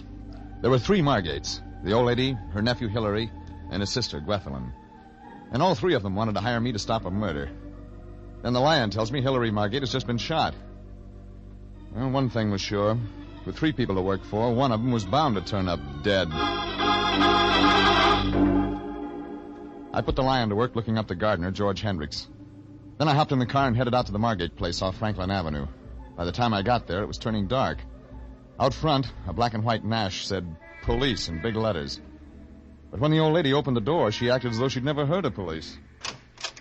Oh, Mr. Regan, please come in. I'm sorry you didn't get to meet him. Hilary, strange boy. I met him. You did? Oh, this way, Mr. Regan. Well, it's no matter. It was inevitable. Hilary's uncle, my husband, before he died, warned me something like this would happen. He was a young fool, Hilary. How did it happen? Happen? Oh, with a gun, of course. How else could one shoot oneself except with a gun? In here, Mr. Regan, we won't be bothered by them. Sometimes police can be so nosy. Do sit down. We shall have tea. With or without almonds? I know what you're thinking, Mr. Regan, but I'm sure it had nothing to do with it. What did? Just a moment, Mr. Regan. There's someone at our door. Well, Gwethelyn? I was just coming to see you, Andy. I thought you'd want me to tell Mr. Regan about Hilary. Yes, a good idea. Mr. Regan, I'll let Gwethelyn tell you. She was here at the time. Oh, she was a lovely woman. Gwethelyn's mother, my late sister. Well, go ahead, child. Go ahead. I got home about 5. Better sit down, child. No, not there. Here. Yes, Auntie. Well, Mr. Regan, Hilary was in the gun room reading. I went in to talk to him, but he ordered me out of the room. He said he didn't want to be disturbed. He was concentrating. Go on. I left the room. A couple of minutes later, I heard a shot. When I went back, he was there. Hilary. On the floor, dead. Then you called the police. I told Auntie. She called them. They've been so nice, the police. They promised not to disturb me any more than necessary. Wasn't that nice? They're, in his room now? With Hilary. Dear Hilary. Yeah, he won't need me anymore. I think I'd better be going. Oh, yes, of course. Gwethelyn, see Mr. Regan to the door like a good girl. Yes, honey. And come again sometime soon, Mr. Regan. We shall have tea together. Thanks. This way, Mr. Regan. Mr. Regan, I've got to talk to you this way quickly. What's on your mind? It's about Hilary. Something he did tonight. Like what? When he came home, before that, he had a book. A big book. He was reading it when it happened. Why would he read a book and then shoot himself? You got me. What was the title? I don't know. But when the police came, the book was gone. Where did he buy it? I don't know that either. But I'm sure it's important, Mr. Regan. I'm sure of it. You don't think it's important? I don't know. I reach for answers. Sometimes they come up air. I know something else, Mr. Regan. It's about George. George Hendricks, our gardener. Yeah? He disappeared this afternoon after it. Go on. Andy sent for him when the police arrived, but he wasn't in his room. The police were angry. They think he might have done it. And you think so, too? I'm not sure, Mr. Regan. I'm not sure of anything now.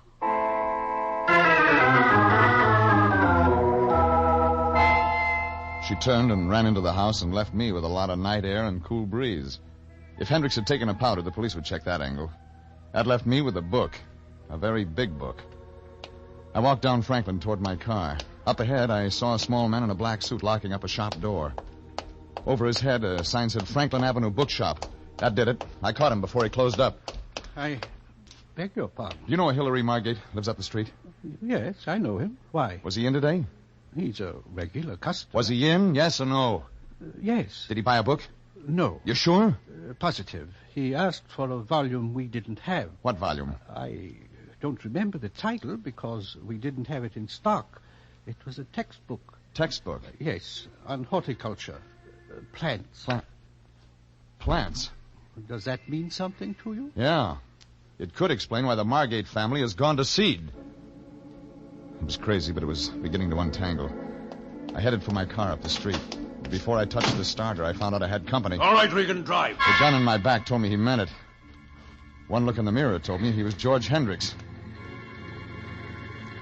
Well, you're calling him. Where to? Your apartment. I want to talk.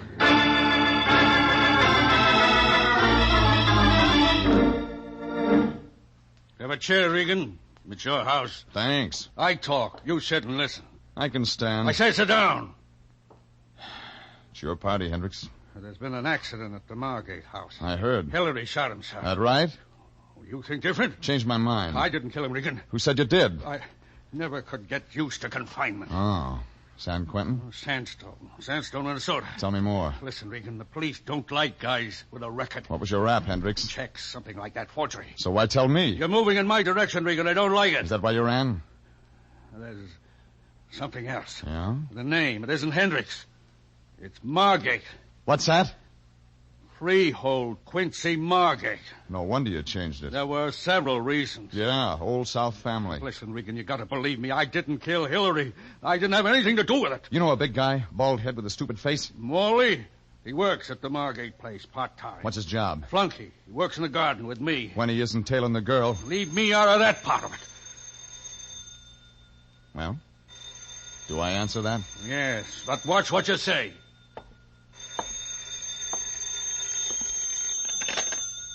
Regan. Regan, I expected to hear from you sooner. What's happened to you? Regan, are you there? Yeah, just got here. What's the matter? Someone with you? You're a genius. Well, I just found out about Hendricks. You guessed it. You mean he's there? Go on. Listen, that's not his real name, Regan. He's a Margate. Freehold Quincy Margate. Age 46, height 5'11", weight 180. Get to the point. Well, about that prison record, quite correct. It was 8 years ago. Charge? Narcotics violation. Well, yes, but be careful. He'll hear you. No, he won't. He just went out the door, fast. I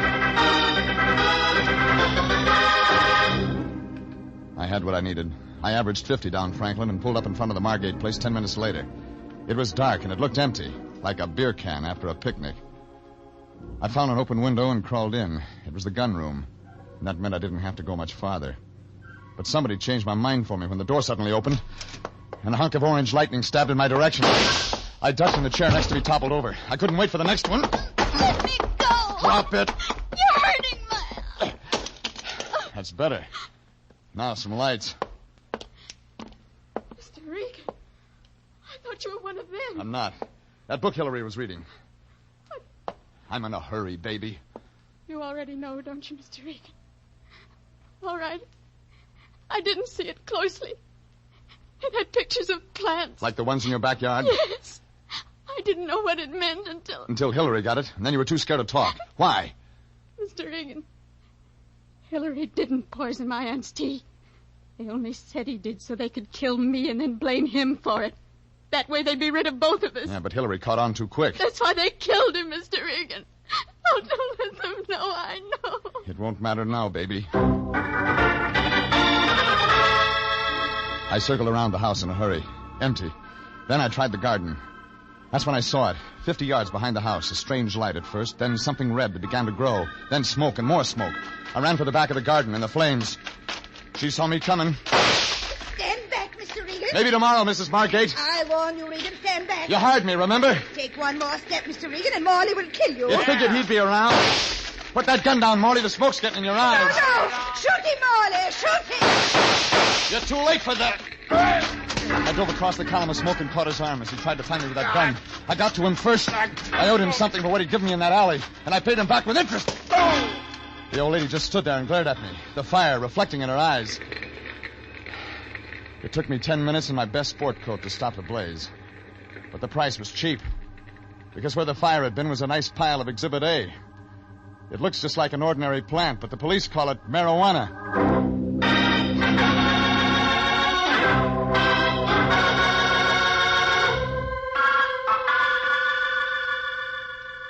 Somebody spotted the smoke and called the fire department. The police were right behind them and loaded the last of the Margates into the wagon. And it was like Gweth said. She was scheduled to turn up poisoned, and I was supposed to testify that Hillary had done it. Only Hillary caught on too fast, and they gave him a bullet for his trouble. And after I finished up at headquarters, I went to the office and filled the lion in. He was disappointed. And this fella the police picked up at the depot, this Hendricks, he wasn't the culprit we were looking for? He was under the old lady's thumb like the rest of the family. She blackmailed him into growing this stuff. With his record, he couldn't afford to squawk. He couldn't afford to squawk. How do you think I feel? You got a check for $100, didn't you? Well, yes, I did. She did pay you, didn't she? Well, you see, Jeffrey, that is, she gave me a check when I first went out there for $100. You said that. Well, I didn't think anything of it at the time, but, well, you see, her brother-in-law... You mean... Well, that is, Hendricks did have a prison record for narcotics violation, but, well, it seems upon examining the records more closely, there was an earlier sentence for, Bad checks. Yes. It seems to run in the family. I don't get paid this week. Go on. Quit me. Kick a man when he's down. Oh, stop it. You know I never withhold payment when I have it. Right now I don't have it. Maybe next week. If you wait 2 weeks, it'll be Thanksgiving. What's that mean? You can have the end of the turkey I've been getting. Jeffrey, you're not being kind. Remember my heart. I'll try. Oh, thank you, Jeffrey. Thank you. Now, here's 25 cents. For what? Go over and pick up your laundry. I forgot to wait for it.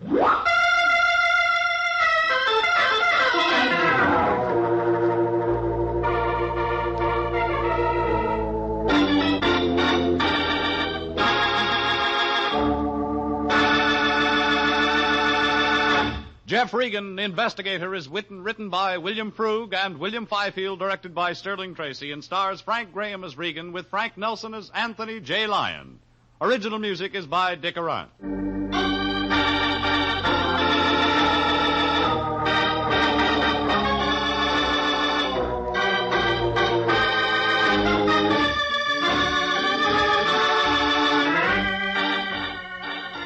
Jeff Regan, Investigator, is heard each week at the same time over CBS. Bob Stevenson speaking, and inviting you to be with us again next Wednesday at 9 for more suspense and mystery and adventure with Jeff Regan, Investigator. This is CBS, the Columbia Broadcasting System.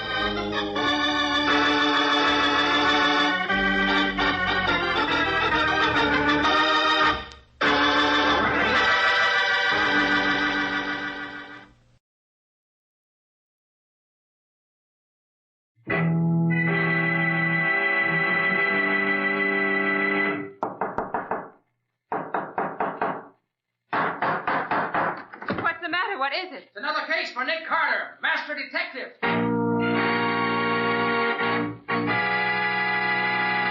Yes, it's another case for that most famous of all manhunters, the detective whose ability at solving crime is unequaled in the history of detective fiction, Nick Carter, Master Detective. Presented by the three great Linex home brighteners, Linex Clear Gloss Varnish, Linex Cream Polish, and Linex Self-Polishing Wax. Created by Acme, America's great producer of fine Acme quality paints. Today's curious adventure. Death goes to the post. For Nick Carter and the mystery of the unlucky jockey. In just a moment, we'll hear how Nick Carter was able to solve the mystery of what happened to the unlucky jockey and why he failed to win the big race. But now, here's a suggestion for you. It doesn't take folks long to learn what's worthwhile. That's why millions of wise American homemakers have discovered Chemtone, the miracle wall finish. That's why they're now discovering the new magic for woodwork, floors, and furniture. The 3 great Linex home brighteners. Linex Clear Gloss Varnish to give lustrous, longer-lasting protection to every wood and linoleum surface. Linex Cream Polish to renew the sleek, gleaming beauty of fine furniture. And Linex Self-Polishing Wax to lend rich, satiny loveliness to any floor, wood, linoleum, or tile. Take the modern shortcut to new home beauty with the 3 great Linex home brighteners. You'll find them all at your hardware, paint, or department store. Your headquarters also for Chemtone, the miracle wall finish.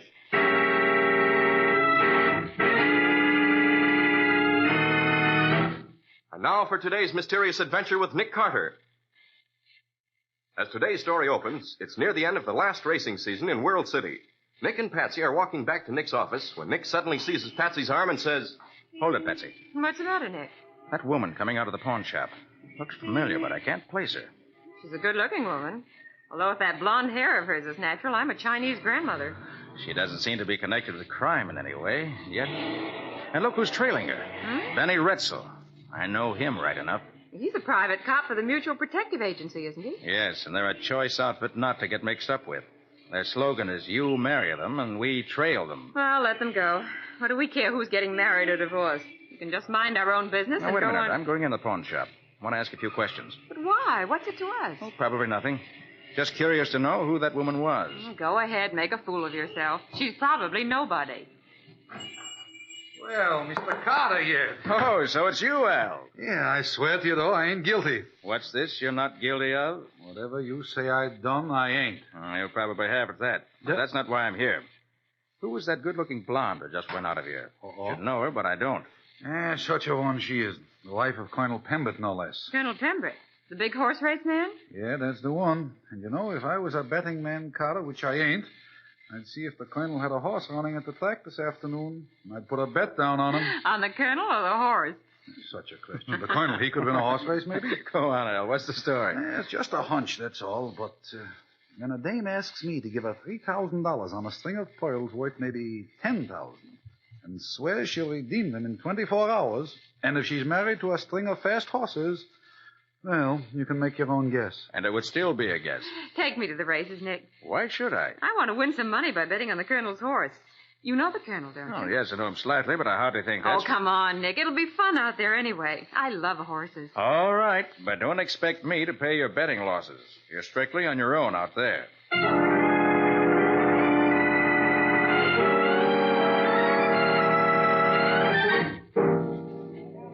Oh, it's always a thrill to me to be in the paddock, where you can see the horses close to.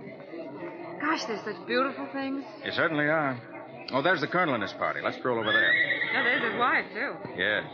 She looks more interested in the young man beside her than she does in the Colonel. Maybe she is. He's much better looking. Not so old, either. Hello, Colonel Pembroke. How are you? Oh, hello, Carter. Fine, thanks. I believe you know my wife. I don't, but I'm happy to. Thank you, Mr. Carter. This is Miss Bowen. How do you do, How do you do?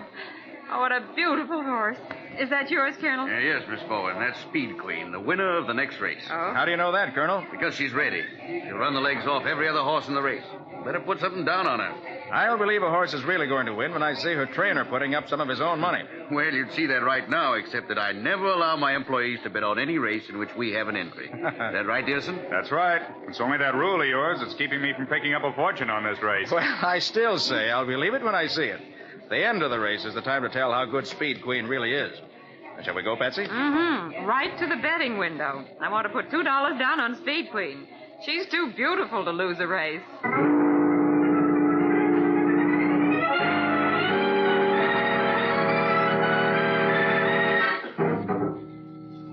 Sonny Boy's still in the lead with Nimrod and Golden Spur close behind. Sonny Boy's pulling away from Nimrod. Looks like a strong winner, but you can't tell yet, of course.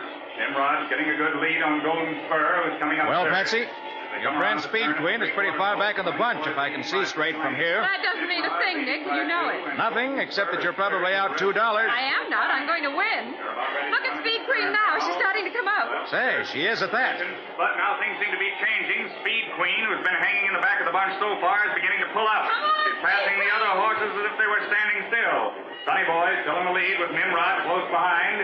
Now Speed Queen is third and still growing strong. It's almost incredible the way she's running. Uh-oh. Speed Queen lost ground then when her jockey swung her wide to get around the leaders. Oh, too bad. Oh, no, look at that. She's coming up neck and neck with Sonny Boy. They're coming down the stretch together.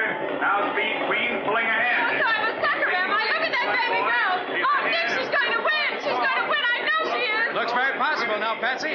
She's certainly showing her heels to the rest of them. If she can pass Sonny Boy now, she may make it. She did, Nick. She's out in front.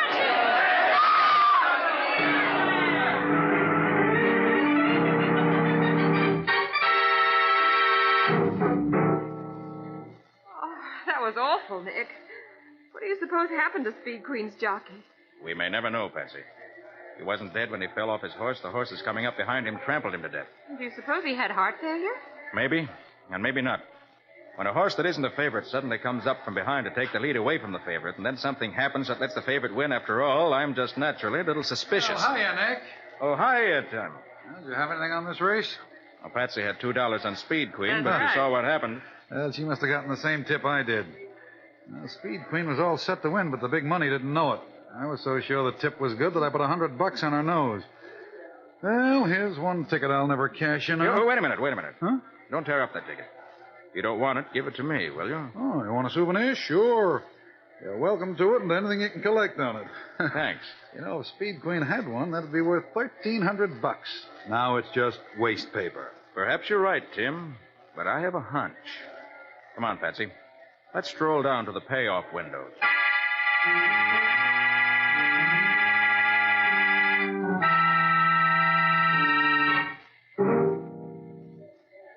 Well, look who's at the $100 window. Pinky Deems. Never had over $5 on a race in his life. Nick, will you look at the handful of tickets he has? If those are all winners, there must be $5,000 or $6,000 there. Easily that much. No question about it, Patsy. Somebody knew something was going to happen to make Sonny Boy the winner. And for the sake of the poor dead jockey and Speed Queen, I'm going to find out what it was that did happen. Wait a minute. I'll be right back. Okay, Nick. Pinky? Pinky Deems. Huh? Oh, it's you, Connor. You give a guy that jumps grabbing at him that way. I didn't think you touts ever believed in your own tips, Pinky.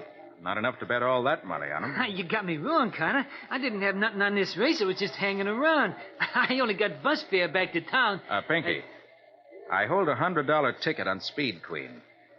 I hate to be a sucker. Sucker? Oh, yeah. You sure was tough about the jock falling dead just when he was winning like that, yeah. But lucky for those betting on Sonny Boy. Yeah. Look, Carter, I gotta go see a guy. At 13 to 1, the ticket I have is worth $1,300. I'm keeping that ticket. Might be a smart idea for somebody to buy it from me. Huh? I'll be in my office until 4 o'clock. After 4 will be too late. Hey, I don't know what you're talking about. Just pass the word along. That's all. All right, Patsy. That's enough racing for one day. Let's get back to the office.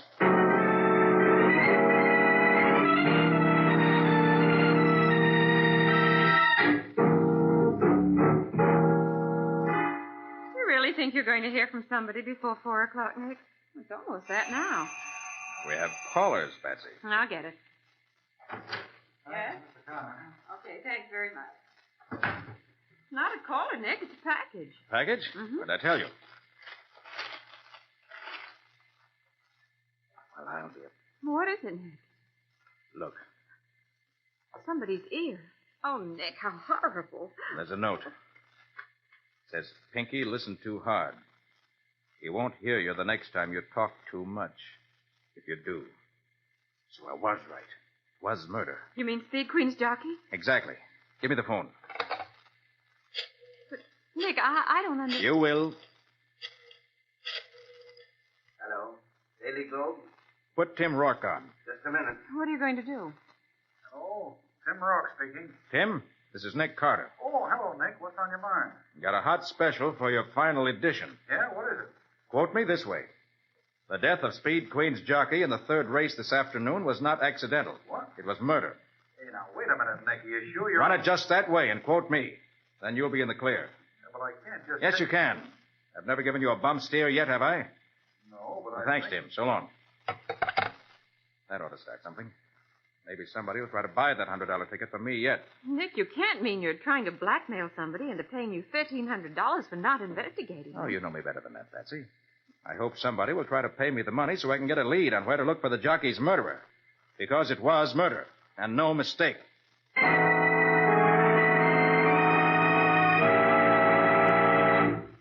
Well, we've never known Nick to be wrong when he finally makes up his mind, but this looks like pretty slim evidence on which to make a charge of murder. Is Nick on the right track, or is he sticking his neck out looking for trouble? Can he prove the charge that he's just made? And how will he go about it? We'll see in just a moment. If you're a homemaker, you have every reason to take pride in a home that fairly gleams with the evidence of careful attention. And every wood and linoleum surface in your home will gleam when you use Linex Clear Gloss Varnish. Because Linex Clear Gloss lends a lustrous finish that keeps its beauty a long, long time.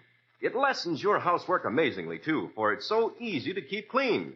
Dirt stays on the surface, where you can wipe it away in a jiffy. And Linex Clear Gloss is so simple to apply. You just brush it on, and it dries without brush marks to an elastic, transparent finish that wears and wears. A finish which protects every surface to which it's applied. Yes, it's a fact. Linex Clear Gloss protects all the wood and linoleum surfaces in your home against damage by boiling water, hot grease, fruit acids, perfume, even alcohol. In every way, it's truly the super varnish. Ask for it by name at your dealers. Linex, L-I-N-X. Linex Clear Gloss Varnish. You'll find all three great Linex home brighteners and Chemtone, the Miracle Wall finish, at hardware, paint, and department stores everywhere. And now back to our story. Nick is convinced that the death of the jockey on Speed Queen was not an accident. In fact, he believes it was deliberate murder. But it's going to be a long, hard road proving it. It's later the same day as we look in on Lieutenant Riley's office at headquarters just as Nick drops in. Well, how are you, Nick? Haven't seen you around here in a dog's age. Riley, how many murders does it take to interest you? Murders? I haven't heard about any murders, but if you'll tell me where you hid the bodies, I'll be glad to look into it for you. One of the bodies was the jockey in the third race this afternoon. What's your report on him?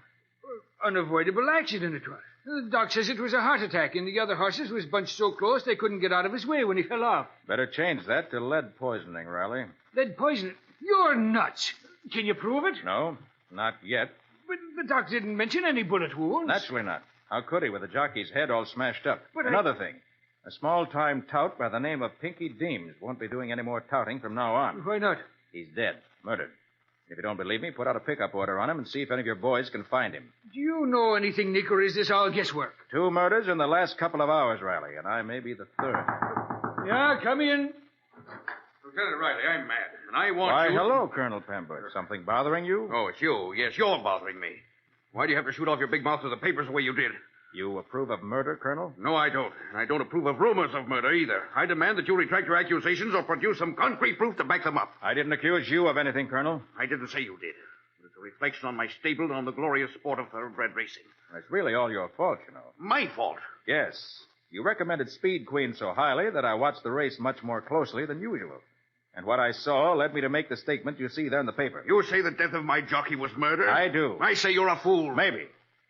But I'm going to keep on saying it's murder until someone does something about it. But, Nick, you must have something to back up this claim of yours. I have, but none of it's evidence yet.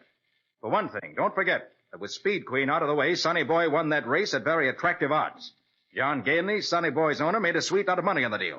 John Gainley's a crafty old bird, but he wouldn't murder my jockey. Colonel Pembroke, before I go any further with this, I'd like to talk to your trainer.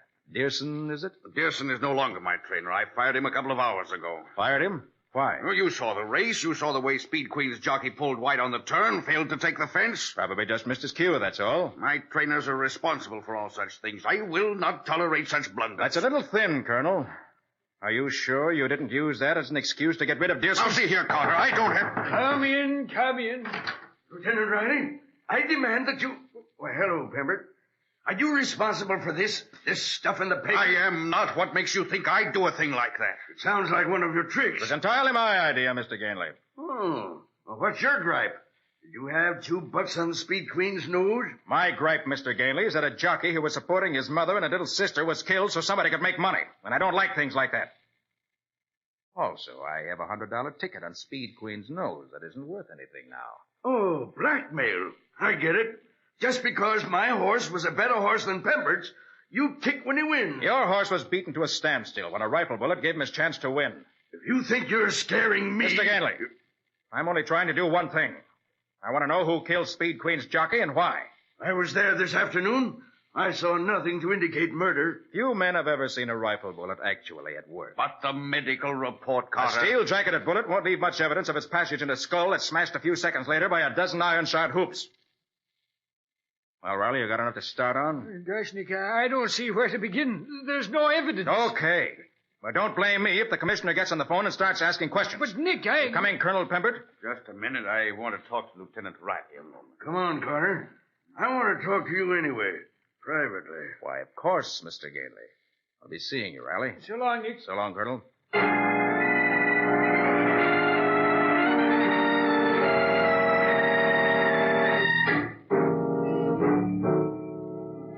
Now, if you'll step in my car with me for a minute, we can talk quietly. All right. But I don't see what you and I have to talk about. It won't take but a minute. Now, all right, Carter. What's your game? I told you that upstairs. I don't believe you. You're sore because you failed to win your bet on Speed Queen. You don't really care for the jockey who was killed. You're welcome to think anything you like, Mr. Ganley. You think if you talk long enough and loudly enough, somebody's going to pay you to shut up. Go on. Unfortunately for me, your accusation points directly at me. As the owner of the winning horse, I profited by the jockey's death. But I certainly didn't murder him. No one has accused you of murder yet? But they will. There'll be fingers pointed at me. There'll be investigations by the racing commission. How much was the ticket you have on that race? $100. At 13 to 1, it's $1,300. Here you are. I trust we understand each other now. I understand that you've just given me $1,300. And I also understand that a jockey was killed in cold blood. But, Carter, I said we had nothing to talk about, Mr. Ganley, and I was right. So long.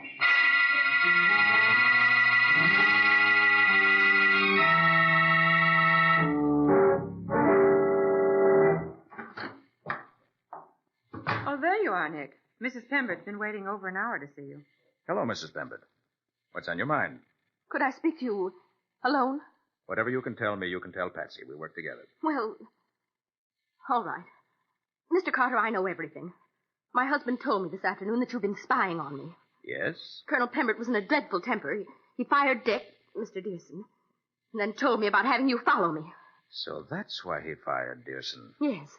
Oh, I don't know what came over me. I really love the Colonel, but Mr. Dearson swept me off my feet. I guess I'm just weak. Why have you come here now? I must know, Mr. Carter. Have you told the Colonel that I pawned my necklace this morning? Why is that important? If the Colonel knew that I pawned my pearls and gave the money to Dick to bet on Speed Queen, then he must be the one behind the jockey's murder. He wanted to be sure that Dick would lose, because if he won, I was planning to run away with him on the winnings we'd make. Are you saying that your husband killed the jockey so you and Dearson couldn't run away together? Oh, it must be that. He must love me very much. I thought he didn't care. Did the Colonel tell you I'd been following you, spying on you? We said he'd hired a private detective to report everything I did. Mrs. Pembert, I'm a private detective, but I wouldn't touch one of those divorce investigations if I starved to death. Then, these things I've told you, you didn't know them? Not positively. But you give me some valuable information. Thank you. I'd guessed at most of it, but had no confirmation. Nicholas Carter's office. Mr. Carter's busy just now. May I take a message for him? Very well, I'll tell him. Goodbye. Well, that was short and sweet. What was it? It was Colonel Pembert. Colonel Pembert? Yes, he said to tell you, Nick, that he was sending you $1,300 by messenger. He said you'd know what he meant. So the Colonel's decided that he can't ignore my charges, and he wants me to drop them. Doesn't that prove what I just said, Mr. Carter? I don't know. Does it? He must be behind it. Oh, the poor man. I must go to him at once. You better not tell him you were here when his message came. Oh, I won't. Goodbye, Mr. Carter. Patsy. Mm-hmm. Get me the Mutual Protective Agency. Joe Brown. Okay. Maybe it's not blackmail, Nick, but it's certainly producing results. Yeah. Originally, I let it be known that I'd lost $100 on Speed Queen just to see what reaction I'd stir up. I wanted to get a lead on the killer. And now the money comes in by itself. Well, we'll give it to the Red Cross. There's no better use for any money than that. Hello? Mr. Joe Brown, please. Wish I had more to give them. Hello? Just a minute. Nick Carter calling. Thanks, Betsy. Hello, Joe. Have you finished that job for Colonel Pembert yet? What job? On his wife. His wife and Dick Dearson. Oh, yeah. Just delivered the final report. Why? If you're finished with it, you won't mind giving me Dearson's address, will you? He moved from his old place recently, I find, and left no forwarding address. Just a minute. 47 East Willow Road. You know, the Colonel bounced it just a little while ago. Yes, I know. 47 East Willow Road. Thanks, Joe. Do as much for you someday. So long. What makes you think Colonel Pember's trainer's mixed up in this, Nick? How could he get in on it? He has some information I want, that's all. Oh. For now. So you better drive me out to 47 East Willow Road. And fast.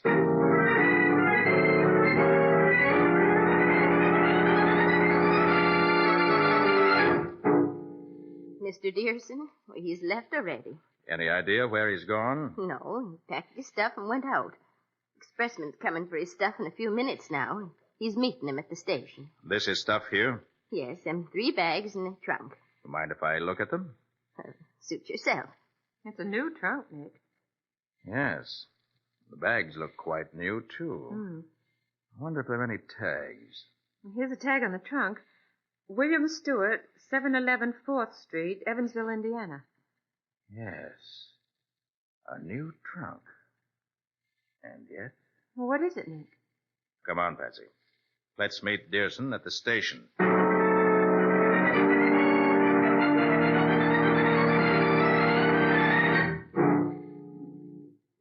See this headline, Dearson? Huh? What? Oh, it's you. I said, have you seen the headlines? It says Speed Queen's jockey was murdered. Who said so? I do. What do you know about it? Practically everything. How come you know so much? I get around.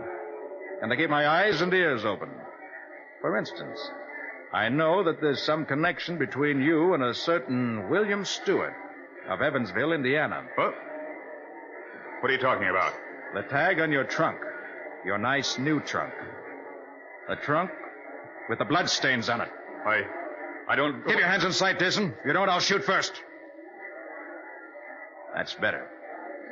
Now, suppose we forget about taking the train and call on Lieutenant Riley instead.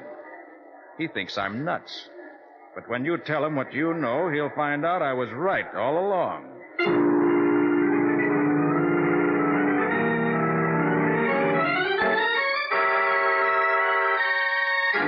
Will you get to the point, Carter? You didn't ask us here just to talk about the weather. Very well. Now that Mr. Gainley's here, let's get on with it.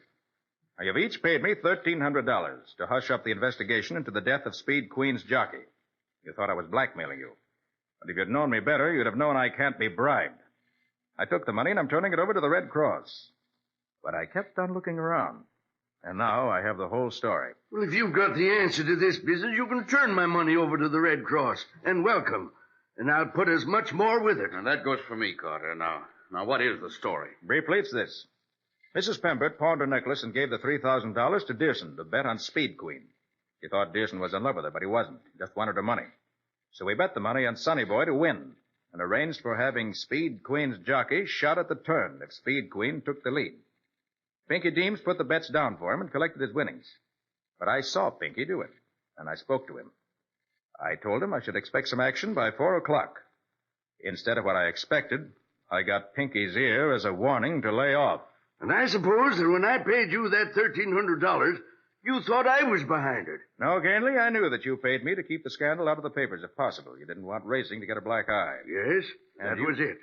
And you, Colonel Pembert, you paid me $1,300 to keep your wife from learning what a fool she'd been, didn't you? Yes, I knew she'd made a fool of herself over Dearson, and I wanted to protect her. I love her. And she loves you, Colonel. I know that. Can you prove any of this, Carter? Not much of it, unless Dearson confesses, which I feel sure he'll do. But why should he confess, Nick, if you can't prove anything on him? Because there's one thing we can hang on him, fairly and squarely. What's that? Pinky's death. If you were to look in the trunk which Dearson just bought, you'd find Pinky's body minus one ear being shipped to what is undoubtedly a fake address. There were minute traces of blood on the trunk when I examined it. That alone will take care of our Mr. Dearson, who seems to have double-crossed everyone he came in contact with except himself. Looks to me as if fate had double-crossed him, the way it turns out. Quite right, Patsy. Fate has a way of double-crossing those who don't obey the laws of right and wrong.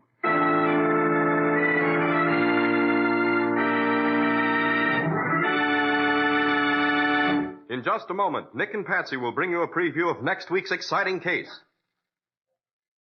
You know that the more homelike the place you live in, the more fun you have inviting folks to share your hospitality. And these days, every home can look its shining best with very little effort when you depend on the three great Linex home brighteners. Take Linex cream polish, for instance. One quick, easy application reveals your fine furniture in all its original gleaming beauty, renews the appearance of the wood, frees it from the dull cloudiness of dust, old polish, and finger marks. You see, Linex cream polish actually cleans as it polishes, cutting your job in half, saving one whole step. And when you're through, you'll find that Linex cream polish has left no oiliness on the surface of your furniture. It dries hard, bright, and dustless.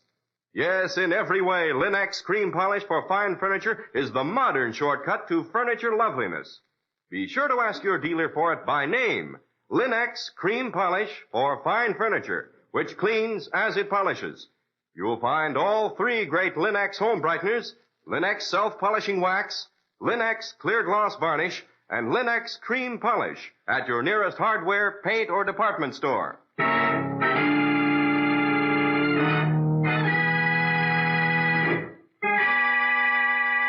And now let's hear from Nick Carter himself. Well, Nick, would you care to give us a peek into next week's story? He'd be delighted to. He's been waiting for just that very question. Thanks for the build-up, Patsy. Well, it's a story of an actor. An actor who, for some strange reason, seemed to be followed by a constant procession of almost fatal accidents. He was hurt several times, but always escaped death. What was it all about? Well, the manager of the theater, a friend of mine, called me in to find the answer to that same question. Which Nick found, of course, and just in the nick of time. Well, what do you call it, Nick? Death Behind the Scenes. Or the mystery of the persecuted actor. Complete details next week.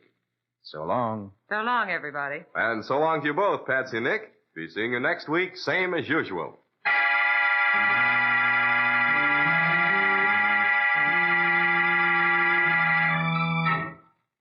Next week, the same time, listen to another curious experience of Nick Carter, Master Detective, entitled Death Behind the Scenes, or Nick Carter and the Mystery of the Persecuted Actor.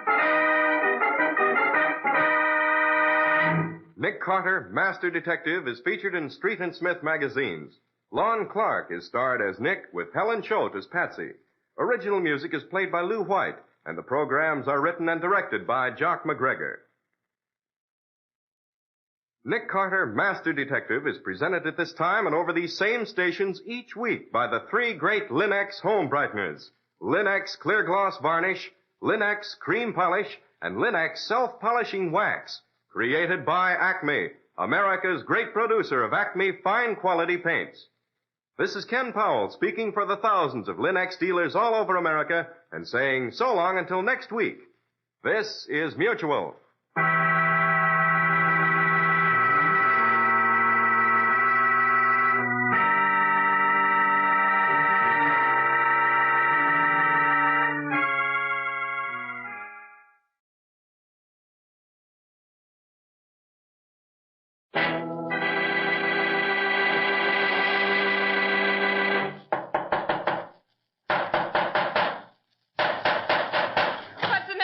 It's another case for Nick Carter, Master Detective.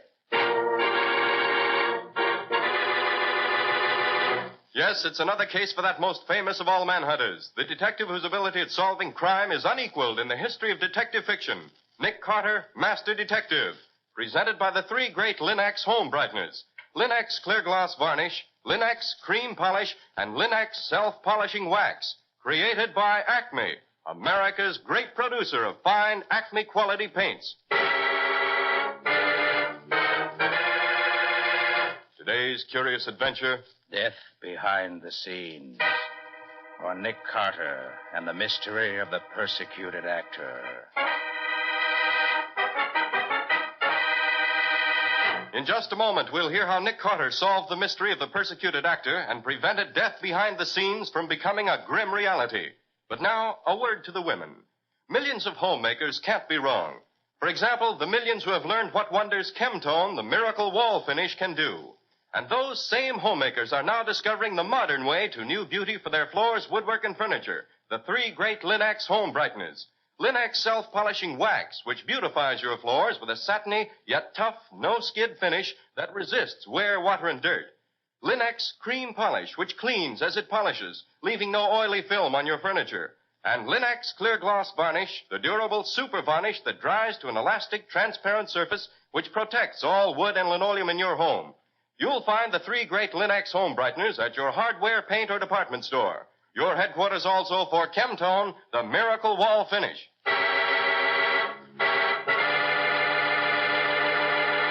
And now for today's mysterious adventure with Nick Carter.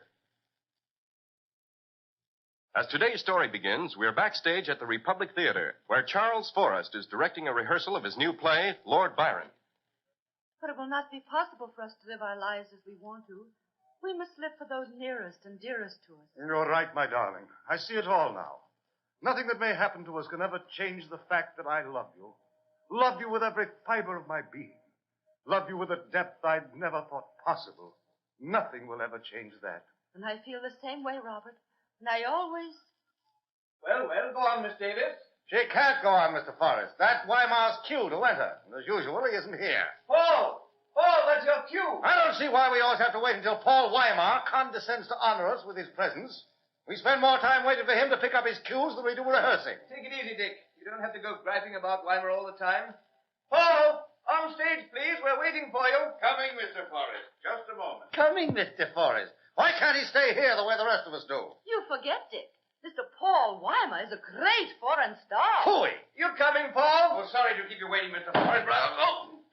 Paul, what's happened? It's happened again. It's happened again. I can't go on. What is it, Paul?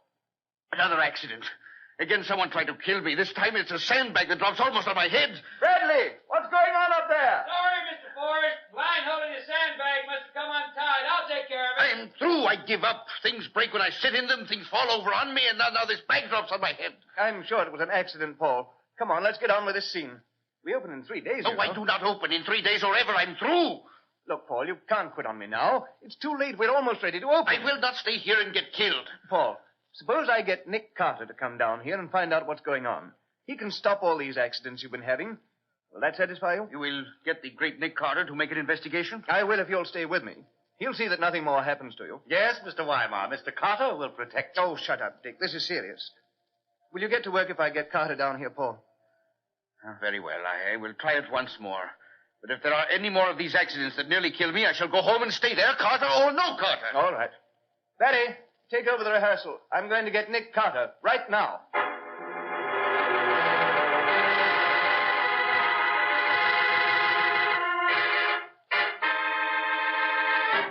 You say you're having trouble with your new play, Forrest? I certainly am, Carter.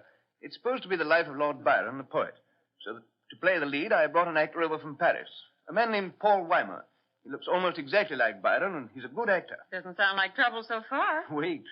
Ever since we started rehearsals, one accident after another has happened to Weimar. So that by this time, he's getting so jittery that I'm afraid he won't be able to go on with the play. Well, what kind of accidents, Forrest? Well, one time a heavy door almost fell on him. Just missed him. Another time, a chair he was sitting in collapsed under him and sent him to the hospital for 3 days with a wrenched back, and so on. Today, the final straw, a heavy sandbag counterweight, fell and almost on top of him as he crossed the stage. I don't blame him for being jittery. Any idea what's behind all these things? Either one of two things. Either somebody's trying to kill Paul, or they're trying to scare him out of the show. And there's only one person, as far as I know, who'd profit by getting rid of Paul. And who's that? Richard Rowland, my American star. He was so upset at not being given the part of Byron that he swore he'd never act for me again. And suddenly he agreed to play the second lead, which surprised me, even though it is a pretty fat role. Then if Paul Weimar had to give up the role for any reason, I suppose Roland would automatically step into the part? Yes, of course. Well, it certainly gives Roland a motive, doesn't it? Will you take the case, Nick? If you don't, I'm afraid Weimar will walk out on me, contract or no contract. When do you have your next rehearsal? Tomorrow morning at 11 o'clock, if the rest of the scenery is hung and ready. All right. I'll be there at 10:30 to look over the ground. Will you see to it that I'll take it, Nick. Nicholas Carter's office. Yes, he's here. Just a minute. It's for you, Mr. Forrest. For me? Oh, thanks. Hello? What? No, don't let anybody get away. Keep everything just as it is till we get there. Yes, I'm bringing him with me. Yes, right away. Goodbye. That was Barry, my assistant stage manager. Roland is supposed to fire a shot at Paul in the second act. But when he fired just now, it wasn't a blank. It was real. Was Weimar hurt? No, fortunately, the bullet missed him. Another accident, huh? Yes, another one. Heaven only knows what Weimar will do now. Let's get down there immediately. I want to start working on this before it's too late.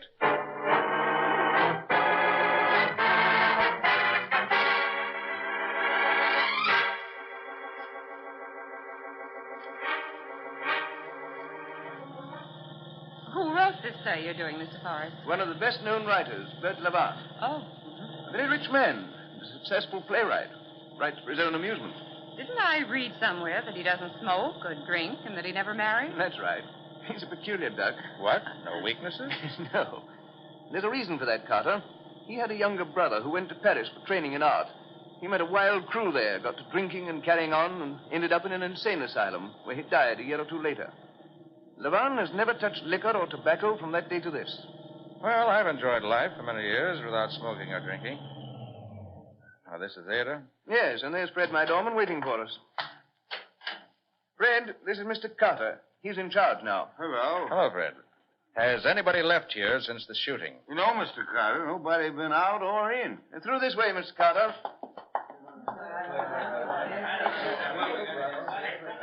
Quiet, please, everybody. Ladies and gentlemen, this is Mr. Nick Carter. He's in charge here now, and whatever he says goes. Now, that's Paul Weimar over there, Mr. Carter, and Richard Rowland next to him. How do you do? Now, first, let me get the facts. Oh, Roland, suppose you tell me what happened. Well, in the second scene in the second act, Lord Byron is threatened by the husband of a lady to whom Byron's making love. I play the husband, and I'm supposed to shoot him. Instead of the old-fashioned pistol we'll actually use in the play, we've been using a small automatic with blanks. When I fired it just now, it wasn't a blank, but a real bullet. Fortunately, it missed Weimar, but I'm sorry to say it struck a stagehand who just happened to be in the line of fire. Was he badly hurt? No, it just scratched his cheek. Where's the gun you used? Oh, right here on the table. 32 Colt. Only one shell in it, and that's been fired. Roland, who has charge of this gun before it's given to you? Rogers, the property man. Get him, please. Rogers, on stage. Will everybody please take the same positions now that you were in when the shot was fired?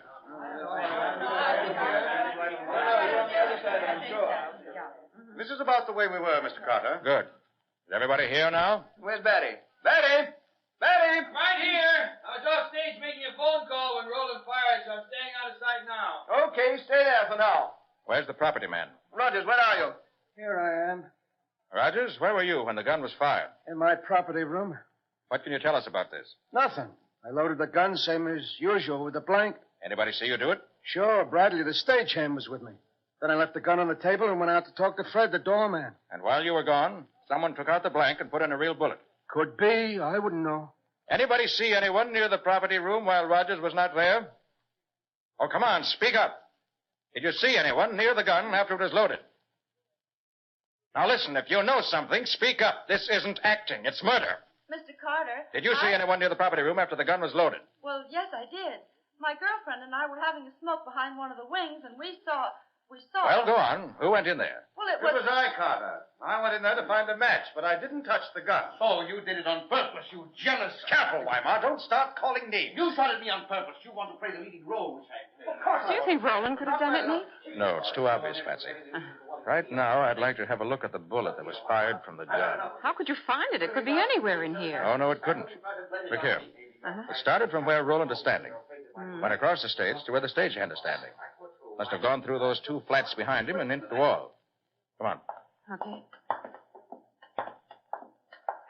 Now, if we line up Roland at the holes in these flats, we should find... Sure, Nick, there it is. In that big wooden post. Ah, yes.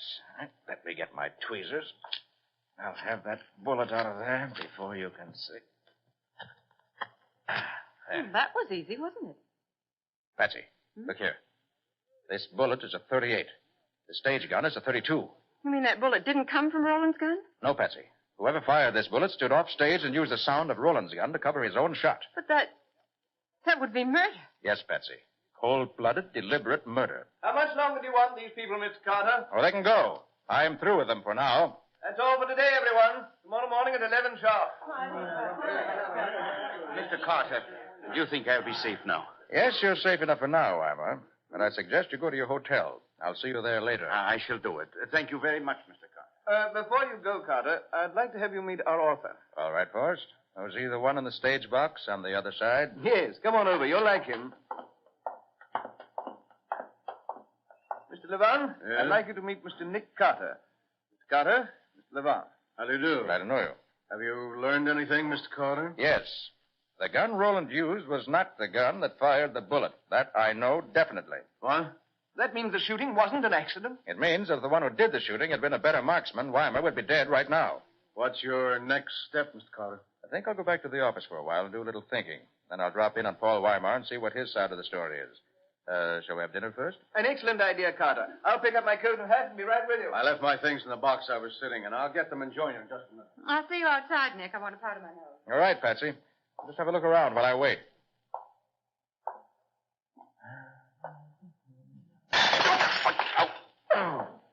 Carter, what is it? What's the trouble, Carter? Fall over something? No. Something fell over me. I started to cross stage and something knocked me over. Almost knocked me out. What's going on in here? Mr. Carter's had an accident. Wait, another of them accidents? That flower pot was on top of that pedestal. For some reason, the whole thing fell over on him. You all right, Carter? Yes, I guess so. But let's get out of here before the roof falls in on us.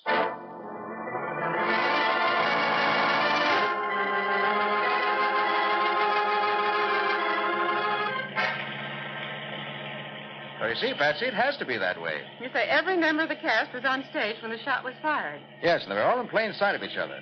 That leaves only 4 persons, as far as we know, who were backstage and who could have fired the offstage gun. Rogers, the property man, Fred, the doorman, Barry, the stage manager, and the stagehand, Bradley. And Fred says Rogers was talking to him near the entrance, which gives both of them an alibi. Apparently. And Barry says he was telephoning, and we found that a call was made from that phone at that time, which seems to let him out. And Bradley was shot by the bullet, so he couldn't have fired it. No. Which accounts for all 4 of them. Which means there's something somewhere we don't know yet. That's one reason I want to talk to Weimar. He may be able to throw some light on the subject. Oh, here you are, driver. Come on, Patsy. All right.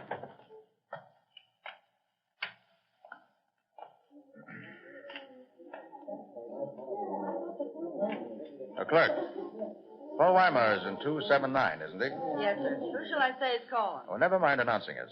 We're expected. Well, what's the name, please? You must be announced. The name is Nick Carter, and don't announce it. But it's a rule to announce all guests. We can walk, Patsy. It's only the 2nd floor. Why didn't you want to be announced, Nick? Just second nature. They don't know I'm coming to see them. They can't get ready to receive me. I like the element of surprise when I go calling officially. Room 279. That must be right here in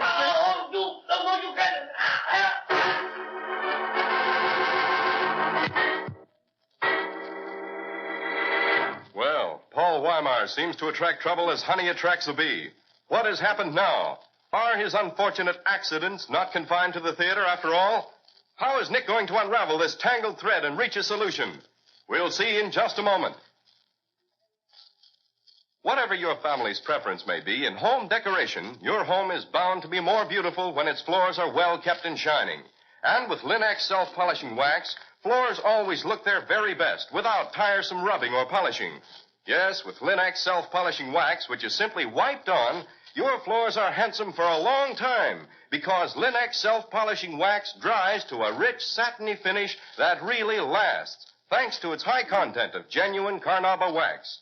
And the finish may be renewed wherever and whenever you like, without re-waxing the whole floor. What's more, Linex self-polishing wax is easy to keep lovely, for you whisk surface dirt away in a twinkling with a damp cloth. And Linex self-polishing wax is the anti-skid floor finish, for the underwriters' laboratories have proved by test that wood, linoleum, and rubber tile floors are actually less slippery after Linex self-polishing wax has been applied. Be sure to ask for Linex, Lin-X, Linex self-polishing wax. You'll find all 3 great Linex home brighteners and Chemtone, the miracle wall finish, at hardware, paint, and department stores everywhere.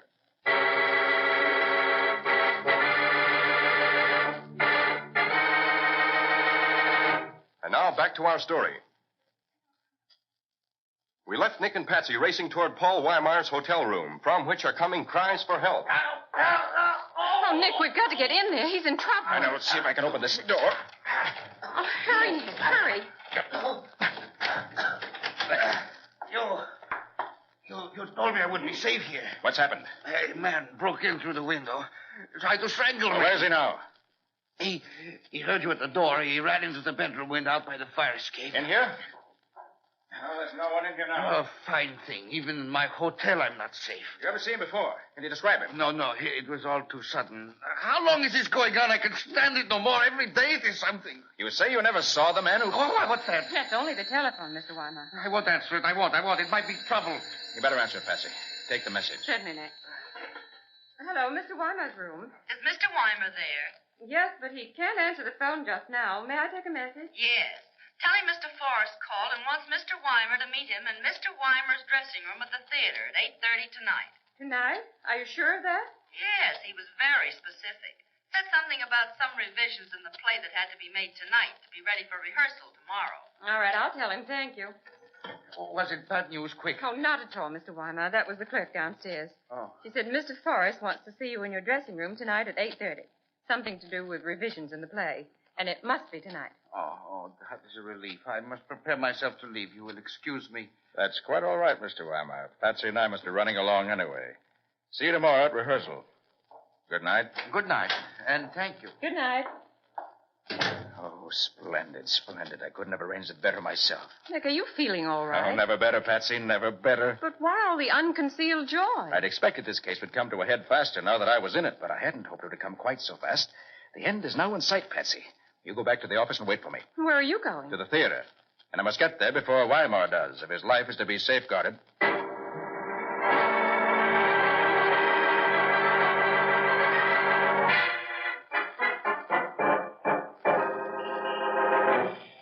Here you are, driver. Keep the chain. Good evening, Mr. Carter.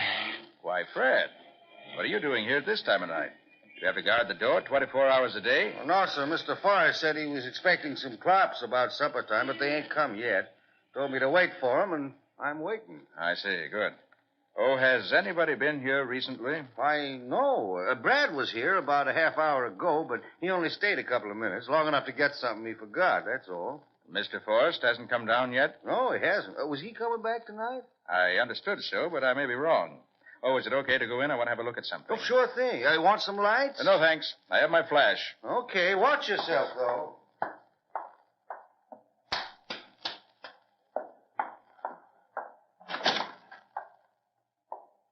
This ought to be Weimar's dressing room. Ah, yes. It's the cane he was carrying in rehearsal this afternoon. Uh-huh. Seems to be no concealed bombs. No booby traps. Well, okay for now. Nothing to do now but wait until he arrives.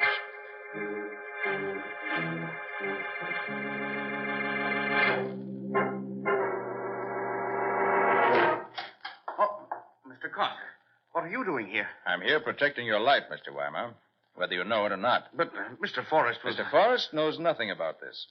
The call you got came from the would-be murderer. He wanted to get you down here so he could finish his job tonight. Finish his job? How? What do you mean? That's what I want you to tell me. Oh, before you touch anything or sit down, look around this dressing room. What do you see that doesn't look natural in here? Not look natural? What do you mean? Oh, anything out of place. Something here that shouldn't be here. Something missing. Oh, I see. Now, yes. Someone has been smoking my cigarettes. I left nearly a fresh pack here, I remember.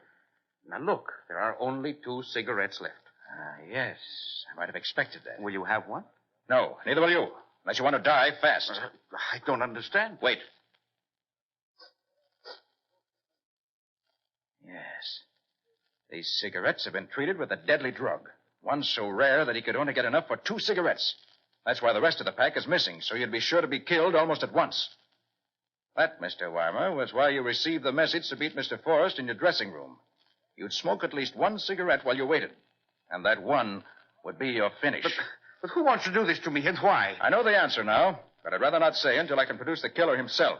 As soon as I can, You interfering meddler, you'll never live.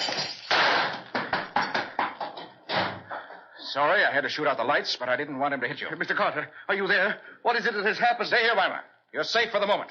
I want to stop that man who just ran off. Your life's in danger as long as he's loose. Where are you going, Mr. Carter? Sit tight. I'll be right back. Fred! Yes, Mr. Carter, did I hear some shooting? You did. Who was it just ran out here? Nobody. But he went out some way. I heard him slam the door. Well, he must have gone out that little back door out behind the dressing room. You mean this isn't the only way out of this theater backstage? Oh, no, there's that other little door, but that's supposed to be kept locked all the time. That leads out to the other street. Oh, I see. Well, where's your telephone? Right there in the office, Mr. Carter. Good. Let me make one phone call, and I'll show you a would-be killer.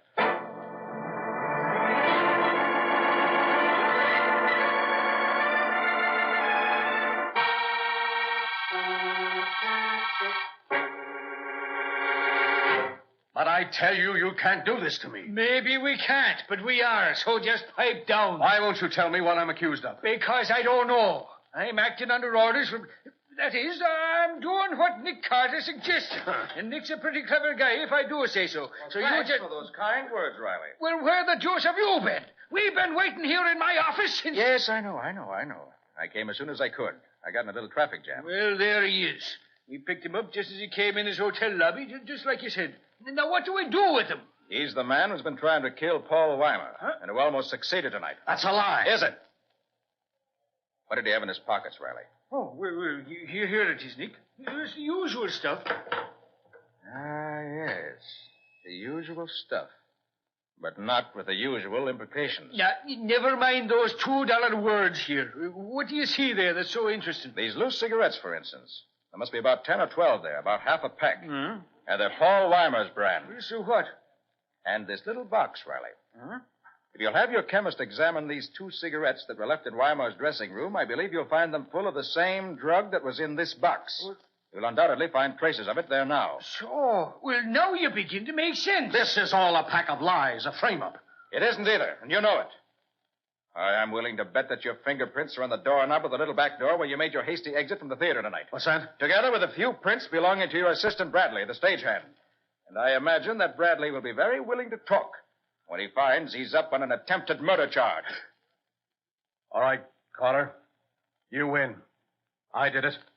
I hate that man, Weimar. But why should you hate him so, Mr. Levan? Because he was the leader of the gang in Paris who helped my brother drink himself into the insane asylum in the grave. He was more to blame than my poor brother, who knew no better. I wrote this play, Lord Byron, just to get him over here where I could work on him. I suggested him to Forrest as the man for the part, and Forrest fell for it. Why didn't you kill him and be done with it? I wanted him to suffer as my brother suffered. But when you got into the case, Carter, I knew I had to finish it up quick or be caught. Bradley let you into the theater tonight through the little back door, didn't he? Yes. And it was Bradley who phoned the message to Weimer to get him to come down to the theater tonight, wasn't it? Yes. And it was Bradley who worked the backstage accidents after you had planned them, wasn't it? Yes. But he thought it was all part of a practical joke. He didn't know I intended to kill that... All right. Watch your language now. There's a lady present here. I thought everybody had forgotten about me being over here in the corner.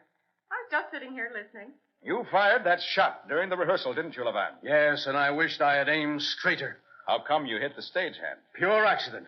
I didn't even see him until after I'd fired. And in a way, it saved us from suspecting he had a hand in these things because it didn't make sense that he should get shot if he was in it. But after a while, when I began to see things the way they were going, I saw it could be nobody but you working with his help. Well, Nick. Yes, Patsy? May I ask a question? Oh, yes, Patsy. One little one. Did you see who shot at Weimar in the theater tonight? No, it was all too fast. Then how did you know it was Mr. Levan? Well, even before I got to Weimar's dressing room tonight, I felt quite sure that Levan was guilty. And then when I entered the room and found that it smelled very strongly of that highly scented eau de cologne that Levan uses, I was positive. By golly, you're right there, Nick. Sure, he smells like a perfume counter at the 5 and dime. Decidedly.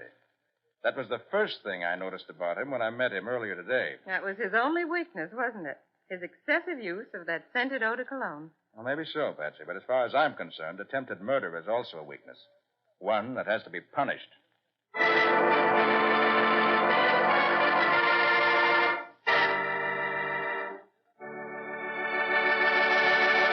In just a moment, Nick and Patsy will bring you a preview of next week's exciting case. You want to take it a little easier? Then listen. Everybody's days are busy. We've all filled our daily schedules full to overflowing, doing our own home front jobs and helping with the all-out effort toward victory in every way we know how. So we appreciate more than ever before what it means to relax, and how much easier it is to relax when a home is pleasant and inviting. American homemakers are learning how much easier it is to keep a home that way with the 3 great Linex home brighteners. For example, they're learning that Linex cream polish restores the original handsomeness of fine furniture in one quick, easy application.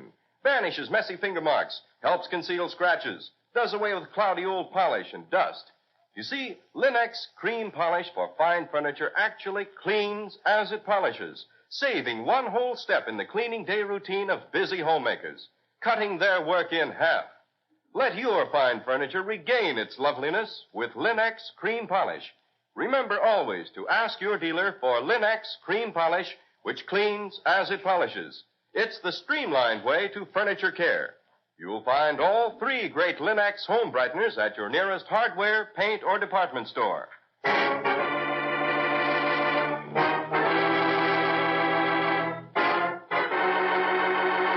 And now let's hear from Nick Carter himself.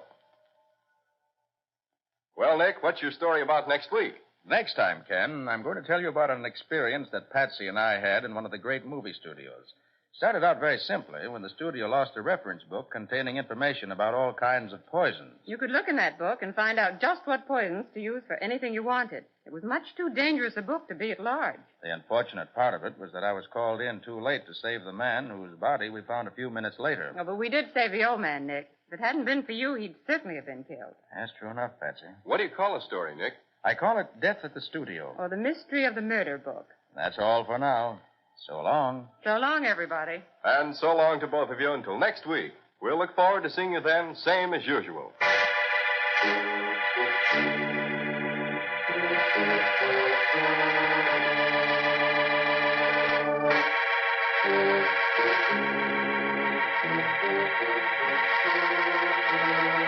Next week at this same time, listen to another curious experience of Nick Carter, Master Detective, entitled Death at the Studio. Or Nick Carter and the Mystery of the Murder Book.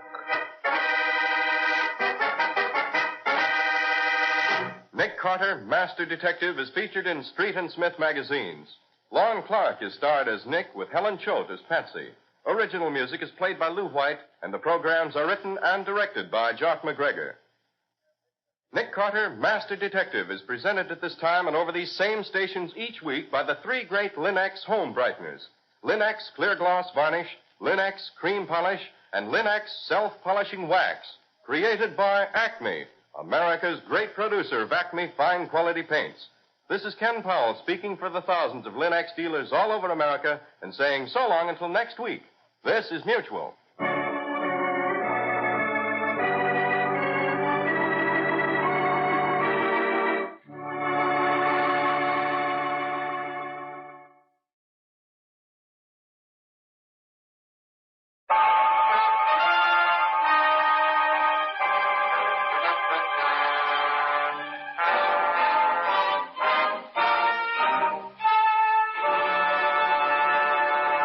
Kreml Hair Tonic and Kreml Shampoo present the new adventures of Sherlock Holmes, starring Nigel Bruce as Dr. Watson and Tom Conway as Sherlock Holmes.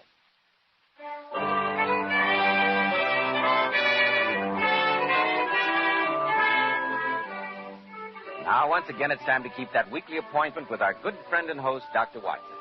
Good evening, Dr. Watson. Good evening, Mr. Bell. As usual, you're punctual to the minute. Draw up your chair and make yourself comfortable. Thank you. That's it. I see that you have the old black tin dispatch box out again, Dr. Watson. I deduced that you were going over your notes on tonight's case. Elementary, my dear boy. And among the records, I came across some notes of cases that I'd almost forgotten. The shocking death of Crosby, the banker, the Addleton tragedy, and some data on the unusual contents of the ancient British barrow. Those stories sound pretty intriguing, Dr. Watson. I shall tell them to you some other evening, Mr. Bell. Tonight, I'm going to recount an adventure that took place in the heart of the beautiful English countryside. I call it The Adventure of the Tolling Bell. Well, that story began in the small country village of Carnforth. Holmes had recently brought to a successful conclusion the affair of the Barrow and Furnace wheelchair murders, and we decided that a few days' rest in nearby Carnforth would do us both good before returning to our arduous life in Baker Street. We were staying at a small but comfortable inn. Early on the morning of the third day, I remember, Holmes and I were in our bedroom waiting for those two essentials without which an English country gentleman could not start his day: the early morning cup of tea and a jug of hot water for shaving. As we sat there at the open window, a nearby church bell was tolling a funeral knell. There must be a funeral in the village, Holmes. An astonishing deduction, Watson. There's no need to make fun of me. Depressing sound, isn't it? I suppose so. Has it ever occurred to you, Watson, that the history of bells is full of romantic interest? Well, I can't say that I've thought much about it. Almost every historical event has been accompanied by the sound of bells. They summoned soldiers to arms as well as Christians to church. They sounded the alarm in fire, tumult, and invasion. And many a bloody chapter in history has been rung in and out by bells. You seem to be a mine of information on the subject. Yes, Watson. It's a fascinating subject. Come in, come in. Good morning, my dear. Morning, gentlemen. I brought you tea and your shaving water. Mrs. Mickle said to say your breakfast will be ready in half an hour. Splendid, Mary. Oh, Mary, the church bell is tolling a funeral knell. Do you know who is being buried? That I do, sir. I wish it was me. It'll be my turn soon. Poor little thing. I wonder what's the matter with her. I have no idea. Perhaps her father or mother just died. Or a young man. Yes, I bet that's it. She's a pretty girl. And she'd obviously been crying when she came in. Perhaps that's her fiancé they're burying now. Watson, you have the sentimental imagination of the true storyteller. But we've come here for a holiday. You must give your imagination a rest, too. So drink your tea, remove your whiskers, and we'll go downstairs and investigate those kippers.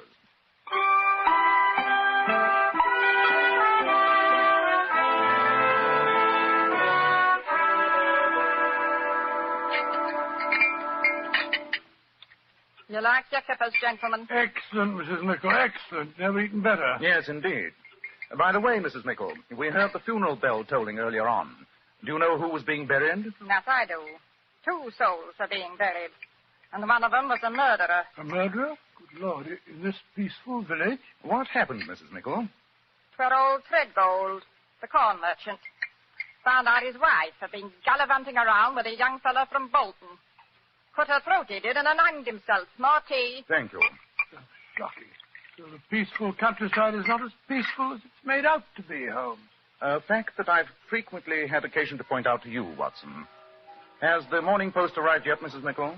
Here comes old Gilly up the path with it now. I'll see if he's got anything for you. A murder, eh? What do you make of it, Holmes? What is there to make of it, Watson? A jealous husband murders a faithless wife and then commits suicide. A tragic story, but a simple one. Top of the morning to you, gentlemen. Good morning, Gillian. Any letters for me today? Oh, Mr. Holmes, 2 letters. One of them's got some newspaper clippings in it, I think. And you've got a postcard from a Mr. Lestrade. He wants you back in London bad, Mr. Holmes. Here you are. Upon my soul, Gilly, you've been reading Mr. Holmes's private correspondence. Bless your heart, Dr. Watson. If I didn't read other people's correspondence, how would I know what's going on in the village? You were right, Gillian. It is newspaper clippings. By the way, you heard about the murder of Mrs. Threadgold, I suppose? Heard about it. I told the bell this morning at the funeral. You mean to say that you're the bell ringer as well as the postman? Bless your heart, yes, Doctor. President of the Choral Society, too, as well as being on the parish council. You're a busy man, Gillian. That I am, sir. Take this afternoon now. I'm to ring those bells again. Not another funeral, surely? No, sir. A wedding this time. Oh, I'm glad to hear it. Young Sam Perrin is marrying the Slater girl. And you might say I'm responsible for bringing them together. Got some of their letters mixed up, I did. They looked each other up to exchange them, and presto, before you know what's happening, they're getting married. Regular Cupid, you might say I am. Be off with you, Gilly. Other people want their letters. Mr. Holmes doesn't want his kippers spoiled with your idle chatter. All right, Mrs. Crabapples and Vinegar. One of these fine days you'll smile, and the world will come to an end. Good day, gentlemen. Talkative old busybody he is. Oh, Mr. Holmes. Mrs. Lackland's in the hall. The poor old lady's most anxious to talk to you. Mrs. Lackland? She has the seamstress shop in the High Street. Her only son ran away from home a few months back. I think that's what she wants to speak to you about. Oh, but my friend's here for a rest, Mrs. Mickle. I told her that, Doctor, but she won't go away without seeing Mr. Holmes. Oh, very well. Ask her to come in, please, Mrs. Mickle. Yes, Mr. Holmes. Oh, why do you bother to see her, Holmes? Sounds like a trivial matter. The disappearance of an only son can never be a trivial matter. Well, I meant trivial for you, not for her. This is Mr. Holmes and Dr. Watson, dear. Thank you, Amy. Good morning, sir. Good morning. Good morning. Please sit down, Mrs. Lackland. That's it. Now, what's the trouble? It's Tom, sir. My only son. He left me 4 months ago, and I've not seen ear nor eyed of him since.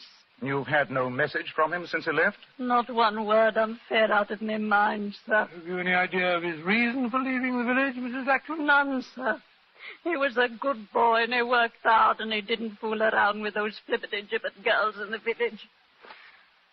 I think he's met with foul play, gentlemen. And I want you to find out about him for me, Mr. Holmes. I've heard say in the village that you're the greatest detective in England. Mrs. Lackland, I'd be glad to help you, but you give me no clues to work with. I'm afraid If that I it's can't... money you want, I got £20 in my postal savings. It's all yours if you can bring my Tommy home to me. Or at least tell me he's safe. Mrs. Lackland, I wouldn't dream of accepting a fee. However, I shall give your problem some thought. If I arrive at any conclusions, I'll get in touch with you at once. God bless you, Mr. Holmes. Good morning to you, sir. Good day. Good morning, Mr. Lackland. Poor old thing. I don't see how you can help her, Holmes. Nor do I, at the moment. But a young man who has grown up in a small village like this may have led a life that his mother is totally unaware of.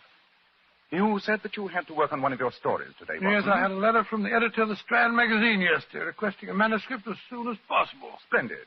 Then you stay at the inn and work on your latest masterpiece while I scour the village to see what may be found out about the missing young man.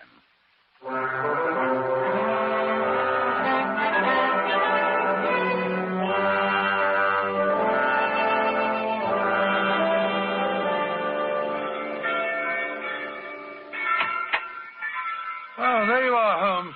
I was beginning to think you'd got lost. Hello, Watson. I trust you had a profitable session with pen and paper. Well, I've done about half a chapter. I would have done more if it hadn't been for those infernal bells. The wedding ceremony that the worthy Gilly told us about this morning. Oh, I'm tired. Oh, well, what did you find out about Mrs. Lackland's son? Among other things, that he had a secret love life unknown to his mother. And the object of his affections was none other than the maid who brought us our tea this morning. Mary? Have you talked to her? No, it's her half-day off, and I was unable to find her.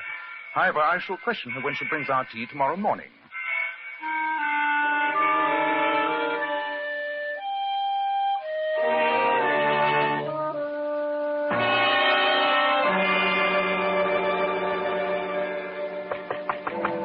Come in, Mary. Oh, Mrs. Mickle. Good morning, gentlemen.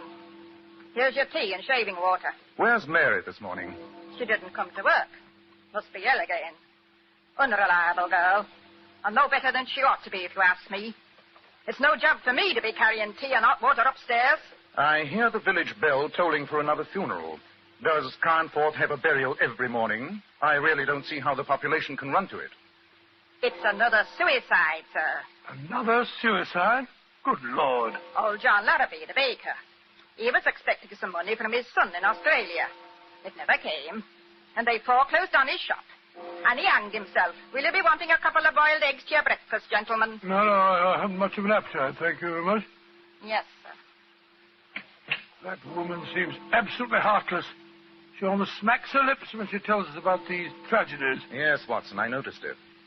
This peaceful village is beginning to seem strangely sinister to me. And since you have no appetite for breakfast, perhaps you'll join me in a little excursion as soon as you're dressed. Of course. Where are we going? To see the maid, Mary. I'm anxious to talk to her before another funeral bell begins to toll.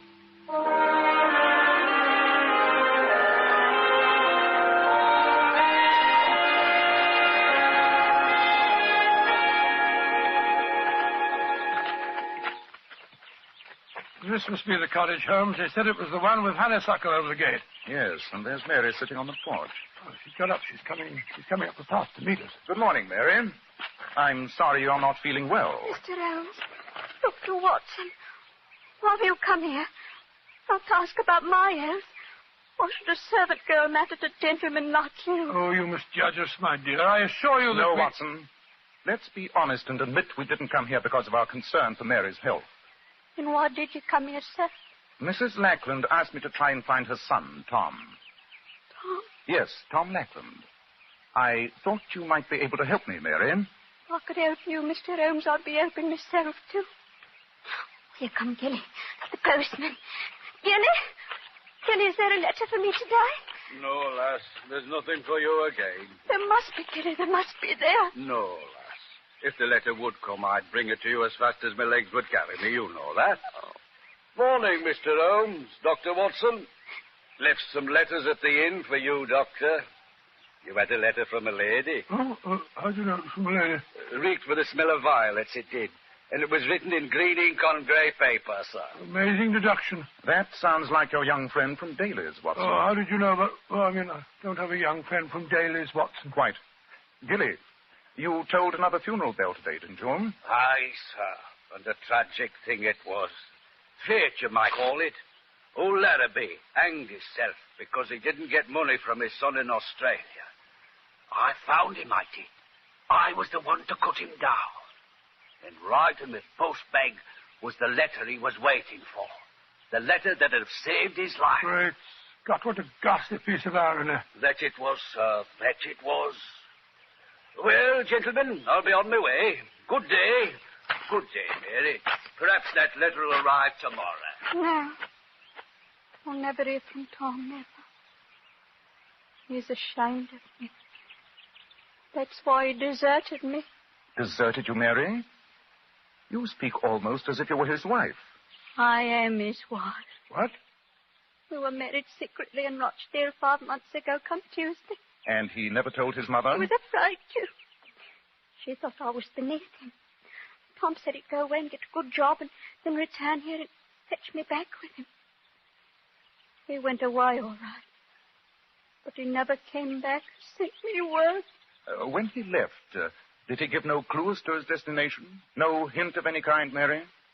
Well, he did once say, Mary, I'm going to clear out to this puddle and make my fortune, even if I have to bury it. And then he said, bury me fortune. That's a joke, isn't it? But I didn't know what he meant by it. I think I do, Mary. Watson, we're taking a short train journey as soon as possible. Oh, where are we going, may I ask? We're going to the town of Bury in search of this young lady's husband. What makes you think Tom might be in Bury, Mr. Holmes? Because the famous fortune cotton mills are in Bury. It would seem possible that when your husband joked of burying his fortune, he was talking of going to the mills there. Wherever he's gone, he won't be coming back for me. I know that. No. Don't talk like that, my dear. Remember, you have friends. Mrs. Lackland.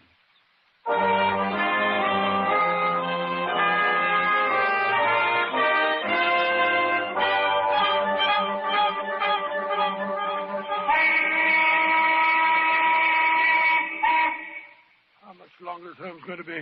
Leaves me standing outside the factory gates as if I were a blasted coachman. Oh, there he is. Holmes! Hello, Watson.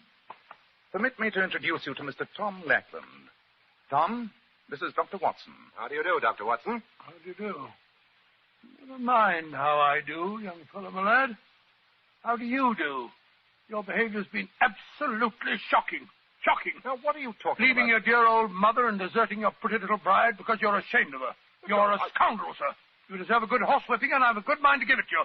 I don't know what you're talking about, Dr. Watson, but I don't like the words you use. And if it's violence you want, I don't mind telling you I'm amateur heavyweight champion of the county. You are? Oh, no need to become aggressive more. Don't let's waste time on being acrimonious, Watson. Let's get back to the station as fast as we can. The return of the prodigal is long overdue.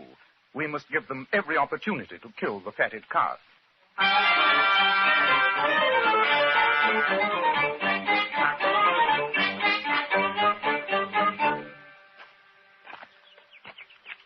Hi, there's Mary's house. I'm dying to see her. And after this reunion, Tom, I suggest that you both go over and see your mother. I'm sure she'll forgive you.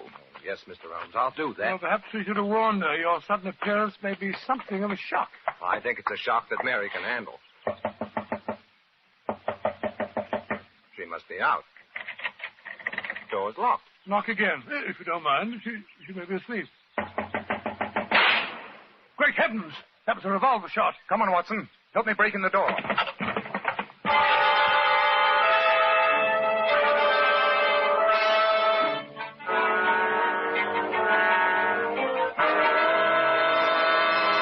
Now, Dr. Watson, that was a fine place to break off your story. You left me right on the edge of a cliff. Had the young girl shot herself? She'd shot at herself, Mr. Bell. But fortunately, a last-minute lack of courage had made her shot go wild. Holmes and I and the young bridegroom burst into the house and wrested the smoking revolver from her hand. I must confess that the union between the two young lovers was a touching sight. In fact, I felt considerably older than I was as Holmes and I stood there listening to Tom, reassuring her. Mary, darling, it's all right. I'm here. Oh, Tom, you are. You did come back for me. I thought you never would. I tried to kill myself, but I hadn't the courage. Oh, there, Mary. Everything's going to be all right now. It will be, Tom, won't it? I'm so tired. And now, Tom, I think the time has come to reassure Mary that you did write to her. Oh, of course I did, Mary, darling, and I sent you money and told you that I'd be back here to take you to Bury as soon as I'd saved up enough. You wrote to me, Tom? Twice a week. And I wrote to Mother, too. Then why didn't I get the letters? The answer to that should be obvious, my dear. Gilly, the postman, deliberately withheld them from you. Gilly? Great heavens. Why? I have my suspicions. Strong suspicions. But I have to get proof.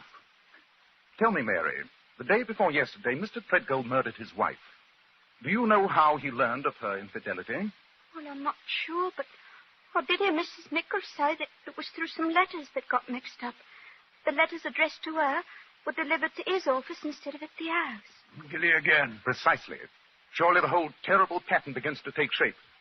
Tom. Yes, Mr. Holmes? I'm going to lay a trap. To spring it, I shall need your assistance. Of course, Mr. Holmes. I'll do anything. Wait here with Mary until darkness falls. Then muffle yourselves up and go to your mother's house. Wait there in hiding and let no outsiders see you until you hear from me.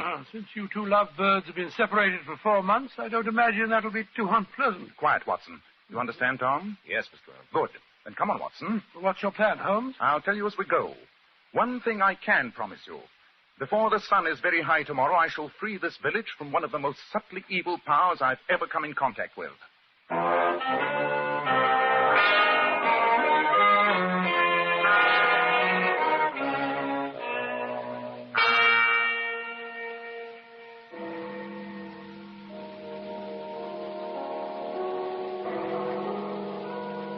Good morning, Dr. Watson. Mr. Holmes. Good morning, Mrs. Mickle. Good morning. I always said that Mary was a no-good girl, and now she's killed herself. But, of course, I had to come to her funeral. It's very charitable, Mrs. Mickle, I must say. In any case, the vicar says that the poor girl was of unsound mind. Yes, madam, you can't blame her. Well, I'll be getting into the church. Holmes, this farce is beginning to get on my nerves. What are we accomplishing by burying an empty coffin? You'll soon see, old chap. Come on, let's slip into the vestry. This way. Oh, where are we going, Holmes? Up the stairs that lead to the belfry. Here they are. Well, supposing Gilly turns nasty when he finds out we know his secret. Then we must handle him to the best of our ability, Watson. Well, I must say I do not relish the thought of a tussle high in the belfry of a church. The man must be insane. Obviously. That's why his power must be destroyed. This door apparently leads to the belfry. Keep your wits about you, Watson. Good morning, Gilly. Mr. Holmes. Dr. Watson. You've come to see me at work. That's nice of you. Not often I get company up here. We haven't come up here to see you at work, Gilly. We know your diabolical work only too well. Yes, Gilly, we know your secret. What secret's that? You're mad with power, Gilly. You've tried to control the destiny of this village. In your position as postman, you thought you had the power to give life and death. That I am, sir. And it's a great power. It makes a man feel good. Almost like a god, you might say. That's sacrilege, you scoundrel. You were responsible for the murder of Mrs. Treadgold. Aye, sir, that I was. and for the old man hanging himself. You were responsible for John Larrabee's suicide, weren't you? Aye, that I was. Larrabee tried to vote me off the village council. I swore I'd make him fight for it, and I did. Your reign is over, Gilly. You'll never toll a bell again. The only one you'll hear will be a prison bell. You can't touch me, Mr. Holmes. You've got no proof. There's nothing you can do. Don't be too sure. I've enough influence to take your job away. You take me away from me bells. I live for these bells. You wouldn't take me away from them. You couldn't live without the power they give you, could you, Gilly? You're trying to destroy me! You are destroyed, Gilly. Yes, you've already failed. Mary's alive. Alive? But the coffin they're burying down there is full of stones. You'll be the laughing stock of the village, Gilly. They'll never laugh at Gilly. You can't catch me, Mr. Holmes. I'm beyond you still. She's running up the ladder leading to the bell car. Come back, Gilly. Come back. He's mad as a hatter. Quite. What's he going to do up there? He might set fire to the steeple. Commit any madness. I'm going to fetch him, Holmes. No, Watson. He drew a knife as he fled. And with that rickety staircase and the narrow opening leading into the bell chamber, you'd never stand a chance. He'd get you on the first slash. How are we going to get him down? There's only one way. He's in a tiny loft containing his beloved bells. We'll see how much he loves them at close quarters. I doubt if even he can stand the noise in that confined space. Where's that bell rope? Come down, Gilly. Come down from there. Stop! Stop ringing me bells! Not until you come down, Gilly. Stop ringing them! I can't stand it! You drive me mad! You are mad, Gilly.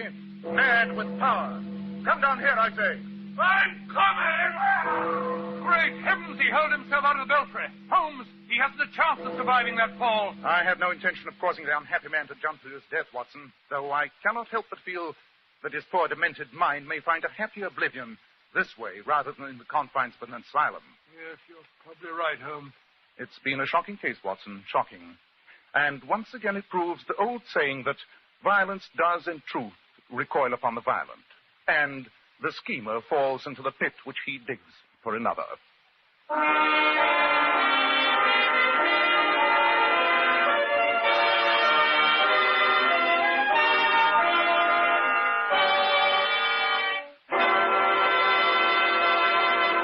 Now, Dr. Watson, what about next week? Well, now, let me see what's left in there.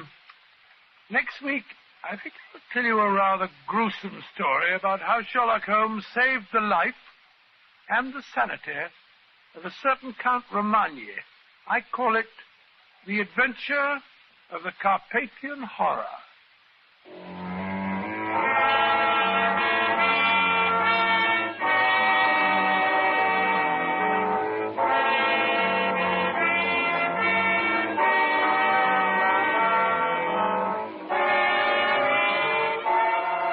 Tonight's new Sherlock Holmes adventure was suggested by an incident in Sir Arthur Conan Doyle's story, The Golden Pince Nez. Nigel Bruce appeared through the courtesy of California Pictures. Tom Conway by permission of Eagle Lion Pictures. The Sherlock Holmes series is produced by Tom McKnight with original music composed and conducted by Alex Steiner. This is Joseph Bell speaking for Kreml Hair Tonic and Kreml Shampoo and inviting you to be with us next week at this same time when Dr. Watson will tell us The Adventure of the Carpathian Horror.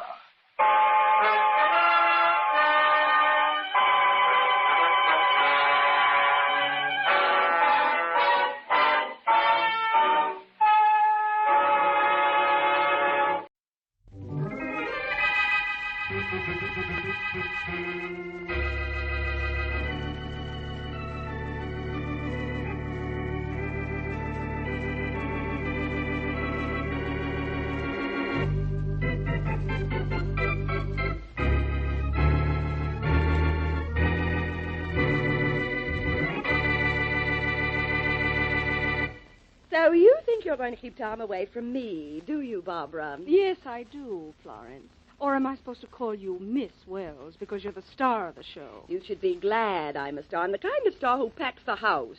Or you'd be just another chorus girl looking for work. I'll be a star myself someday. What are you going to use for talent?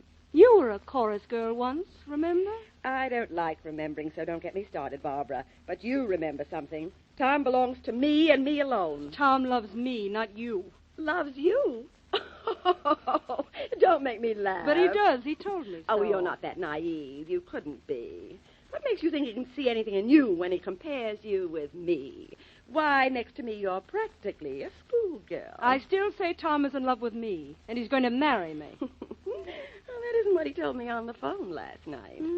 Tom didn't call you last night. He wasn't even in town. And he isn't in town now. Oh, haven't you ever heard of the long-distance telephone? He called you long distance? And talked to me for 30 beautiful minutes. I don't think you heard from him, did you? No. And I don't think you did either. Are you calling me a liar? I'll put that bowl down, Florence. If you hit me, I'll hit you, all right? No! The mirror. You've broken that mirror. Yes, I have, haven't I? And it's your mirror. That means 7 years bad luck. Yes, it does. But it won't be. For me.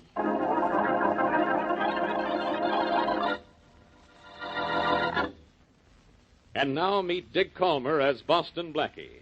Enemy to those who make him an enemy. Friend to those who have no friend.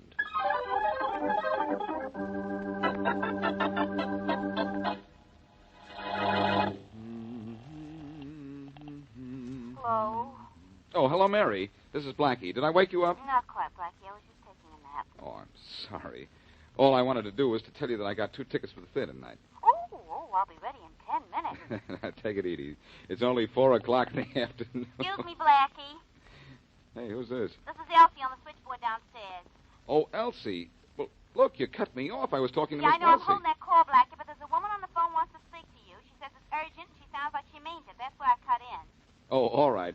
Well, explain to Miss Wesley and have her hold on a minute. I'll take the other call. Yes, sir. Go ahead, miss. Here's your party. Boston Blackie, this is serious. I'm Florence Wells. What's so serious about that? Hey, are you Florence Wells, the musical comedy star? Yes, and I need your help. You've done all right without help, Miss Wells. I hear your show's a hit. Yes, it is, but Blackie, I didn't call up to talk about my show or myself. I have to see you. I'm in desperate trouble. I'm afraid something's going to happen to me soon, maybe tonight. You've got to see me in my dressing room this evening before I go on. So you sound as if you're on a level, Miss Wells. Yes, I am. Will you be here tonight? Curtain time is 8:30, but I'd like to see you no later than 7:30, please. Please be there, Blackie. It's important. 7:30? All right, I'll be there, Miss Wells. Thank you, Blackie. Goodbye. Goodbye. Yes, Blackie. Did Miss Wesley hold the line? Yes, she did. Here she is. Thanks. Hello, Mary. I'm sorry about the interruption. Oh, that's all right, inasmuch as there's nothing I can do about it now anyway. Mary, we're not going to the theater tonight. We're not going? Why not? Well, our conversation was interrupted by Florence Wells. Florence Wells, the musical comedy star? I don't like her. I've got to meet her in a dressing room at 7:30 tonight. You are? Well, I definitely don't like that.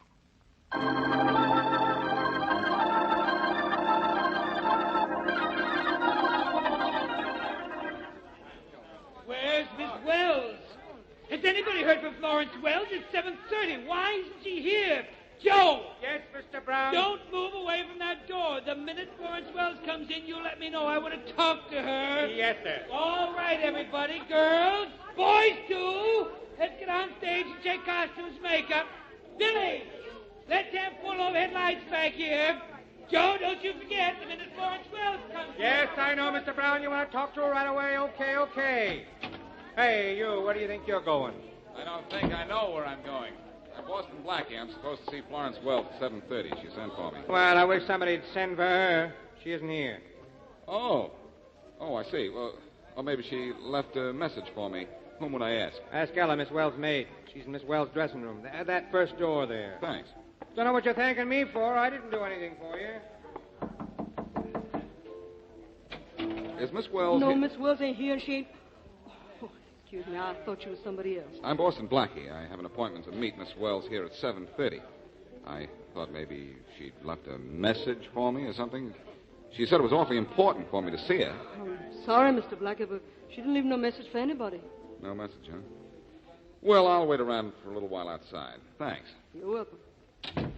No message? No, no message. Well, wait a little while. She's bound to show up by curtain time anyway. Well, I hope so. Good evening. Miss Wells, everybody's been looking for you. Oh, sorry, Joe. I was delayed. Well, Mr. Brown wants to see you right away. He wants to talk to you. Oh, don't tell him I'm here. I don't want to talk to him. I take it you want to talk to me, Miss Wells. Oh, who are you? Boston Blackie. You sent for me, remember? Oh, yes, but you'll have to wait until after I change into my costume. I won't be long. Stick around, will you? Well, yes, of course. Just Well, stick around. look. Ella, do you have my costume ready? No, Miss Wills, I'm you sorry. fool! What do you mean, no? What's the matter with you? Don't you know that?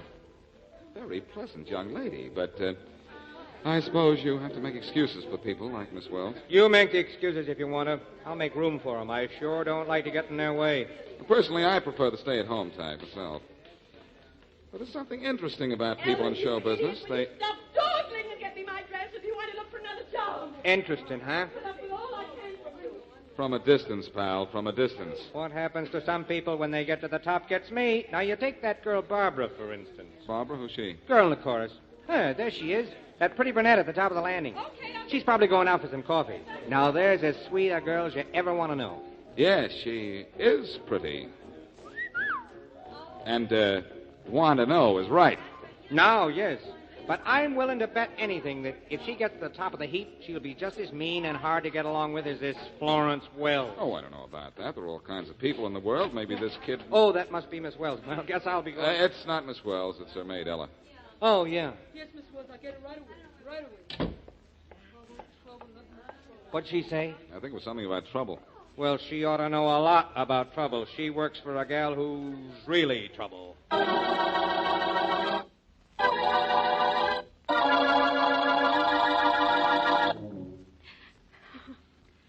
Will you quit your bawling, Barbara? You're making me sorry I ever let you come over here. But, Tom, I'm so frightened. I go on stage in a half hour, but I had to run out and see you. Florence talked to me this afternoon. She was terribly excited. So what's talk? Talk never hurt nobody. Now, look, cheer up. You got to go on stage pretty soon. Tom, listen to me. We're going to stop seeing each other. We are not. Now, come on, snap out of it, baby. This is no way to act when I just got back to town. I thought you were glad to see me. I am glad, Tom, because it means we can break off right now, before something horrible happens. What do you mean before something happens? What's going to happen? I don't know. All I know is Florence will do something awful if I don't give you up. So I'm giving you up, Tom. What? Please don't try to see me anymore. Let Florence have you if she wants you. It's the only way. Now, look, baby, Florence doesn't mean anything to me. Then why did you call her last night? To wish her luck in the show, that's all. I do publicity for her, remember? I like the dame, but that's all. I just like her. And not too much at that. Tom, you don't understand. She's in love with you. So what? I'm in love with you, baby, just you. But Florence... Listen, will you? That dame is out of my life. So skip what she said to you. Huh, baby? I've quit her, now you quit crying.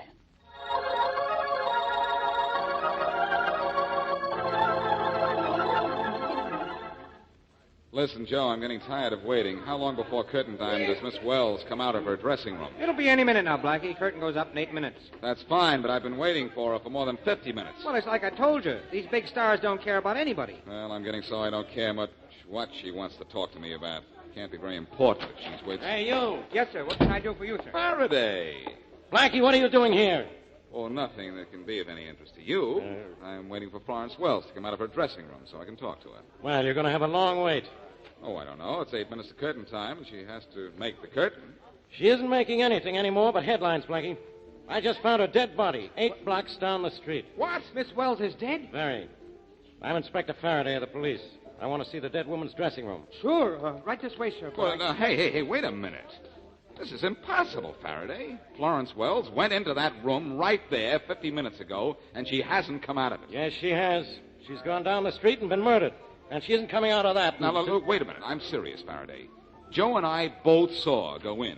And we've been standing right here ever since, and Florence Wells didn't leave her dressing room. That's right, Inspector. Then whose body did I find in that vacant lot down the street? I don't know, but it wasn't Florence Wells. She's in her dressing room right there. Are you on the level, Blackie? So help me. Look, I'm the one who's going to need help. If Florence Wells is in her dressing room, I've got an unidentified body. Come on, Joe. Let's prove to Faraday that Miss Wells is in her dressing room. Yes, sir. It's this door right here, sir. Faraday, how do you know that body you found was Florence Wells? Because there were calling cards in her bag, and I recognized her from her picture. Mm-hmm. Well, don't believe everything you read or see, pal. Here's Miss Wells. Hey, Hey, there's nobody in here. I told you she couldn't be. She's on her way to the mall. And I'm on my way to the nut house. Florence Wells didn't leave this room once she came into it. She might have. Through that window up there. That's it. That's how she got out. And then came back in and locked the window. Look at it, Faraday. It's locked and from the inside. Then she got out of here some other way. Is there a door? Only the one that we just came through. And Joe and I were standing where we could watch that all the time. Maybe there's a trap door. I've heard of things like that. Good idea. Push back the rug there. Yes. Yeah, I know what you'll find, too. Never mind. I've already found it. Solid floor. Faraday, I hate to confuse you, but there's no possible way for Miss Wells to leave this room except through that door. But she did. She must have. She got out of this room, walked down the street 8 blocks, and got herself killed. You sure that was Florence Wells? Positive. I knew her from the identification in her purse and by her pictures. That was Florence Wells, all right. If that was Florence Wells, all right, she did get out of this room. But we don't know how she got out, and that's not all right.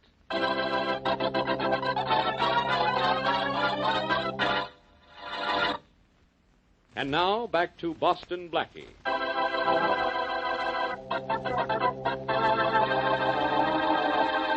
Musical comedy star Florence Wells tells young and frightened Barbara Lane that she had better give up her boyfriend, Tom, or suffer the consequences.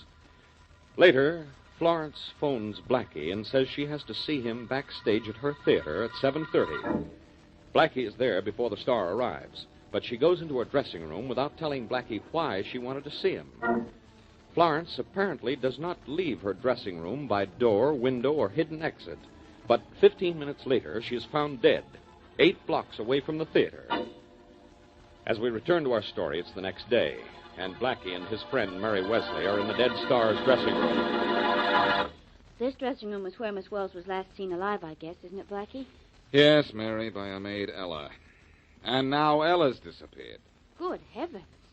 She hasn't been murdered, too, I hope. I certainly hope not. Maybe she knows who killed Miss Wells and she's gone into hiding. Well, that's one of the reasons I'd like to find her. I certainly can't find anything around here. But I thought you and the police had already checked this room for ways Miss Wells could have gotten out. We checked it from top to bottom and didn't find anything. But I thought checking it again might do some good. No sign of a secret door anywhere, is there? No sliding doors or traps, Mary. This is just a plain, ordinary dressing room. Come on, Mary. Let's go outside. All right.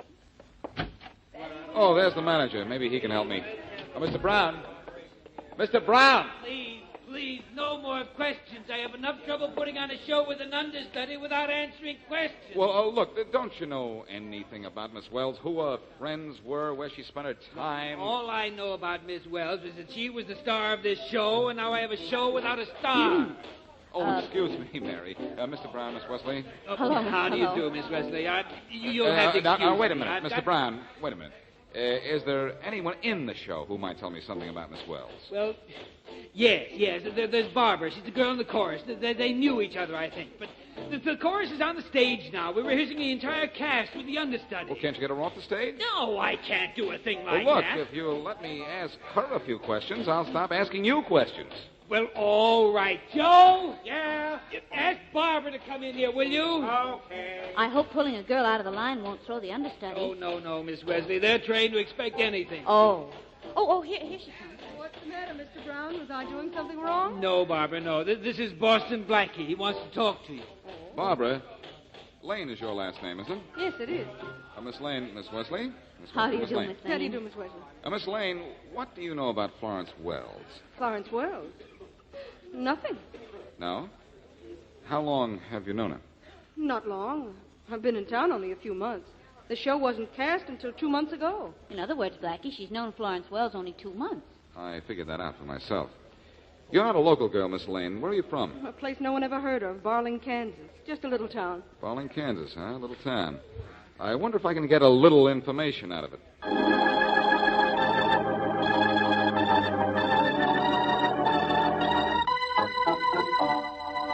Look, Miss Lane, you might as well start talking, because I'm going to keep you right here in my office till you do. But I can't tell you anything, Inspector Faraday. I couldn't tell Blackie anything, and I can't tell you. Why don't you leave her alone, Inspector? Tom, please. Look, Johnson, any more interference from you, I'll have you thrown out of here. Miss Lane, do you deny that Miss Wells was in your apartment yesterday and had an argument with you? No, I don't deny it. How'd you find out about that, Inspector? The police find out about everything sooner or later, Johnson. Now, someone in Miss Lane's apartment building heard the argument and saw Miss Wells leave. What was that argument about, Miss Lane? I'd rather not say. You'd better say. Go ahead, Barbara. It's all right. Well, for the first time in this case, someone's being helpful. What were you two arguing about, Miss Lane? About Tom here.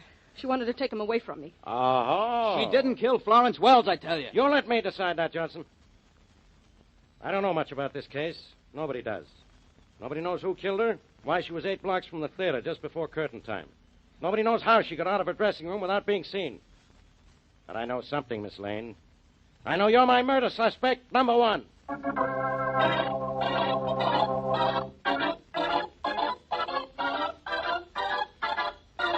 Hello. Hello. Yes, hello. I hear you. Who's this calling? This is Boston Blackie calling from New York. Is this the office of the Bawling, Kansas Enterprise? Yes, this is the office of the Enterprise. This is the editor speaking. Clem Aiken's the name. Oh, good. Look, Mr. Aiken, can you tell me anything about Barbara Lane? She's a chorus girl in a musical comedy here. Oh, Barbara.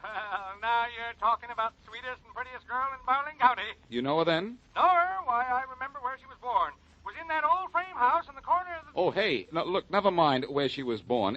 Can you tell me anything about her that, the average person doesn't know? Don't know what you mean, son. Say, she isn't in trouble, is she? I don't know. I'm not sure. Well, I hope not. Lane family has had enough of it with Barbara's sister. Barbara's sister? How did she cause trouble? Murdered her husband. That's what she did. Nice young fellow from over in Soft Street. I see. No, you don't see it all because the jury let her off. Just couldn't send a pair of pretty limbs and fluttery eyes to jail, I guess. Well, then Barbara's sister didn't really kill her husband. Lots of folks here say she did. Me, I ain't saying. Like the Lane family, even her. Yep, even like Florence. Barbara's sister's name is Florence? Yep, she disappeared right after the jury let her off. Nobody's heard from her since. Uh-huh. She's dead. Too bad she went wrong. She had a nice singing voice and could have been a big star on the radio. Was she a blonde, tall, blue eyes? Yep, that's Florence. Know her? I think I do. Funny you should be asking about Barbara Lane, and I get to telling you about her sister. Why? Well, there was a young fella here a few days ago. Big youngster with heavy head of black hair. Good looking, too, except for a nasty scar on his chin. He was here asking about Barbara and was sort of surprised to find out she had a sister. Well, I am, too. And I may have a surprise for you. I think I know where Florence Lane has been all this time. You do? Where? On the stage under the name of Florence Wells. But she's dead now. Murdered. Murdered? Well, that's news. I'm going to have to get that on page 1 of next week's Enterprise. Thanks a lot. Goodbye. Goodbye. Mary, I think we have something. Well, from the length of that conversation, I judge you have a lot of something. I think I know why Barbara Lane wouldn't tell us anything about Florence Wells. They're sisters, and I think Florence was killed by someone who was trying to blackmail her. Oh, Blackie, what sense does that make? In that case, the blackmailer should have been killed, not Miss Wells. Oh, the blackmailer may have known Florence Wells was going to try to kill him, so he beat her to it. Well, that's fine. You think you know why she was killed, but you still don't know who killed her or how she got out of her dressing room. I have ideas on that subject, too. Let's get hold of Faraday and go down to the theater. I think I can get out of Florence Wells's dressing room the same way she did.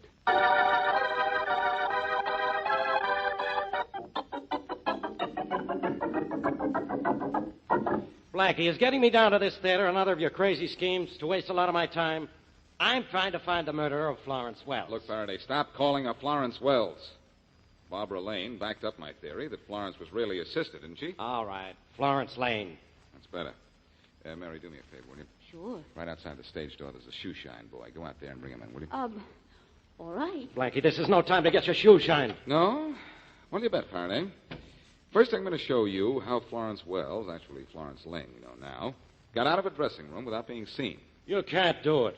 Give me just 3.5 minutes inside that dressing room. Get me that shoe shine boy, and I'll show you how to polish off this case.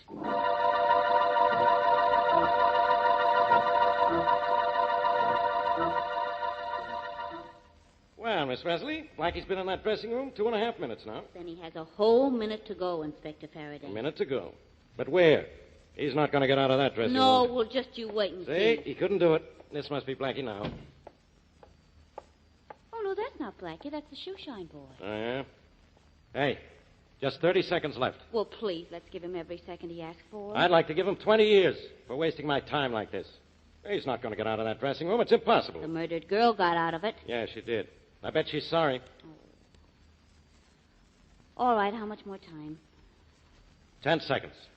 Well, I guess we might as well start for the door. And we're going to open it, too. Right on the dot of 3.5 minutes, which is now. Well, Blackie, I told you, Inspector Faraday, there is nobody in here. There's got to be. He's hiding. That's right, Faraday. Right behind you out here in the hall. Blackie, how did you get out there? I walked out, just the way Florence Lane did. How do I look in blackface? Oh, good heavens, that wasn't the shoeshine boy we saw walking out of here. That was you, wasn't it? Then where's the shoeshine boy? How'd he get out of here? The way Florence Lane's maid, Ella, got out of here. I boosted him through that window there and then locked it from the inside. Yeah? Before that, we'd switched clothes, and I blacked up and then walked out here. Just as Florence Lane walked out as the maid. Simple, isn't it? It is not. Why would that actress go to all that trouble to sneak out of here to get killed? She didn't expect to be killed. Look, Faraday, you've told me about a fellow named Tom Johnson. I want to see what he looks like. Why? Because if he looks the way I think he looks, the looks of this case will be a lot better.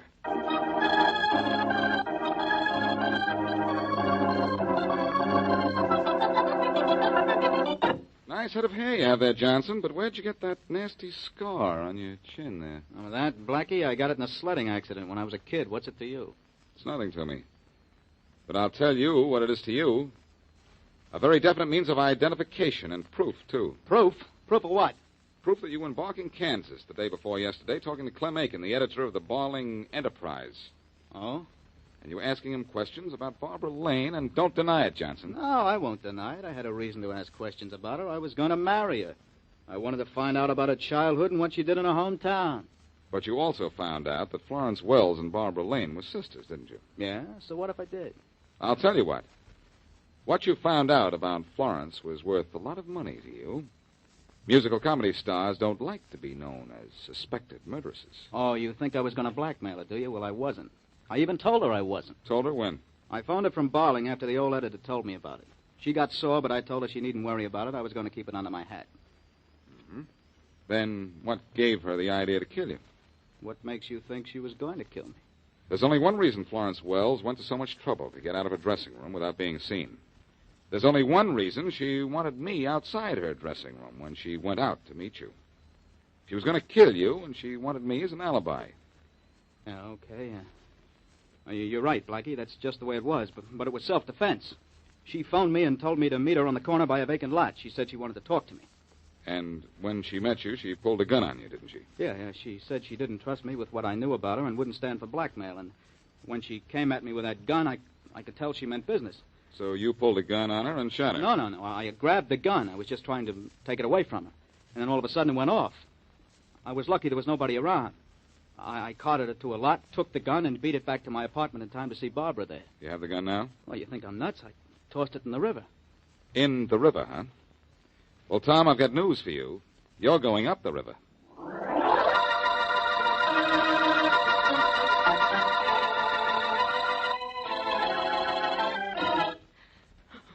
Ella, nobody's going to hurt you. You're not in police headquarters to be arrested. You were Florence Wells' maid. Yes, sir. But I didn't do anything wrong. Just what Miss Wells told me to do. I let her boost me out of the window after I gave her my maid's uniform, and then I disappeared, just like she paid me to. Well, Faraday, that does it. Florence Wells left her dressing room in blackface. But if she was in blackface when she left her dressing room, why wasn't she still in blackface when she was killed? She obviously stopped outside the theater and took the makeup off. That's right, too, Mr. Inspector. Why didn't you come and tell us all this right away, Ella? Because when I hear she's dead, I get scared to talk. Well, thanks, Ella. Thanks for backing me up. Satisfied now, Faraday, how Florence got out and that Tom Johnson killed her? Yeah, I guess so. Well, Tom Johnson was a press agent. He was paid to get Florence Wells' name in the papers. He got it in all right, in the obituary column.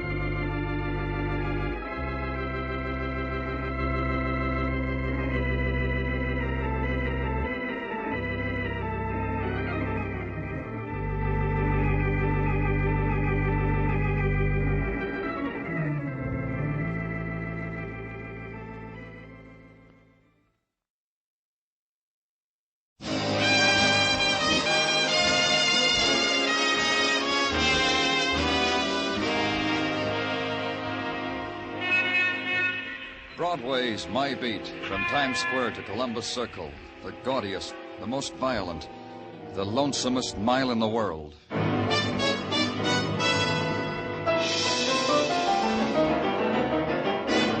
Broadway's My Beat, with Larry Thor as Detective Danny Clover.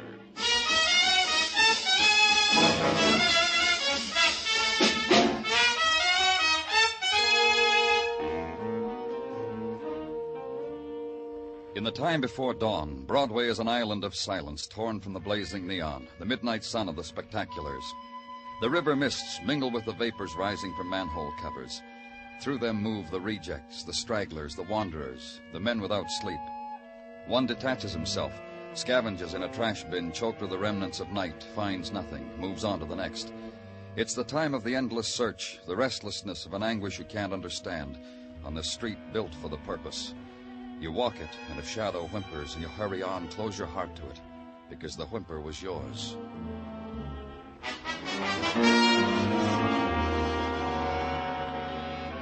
And finally, you must put aside whatever it was you were looking for, because on a side street a man waits for you to give you the nighttime's departing gift. The boy lying dead against the iron gate of the tenement's basement court. Pablo Malari, Danny, from uptown, West 109th Street. Carried one of those handwritten identification cards. Find anything else on him? Not much. $5 bill in his wallet. His saint's medallion he's wearing on a chain around his neck. That's about all. Now, you question the people in the... Yeah, Danny, every door. No one ever heard of the kid. Had nothing to do with him. Didn't want to talk about him. You know, most of them were trying to sleep, the heat, the kid squalling, you know. Yeah. Beaten. Jaw broken. This bruise on his throat. Must be the one that killed him. Here, come down here, Danny. Huh? What? Take a look at the sign on this door. Hudson Club, Johnny Hammett, president. I guess it's one of those street clubs the kids make up for themselves. This neighborhood's loaded with them. You think what happened to this kid is part of it? Yeah, I think. What do you think? Maybe. Check it, Muggham, and I'll get back to you. And wait now for the decent hour. Give to someone a few more hours of sleep before breaking the news about the death of a young man. And at 8:30, to an address on West 109th Street. Climb 4 flights and be careful of the rotting steps and the 3-year-olds at play. The door opens to your knock, and the woman who pinches her shawl close to her throat doesn't understand what you're saying, and calls a neighbor who understands, who explains to the woman, the mother of a murdered young man, explains what must be done. Accept the fact of death. Identify the body. Bury her son. Then walk away from all of it. You've started a new day. Call headquarters. Detective Muggavan gives you an address. Looked for and found and checked by the night shift. Johnny Hammett, president of the Hudson Club, a tenement on West 43rd near the docks. Johnny's glad for the company. I dislike having my coffee alone, Mr. Clover. You work, Johnny? Yeah, here and there, mostly on Broadway, sir. People always want things done. You mean you run errands? No, if you think all it is running down to the corner drugstore, no. Broadway, Mr. Clover. It's full of tourists. Anybody else live here with you? Yeah, my father. I think he still does. I hardly ever see him. How's the Hudson Club coming along? Oh, fine. Fine, thank you. What kind of club is it? Oh, a little bit of everything. Sports, dances, beach parties. The girls do most of the arranging. Girls? Isn't that funny? About a month ago, I mentioned girls to my father. He had the same expression on his face as you do. Yeah, girls. I'm 19. I don't chalk walls anymore. Johnny, a member of your club was murdered last night. A boy by the name of Pablo Malari. Oh, is he dead? Nah, he wasn't a member of the club, sir. He just hung around. What about him, Johnny? Who killed him? I didn't. And no one's come up to me since last night and said he did it either. Where were you last night? We had a meeting at the club, a special one. Initiations, plans for the summer. Broke up about 2. I came right home. I want a list of your members, Johnny. Names, addresses. No, sure. Before you go. Look, where was Pablo found? Outside your club, in the vestibule. Nelson might know. Nelson? Toby Nelson. We had him in front of the door last night to keep away undesirables. Where can I find him?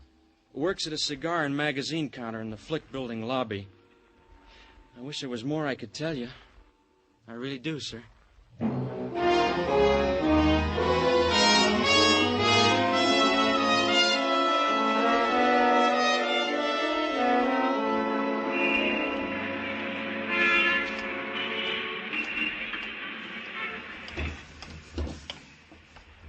sis, don't forget your change.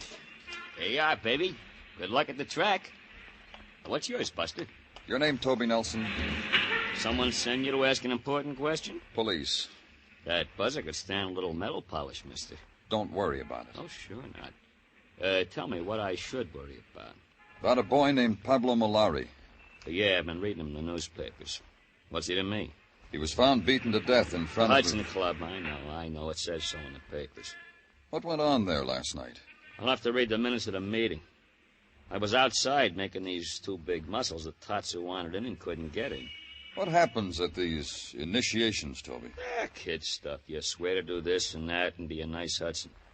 To tell you the truth, I was embarrassed for the kid. Who are you talking about? Paula got taken into us last night. Johnny Hammett wanted it, so I arranged it.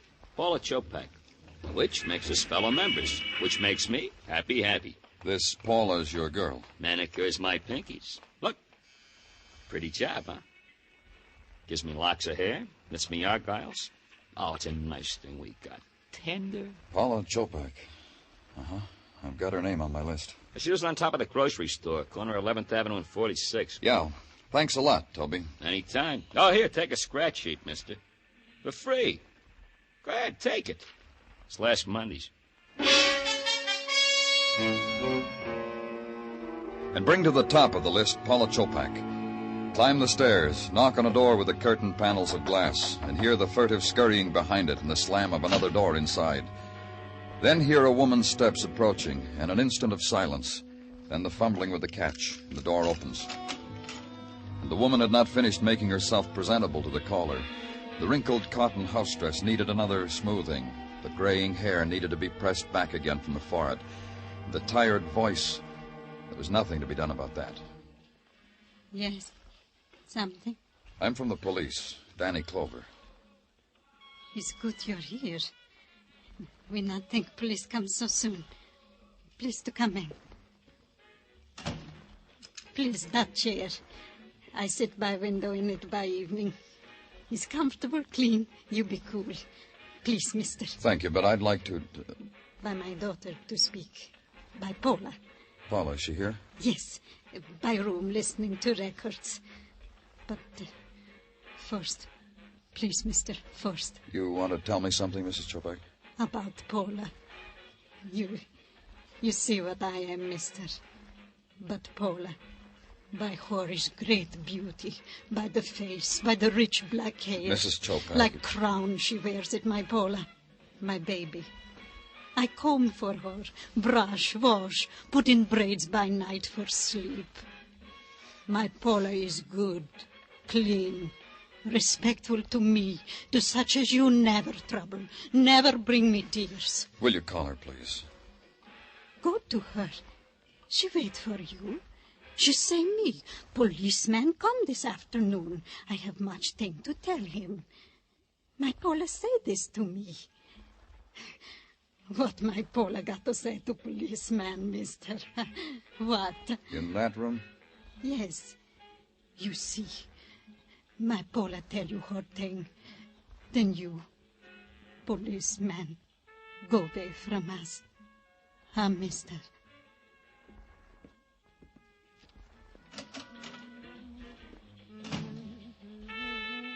Paula, I'm from the police. I know. I heard. Your mother said you had something you want to tell me. Mom's wrong. I don't think so. Tell me, Paula. Mom can hardly speak English. Sometimes she doesn't understand the things I say to her. I've got nothing for you. Besides, I'm busy. Brushing your hair? Let it alone for a while, Paula. Talk to me. A boy was murdered last night in front of a club where you were initiated. Pablo Malari. Is that what you wanted to tell me about? What's the matter, Paula? Scared? Look at me. You think you could scare me? Toby Nelson talked to me. He said... He told you I was sweet to him, maybe. Told you I joined the Hudsons because he asked me. Because I used to jump when he asked. That he told you? That, too. Well, next time you see him, explain to him it's finished. through, wiped off my memory book. As of last night. What happened last night? I got initiated in a club. What else can happen to a girl? Murder, maybe? A murder she saw being committed, maybe? Something she's afraid I to... said it once. I got nothing to tell you. So go tell Mom I got nothing to say to a policeman. It'll cheer her up. I hope you're right, Paula. For you. For your mother. I hope you're right.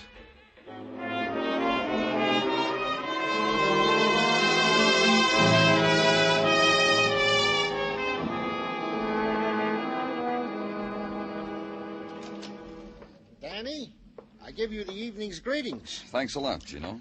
Hey, you're here so late tonight. Why didn't you go home after you saw the Chopak girl? I had some work to do. Danny, would you mind very much if I regaled you with a tidbit that happened early this evening at the house of Tartaglia? Please do. Cousin Stanley from Gay Paris showed up after 10 these many years. Not him. Oh, him it was. And with arms akimbo with goodies. Nicks for Mrs. Tartaglia, knacks for the kiddies, and for me, a great big bottle. Champagne, huh? Had a call, Danny. 51. From Paris? Those Continentals know how to live. Gino, did you have that list of the Hudson Club checked? Indeed I did, and each and every member swears on the bylaws of the club that they know nothing of the murder of Pablo Malari. Danny Clover speaking. Squad car's downstairs for you, Danny. Paula Chopak was washed up on the beach at Far Rockaway a little while ago. Maybe an accident, maybe homicide. You going, Danny? Right away.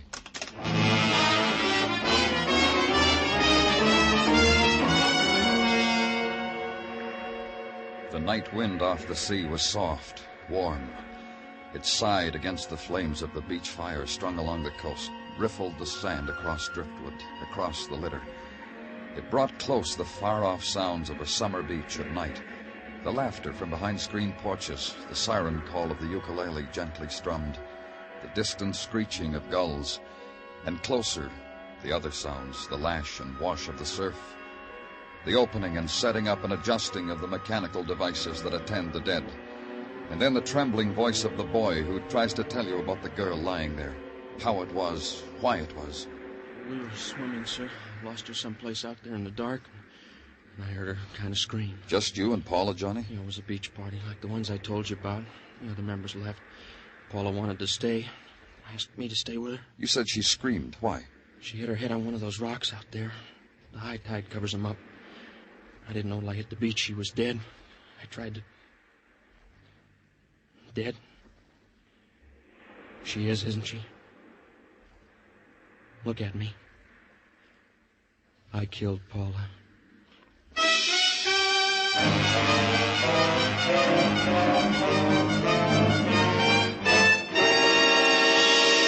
You are listening to Broadway's My Beat, written by Morton Fine and David Friedkin, with Larry Thor as Detective Danny Clover.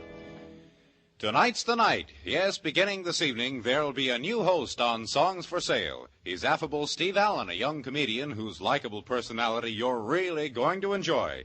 Steve Allen becomes head salesman on Songs for Sale, introducing new songwriters and their tunes tonight over most of these same CBS stations.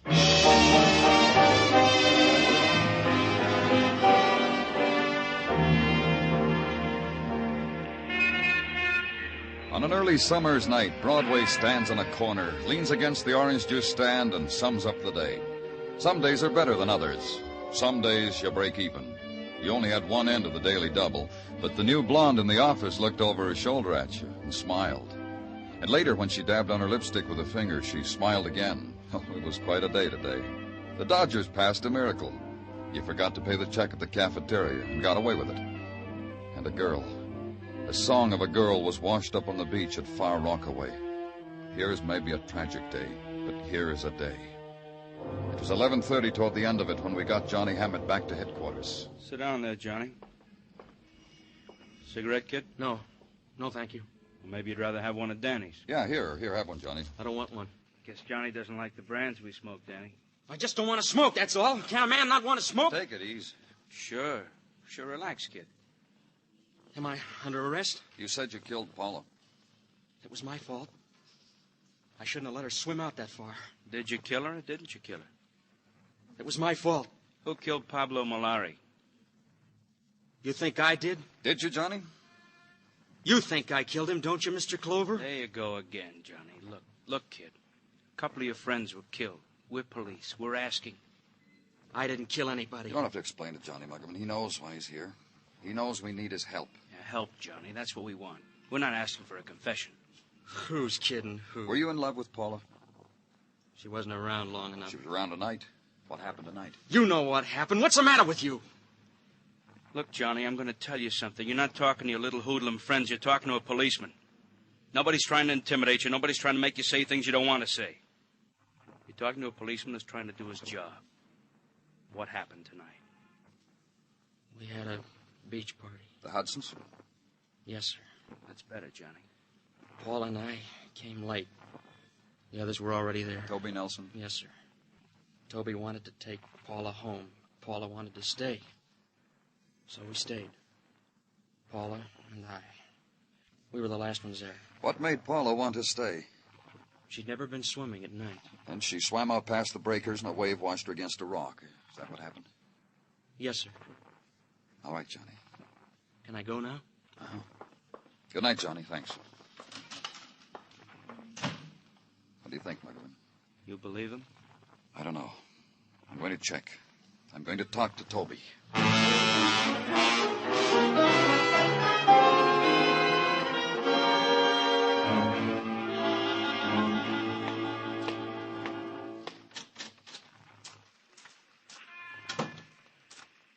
Toby? Toby? Who wants me? Oh, you got a long nose, mister. Your landlady told me you were up here on the roof. Hers is even longer than yours. What's the guy have to do to get a square foot of air to himself? Your girl's dead, Toby. Paula's dead. You're stale, mister. The smooth voices on the radio have been telling me Paula's dead. For an hour now. Up here, I thought I couldn't hear him. I hear him. Johnny Hammett says it was an accident. That makes it an accident. You were at the beach party, Toby? Never miss it. Gives me a chance to show off my muscles to the members. You did that. Then what happened? Well, let me think now. Yeah, after that, I roasted the hot dogs for the group. We all ate hearty, then it broke up. I came home. And left Paula alone with Johnny? Yeah, that's the other thing I did. Paula was your girl. How come Johnny took her to the party? If she was alive, you could ask her. I wouldn't know. Johnny says you wanted to take her home. Why didn't you? Because she slapped me across the mouth when I asked her. They all laughed. Johnny, too. Then she laughed harder than anybody. That's how I got the message she didn't want me to take her home. She wanted Johnny. Up to the night of the initiation at the Hudson Club, she was your girl. What happened there to make her turn on you, Toby? She's dead. Paula's dead. What else do you want from me? What else do I have to give you? How much can you... She's dead, mister. That's all I got. All right, Toby.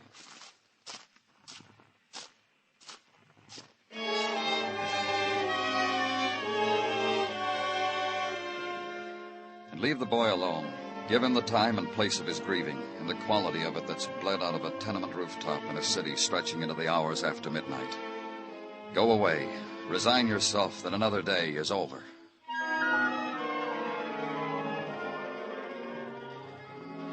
The next morning, and the legwork. Go now to a corner of the city where the sign says 11th Avenue and 46th. Climb the steps and stop at a door. Intrude upon 2 rooms newly filled with grieving. Please. Please come in. Of my daughter? Mrs. Chopak, the police are not satisfied that Paula... Of my daughter, Paula? There's a possibility that it wasn't an accident. Paula is in other room. The others. Neighbors by me. We have only boxes to sit on. I want you to try to understand what I'm saying. Nothing. Nothing I understand. Only up to yesterday. To yesterday when Paula said to me, Mama, I'm going to swim with this boy, this Johnny. Johnny Hammett? Johnny. He called for her? At first, my Paula, she said she would want to stay home, rather. Then the boy said something to her. Then down low over her ear. Paula took her suit for swimming, her cap not to get her hair wet. Then she said what I said to you. I see. Just one more thing, Mrs. Chopak. The night before last, your daughter went out. Do you know where she went? To some place. To party. Like clubhouse party. What time did she come home? Late, I don't know what time. Did you talk to her when she came home? Only when I tried to give her help. Help? White. Like ghost. I'm sick. I hear this. I get out of my bed. I come to her. I say, Paula, you're sick. Mama, get something. She tell me, go away. Like I'm someone she never see before. Was she drunk? Sick. Was no whiskey I smell. Sick. White. Sick like ghost. I see. She's dead now. Paula is. And the neighbors by me. They're in next room. They sit. They cry. They touch my shoulder. They don't talk. They don't know what words to say to me.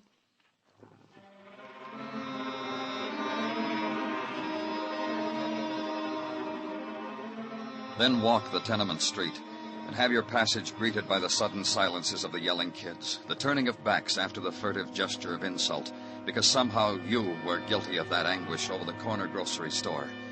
Once you had been welcomed by a mother, and for that you had left her a dead child. And on that street the guilt was yours. So I got away from it.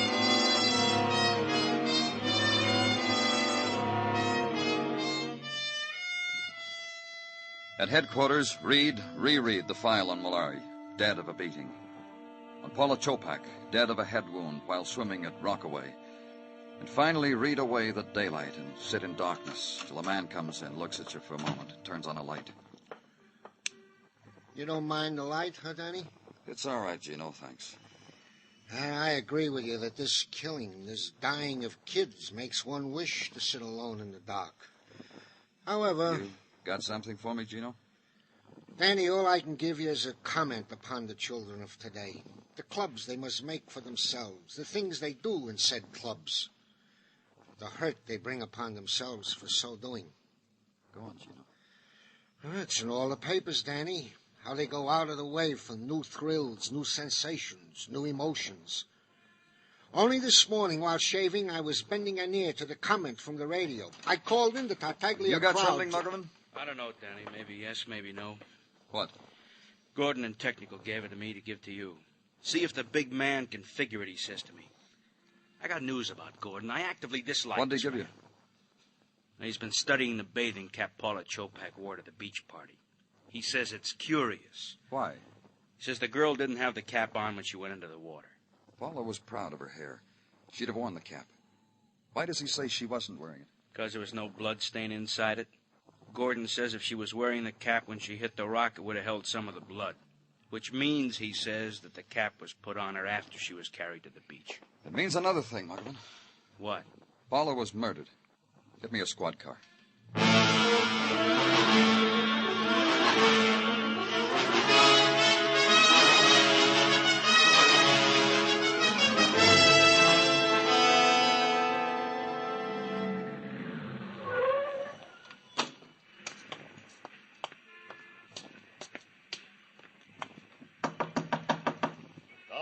Not open. It's the police. What do you want? Let's go inside, I'll tell you. Inside, Toby. Are you the only Hudson here? Hey, Johnny, look what's here. We got a caller, Johnny. Good evening, Mr. Clover. Nice clubhouse you've got here. Can I show you around? Where's everybody? I thought you had quite an organization. They'll be around. When you leave, people will start swarming in here. I'm glad you came, Mr. Clover. Thanks. Hey, what's with you, Johnny? You buy a cop for a friend? Don't pay any attention to him, sir. He doesn't know about policemen. He doesn't know they have a job to do. You understand all about that, though, don't you? Hey, what's going on? Too bad about you, Toby. Huh? I said too bad about you. Your muscles, your temper. The mad you had on the other night. Hey, Johnny, what's eating you? You never saw Toby work over a guy, did you, Mr. Clover? No. Tell me about it. Once, a boy tried to get in here. Tried real hard. Toby was in front of the door. The boy never made it. Pablo Molari? Johnny? It wasn't premeditated, Mr. Clover. Toby didn't mean it. He was just angry about something. You're under arrest, Toby. Put out your hands. Gotta do something first! Don't be a fool. Take him off me! Yeah! Take him off! Thanks. Thanks, Mr. Clover. That's just the way he went after that boy. He would have killed me. Toby will rest a while. What are you doing, Mr. Clover? Frisking him. Nice cigarette case. Cigarette, Johnny? Are you kidding? I don't smoke those. Don't blame you. Marijuana brings you grief. That's what it brought Paula. Paula? Uh-huh. Paula was a sick girl after she got home from her initiation. You have to smoke this stuff to become a member of your club? Oh, now look. You look, Johnny. Paula was Toby's girl. You wanted her. That's why you insisted she become a member. Put her on this stuff, she'd lose her sense of values. You think I'd do anything like that? Yes, I do. You know me better than that. I know you killed her. I told you what happened out there on the beach. You forgot to tell me why she went there with you. What were you going to do, Johnny? Tell her mother she was smoking marijuana? Is that why she went with you, stayed at the beach after the others left? I don't know what to say to you, Mr. Clover. You're wrong. And I think you ought to take care of Toby here. Paula had beautiful hair, Johnny. I'd go along with that. She'd have worn her cap into the water. You killed her before she went into the water. How, Johnny? With a rock? Mr. Clover. Then you threw her in the surf so her suit would be wet. Pulled her back, remembered about the cap, put it on her. Why did you murder her? She was so beautiful. She was so beautiful, Mr. Clover. She refused more of your cigarettes? Funny. It worked before. Let's go, Johnny. It always worked. You know, it got so they'd come around here begging for the stuff. A young man like me, connections, is like a king. I'll tell you another funny thing. I wouldn't touch this stuff. Come on. Yes, sir.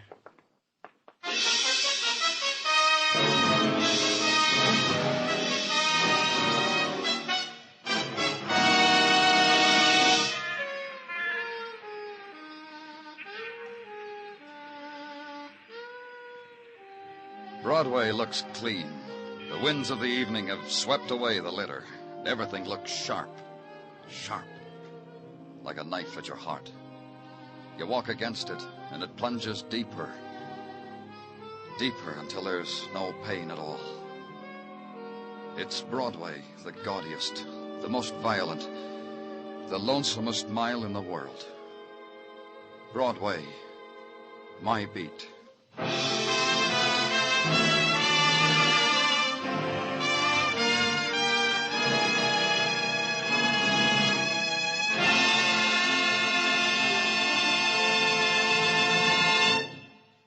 Broadway's My Beat stars Larry Thor as Detective Danny Clover, with Charles Calvert as Tartaglia and Jack Crucian as Muggavan. The program was produced and directed by Elliott Lewis, with musical score composed and conducted by Alexander Courage. In tonight's story, Dick Crenna was heard as Johnny Hammett, Bill Tracy as Toby Nelson, Peggy Weber as Mrs. Chopat, and Michael Ann Barrett as Paula Chopak. On July 8th next week, Broadway's My Beat will be heard on a new day, Sunday. Beginning a week from tomorrow, be sure to listen to Broadway's My Beat and the Adventures of Danny Clover, starring Larry Thor. Bill Anders speaking. This is CBS, where Phil Regan brings you the serviceman's own show every Sunday on the Columbia Broadcasting System. Official Detective, dedicated to the men who guard your safety and protect your home, your police department.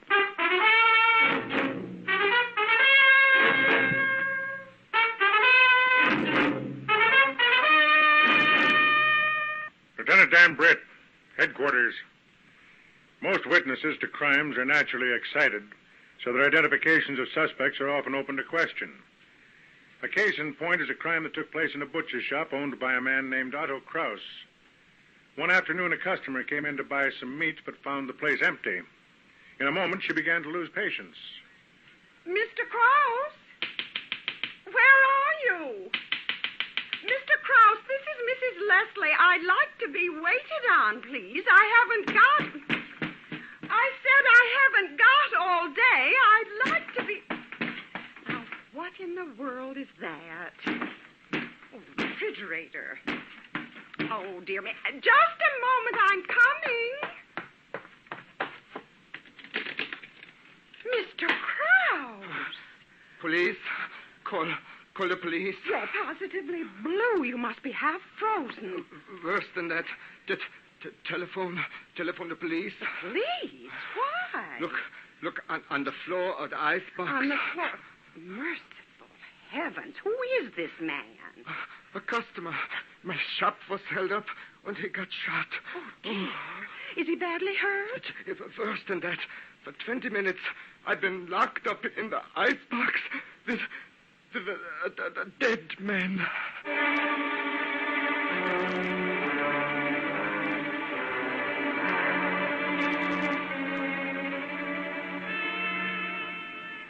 Here, Mr. Krause. This coffee's nice and hot. You better drink it down. Yeah. Thank you, Sergeant. I feel better. You're not shivering anymore. No, Lieutenant. Now, this dead man's wallet identifies him as Thomas Hall. Yeah, Mr. Hall. He was a regular customer of mine. What time was he shot? Let me see. What time is it now? 5 p.m. 5 p.m. Mrs. Leslie, telephone you at 25 minutes. I was locked in the icebox for 20 minutes. It was about a quarter after 4, Lieutenant, when it happened. I see. Did you make any attempt to put up a fight? Me? No, sir. I got more sense than to argue with a hold-up man. But poor Mr. Hall, he tried to take the fella's gun away like a hero. Now he's a dead hero. Yeah. What happened right after the shot? The hold-up fella made me drag Mr. Hall into the icebox. Then, when I got inside, he slammed the door. Can't you open the refrigerator from the inside? Oh, sure, but he stuck a knife in the latch outside, so I couldn't turn it. It's a good thing Mrs. Leslie come in. I would have been dead myself, frozen stiff. And how? Are you sure no money was taken from the register? Yeah, I checked. He didn't get nothing. Well, after the shooting, he was probably too scared to rob you. His main concern was to get away. I hope you find him soon. He's a murderer. You can help us, Mr. Krause. So please concentrate now. Give us a full description of the man. All right.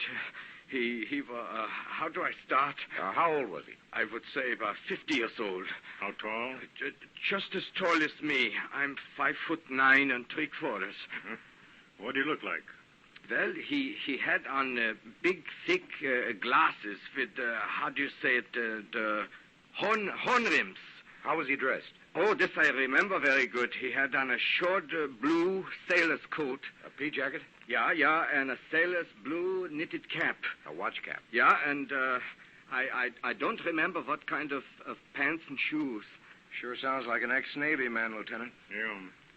Mr. Krause, did this man look familiar? Had you ever seen him before? Yeah, the way he was dressed. I seem to remember seeing a man dressed like that around this neighborhood, but I don't know who he is. The wagon boy just pulled up outside. Oh, good. Yeah, thanks for your help, Mr. Krause. I wish I could do more. I hope you find this killer. Well, I'm afraid we're going to have to start the hard way.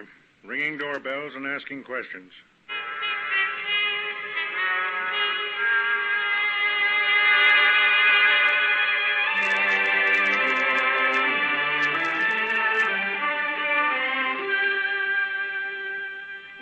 Officers look terribly tired. Here, sit down on the hall bench for a few minutes. Oh, thanks, Mrs. Foster.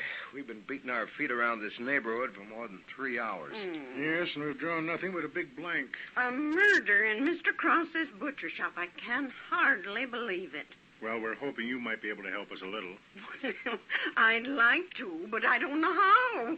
I'm only a landlady here. I just rent rooms, that's all. 6 tenants. All seem to be honest men. Are they all here now? Well, I couldn't say. Mr. Ryan's in. I do know that. He lives here on the first floor. That's his door right over there. I see. Now, Mrs. Foster, the shooting took place this afternoon at about 4:15. Mm-hmm. Did any of your roomers come in or go out about that time? Well, now, let me think. Yes. Mr. Ryan came in. What time? Oh, about 4:30. I remember because I was just going out to get some milk. It was a very funny thing, too. Mr. Ryan was running. Running into the house? Yes. He almost knocked me down. He was in such a hurry. I asked him why he was running, but he didn't answer me. And I remember he had a frightened look on his face. Well, how was he dressed? Well, that's funny, too. He didn't have a hat or coat on. And you know it's chilly out today. How much do you know about Ryan? Well, not a thing, actually. But he's always very quiet and, well, kind of unpleasant. Come on, Sergeant. We have no actual reason for suspecting Ryan, but while we're here, let's talk to him. Okay. Thanks for your help, Mrs. Foster. Oh, don't mention it. I hope I haven't caused any trouble.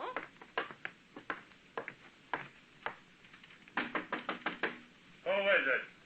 We'd like to talk to you, Mr. Ryan. What is it? We're police officers. What? Close the door, Sergeant. What's your full name, please? Earl Ryan. What's it all about? We're investigating a shooting at Krause's butcher shop. Yeah? You came back here at 4:30. You were running. You weren't wearing a hat or coat. Would you tell us where you'd been? Just out for a walk. Why were you running? Because I was cold. When I went out, I didn't realize how cold it was. Do you wear glasses, Ryan? Thick ones with horn rims? No, I never had a pair of glasses. What do you do for a living? I'm a truck driver. Right now, I'm out of work. We'd like Mr. Krause to have a look at you at police headquarters. Would you be willing to come down with us? Why not? Will you get your hat and coat, please? Well, sure, but... Hey, I'm not mixed up in this. We hope not, Ryan. I never even been inside that butcher shop. Is this your only hat and coat? Sure. This old brown coat and gray hat. It's all I own. No pea jacket or watch cap in this closet, Lieutenant. Mm-hmm. Okay, Ryan. Let's get out to the car.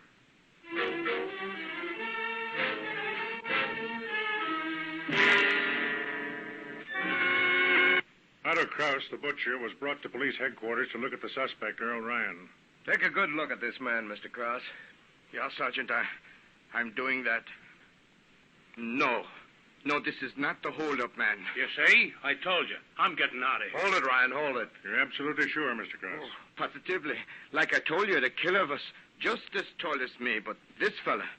Well, just look at him yourself. He's 2 inches shorter anyway. Yeah, and I never had any trouble with cops. I'm an honest man. I'm no criminal. I haven't got a record. Look me up in your file. I did, Ryan. You're right. No police record. Okay, then. What are you holding me for? We're not. Sorry we troubled you, Ryan. Sergeant Allen will see that you're driven back home. Well, that's something. Arrange for Mr. Krause to be driven home, too, Allen. Okay. And meet me down in the file room. I want to dig out known stick-up men and see if any live in Krause's neighborhood.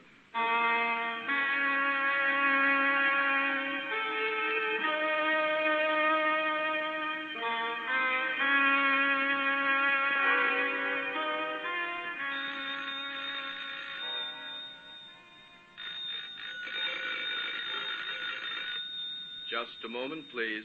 I'm coming. Oh, good morning, gentlemen. Good morning. You're Sailor Smith, right? Yes, please come in. Go ahead, Allen. Thanks. Now, what can I do for you? We're police officers. Yes, I knew you were. From long experience. When I was active in the safe-breaking business, I received many visits from the police. You're not active in the safe-breaking business anymore? No, sir, I'm afraid not. I have very serious eye trouble now. I've had to retire. You noticed I'm forced to wear these rather strong eyeglasses. Yes. We're working on yesterday's killing at Krause's butcher shop. I didn't think you came just for a social call. Well, I know exactly what happened.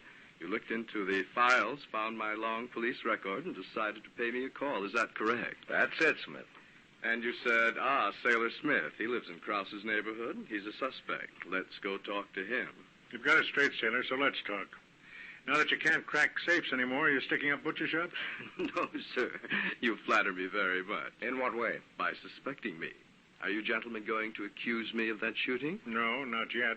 Well, believe it or not, my friend, this is the sad part. The police haven't been attentive to me for quite A long time. It's good to know that I'm remembered. Well, sailor, now that we've made you so happy, perhaps you won't mind coming down to headquarters. Oh, I'd be delighted. You want Mr. Krause to have a look at me, I suppose? That's it. Want to get your hat and coat? Yes, indeed. They're right here on this chair. Look what he's getting, Lieutenant. A pea jacket and a watch cap. I see. All right, sailor, let's get moving.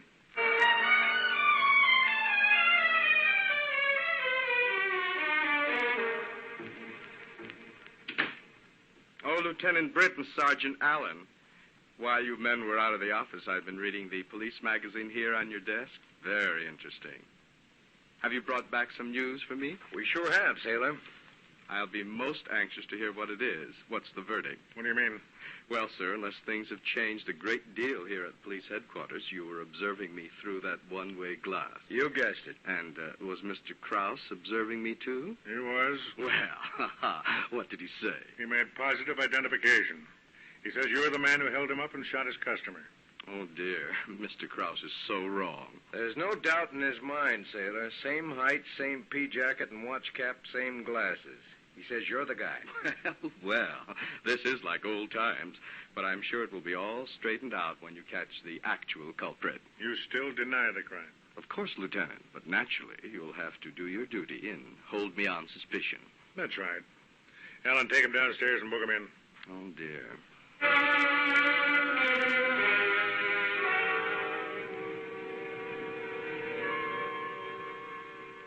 5 p.m., Lieutenant. I think I'll go down and get some coffee. Can I bring some up to you? Yeah, if you don't mind. Good and black. Okay. Oh, has Sailor Smith cracked during the afternoon? No, still denies everything. Hold it a second. Lieutenant Britt. This is Otto Kraus, the butcher. Yeah? Listen, why did you let that Sailor Smith out of jail? I didn't. He's in a cell right now. He can't be. Well, he is. I just talked to him. Look, he just left my shop here. He held me up again and cleaned out my cash register. Yanni, he put me in the icebox again. How long ago did this happen, Kraus? 5 minutes ago. This time I was lucky. I didn't have time to freeze. A customer came in and let me out. Excuse me, Lieutenant, but you were crazy to let out that Sailor Smith go. I did not let him go. This must have been another man. How was he dressed? Just like Smith in that sailor stuff, and he had on the same thick glasses. How tall was he? Well, oh my goodness. Wait a minute. Well? I must be crazy. He was 2 inches shorter than he was yesterday. Say, I guess maybe it wasn't Sailor Smith. Well, it certainly wasn't. Thanks for calling. I'll send a man down to check for fingerprints. Goodbye. Alan. I heard it on my phone. Something real screwy here. Not so very. I think somebody's masquerading as Sailor Smith. Somebody who doesn't know the sailor's been arrested. Get Smith up here from the cell room. I want to ask him a few questions.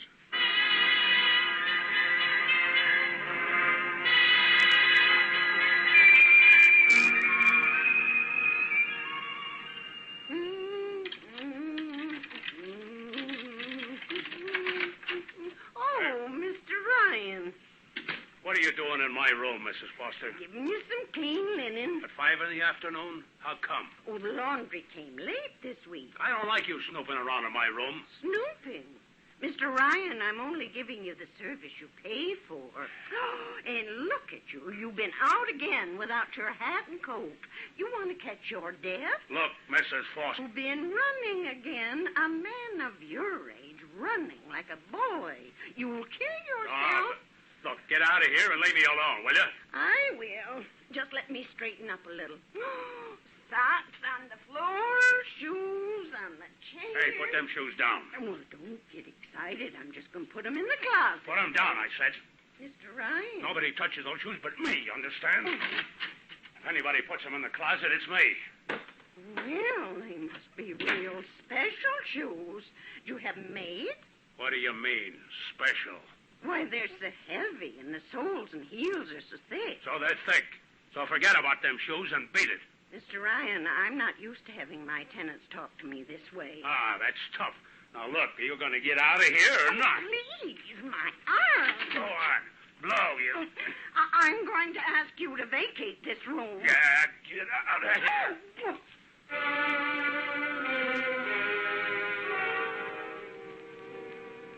This This is fast work, Lieutenant. I guess you boys found the real killer, or else you wouldn't have brought me up from my cell. I want to talk to you, sailor. Always a pleasure, believe me, questioned by the police. It's really like old times. Now, listen. Do you know a man named Earl Ryan? Earl Ryan. Now, let me think. Oh, yes, sure. Where is that old son of a gun? When did you see Ryan last? Oh, not for 3 or 4 months, I guess. I know. Last time was Halloween. How much do you know about him? Not much. We just met in a bar last fall. We got real chummy over some beers, you know, a little stiff, too. I've only seen him a couple of times. Don't even know where he lives. What's this about seeing him on Halloween? Oh, there was a little party some of the boys in the bar cooked up, and Ryan and I got a little high and decided to go in costume. What kind of a costume? Well, not exactly a costume, but we dressed like twins. I loaned him an extra pea jacket and a watch cap, like the ones I always wear. We fooled everybody at the party. They all thought sure Ryan and I were twin brothers. Did you lend him an extra pair of your glasses? No, sir, I don't have an extra pair, but Ryan got hold of a pair somewhere. Looked just like these I got on. I wish I did know where Ryan lives. The son of a gun never came back to the bar again to return my jacket and cap. Alan, dial Mrs. Foster at the rooming house. Sure. Now, sailor, at this Halloween party, was Ryan the same height as you? Yes, he was. Funny, too. Always before that, he was a couple of inches shorter. He must have had a pair of those elevator shoes. Okay, sailor, you're sprung. Sorry we troubled you. Oh, that's okay, Lieutenant. I rather enjoyed it. Mrs. Foster? Oh, hold on, please. Lieutenant Brett wants to talk to you. Here you are. Thanks. Miss Foster. Yes, Lieutenant? Are you talking on the phone in your apartment? No, sir. The number I gave you was the phone in the hall. I see. Well, can you tell me if Earl Ryan's in his room now? He certainly is. And if you ask me, he's out of his mind. What do you mean? Well, I've got to talk low because this phone's right next to his door. A little while ago, he grabbed me by the arm and frightened me half to death. Why did he do that? Because I touched a pair of his shoes while I was fixing his room. What kind of shoes? A funny kind, Lieutenant. The soles and heels were over 2 inches thick. Oh, dear. Here comes Mr. Ryan. Mrs. Mr. Foster. Ryan, don't. Don't! Mrs. Foster. Come on, Ellen. Hurry.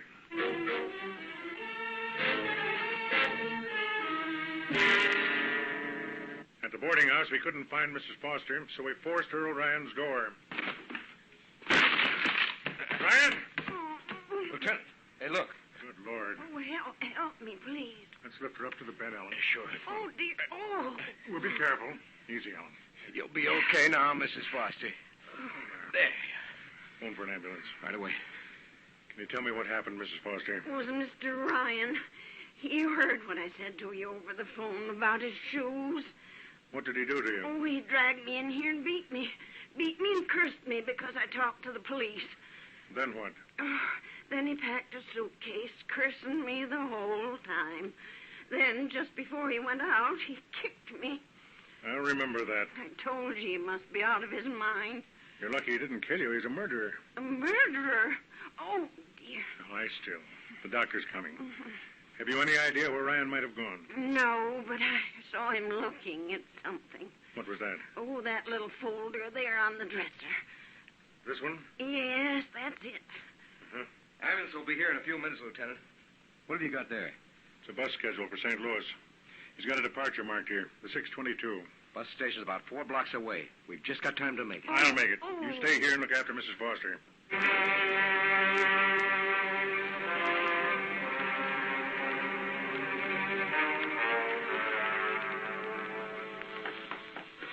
Orders, Ryan. What? You... Put your arms out. No, I gotta make this bus. You're not leaving.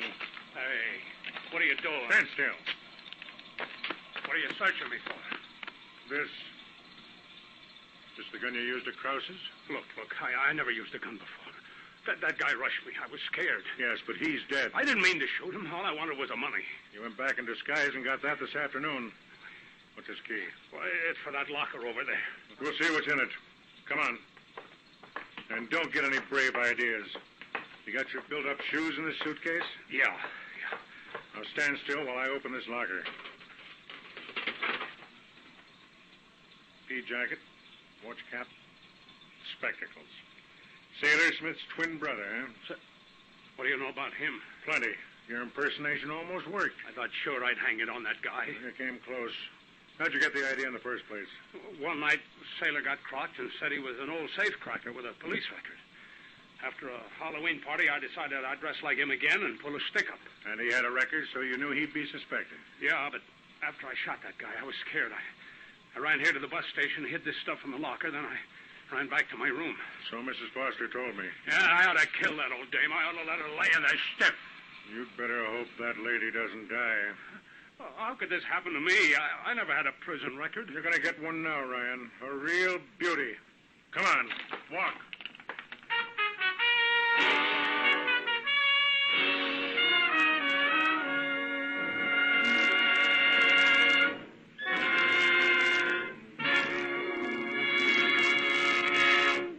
In our cast, Sergeant Allen was played by Lawson Zerby, Ryan by Don Douglas, Krause by Louis Nye, and Mrs. Leslie by Betty Kane.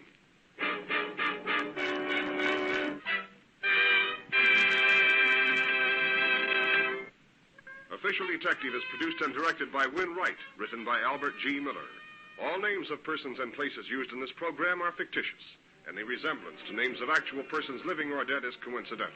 Jack Irish speaking. This program came from New York.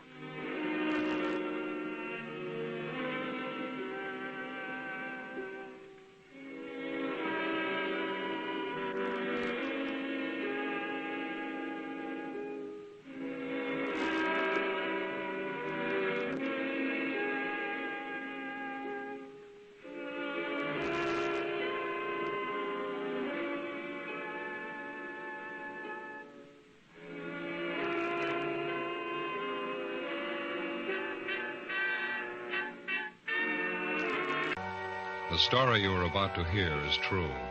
Only the names have been changed to protect the innocent. Fatima Cigarettes, best of all long cigarettes, brings you Dragnet.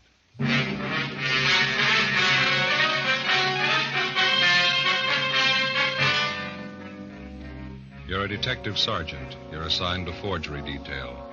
A United States postal inspector comes to your office. You've received the same complaints he has.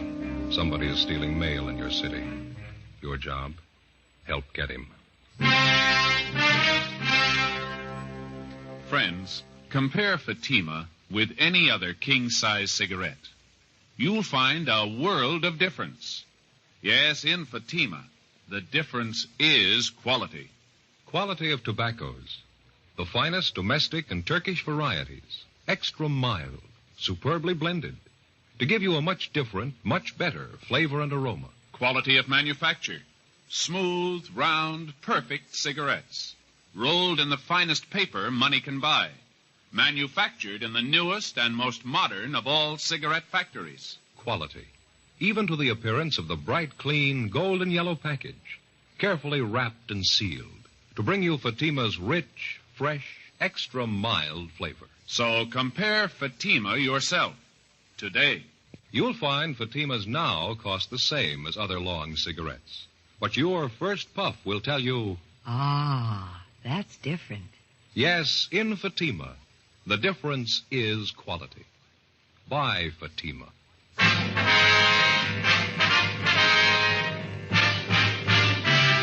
Dragnet, the documented drama of an actual crime.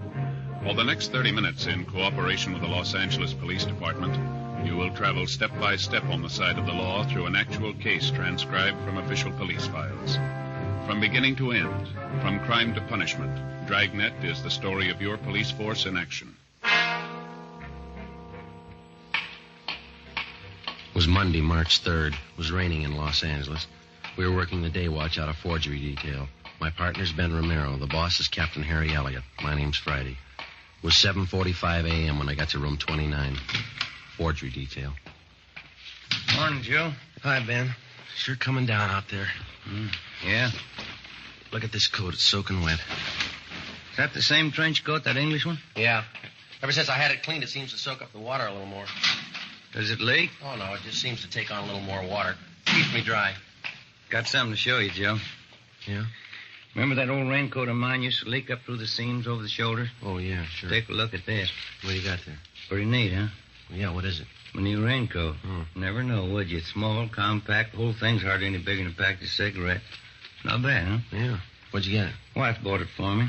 Amy says it's regular full-size raincoat, size 40 long. Amy says, so didn't you try it on? Oh, no, you know how they make something like this. It's made out of plastic. Size isn't too important. Just a plain coat. Slips right on over your suit, just like any other raincoat. I know it'll fit. You haven't worn it yet, huh? No, it hadn't started to rain when I left home. Could I see that? Sure.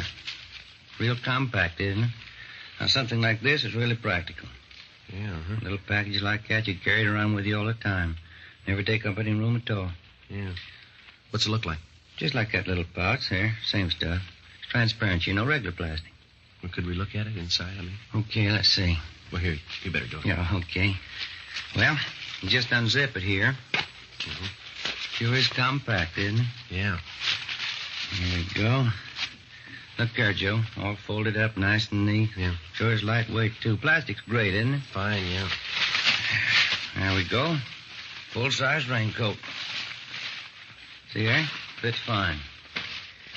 Never know a full-size coat would go in a thing like that little pouch there, would you? It's no bigger than a tobacco pouch. Yeah, that's pretty good.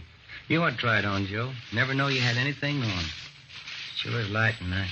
Yeah, I can see. Now we just put it back in the pouch till I'm ready for it. Let's see now. Collar goes up. Front folds in like this. No, that isn't right. Goes this way. Let's put it down on the table. That'll be better. Yeah, that's better. Now, here we go. Now we fold the arms in here. Now the bottom part comes up this way. Now we fold it over and again. Easy, isn't it? Just follow the crease marks and you're home, Joe. Yeah. Now, if you'll hand me that little pouch, Joe. Oh, yeah. Here you go. Oh, thank you. Now, no, I guess that's too big. Well, we'll make one more fold, guy. Yeah. Well, it's small enough this way, but it's too fat, isn't it? You better watch it there. You're going to tear that little sack. That's funny. I folded it right over the old creases there. Too fat, isn't it? Yeah. Well, couldn't you just carry it in your pocket like that without the pouch? Sure, that's it. I'll slip it in my coat pocket. No, that won't do, Joe. It bulges right out. It's kind of springy. It jumps out, just like a piece of pongee silk. Yeah, it seems to. Well, it's still lightweight and easy to handle. Sure. Plenty easy to carry just like that, anyway. Yeah. Well-made little pouch there. Seems a shame not to be able to use it. You smoke a pipe? No, you know that. Just cigarette. Yeah, I'll find some use for it. Probably 100 things a fellow could use a little pouch like this for if he could just think of them right off. Yeah, that's right. Righty, Romero, you want to step in here for a minute? Right, Captain. You fellows know Inspector Smith, Post Office Department? Sure, how are you? Romero? Good to see you, Leo. How you doing, Joe? Sit down, won't you? Thank you. Thanks very much.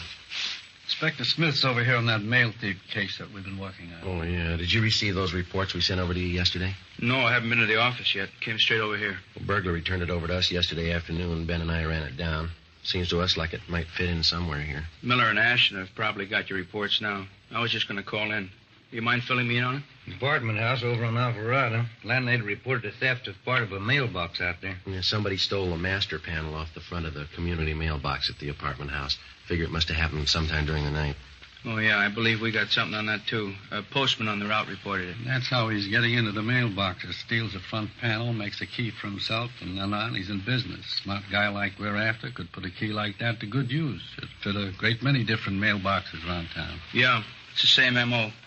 We've been on this guy for a long time. He pulled the same thing down in San Diego, was knocking down about $2,000 a month.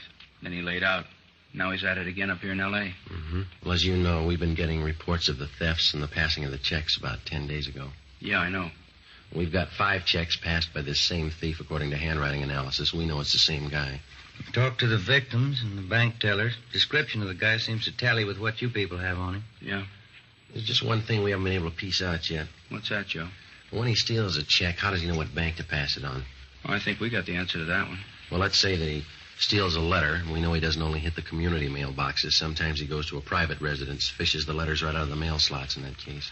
Yeah, he's got some kind of a gimmick he gets down in those slots with. Yeah, that's what we figure, Leo. But we'll say after he's got a letter with a check in it. Now, it's easy enough for a good forger to put an endorsement on it, but how does he know what branch of the bank to pass it on? Well, at some time or other, he's stealing bank statements as well. Mm-hmm. Or maybe he's just lucky. At the time he steals a check, there's other mail in the box, too. The victim's bank statements. Well, as far as that goes, I suppose he's stolen more than once from the same party. He could probably get away with bank statements easy. Well, that's it. People never seem to report anything missing in the mails until weeks after it's happened. It's easy to see why. They're not sure anything's wrong until they wait several days. They don't want to bother us in the case of anything routine like monthly bank statements. And in the case of a check, well, sometimes it's from a relative or someone who owes them money, and they don't want to embarrass them by writing or calling to find out about it. Well, I suppose in the case of anything like a dividend check, we got a couple of those, Leo. Mm-hmm. The people who lose them just don't think it's time for them to arrive yet, so they just wait, huh? That's it. And that's why he's been so successful.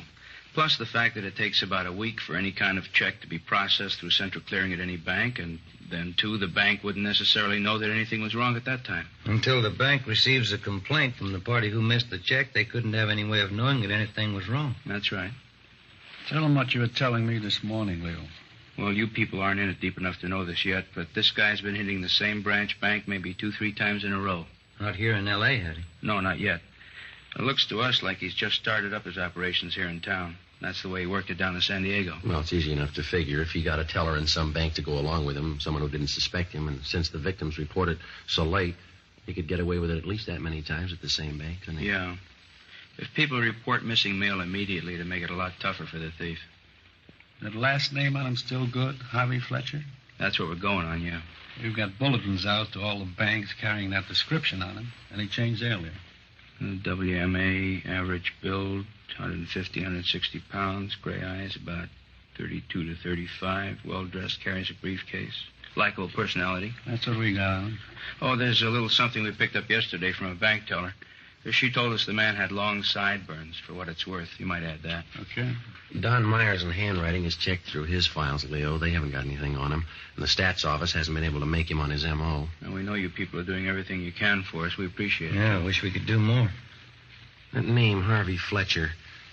Of the 5 checks that we've got on the guy, according to handwriting analysis on him, he's only used that name once. Rest of the time, he signs the same last name as the payee's name on the face of the check. He passes himself off as a brother, husband, or some relation to the rightful payee.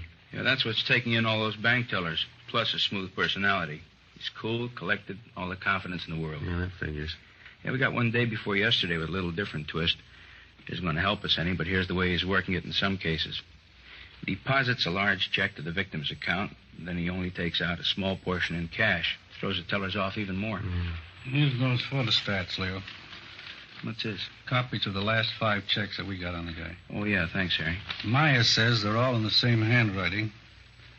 Is there anything else we can do for you, Leo?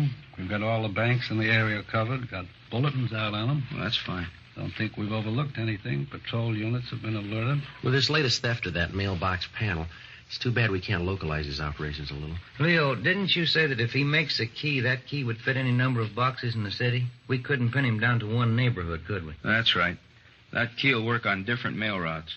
He probably knows the neighborhood around Alvarado's hot now. He'll leave it alone anyway. It's impossible to stake him out on the actual thefts of the mail. It's too bad we can't get to him through one of the banks when he cashes them. Well, your manpower and ours put together couldn't cover all the banks in L.A. at one time, but we've been spot checking throughout the city, hoping maybe to tab him just by luck. We might get a break from one of our bulletins, maybe some teller will spot him. Well, I'm not sure yet. That's one of the reasons I came over here this morning, but maybe we've got a little something. What's that? Well, a bank out in Westwood phoned us yesterday. The teller thought she recognized the guy from his description. Didn't dawn on her till after the guy left her window. She rushed out in time to get the license number of his car. Well, maybe it's a break, huh? Yeah, it looks pretty good. The check was drawn on the account of a William E. Scott. And that's the number 2 victim here in L.A. Yeah, that's right. You've got the photostat of his checks right there. Yeah, I know. Well, everything seems to fit. This check he passed yesterday out in Westwood was probably stolen at the same time as the first one, or at least it came from this Scott's mailbox. That we know. Well, didn't this William Scott report the theft of 2 checks? I know he didn't to us. Maybe he did to you. No, he didn't. Said he couldn't be sure. He gets quite a few checks through the mail. Owns a lot of stock, gets dividends. Yeah, probably doesn't know when they come each month. Yeah, that's right. He didn't miss the first one until it was way overdue. Might even be others missing. He doesn't know for sure yet. Well, anyway, he's positive on this latest one out in Westwood that the bank teller caught, huh? Sure. As soon as the bank manager called him, he knew he hadn't authorized anybody to cash any of his checks. Does the M.O. seem to match? Well, that's what's got us going on it. It looks real good. Smooth operator. Deposited part of the money, took the balance in cash. The major switch in his operation was the fact that he didn't go to the victim's regular bank as he did on that first check. It sounds good, doesn't it? And we kind of think so. That's the reason I came over here this morning. Conway, our handwriting man, thinks it's the same as the guy we're after. He asked me to check it through Don Myers to be sure. What signature did you use on this last one? Now, that's another part of the M.O. that checks out. You remember on the first check, he forged the victim's name, William Scott? Mm-hmm. Then he made it a second party check by signing the phony name, George Scott, passing himself off as a nephew of the victim. Pretty smart. He goes to this victim's regular bank, and he doesn't take the chance of being tabbed as the payee. He covers by using that nephew gimmick. Yeah. This time he goes to a different branch. Not the regular branch that the victim deals with as in the first case. He simply forges the victim's name and lets it go at that. You doing anything on that license number? Well, Ashton and Miller checked it out late yesterday afternoon. They're on it now. Need any help? Well, not so far. I'm interested in what Don Myers has to say about the handwriting. He ought to be through about now, huh? I'll give him a call. Well, thanks, Harry.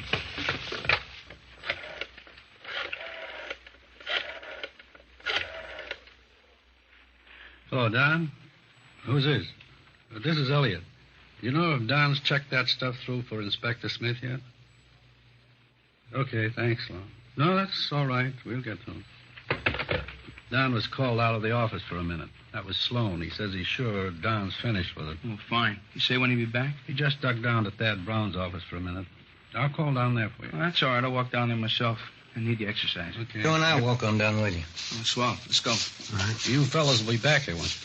Oh, sure, as soon as I check with Myers. All right.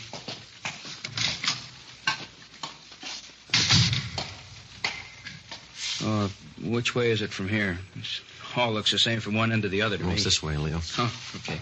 This affects you like the federal building does me. I get all turned around up there. Yeah. Well, those fellas down in San Diego have had a rough go on this thing. Yeah, I was talking to McGuire and Ormsby down there just the other day. They said they were going around in circles on it. They broke a lot of ground for us. Checked out a lot of suspects, cleared them. Checked out all that stuff that Brereton from CII sent down. Yeah. You know how thorough that guy is. It figures they've done a lot of legwork. Friday, you say you just talked to him down there? Yeah, that's right, Leo. Well, then you know about all those bulletins they got on the guy. Description, exemplars of his handwriting. Mm-hmm. Sent them to every police department in the United States. It's a big job. Mm-hmm. I'll go get Don. It's right in here. Thanks, Joe. Right.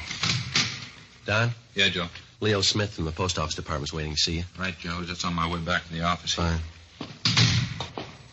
Hello, Don. Sorry, Leo. I had to duck out for a minute. Oh, that's all right.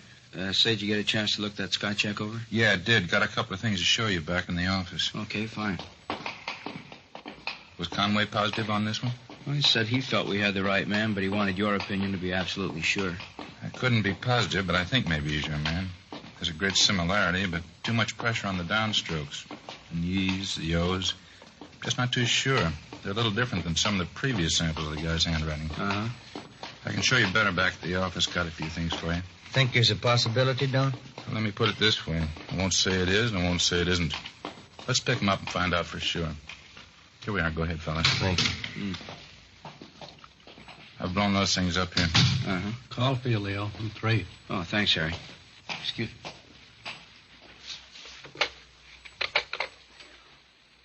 The Smith talking. You did? Uh-huh. We did. All right, look, why don't you bring him down to forgery detail here at the city hall? We'll talk to him here. Right, Ed. Right, thanks. Well, looks like the end of the trail. That was Ashton. He and Miller picked him up. He's our man, admitted the forgery. Looks like San Diego did all the work and we get all the luck. Anyway, we got him.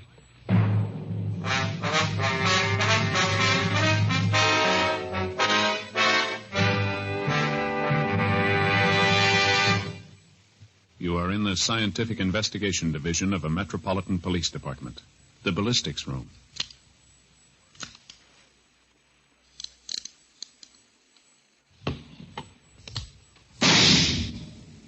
You have just heard a test bullet fired from a .38 caliber revolver found in the possession of a suspect. The test slug is removed from the ballistics box and compared with the slug found at the scene of the crime. There they are. Side by side, they look alike. But examination will prove a world of difference. Now, examine a Fatima. Compare it with any other king-size cigarette. Side by side, they'll look alike. But right away, you'll find there's a world of difference. Yes, in Fatima, the difference is quality. You see, Fatima is the quality king-size cigarette because it contains the finest domestic and Turkish tobaccos superbly blended. And Fatima is extra mild, with a much different, much better flavor and aroma than any other long cigarette. So compare Fatima yourself. Fatimas now cost the same as other long cigarettes, but your first puff will tell you... Ah, that's different. Yes, in Fatima, the difference is quality. Ask your dealer for Fatima, the quality king-size cigarette. Best of all long cigarettes. Start enjoying Fatima tomorrow.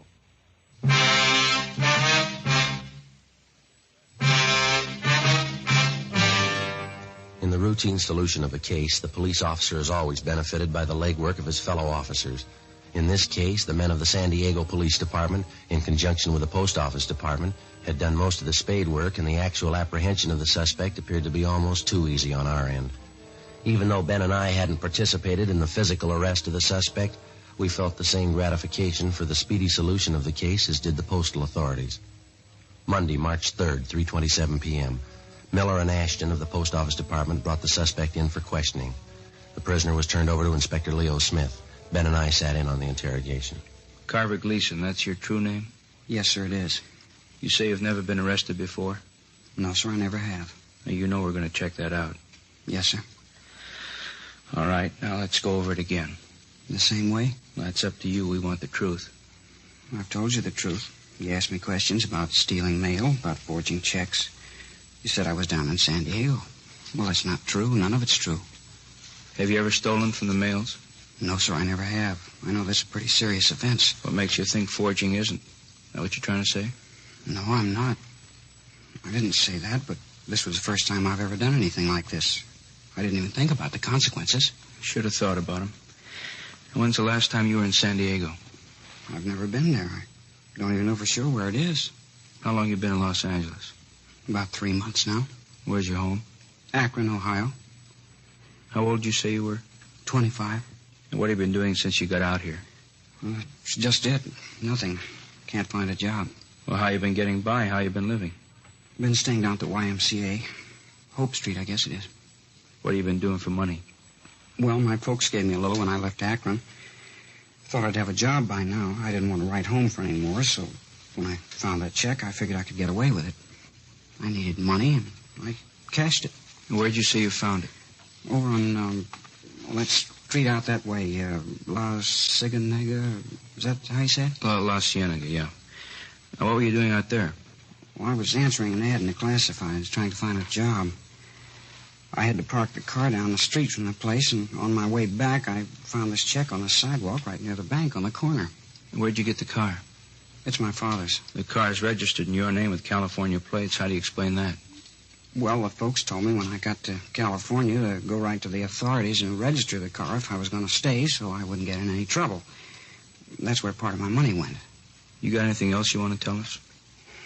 Well, I did it. I admit that. Mm-hmm. I want to make it up somehow. The check was for $57. I gave the men that arrested me 50 of it, and I spent $7. Yeah, that's all on the record. I did wrong. I'll pay the $7 back. Now, you can take that up with the judge, Gleason. Friday, Romero, you want to step outside with me a minute? Yeah, right. Gleason, you wait here with that officer. Yes, sir. What do you think? He's telling the truth. He's not the one we want. How about you, Joe? Yeah, I'll go along with Ben. Well, that makes 3 of us. Monday, March 3rd, 5 p.m. We went in and checked with Don Myers. In carefully going over exemplars of Carver Gleason's handwriting, he had definitely eliminated him as our suspect. Carver Gleason remained in custody awaiting trial. 3 months went by. During this time, the burglaries and forgeries continued. Suspects were picked up, checked out, and released. We got nowhere. Tuesday, July 12th. We received a communication from Chief Adam Jensen of the San Diego Police Department, who stated he was forwarding a radiogram from Chief John W. Polsine of the Milwaukee, Wisconsin Police Department. The radiogram from Chief Polsine stated that his handwriting man in Milwaukee had identified the suspect's handwriting, as listed in one of the San Diego bulletins, as belonging to Philip E. Holloway. Holloway was arrested 2 years previous on a reckless driving charge. The physical description of the man matched closely with the one that we'd received on the suspect known to us as Harvey Fletcher. They further stated that although he was at one time a resident of Milwaukee, they had nothing further on him. It was just an outside chance, but we decided that in all probability this could be the suspect's true name, Philip E. Holloway. This information was forwarded to the postal authorities. Ben and I started to check through our channels to determine the whereabouts of the suspect, Philip E. Holloway, with a possible alias of Harvey Fletcher. Yeah, that's it, Joe. Nothing in any of the phone books. Yeah. Covered everything I can think of. Our records, sheriff's records, nothing from CII, utility companies. Yeah, well, maybe Smith found something on him. We haven't got anything here. Think I'll give him a call, huh, Joe? Yeah, I'd like to know.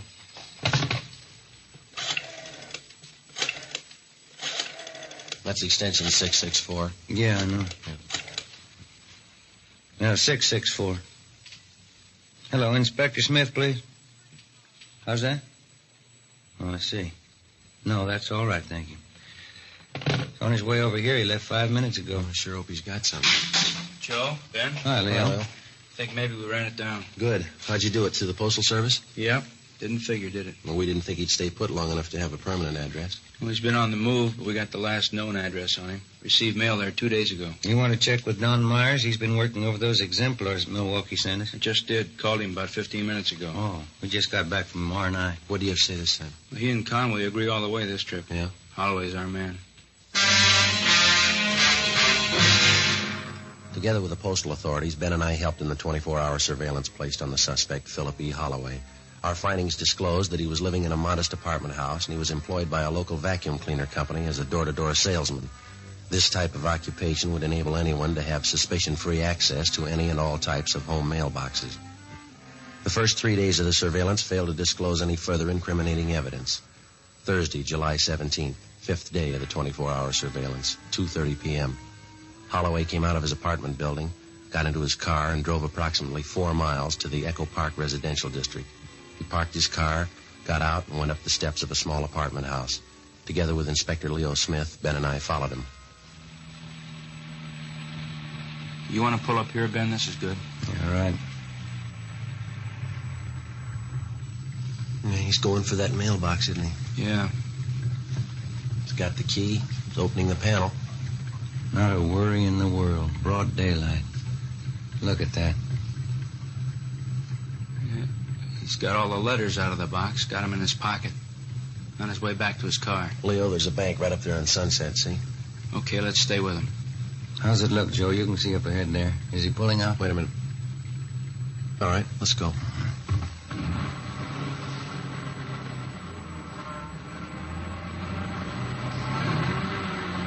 Better pull up here, huh? Now, look at that. Just like it was blueprinted. Going right in the bank. Come on. Yeah.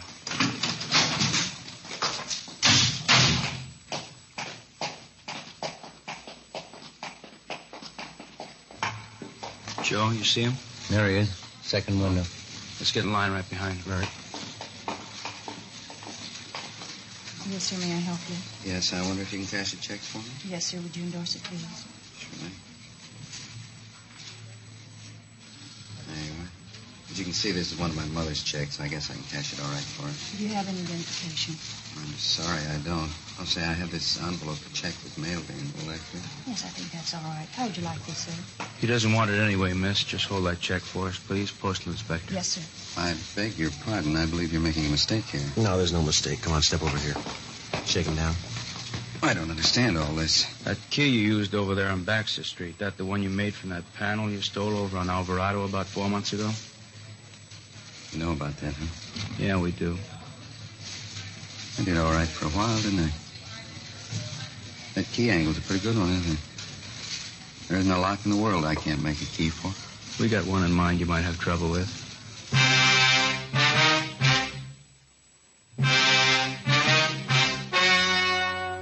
The story you have just heard was true.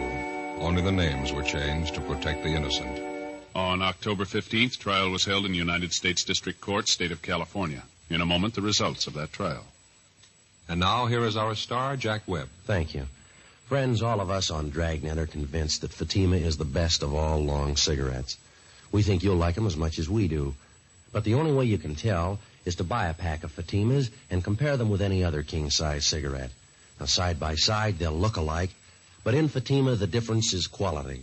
Quality that gives you extra mildness, a much better flavor and aroma. Compare Fatima. You'll agree, Fatima is the best of all long cigarettes.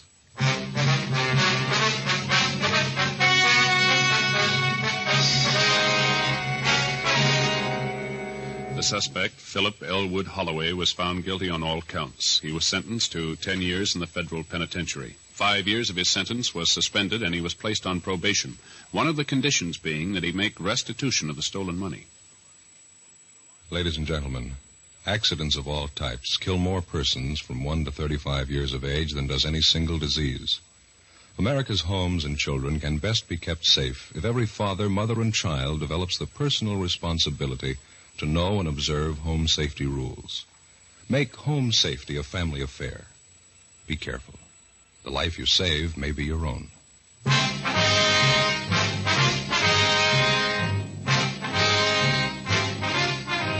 You have just heard Dragnet, a series of authentic cases from official files. Technical advice comes from the Office of Chief of Police W.H. Parker, Los Angeles Police Department. Fatima Cigarettes, best of all long cigarettes, has brought you Dragnet, portions transcribed from Los Angeles. Stay tuned for Counter Spy, next over most NBC stations.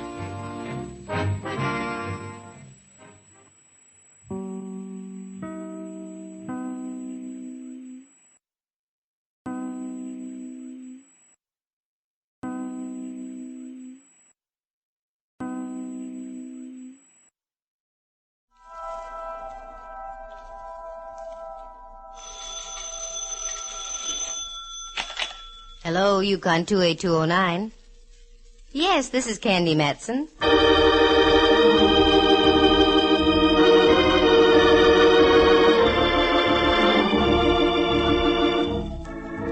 Did you ever know a girl private detective?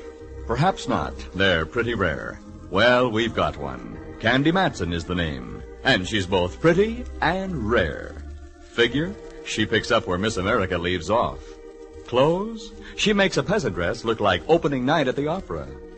Hair, blonde, of course. And eyes, just the right shade of blue to match the hair. You're expecting more? All right, let's meet her.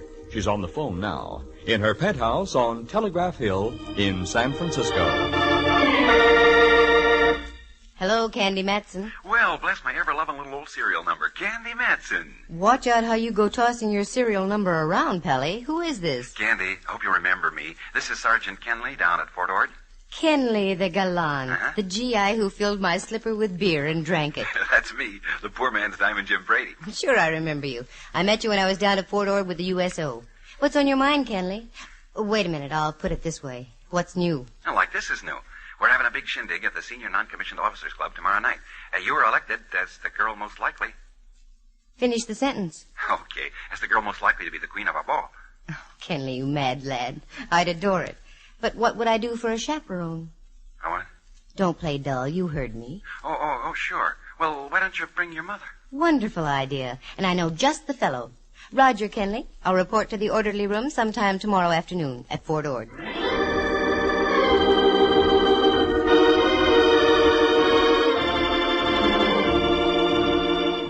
That's the way things happen with me, so casually. I'm at home on Telegraph Hill overlooking San Francisco Bay, polishing a few old sapphires, when the phone rings. Sounds innocent, doesn't it? But I ran into 2 rather grisly murders in Monterey. Want some details? Listen. When I told the sergeant I knew just the fellow to be my mother, I meant my old pal Rembrandt Watson.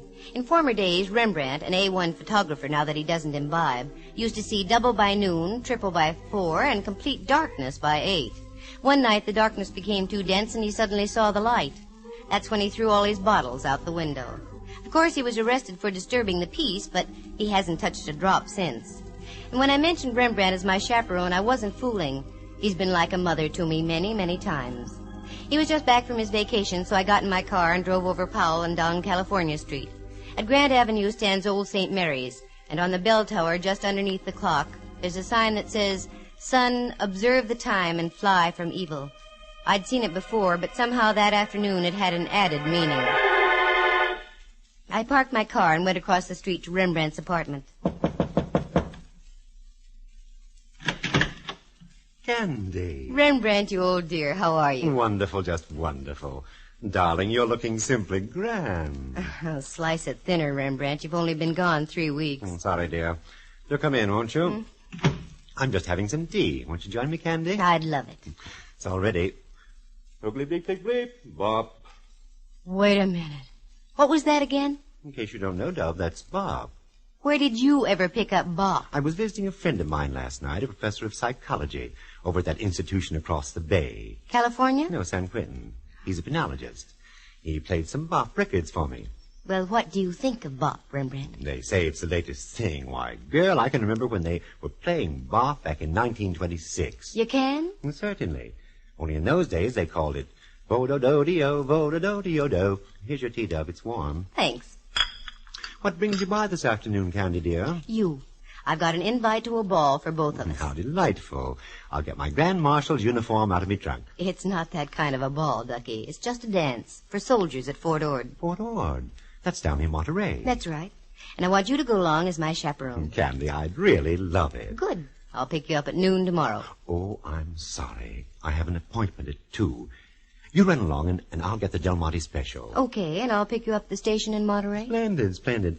Oh, by the way, dear, I'm just a little... Oh, sure. Here, take 20. Oh, no, not that much, Candy. No, yourself, I insist. Oh, I'm so glad you're firm about these things. Thanks ever so much. Not at all. Thanks for the tea, Rembrandt. I'll see you in Monterey.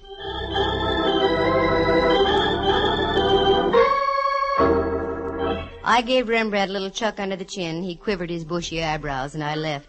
If I was going to be queen of a military ball, I had to get some royal raiment. I picked up a mantilla and a strapless evening gown you had to hold up by sheer concentration and deep breathing. Then I had a quiet dinner for one, please, James, and went home and climbed aboard the Dream Express quite early. When I woke up, I had the nasty feeling that I had something to do. Then I remembered. I had a date that evening with Mallard. That's Inspector Ray Mallard of San Francisco Homicide.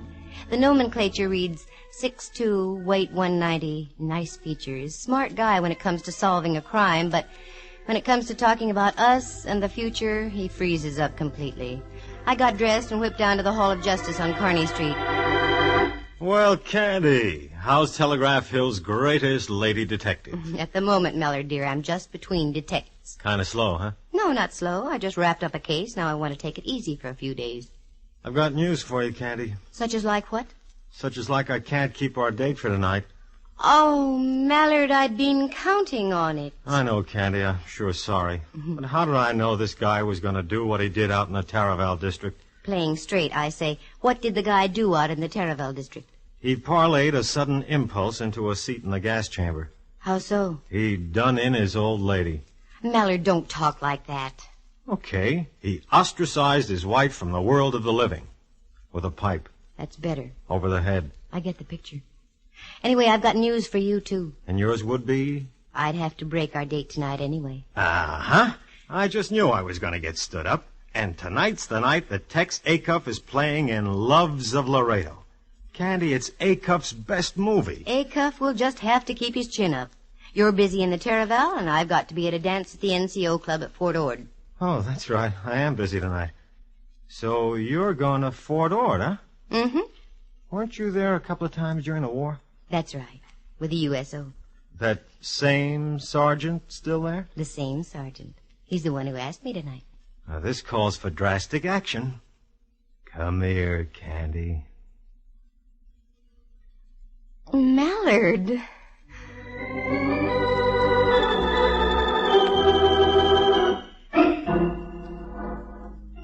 It was one of those rare moments. Mallard kissed me. Part of me floated out of his office. Then part of me floated back in and picked up the rest of me. Then all of me floated out again. Then I realized I'd forgotten my hat. I went back and got it. Then I saw I didn't have my purse. I went back and got that. Keep this up and you won't even get past Market Street, let alone to Fort Ord.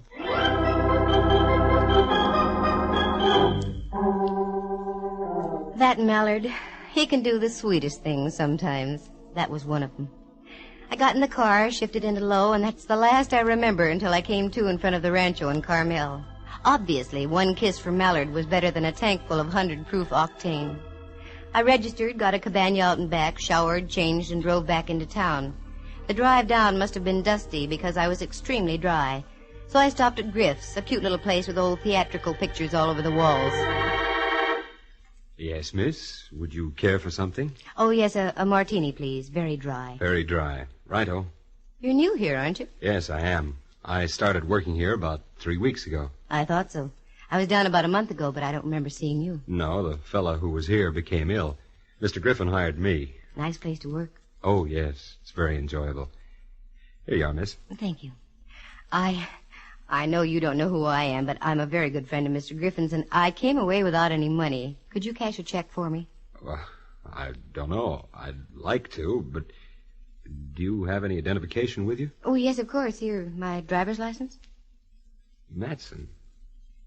Candy Matson. Mm-hmm. Now I know why I thought I recognized you. Aren't you presiding over the dance tonight at Fort Ord? Well, yes. Why? I saw your picture in the paper yesterday. Yesterday? What? I only knew about it myself Oh, that Kenley, what an operator. I'll be happy to cash your check, Miss Matson. Good. I'm going to need it. A queen has to scatter a little gold amongst her subjects. The lad cashed my check and I left for the fort. I drove out past Seaside, then on past Ord Village and onto the reservation itself. The guard motioned me through the south gate with a wave of his hand and a... Yep, still the same old Fort Ord. I wove my way through the streets and finally pulled up in front of the senior NCO club. As I got out, there was my pal Kenley coming down the steps, in his fatigues yet. Oh, Candy, you beautiful thing, you. Don't you beautiful thing me, Sergeant Kenley. What's the matter? You know what's the matter. They printed a picture of me in the Monterey Herald yesterday. Well, what's wrong with that? What's wrong? When the paper came out yesterday, I hadn't even heard about your wing-ding tonight. Oh, don't be mad, Candy. I've never seen you say no to a worthwhile cause yet. This is a worthwhile cause? That's right. Every cent we take in, we're turning over to the community chest. Oh, well, that puts a different light on it. Oh, I knew you'd see it that way. Mm-hmm. Wait a minute. You don't charge for these NCO dances. How are you getting any proceeds out of it? Oh, I didn't tell you, did I? Every half hour we're having a raffle. The highest bidder gets a free dance. With you. Oh, that Kenley. Well, it was getting dark, and the Del Monte special with Rembrandt aboard would soon be pulling in. So I went back to Monterey. All of a sudden, I decided to play games. About a mile from town, the train stops at Del Monte itself. I thought it might be cute if I went back, got on the train there, and met Rembrandt that way.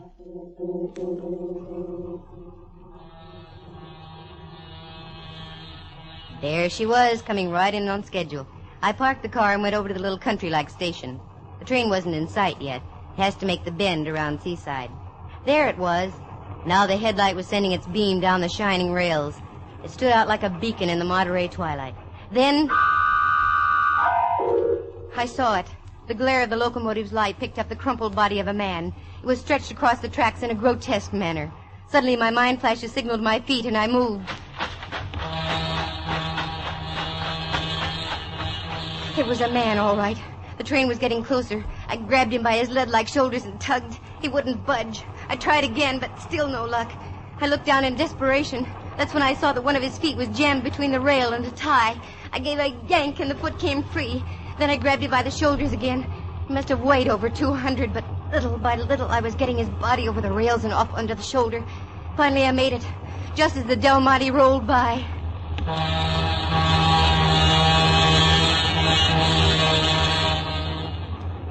The body had fallen over on top of me as I pulled him away from the rails. I shoved him to one side and he flopped over. As he did so, I realized my companion was very cold, very limp, and very dead.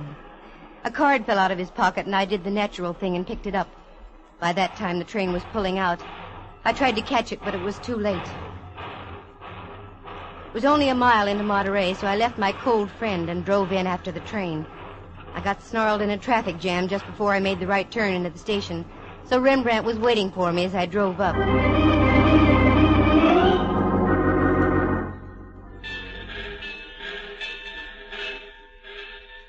Dove, how nice of you, right on time. Never mind the salutations. Come on, we've got work to do. Don't tell me I'm supposed to take your place at the ball tonight. No. I've discovered a body. Candy, dear, how occupational. How irritational. Come on, let's go. Where? Monterey Sheriff's Office. But you'll miss the ball, girl. Not tonight, I won't. I darn near got killed myself. Tonight I'm going to have fun. Let's go. I went over to the sheriff's office. They have a staff of 9 men. I placed everything in their capable hands and drove Rembrandt over to one of the local hotels. I went back to the rancho, climbed into my strapless queen outfit, and went back to pick him up. He came out with a bewildered look on his face. I didn't say anything. We drove along through the Ord reservation, and finally I popped the question. Okay, Rembrandt, what's wrong? Nothing, except this. What's this? A card. While I was dressing, a man knocked on me door, shoved this into me hand, and told me to tell you about it, and left. Let me see it. Here. Oh, careful, Dub. Don't go off the road. The military wouldn't like that. They dislike messy forts. Wait a minute. Look through my purse, Rembrandt. Precisely for what? For a card that matches this one. Lipstick, lighter, handkerchief. Oh, here we are. You're right, Candy. It matches exactly. Does it make sense? Not yet. This is a warning, Rembrandt. A warning to keep my nose out of somebody's business. Yes, but what's this on the card? I don't understand. I thought you were studying the cello, Rembrandt, dear. Oh, I am. Then you should know what that is. That's the musical signature for F sharp. The gent who gave Rembrandt the card had obviously been following us since we left the sheriff's office. Now I knew I was in on something. But what? That body didn't crawl on the tracks all by itself. It was placed there deliberately in hopes the train would mangle all evidence. I'd have to worry about that later. I had a date to keep, and I was going to keep it. Once again, I pulled up in front of the Senior Non-Commissioned Officers Club. Rembrandt helped me out, and we went in. The joint was really jumping. As we went in, dear old Sergeant Kenley was there to greet us. Oh, Candy. Oh, glad you're here. I was getting worried. Ha, ha, ha. He's worried. Yes. Ha, ha, ha. Ha, ha, ha? I don't get it. That's all right, Sergeant. Kenley, I want you to know Rembrandt Watson, my chaperone this evening. You're... glad to know you, sir. You needn't talk down to me, Sergeant. I have campaign ribbons for just such battles as this. Okay, Kenley. When do we start the raffle? Right now. Come on, Candy. If ever a girl gave her all for the Army, that was I. I danced until my insteps had insteps. Going on toward midnight, they started another raffle. A dark-looking sergeant bid $6, and I was to dance with him. Rembrandt was fighting the Boxer Rebellion all over again with some top kick, so I was stuck, but good. Miss Matson, that was my last $6. You shouldn't have done it, Sergeant. Oh, it was worth it. But if you don't mind, I'd rather not dance. Sergeant, for those kind words, I make you a lieutenant. No, thanks. I'd rather be a sergeant. But would you mind walking outside on the terrace? It's awfully stuffy in here. Sergeant, it would be a pleasure, believe me. We went outside. The night was strictly Monterey-ish, sparkling with stars, not warm, not cold, and a slight smell of sardines in the air. That's good. That meant the canneries were working. But speaking of the smell of fish... Let's go this way, shall we? Why? There's a beautiful view of the entire bay from over here. Look, Sergeant, I only came down here to dance... I said come with me. What? You're hurting my arm. Now, wait just a minute, Sergeant. No, you wait, Candy Matson. I know who you are. You had to come down here where you weren't wanted. You don't seem to understand that I was... You had to was... go find a body on the tracks. And you ended up with 2 cards that were identical, didn't you? Give me those 2 cards. I haven't got them. Don't give me that. Where are they? I don't know what you're talking about. I haven't got any cards. Okay, sister. You asked for it.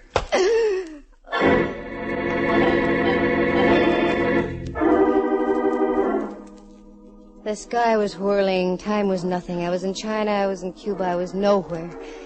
Suddenly, things came into focus. I was out in back of the club, and Rembrandt and half a dozen GIs were standing over me. There, Ducky. You're going to be all right. What happened? I got slugged, that's what happened. And the rat only bid $6 for the privilege. How do you feel, Dove? Terrible. Oh, Kenny, I feel terrible, too. I don't know how this could have happened. Hi, Kenley. Oh, my head. Oh, gee, I just can't apologize enough. That's all right. I came down here to be queen of the ball. I got crowned, didn't I? I thanked Sergeant Kenley for the party. It was a nice affair. After all, it was no fault of the NCO club or Fort Ord that I got rapped over the head. So I got Rembrandt in the car, and we drove back into Carmel. Rembrandt was quite concerned. He suggested that we stop and I have a touch of brandy. I didn't argue. We went into Griff's. Good evening. You wish something? Yes, please. Brandy for the lady, lemon coke for me. Brandy and... what was that again? A glass of water. A glass of water again. Hold it. You weren't here this afternoon. No, I work the evening shift. Frankie's here during the afternoon. Frankie? That's right. Frankie Sharp. That's when Roman candles went off and bells started to ring. Thinking back to the afternoon, the guy who cashed my check had one slight characteristic. I remembered as he handed me the money, his cufflinks were stamped musically, F sharp. I must have had a funny look on my face because Rembrandt spoke. What's the matter, dear? Doesn't the brandy agree with you? No, it's not that. I'm trying to put one and one together to make two, but it doesn't add. Uh-oh. Looks like we're going to have company. Pardon me, Miss Matson. I hope I'm not intruding. Not at all, Corporal. Everybody's getting into the act tonight. Sit down and make yourself comfortable. Oh, thank you. I just heard the regrettable news. You getting slugged at the club. I left just before, I guess. How did it happen? He was a sergeant. He outranked me. Oh, incidentally, my name is Case. Dave Case. 4th MP Company at the fort. Glad to know you, Case. This is Mr. Rembrandt Watson. Oh, how do you do? How do you do, sir? Where's your accoutrement? What? Your billy club and pistol, your armband, and so on. I don't wear them when I'm not on duty, Mr. Watson. Well, you're in good hands, Candy. I've got to leave. Can't stand a place where they only serve you water. That's what you asked for, Rembrandt. I know. Yield not to temptation, I always say. Glad to have met you, Corporal Case. Yeah. Good night, Candy, dear. See you in the morning. You two just stay and talk over the Battle of the Bulge, that knob on Candy's head. Good night, Rembrandt. Does he always duck out on you like that, Miss Matson? He's a man of whims. That's why I like him. This brandy isn't doing anything for me. What I need is some air. Corporal, do me a favor and walk me down to the beach and back, will you? Why, I'd be delighted. We left Griff's and walked down Ocean Avenue to the beach. There was a half moon shining down from the east and hitting the waves. It made the ocean look almost luminous.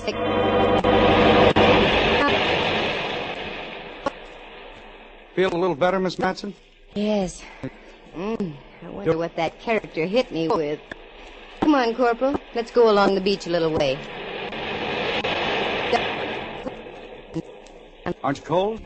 No, this is fine. Wait. Wait a minute, Case. What? Down there. Right at the water's edge. Looks like the body of a man. Why, you're right. Let's go.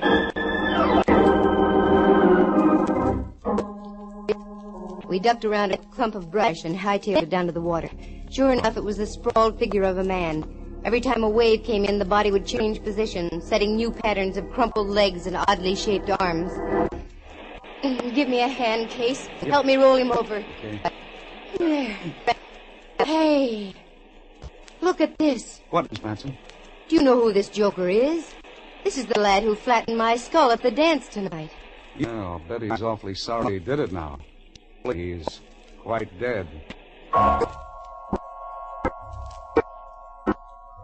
The corporal and I pulled and tugged and finally got the boy high and dry up on the beach. Then we ran up to my cabin.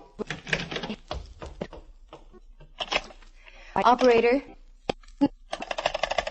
They must have closed the switchboard for tonight. Well, you wait here, Miss Matson. I'll run up into town. There's usually a prowl car there at this hour. Okay, but hurry, Corporal. Case slammed out the door and I was left alone. I walked over to the cabinet, got a cigarette and lit it. Thoughts were going through my head like a roulette wheel, but none of the thoughts were dropping in the right slot. Then suddenly... Did you ever get the feeling you weren't alone? That a pair of eyes was watching your every move? I wheeled around. There he was, standing over by the closet door. Good evening. My bartender friend of the afternoon. Enjoying your cigarette, Miss Madsen? Yes. Yes, I am, Mr. Sharp. Fine. Drag on it. Drag deeply. The last drag always tastes the best. What's on your mind? You've been on my mind ever since you pulled that body off the tracks this evening. Was that one of your jobs? Oh, yes. Hadn't you surmised by my musical signature? Wasn't that being rather dramatic? I don't think so. All great artists sign their work. Why shouldn't I? I came here to paint. But they only laughed at me. Jeered. So I decided to paint in a different manner. It was beginning to pay dividends, too. But you and the others, you had to spoil it. I could have been big. Do you understand? I could have owned this whole country. Oh, no, Frankie. You leave too many of your cards around. Recognition.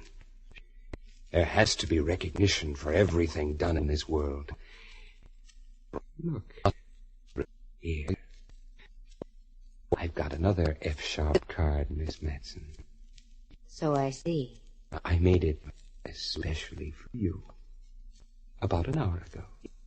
Is that when you held your pal's head under the surf down there on the beach? Shortly after, yes. And now I shall have to work fast, won't I? Your corporal friend with the muscles will be returning with the police. Over there against the wall, Miss Madsen. You can't get away with this, Frankie. I think I can. You see, everything I touch must either live or die. In your case, it's too late for the former. So die you must. Corporal! Get back, Miss Madsen. This guy's nuts. Looks like I'll have to add another. Oh! Corporal, you all right? Just got me on the shoulder. All right, Mac. Try this. Hang on to his gun arm, Pete. I'll try to get him with this lamp. Never mind that. He's going to drop that gun right now. Oh! Quick, Corporal, down the hall. You'd better hold it, Sharp. I'm warning you. Okay, you asked for it. Oh.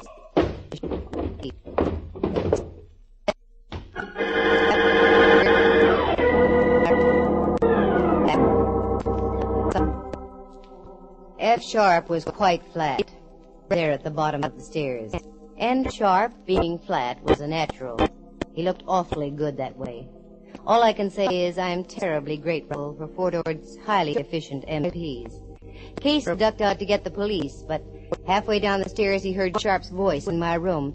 He tiptoed back and listened just long enough outside my door. Just as Frankie had leveled his pistol at my head, Case broke through and wrestled the gun out of Sharp's hand. Oh, the rest of the facts? Well, I've got the dissa and data right here. Frankie Sharp was a wise boy. He was dishonorably discharged from the Army in 1946. He came to the Monterey area with a complete load of Army uniforms, fatigues, and general equipment. He set up a little ring of other ex-GIs with bad records, all dishonorably discharged also, all professional gamblers.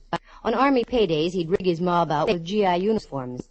Then they'd gang up on the boys from the camp and take them for all their dough with marked cards and loaded dice. The gang was familiar with Army routine, so it was easy for them to make like real soldiers. But Frankie Sharp was keeping too much of the loot for himself, so he decided to set up a new gang. One by one, he had his boys marked for sudden and violent death. The first was the guy I pulled off the tracks. Sharp and the fake sergeant who slugged me were parked up on the highway watching to see the Del Monte Special put on the finishing touches. When the gag misfired, they followed me, found out where Rembrandt was staying, slipped him one of their business cards as a warning for me to stay out.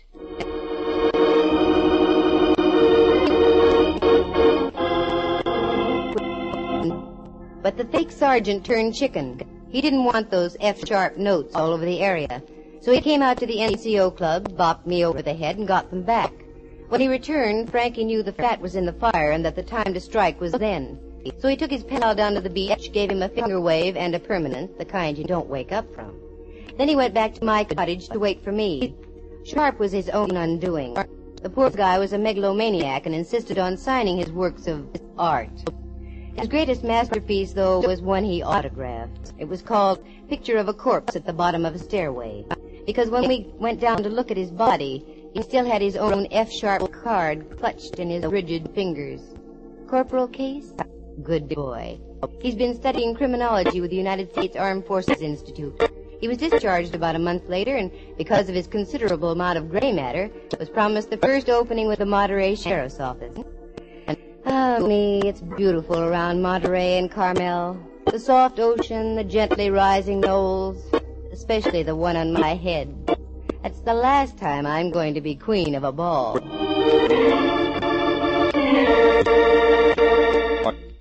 Listen again next week at this same time. For excitement and adventure, just dial Candy Matson, Yukon 28209.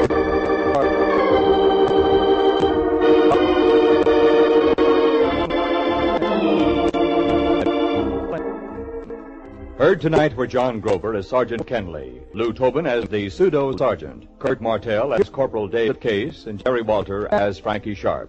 Henry Leff is Inspector Ray Mallard, and Jack Thomas portrays the role of Rembrandt. The program stars Natalie Masters as Candy and is written and produced by Monty Masters. Eloise Rowan was at the organ, and sound effects were created by Bill Brownell and Jay Rendon. Corporal David C. Case is an actual person. Any resemblance to other people in tonight's play is purely coincidental. The program came to you from San Francisco. This is Dudley Manlove speaking.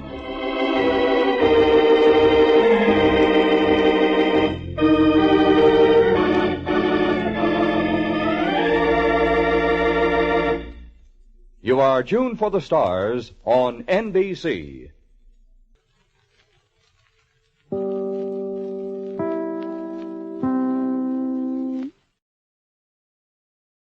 The Adventures of Michael Shayne, Private Detective.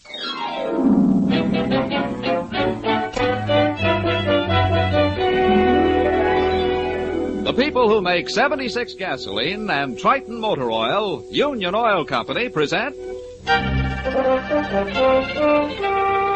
The Adventures of Michael Shayne, Private Detective, starring Wally Mayer and Kathy Lewis.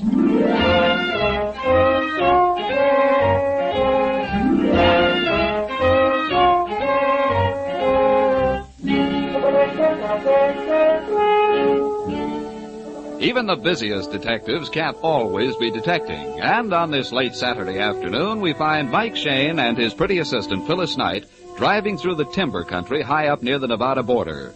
They're on their way to keep an important date, a date with a wedding. But no, not theirs. It's the wedding of Betty Harrison, daughter of the timber tycoon, and Mike has been unwillingly dragged along to help Phil carry out her social obligations. You know, I ought to have my head examined coming way out here to see two people I don't know get married. Oh, Mike. Betty was my closest friend at finishing school. Yeah, but I only finished high school. Now, where do I fit into this high society stuff? Michael, it's a quiet wedding. We're the only guests. And I'm supposed to hold the bridegroom's fevered head? Mike, where is your romance? Romance I've got, Angel, but when it comes to rice and orange blossoms, I'm strictly allergic. Mm-hmm. You're hopeless. Hey, look. Look, there's the Harrison place. Place, you say? That, my love, is quite a shack. And there's Betty. There's Betty waiting for us. Yeah, say, honey, that guy with her looks familiar. Huh? Mike, that's Inspector Faraday. In the flesh, and that spells trouble. Betty? Betty! Phyllis, I'm so glad you've come. Oh, you look wonderful. Me too. Betty, this is Mike Shayne. Hello. I'm pleased to meet you. Well, I'll be. Mike and Phyllis. Say, Inspector, aren't you early with your vacation? No, I'm here on business, Mike. Mr. Harrison phoned me. Said he was leaving on the second section of 98. But he transferred to his own private trainer for me to meet him here. Father wasn't planning to come up for the wedding. Then all of a sudden, I get a wire that he is.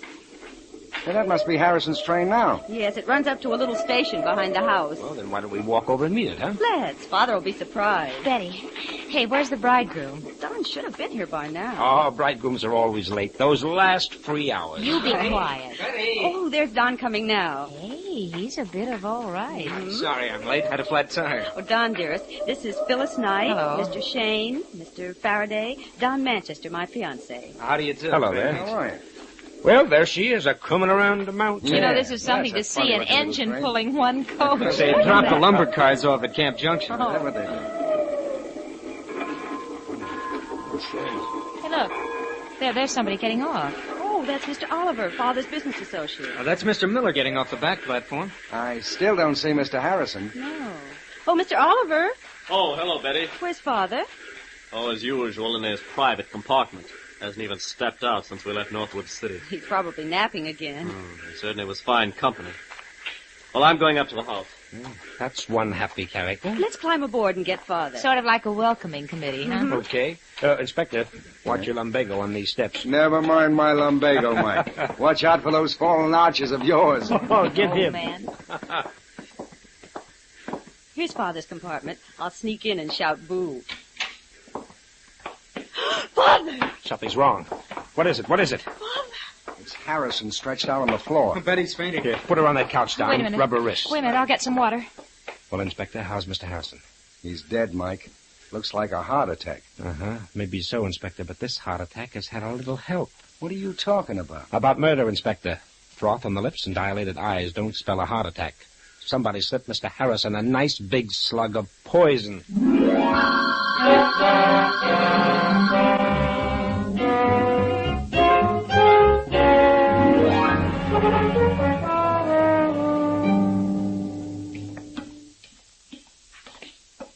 Oh, there you are, Mike.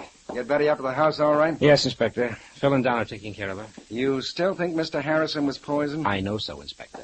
Look at his neck, stiff, and his jaws locked, eyes wide open and staring. Mm-hmm. I've got a little plan, Inspector. Would you like to try it? You know me, Mike.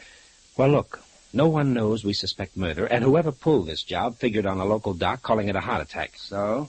Now, you take Harrison's body into Northwood City along with that thermos of coffee we found by him. While you're checking for poison, Uncle Shane here will keep his big ears open here.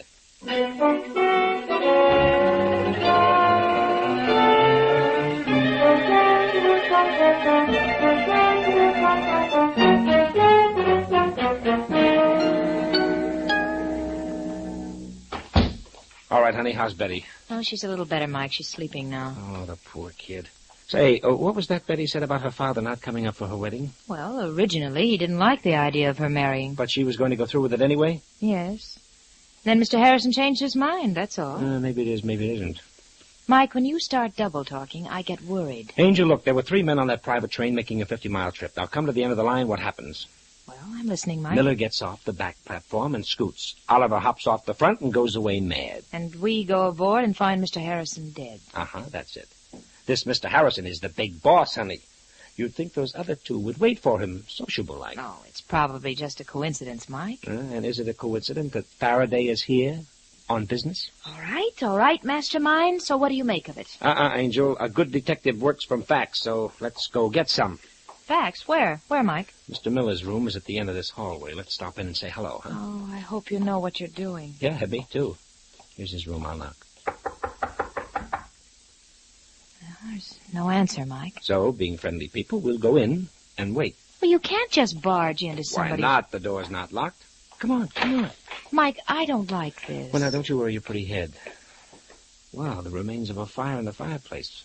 I always love to poke around ashes. Now, let's see. Those look like letters. Mm-hmm. Letters they were. Letters to Betty. Well, she's asleep in her room. While someone conveniently burns her mail. Mike, let's get out of here. What's the matter, Angel? There's just us two. That's where you're wrong. Mike. Huh? Well, Mr. Miller. And with a nice shiny gun. We don't like snoopers around here. Get going. Just a mistake, Miller. Just a mistake. That kind of mistake isn't healthy. Get out while you're still lucky. Sure. By coincidence, we were just leaving. Come on, Angel. Right away. The gentleman doesn't like our type. And I'm afraid the feeling is very mutual.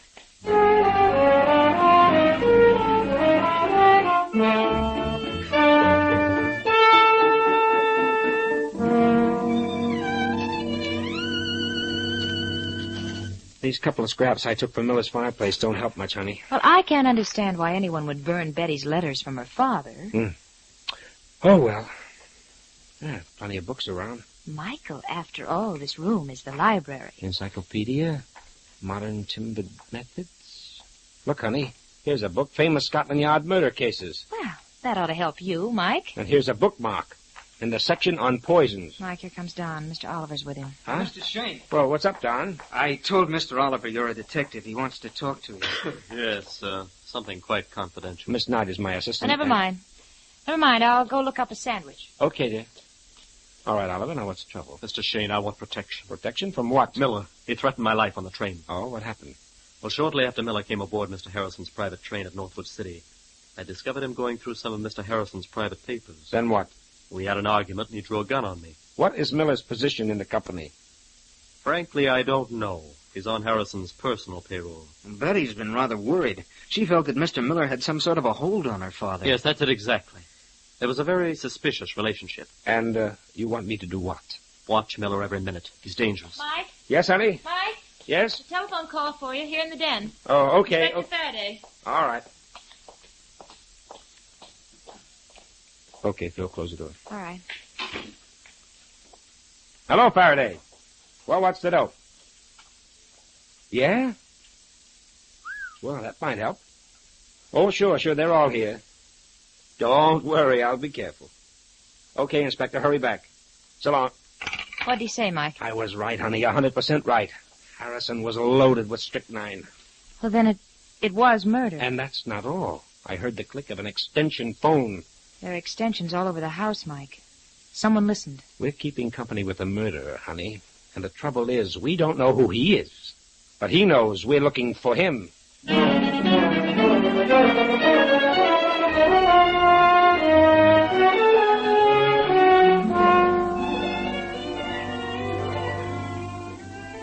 In just a moment, we'll rejoin Mike and Phyllis in their adventures. Dirty or burned-out spark plugs can cost you a lot of gasoline. In fact, as much as 1 tankful out of 10. Now, that's a serious loss in mileage, particularly so when it's unnecessary. Your neighborhood Union Oil Minuteman is equipped to give you complete spark plug service. The performance of each plug is accurately measured on a special tester, and you can see the results for yourself. If your plugs are dirty, the Minuteman will clean and re-gap them to the proper setting. If they're burned or worn out, he can furnish you with correct replacements. Then you'll not only save gasoline, but your engine will run smoother. Union Oil spark plug service takes but a few minutes and costs but a few cents, a cost you'll soon save in extra mileage. So, friends, if it's been 3,000 miles or more since your spark plugs were checked, or if your engines seem to be rough and listless, drive in wherever you see the sign of the big orange and blue 76 and ask for Union Oil spark plug service. It will make driving easier. Gas coupons go farther.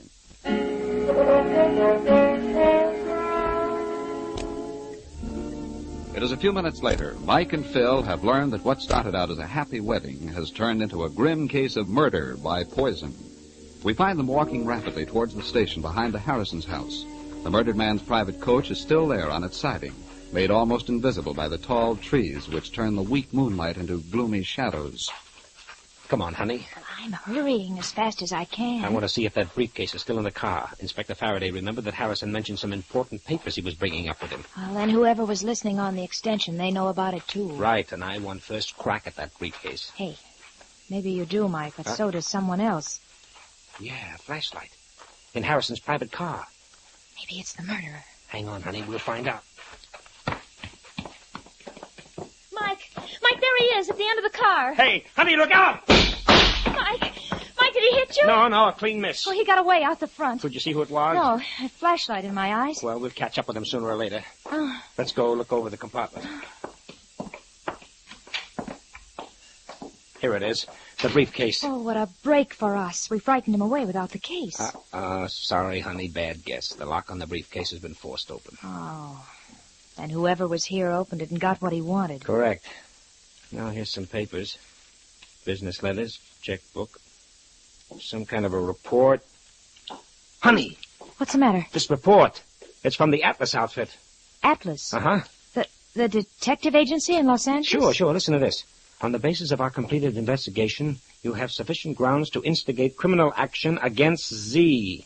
Z? Evidently, Harrison didn't want the name mentioned. Well, Mr. Harrison was certainly checking up on somebody. And getting ready for the kill. I'll bet that's why Inspector Faraday's here. Mike, this is the motive for the murder. All we have to do is find out if Miller or Oliver is the Z in that report, and we've got the murderer. Partly right, Angel, partly. But I'd say it was better this way. Find out which one of them is Z, and the other guy is the killer. Huh? I don't get it, Mike. Look, Angel, look. The murderer listened in on my telephone conversation with Faraday. Yeah. He heard the inspector tell me about this briefcase, and he knew it held evidence that could hang him. Well, of course. That's why he dashed down here. Right, Angel. He beat us to the briefcase, and yet this report is here for us to find. Oh. You see? Mm-hmm. He wanted us to find this report, and that means the killer isn't Mr. Z.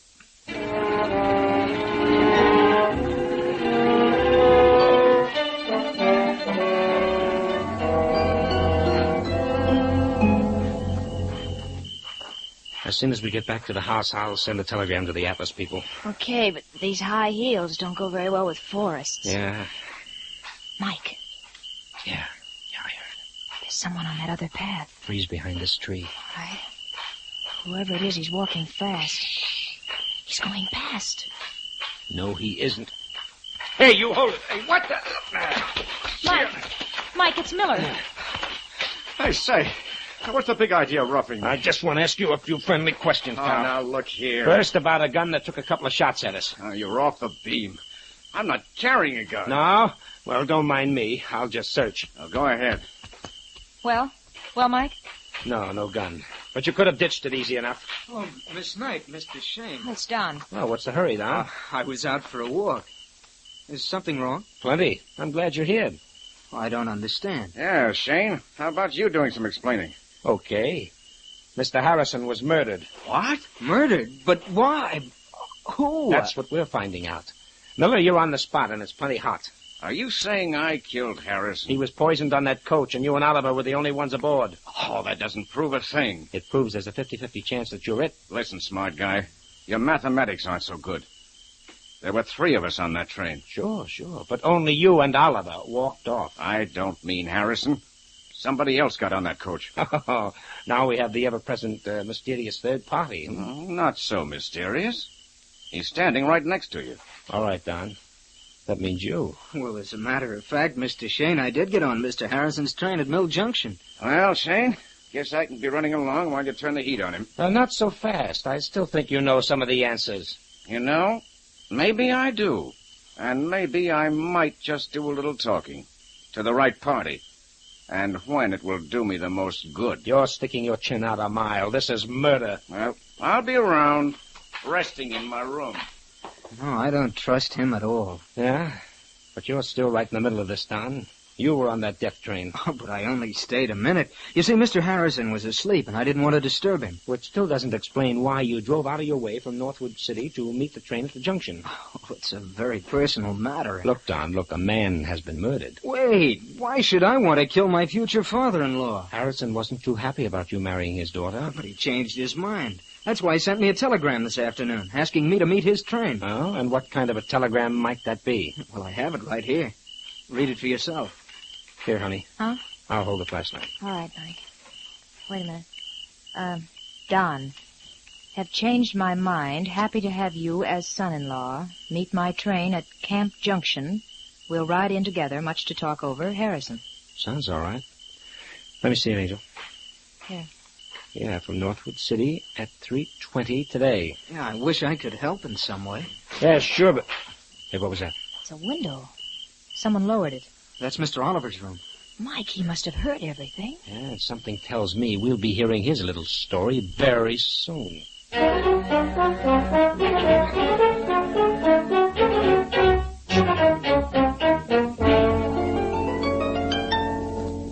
That's right. The telegram is to the Atlas Detective Agency, Los Angeles. This is it. Please advise immediately. Name of Z. Yes, Z, the last letter in the alphabet. Name of Z in report to Harrison. Right. Sign that Michael Shane. That's right. Send it right out, please, and phone the reply here to me at Harrison's place. Thank you. Goodbye. Well, the answer to that telegram should mean a lot, Mike.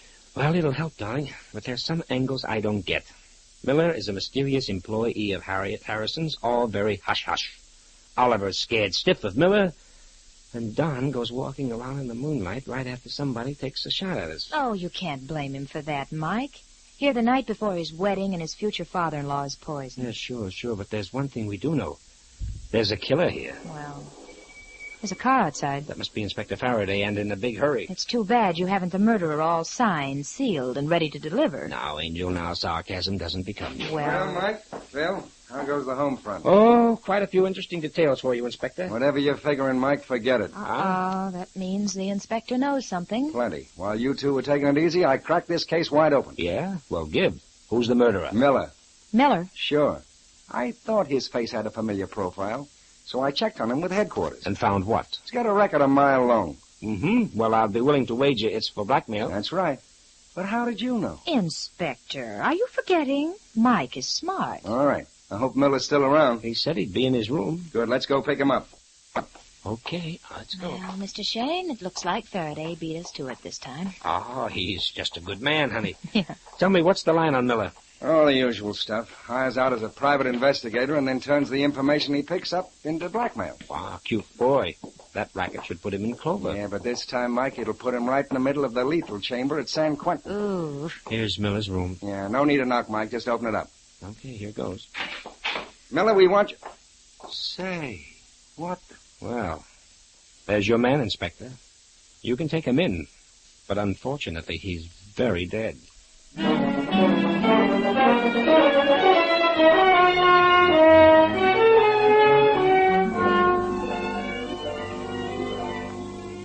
We'll return to Mike Shane and his adventures in just a moment.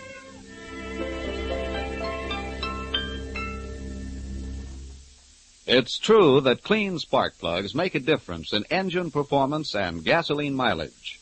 But it's also true that even the finest spark plugs cannot fire properly if the ignition cables are defective. These cables are the small, fine wires which carry the electricity from the distributor to the spark plugs.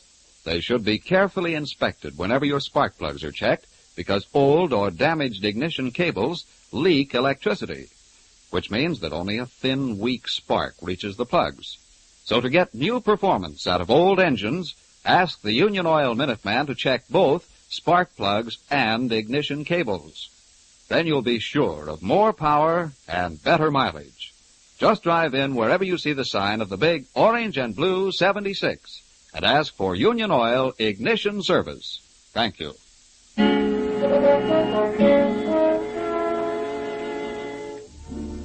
Phyllis, Mike, and Inspector Faraday have just burst into Miller's room, only to find him dead, shot through the heart.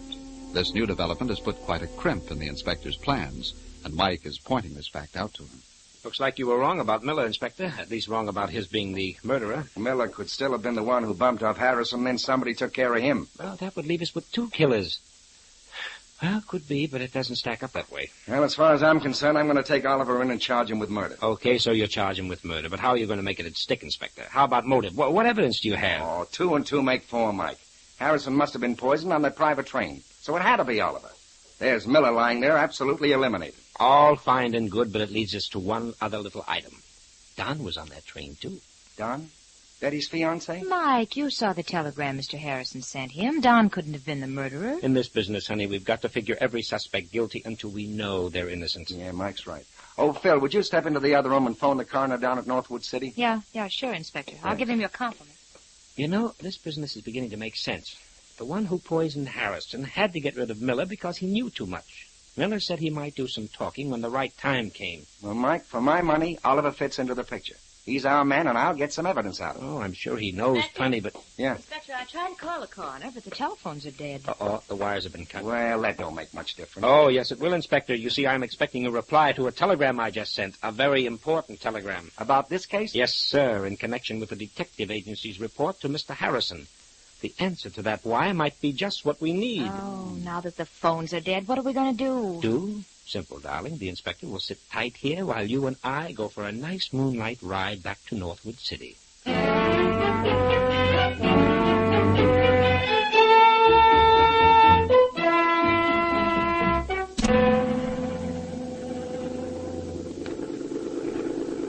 There it is.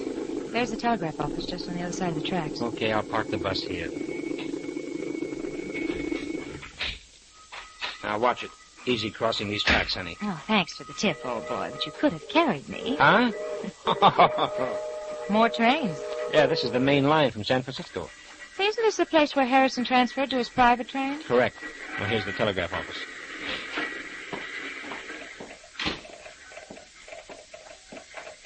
Hey, Mr. Folks, can I help you? Yes, I'm Mike Shane. I'm expecting a wire from Los Angeles. Shane. Let me see. Yeah, your telegram's coming in now. Have it for you in just a minute. Okay. Look, Mike. Hmm? There's another. The train just pulled in. That's 8:20, miss. Only stops for a few minutes. 8:20? Well, it's late. It's 8:35 now. Nope, train's on time. That there's the second section of the 8:20. Oh, so many people traveling, huh? Yep, too many. That's why they run two sections. Like this afternoon, the second section of 98 came in at 3:40 with a whole passel of folks. Is that right? You know, honey, that's interesting. Very interesting. Yeah, of course it is, isn't it?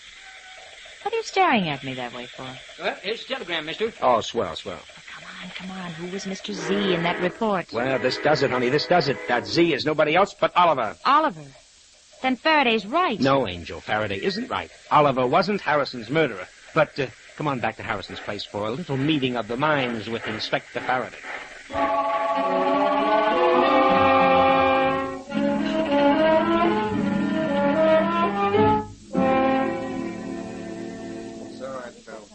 All right, is everybody coming? Yeah, they're coming, I Mike. told Betty and Don, Oliver. Good girl. Now to open these French windows. There. Okay, Faraday. Now out on the porch with you. Right, Mike. Bill, drape that beautiful body in that chair. Oh, thank you. Yes, my Lord Master. Well, here comes Betty and Don. Oh, hello. I'm sorry it was necessary to bother you. Don and I understand. I'm glad to help in any way, Mr. Shane. Thanks, Don. Come over here. Stand by me out of range. Certainly, but out of range? I don't understand. Now, what is all this rigmarole about in the middle of the night? There's nothing to get excited about, Oliver.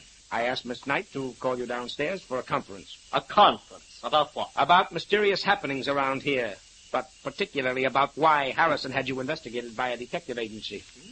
Mr. Shane, what do you mean? I mean you've been cheating the Harrison Timber Company out of thousands of dollars. Oh, that's ridiculous. Why, Mr. Harrison trusted me implicitly. He did, until he finally caught up with you. That's why he was going to turn you over to Inspector Faraday today. I won't listen to this. There's no proof. There's plenty of proof, all written down in black and white. What's more, you knew Harrison had you dead to rights. That's why you poisoned him. You're mad. I never killed anyone. It's no use, Oliver. You're hooked like a fish. No, I didn't murder him. You can't frame Mike, me. he's running. He's running towards that window. I'll stop him. No, Don, no. Drop that gun. That's better. You knocked the gun out of my hand. You let Oliver get away. Oh, no. Here comes the inspector. And he's got our friend Oliver by the well-known collar. No. Here he is, Mike. Squirming, but safe and sound. I didn't do it. I'm innocent. Take him in, Faraday. You've got enough on him to make it stick and stick hard. Yes, he's a dead duck. Oh, Mr. Shane, I can't believe Mr. Oliver would kill my father. But, he didn't, Betty. What? Well, you just told the inspector to take him in. Sure done. I'm taking Oliver in for theft. But for Mr. Harris's murder, we'll take you. Me? Oh, what are you saying? Sorry, Betty. Don wanted to marry you in the worst way. He married a couple of other girls with wealthy Oh, parents. Betty, don't listen to When him. your father suddenly wired he was coming up, Don knew it was the showdown. That's ridiculous. Oh, no. You had a hunch Harrison engaged Miller to investigate It's you. a lie. You saw the telegram Mr. Harrison sent me just this afternoon. Sure, Don. Sure, you got a telegram. A telegram you sent to yourself. All you did was slip over to the Northwood City, wait until the train pulled in, and then send that telegram to your own address and sign Harrison's name. Oh, nothing but lies. No, son. It's a fact that we can prove. Because you made a mistake, a bad mistake, Don. You saw the train pull into Northwood City and thought that Harrison was on it. But you didn't know that there were two sections of that train today and that Harrison was on the second section. You sent that telegram 20 minutes before Harrison got there.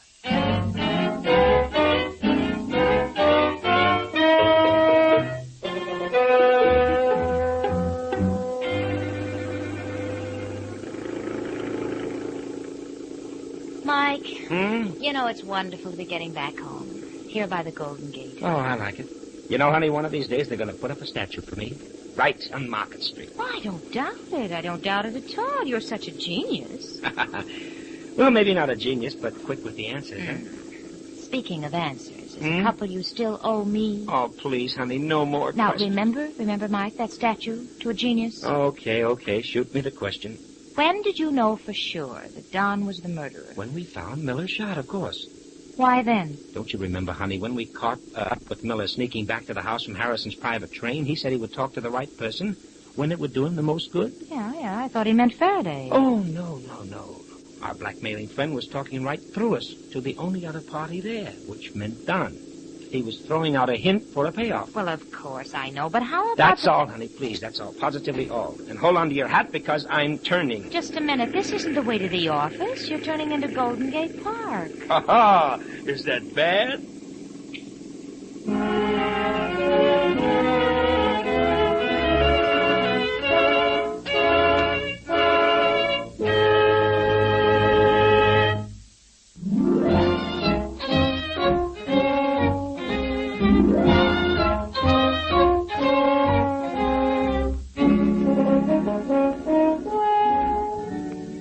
Tune in again next week at 8:30 for another adventure with Michael Shane, Private Detective, starring Wally Mayer and Kathy Lewis, with Joe Forte as Inspector Faraday. Tonight's story was written by Richard DeGraff and based on the character created by Brett Halliday.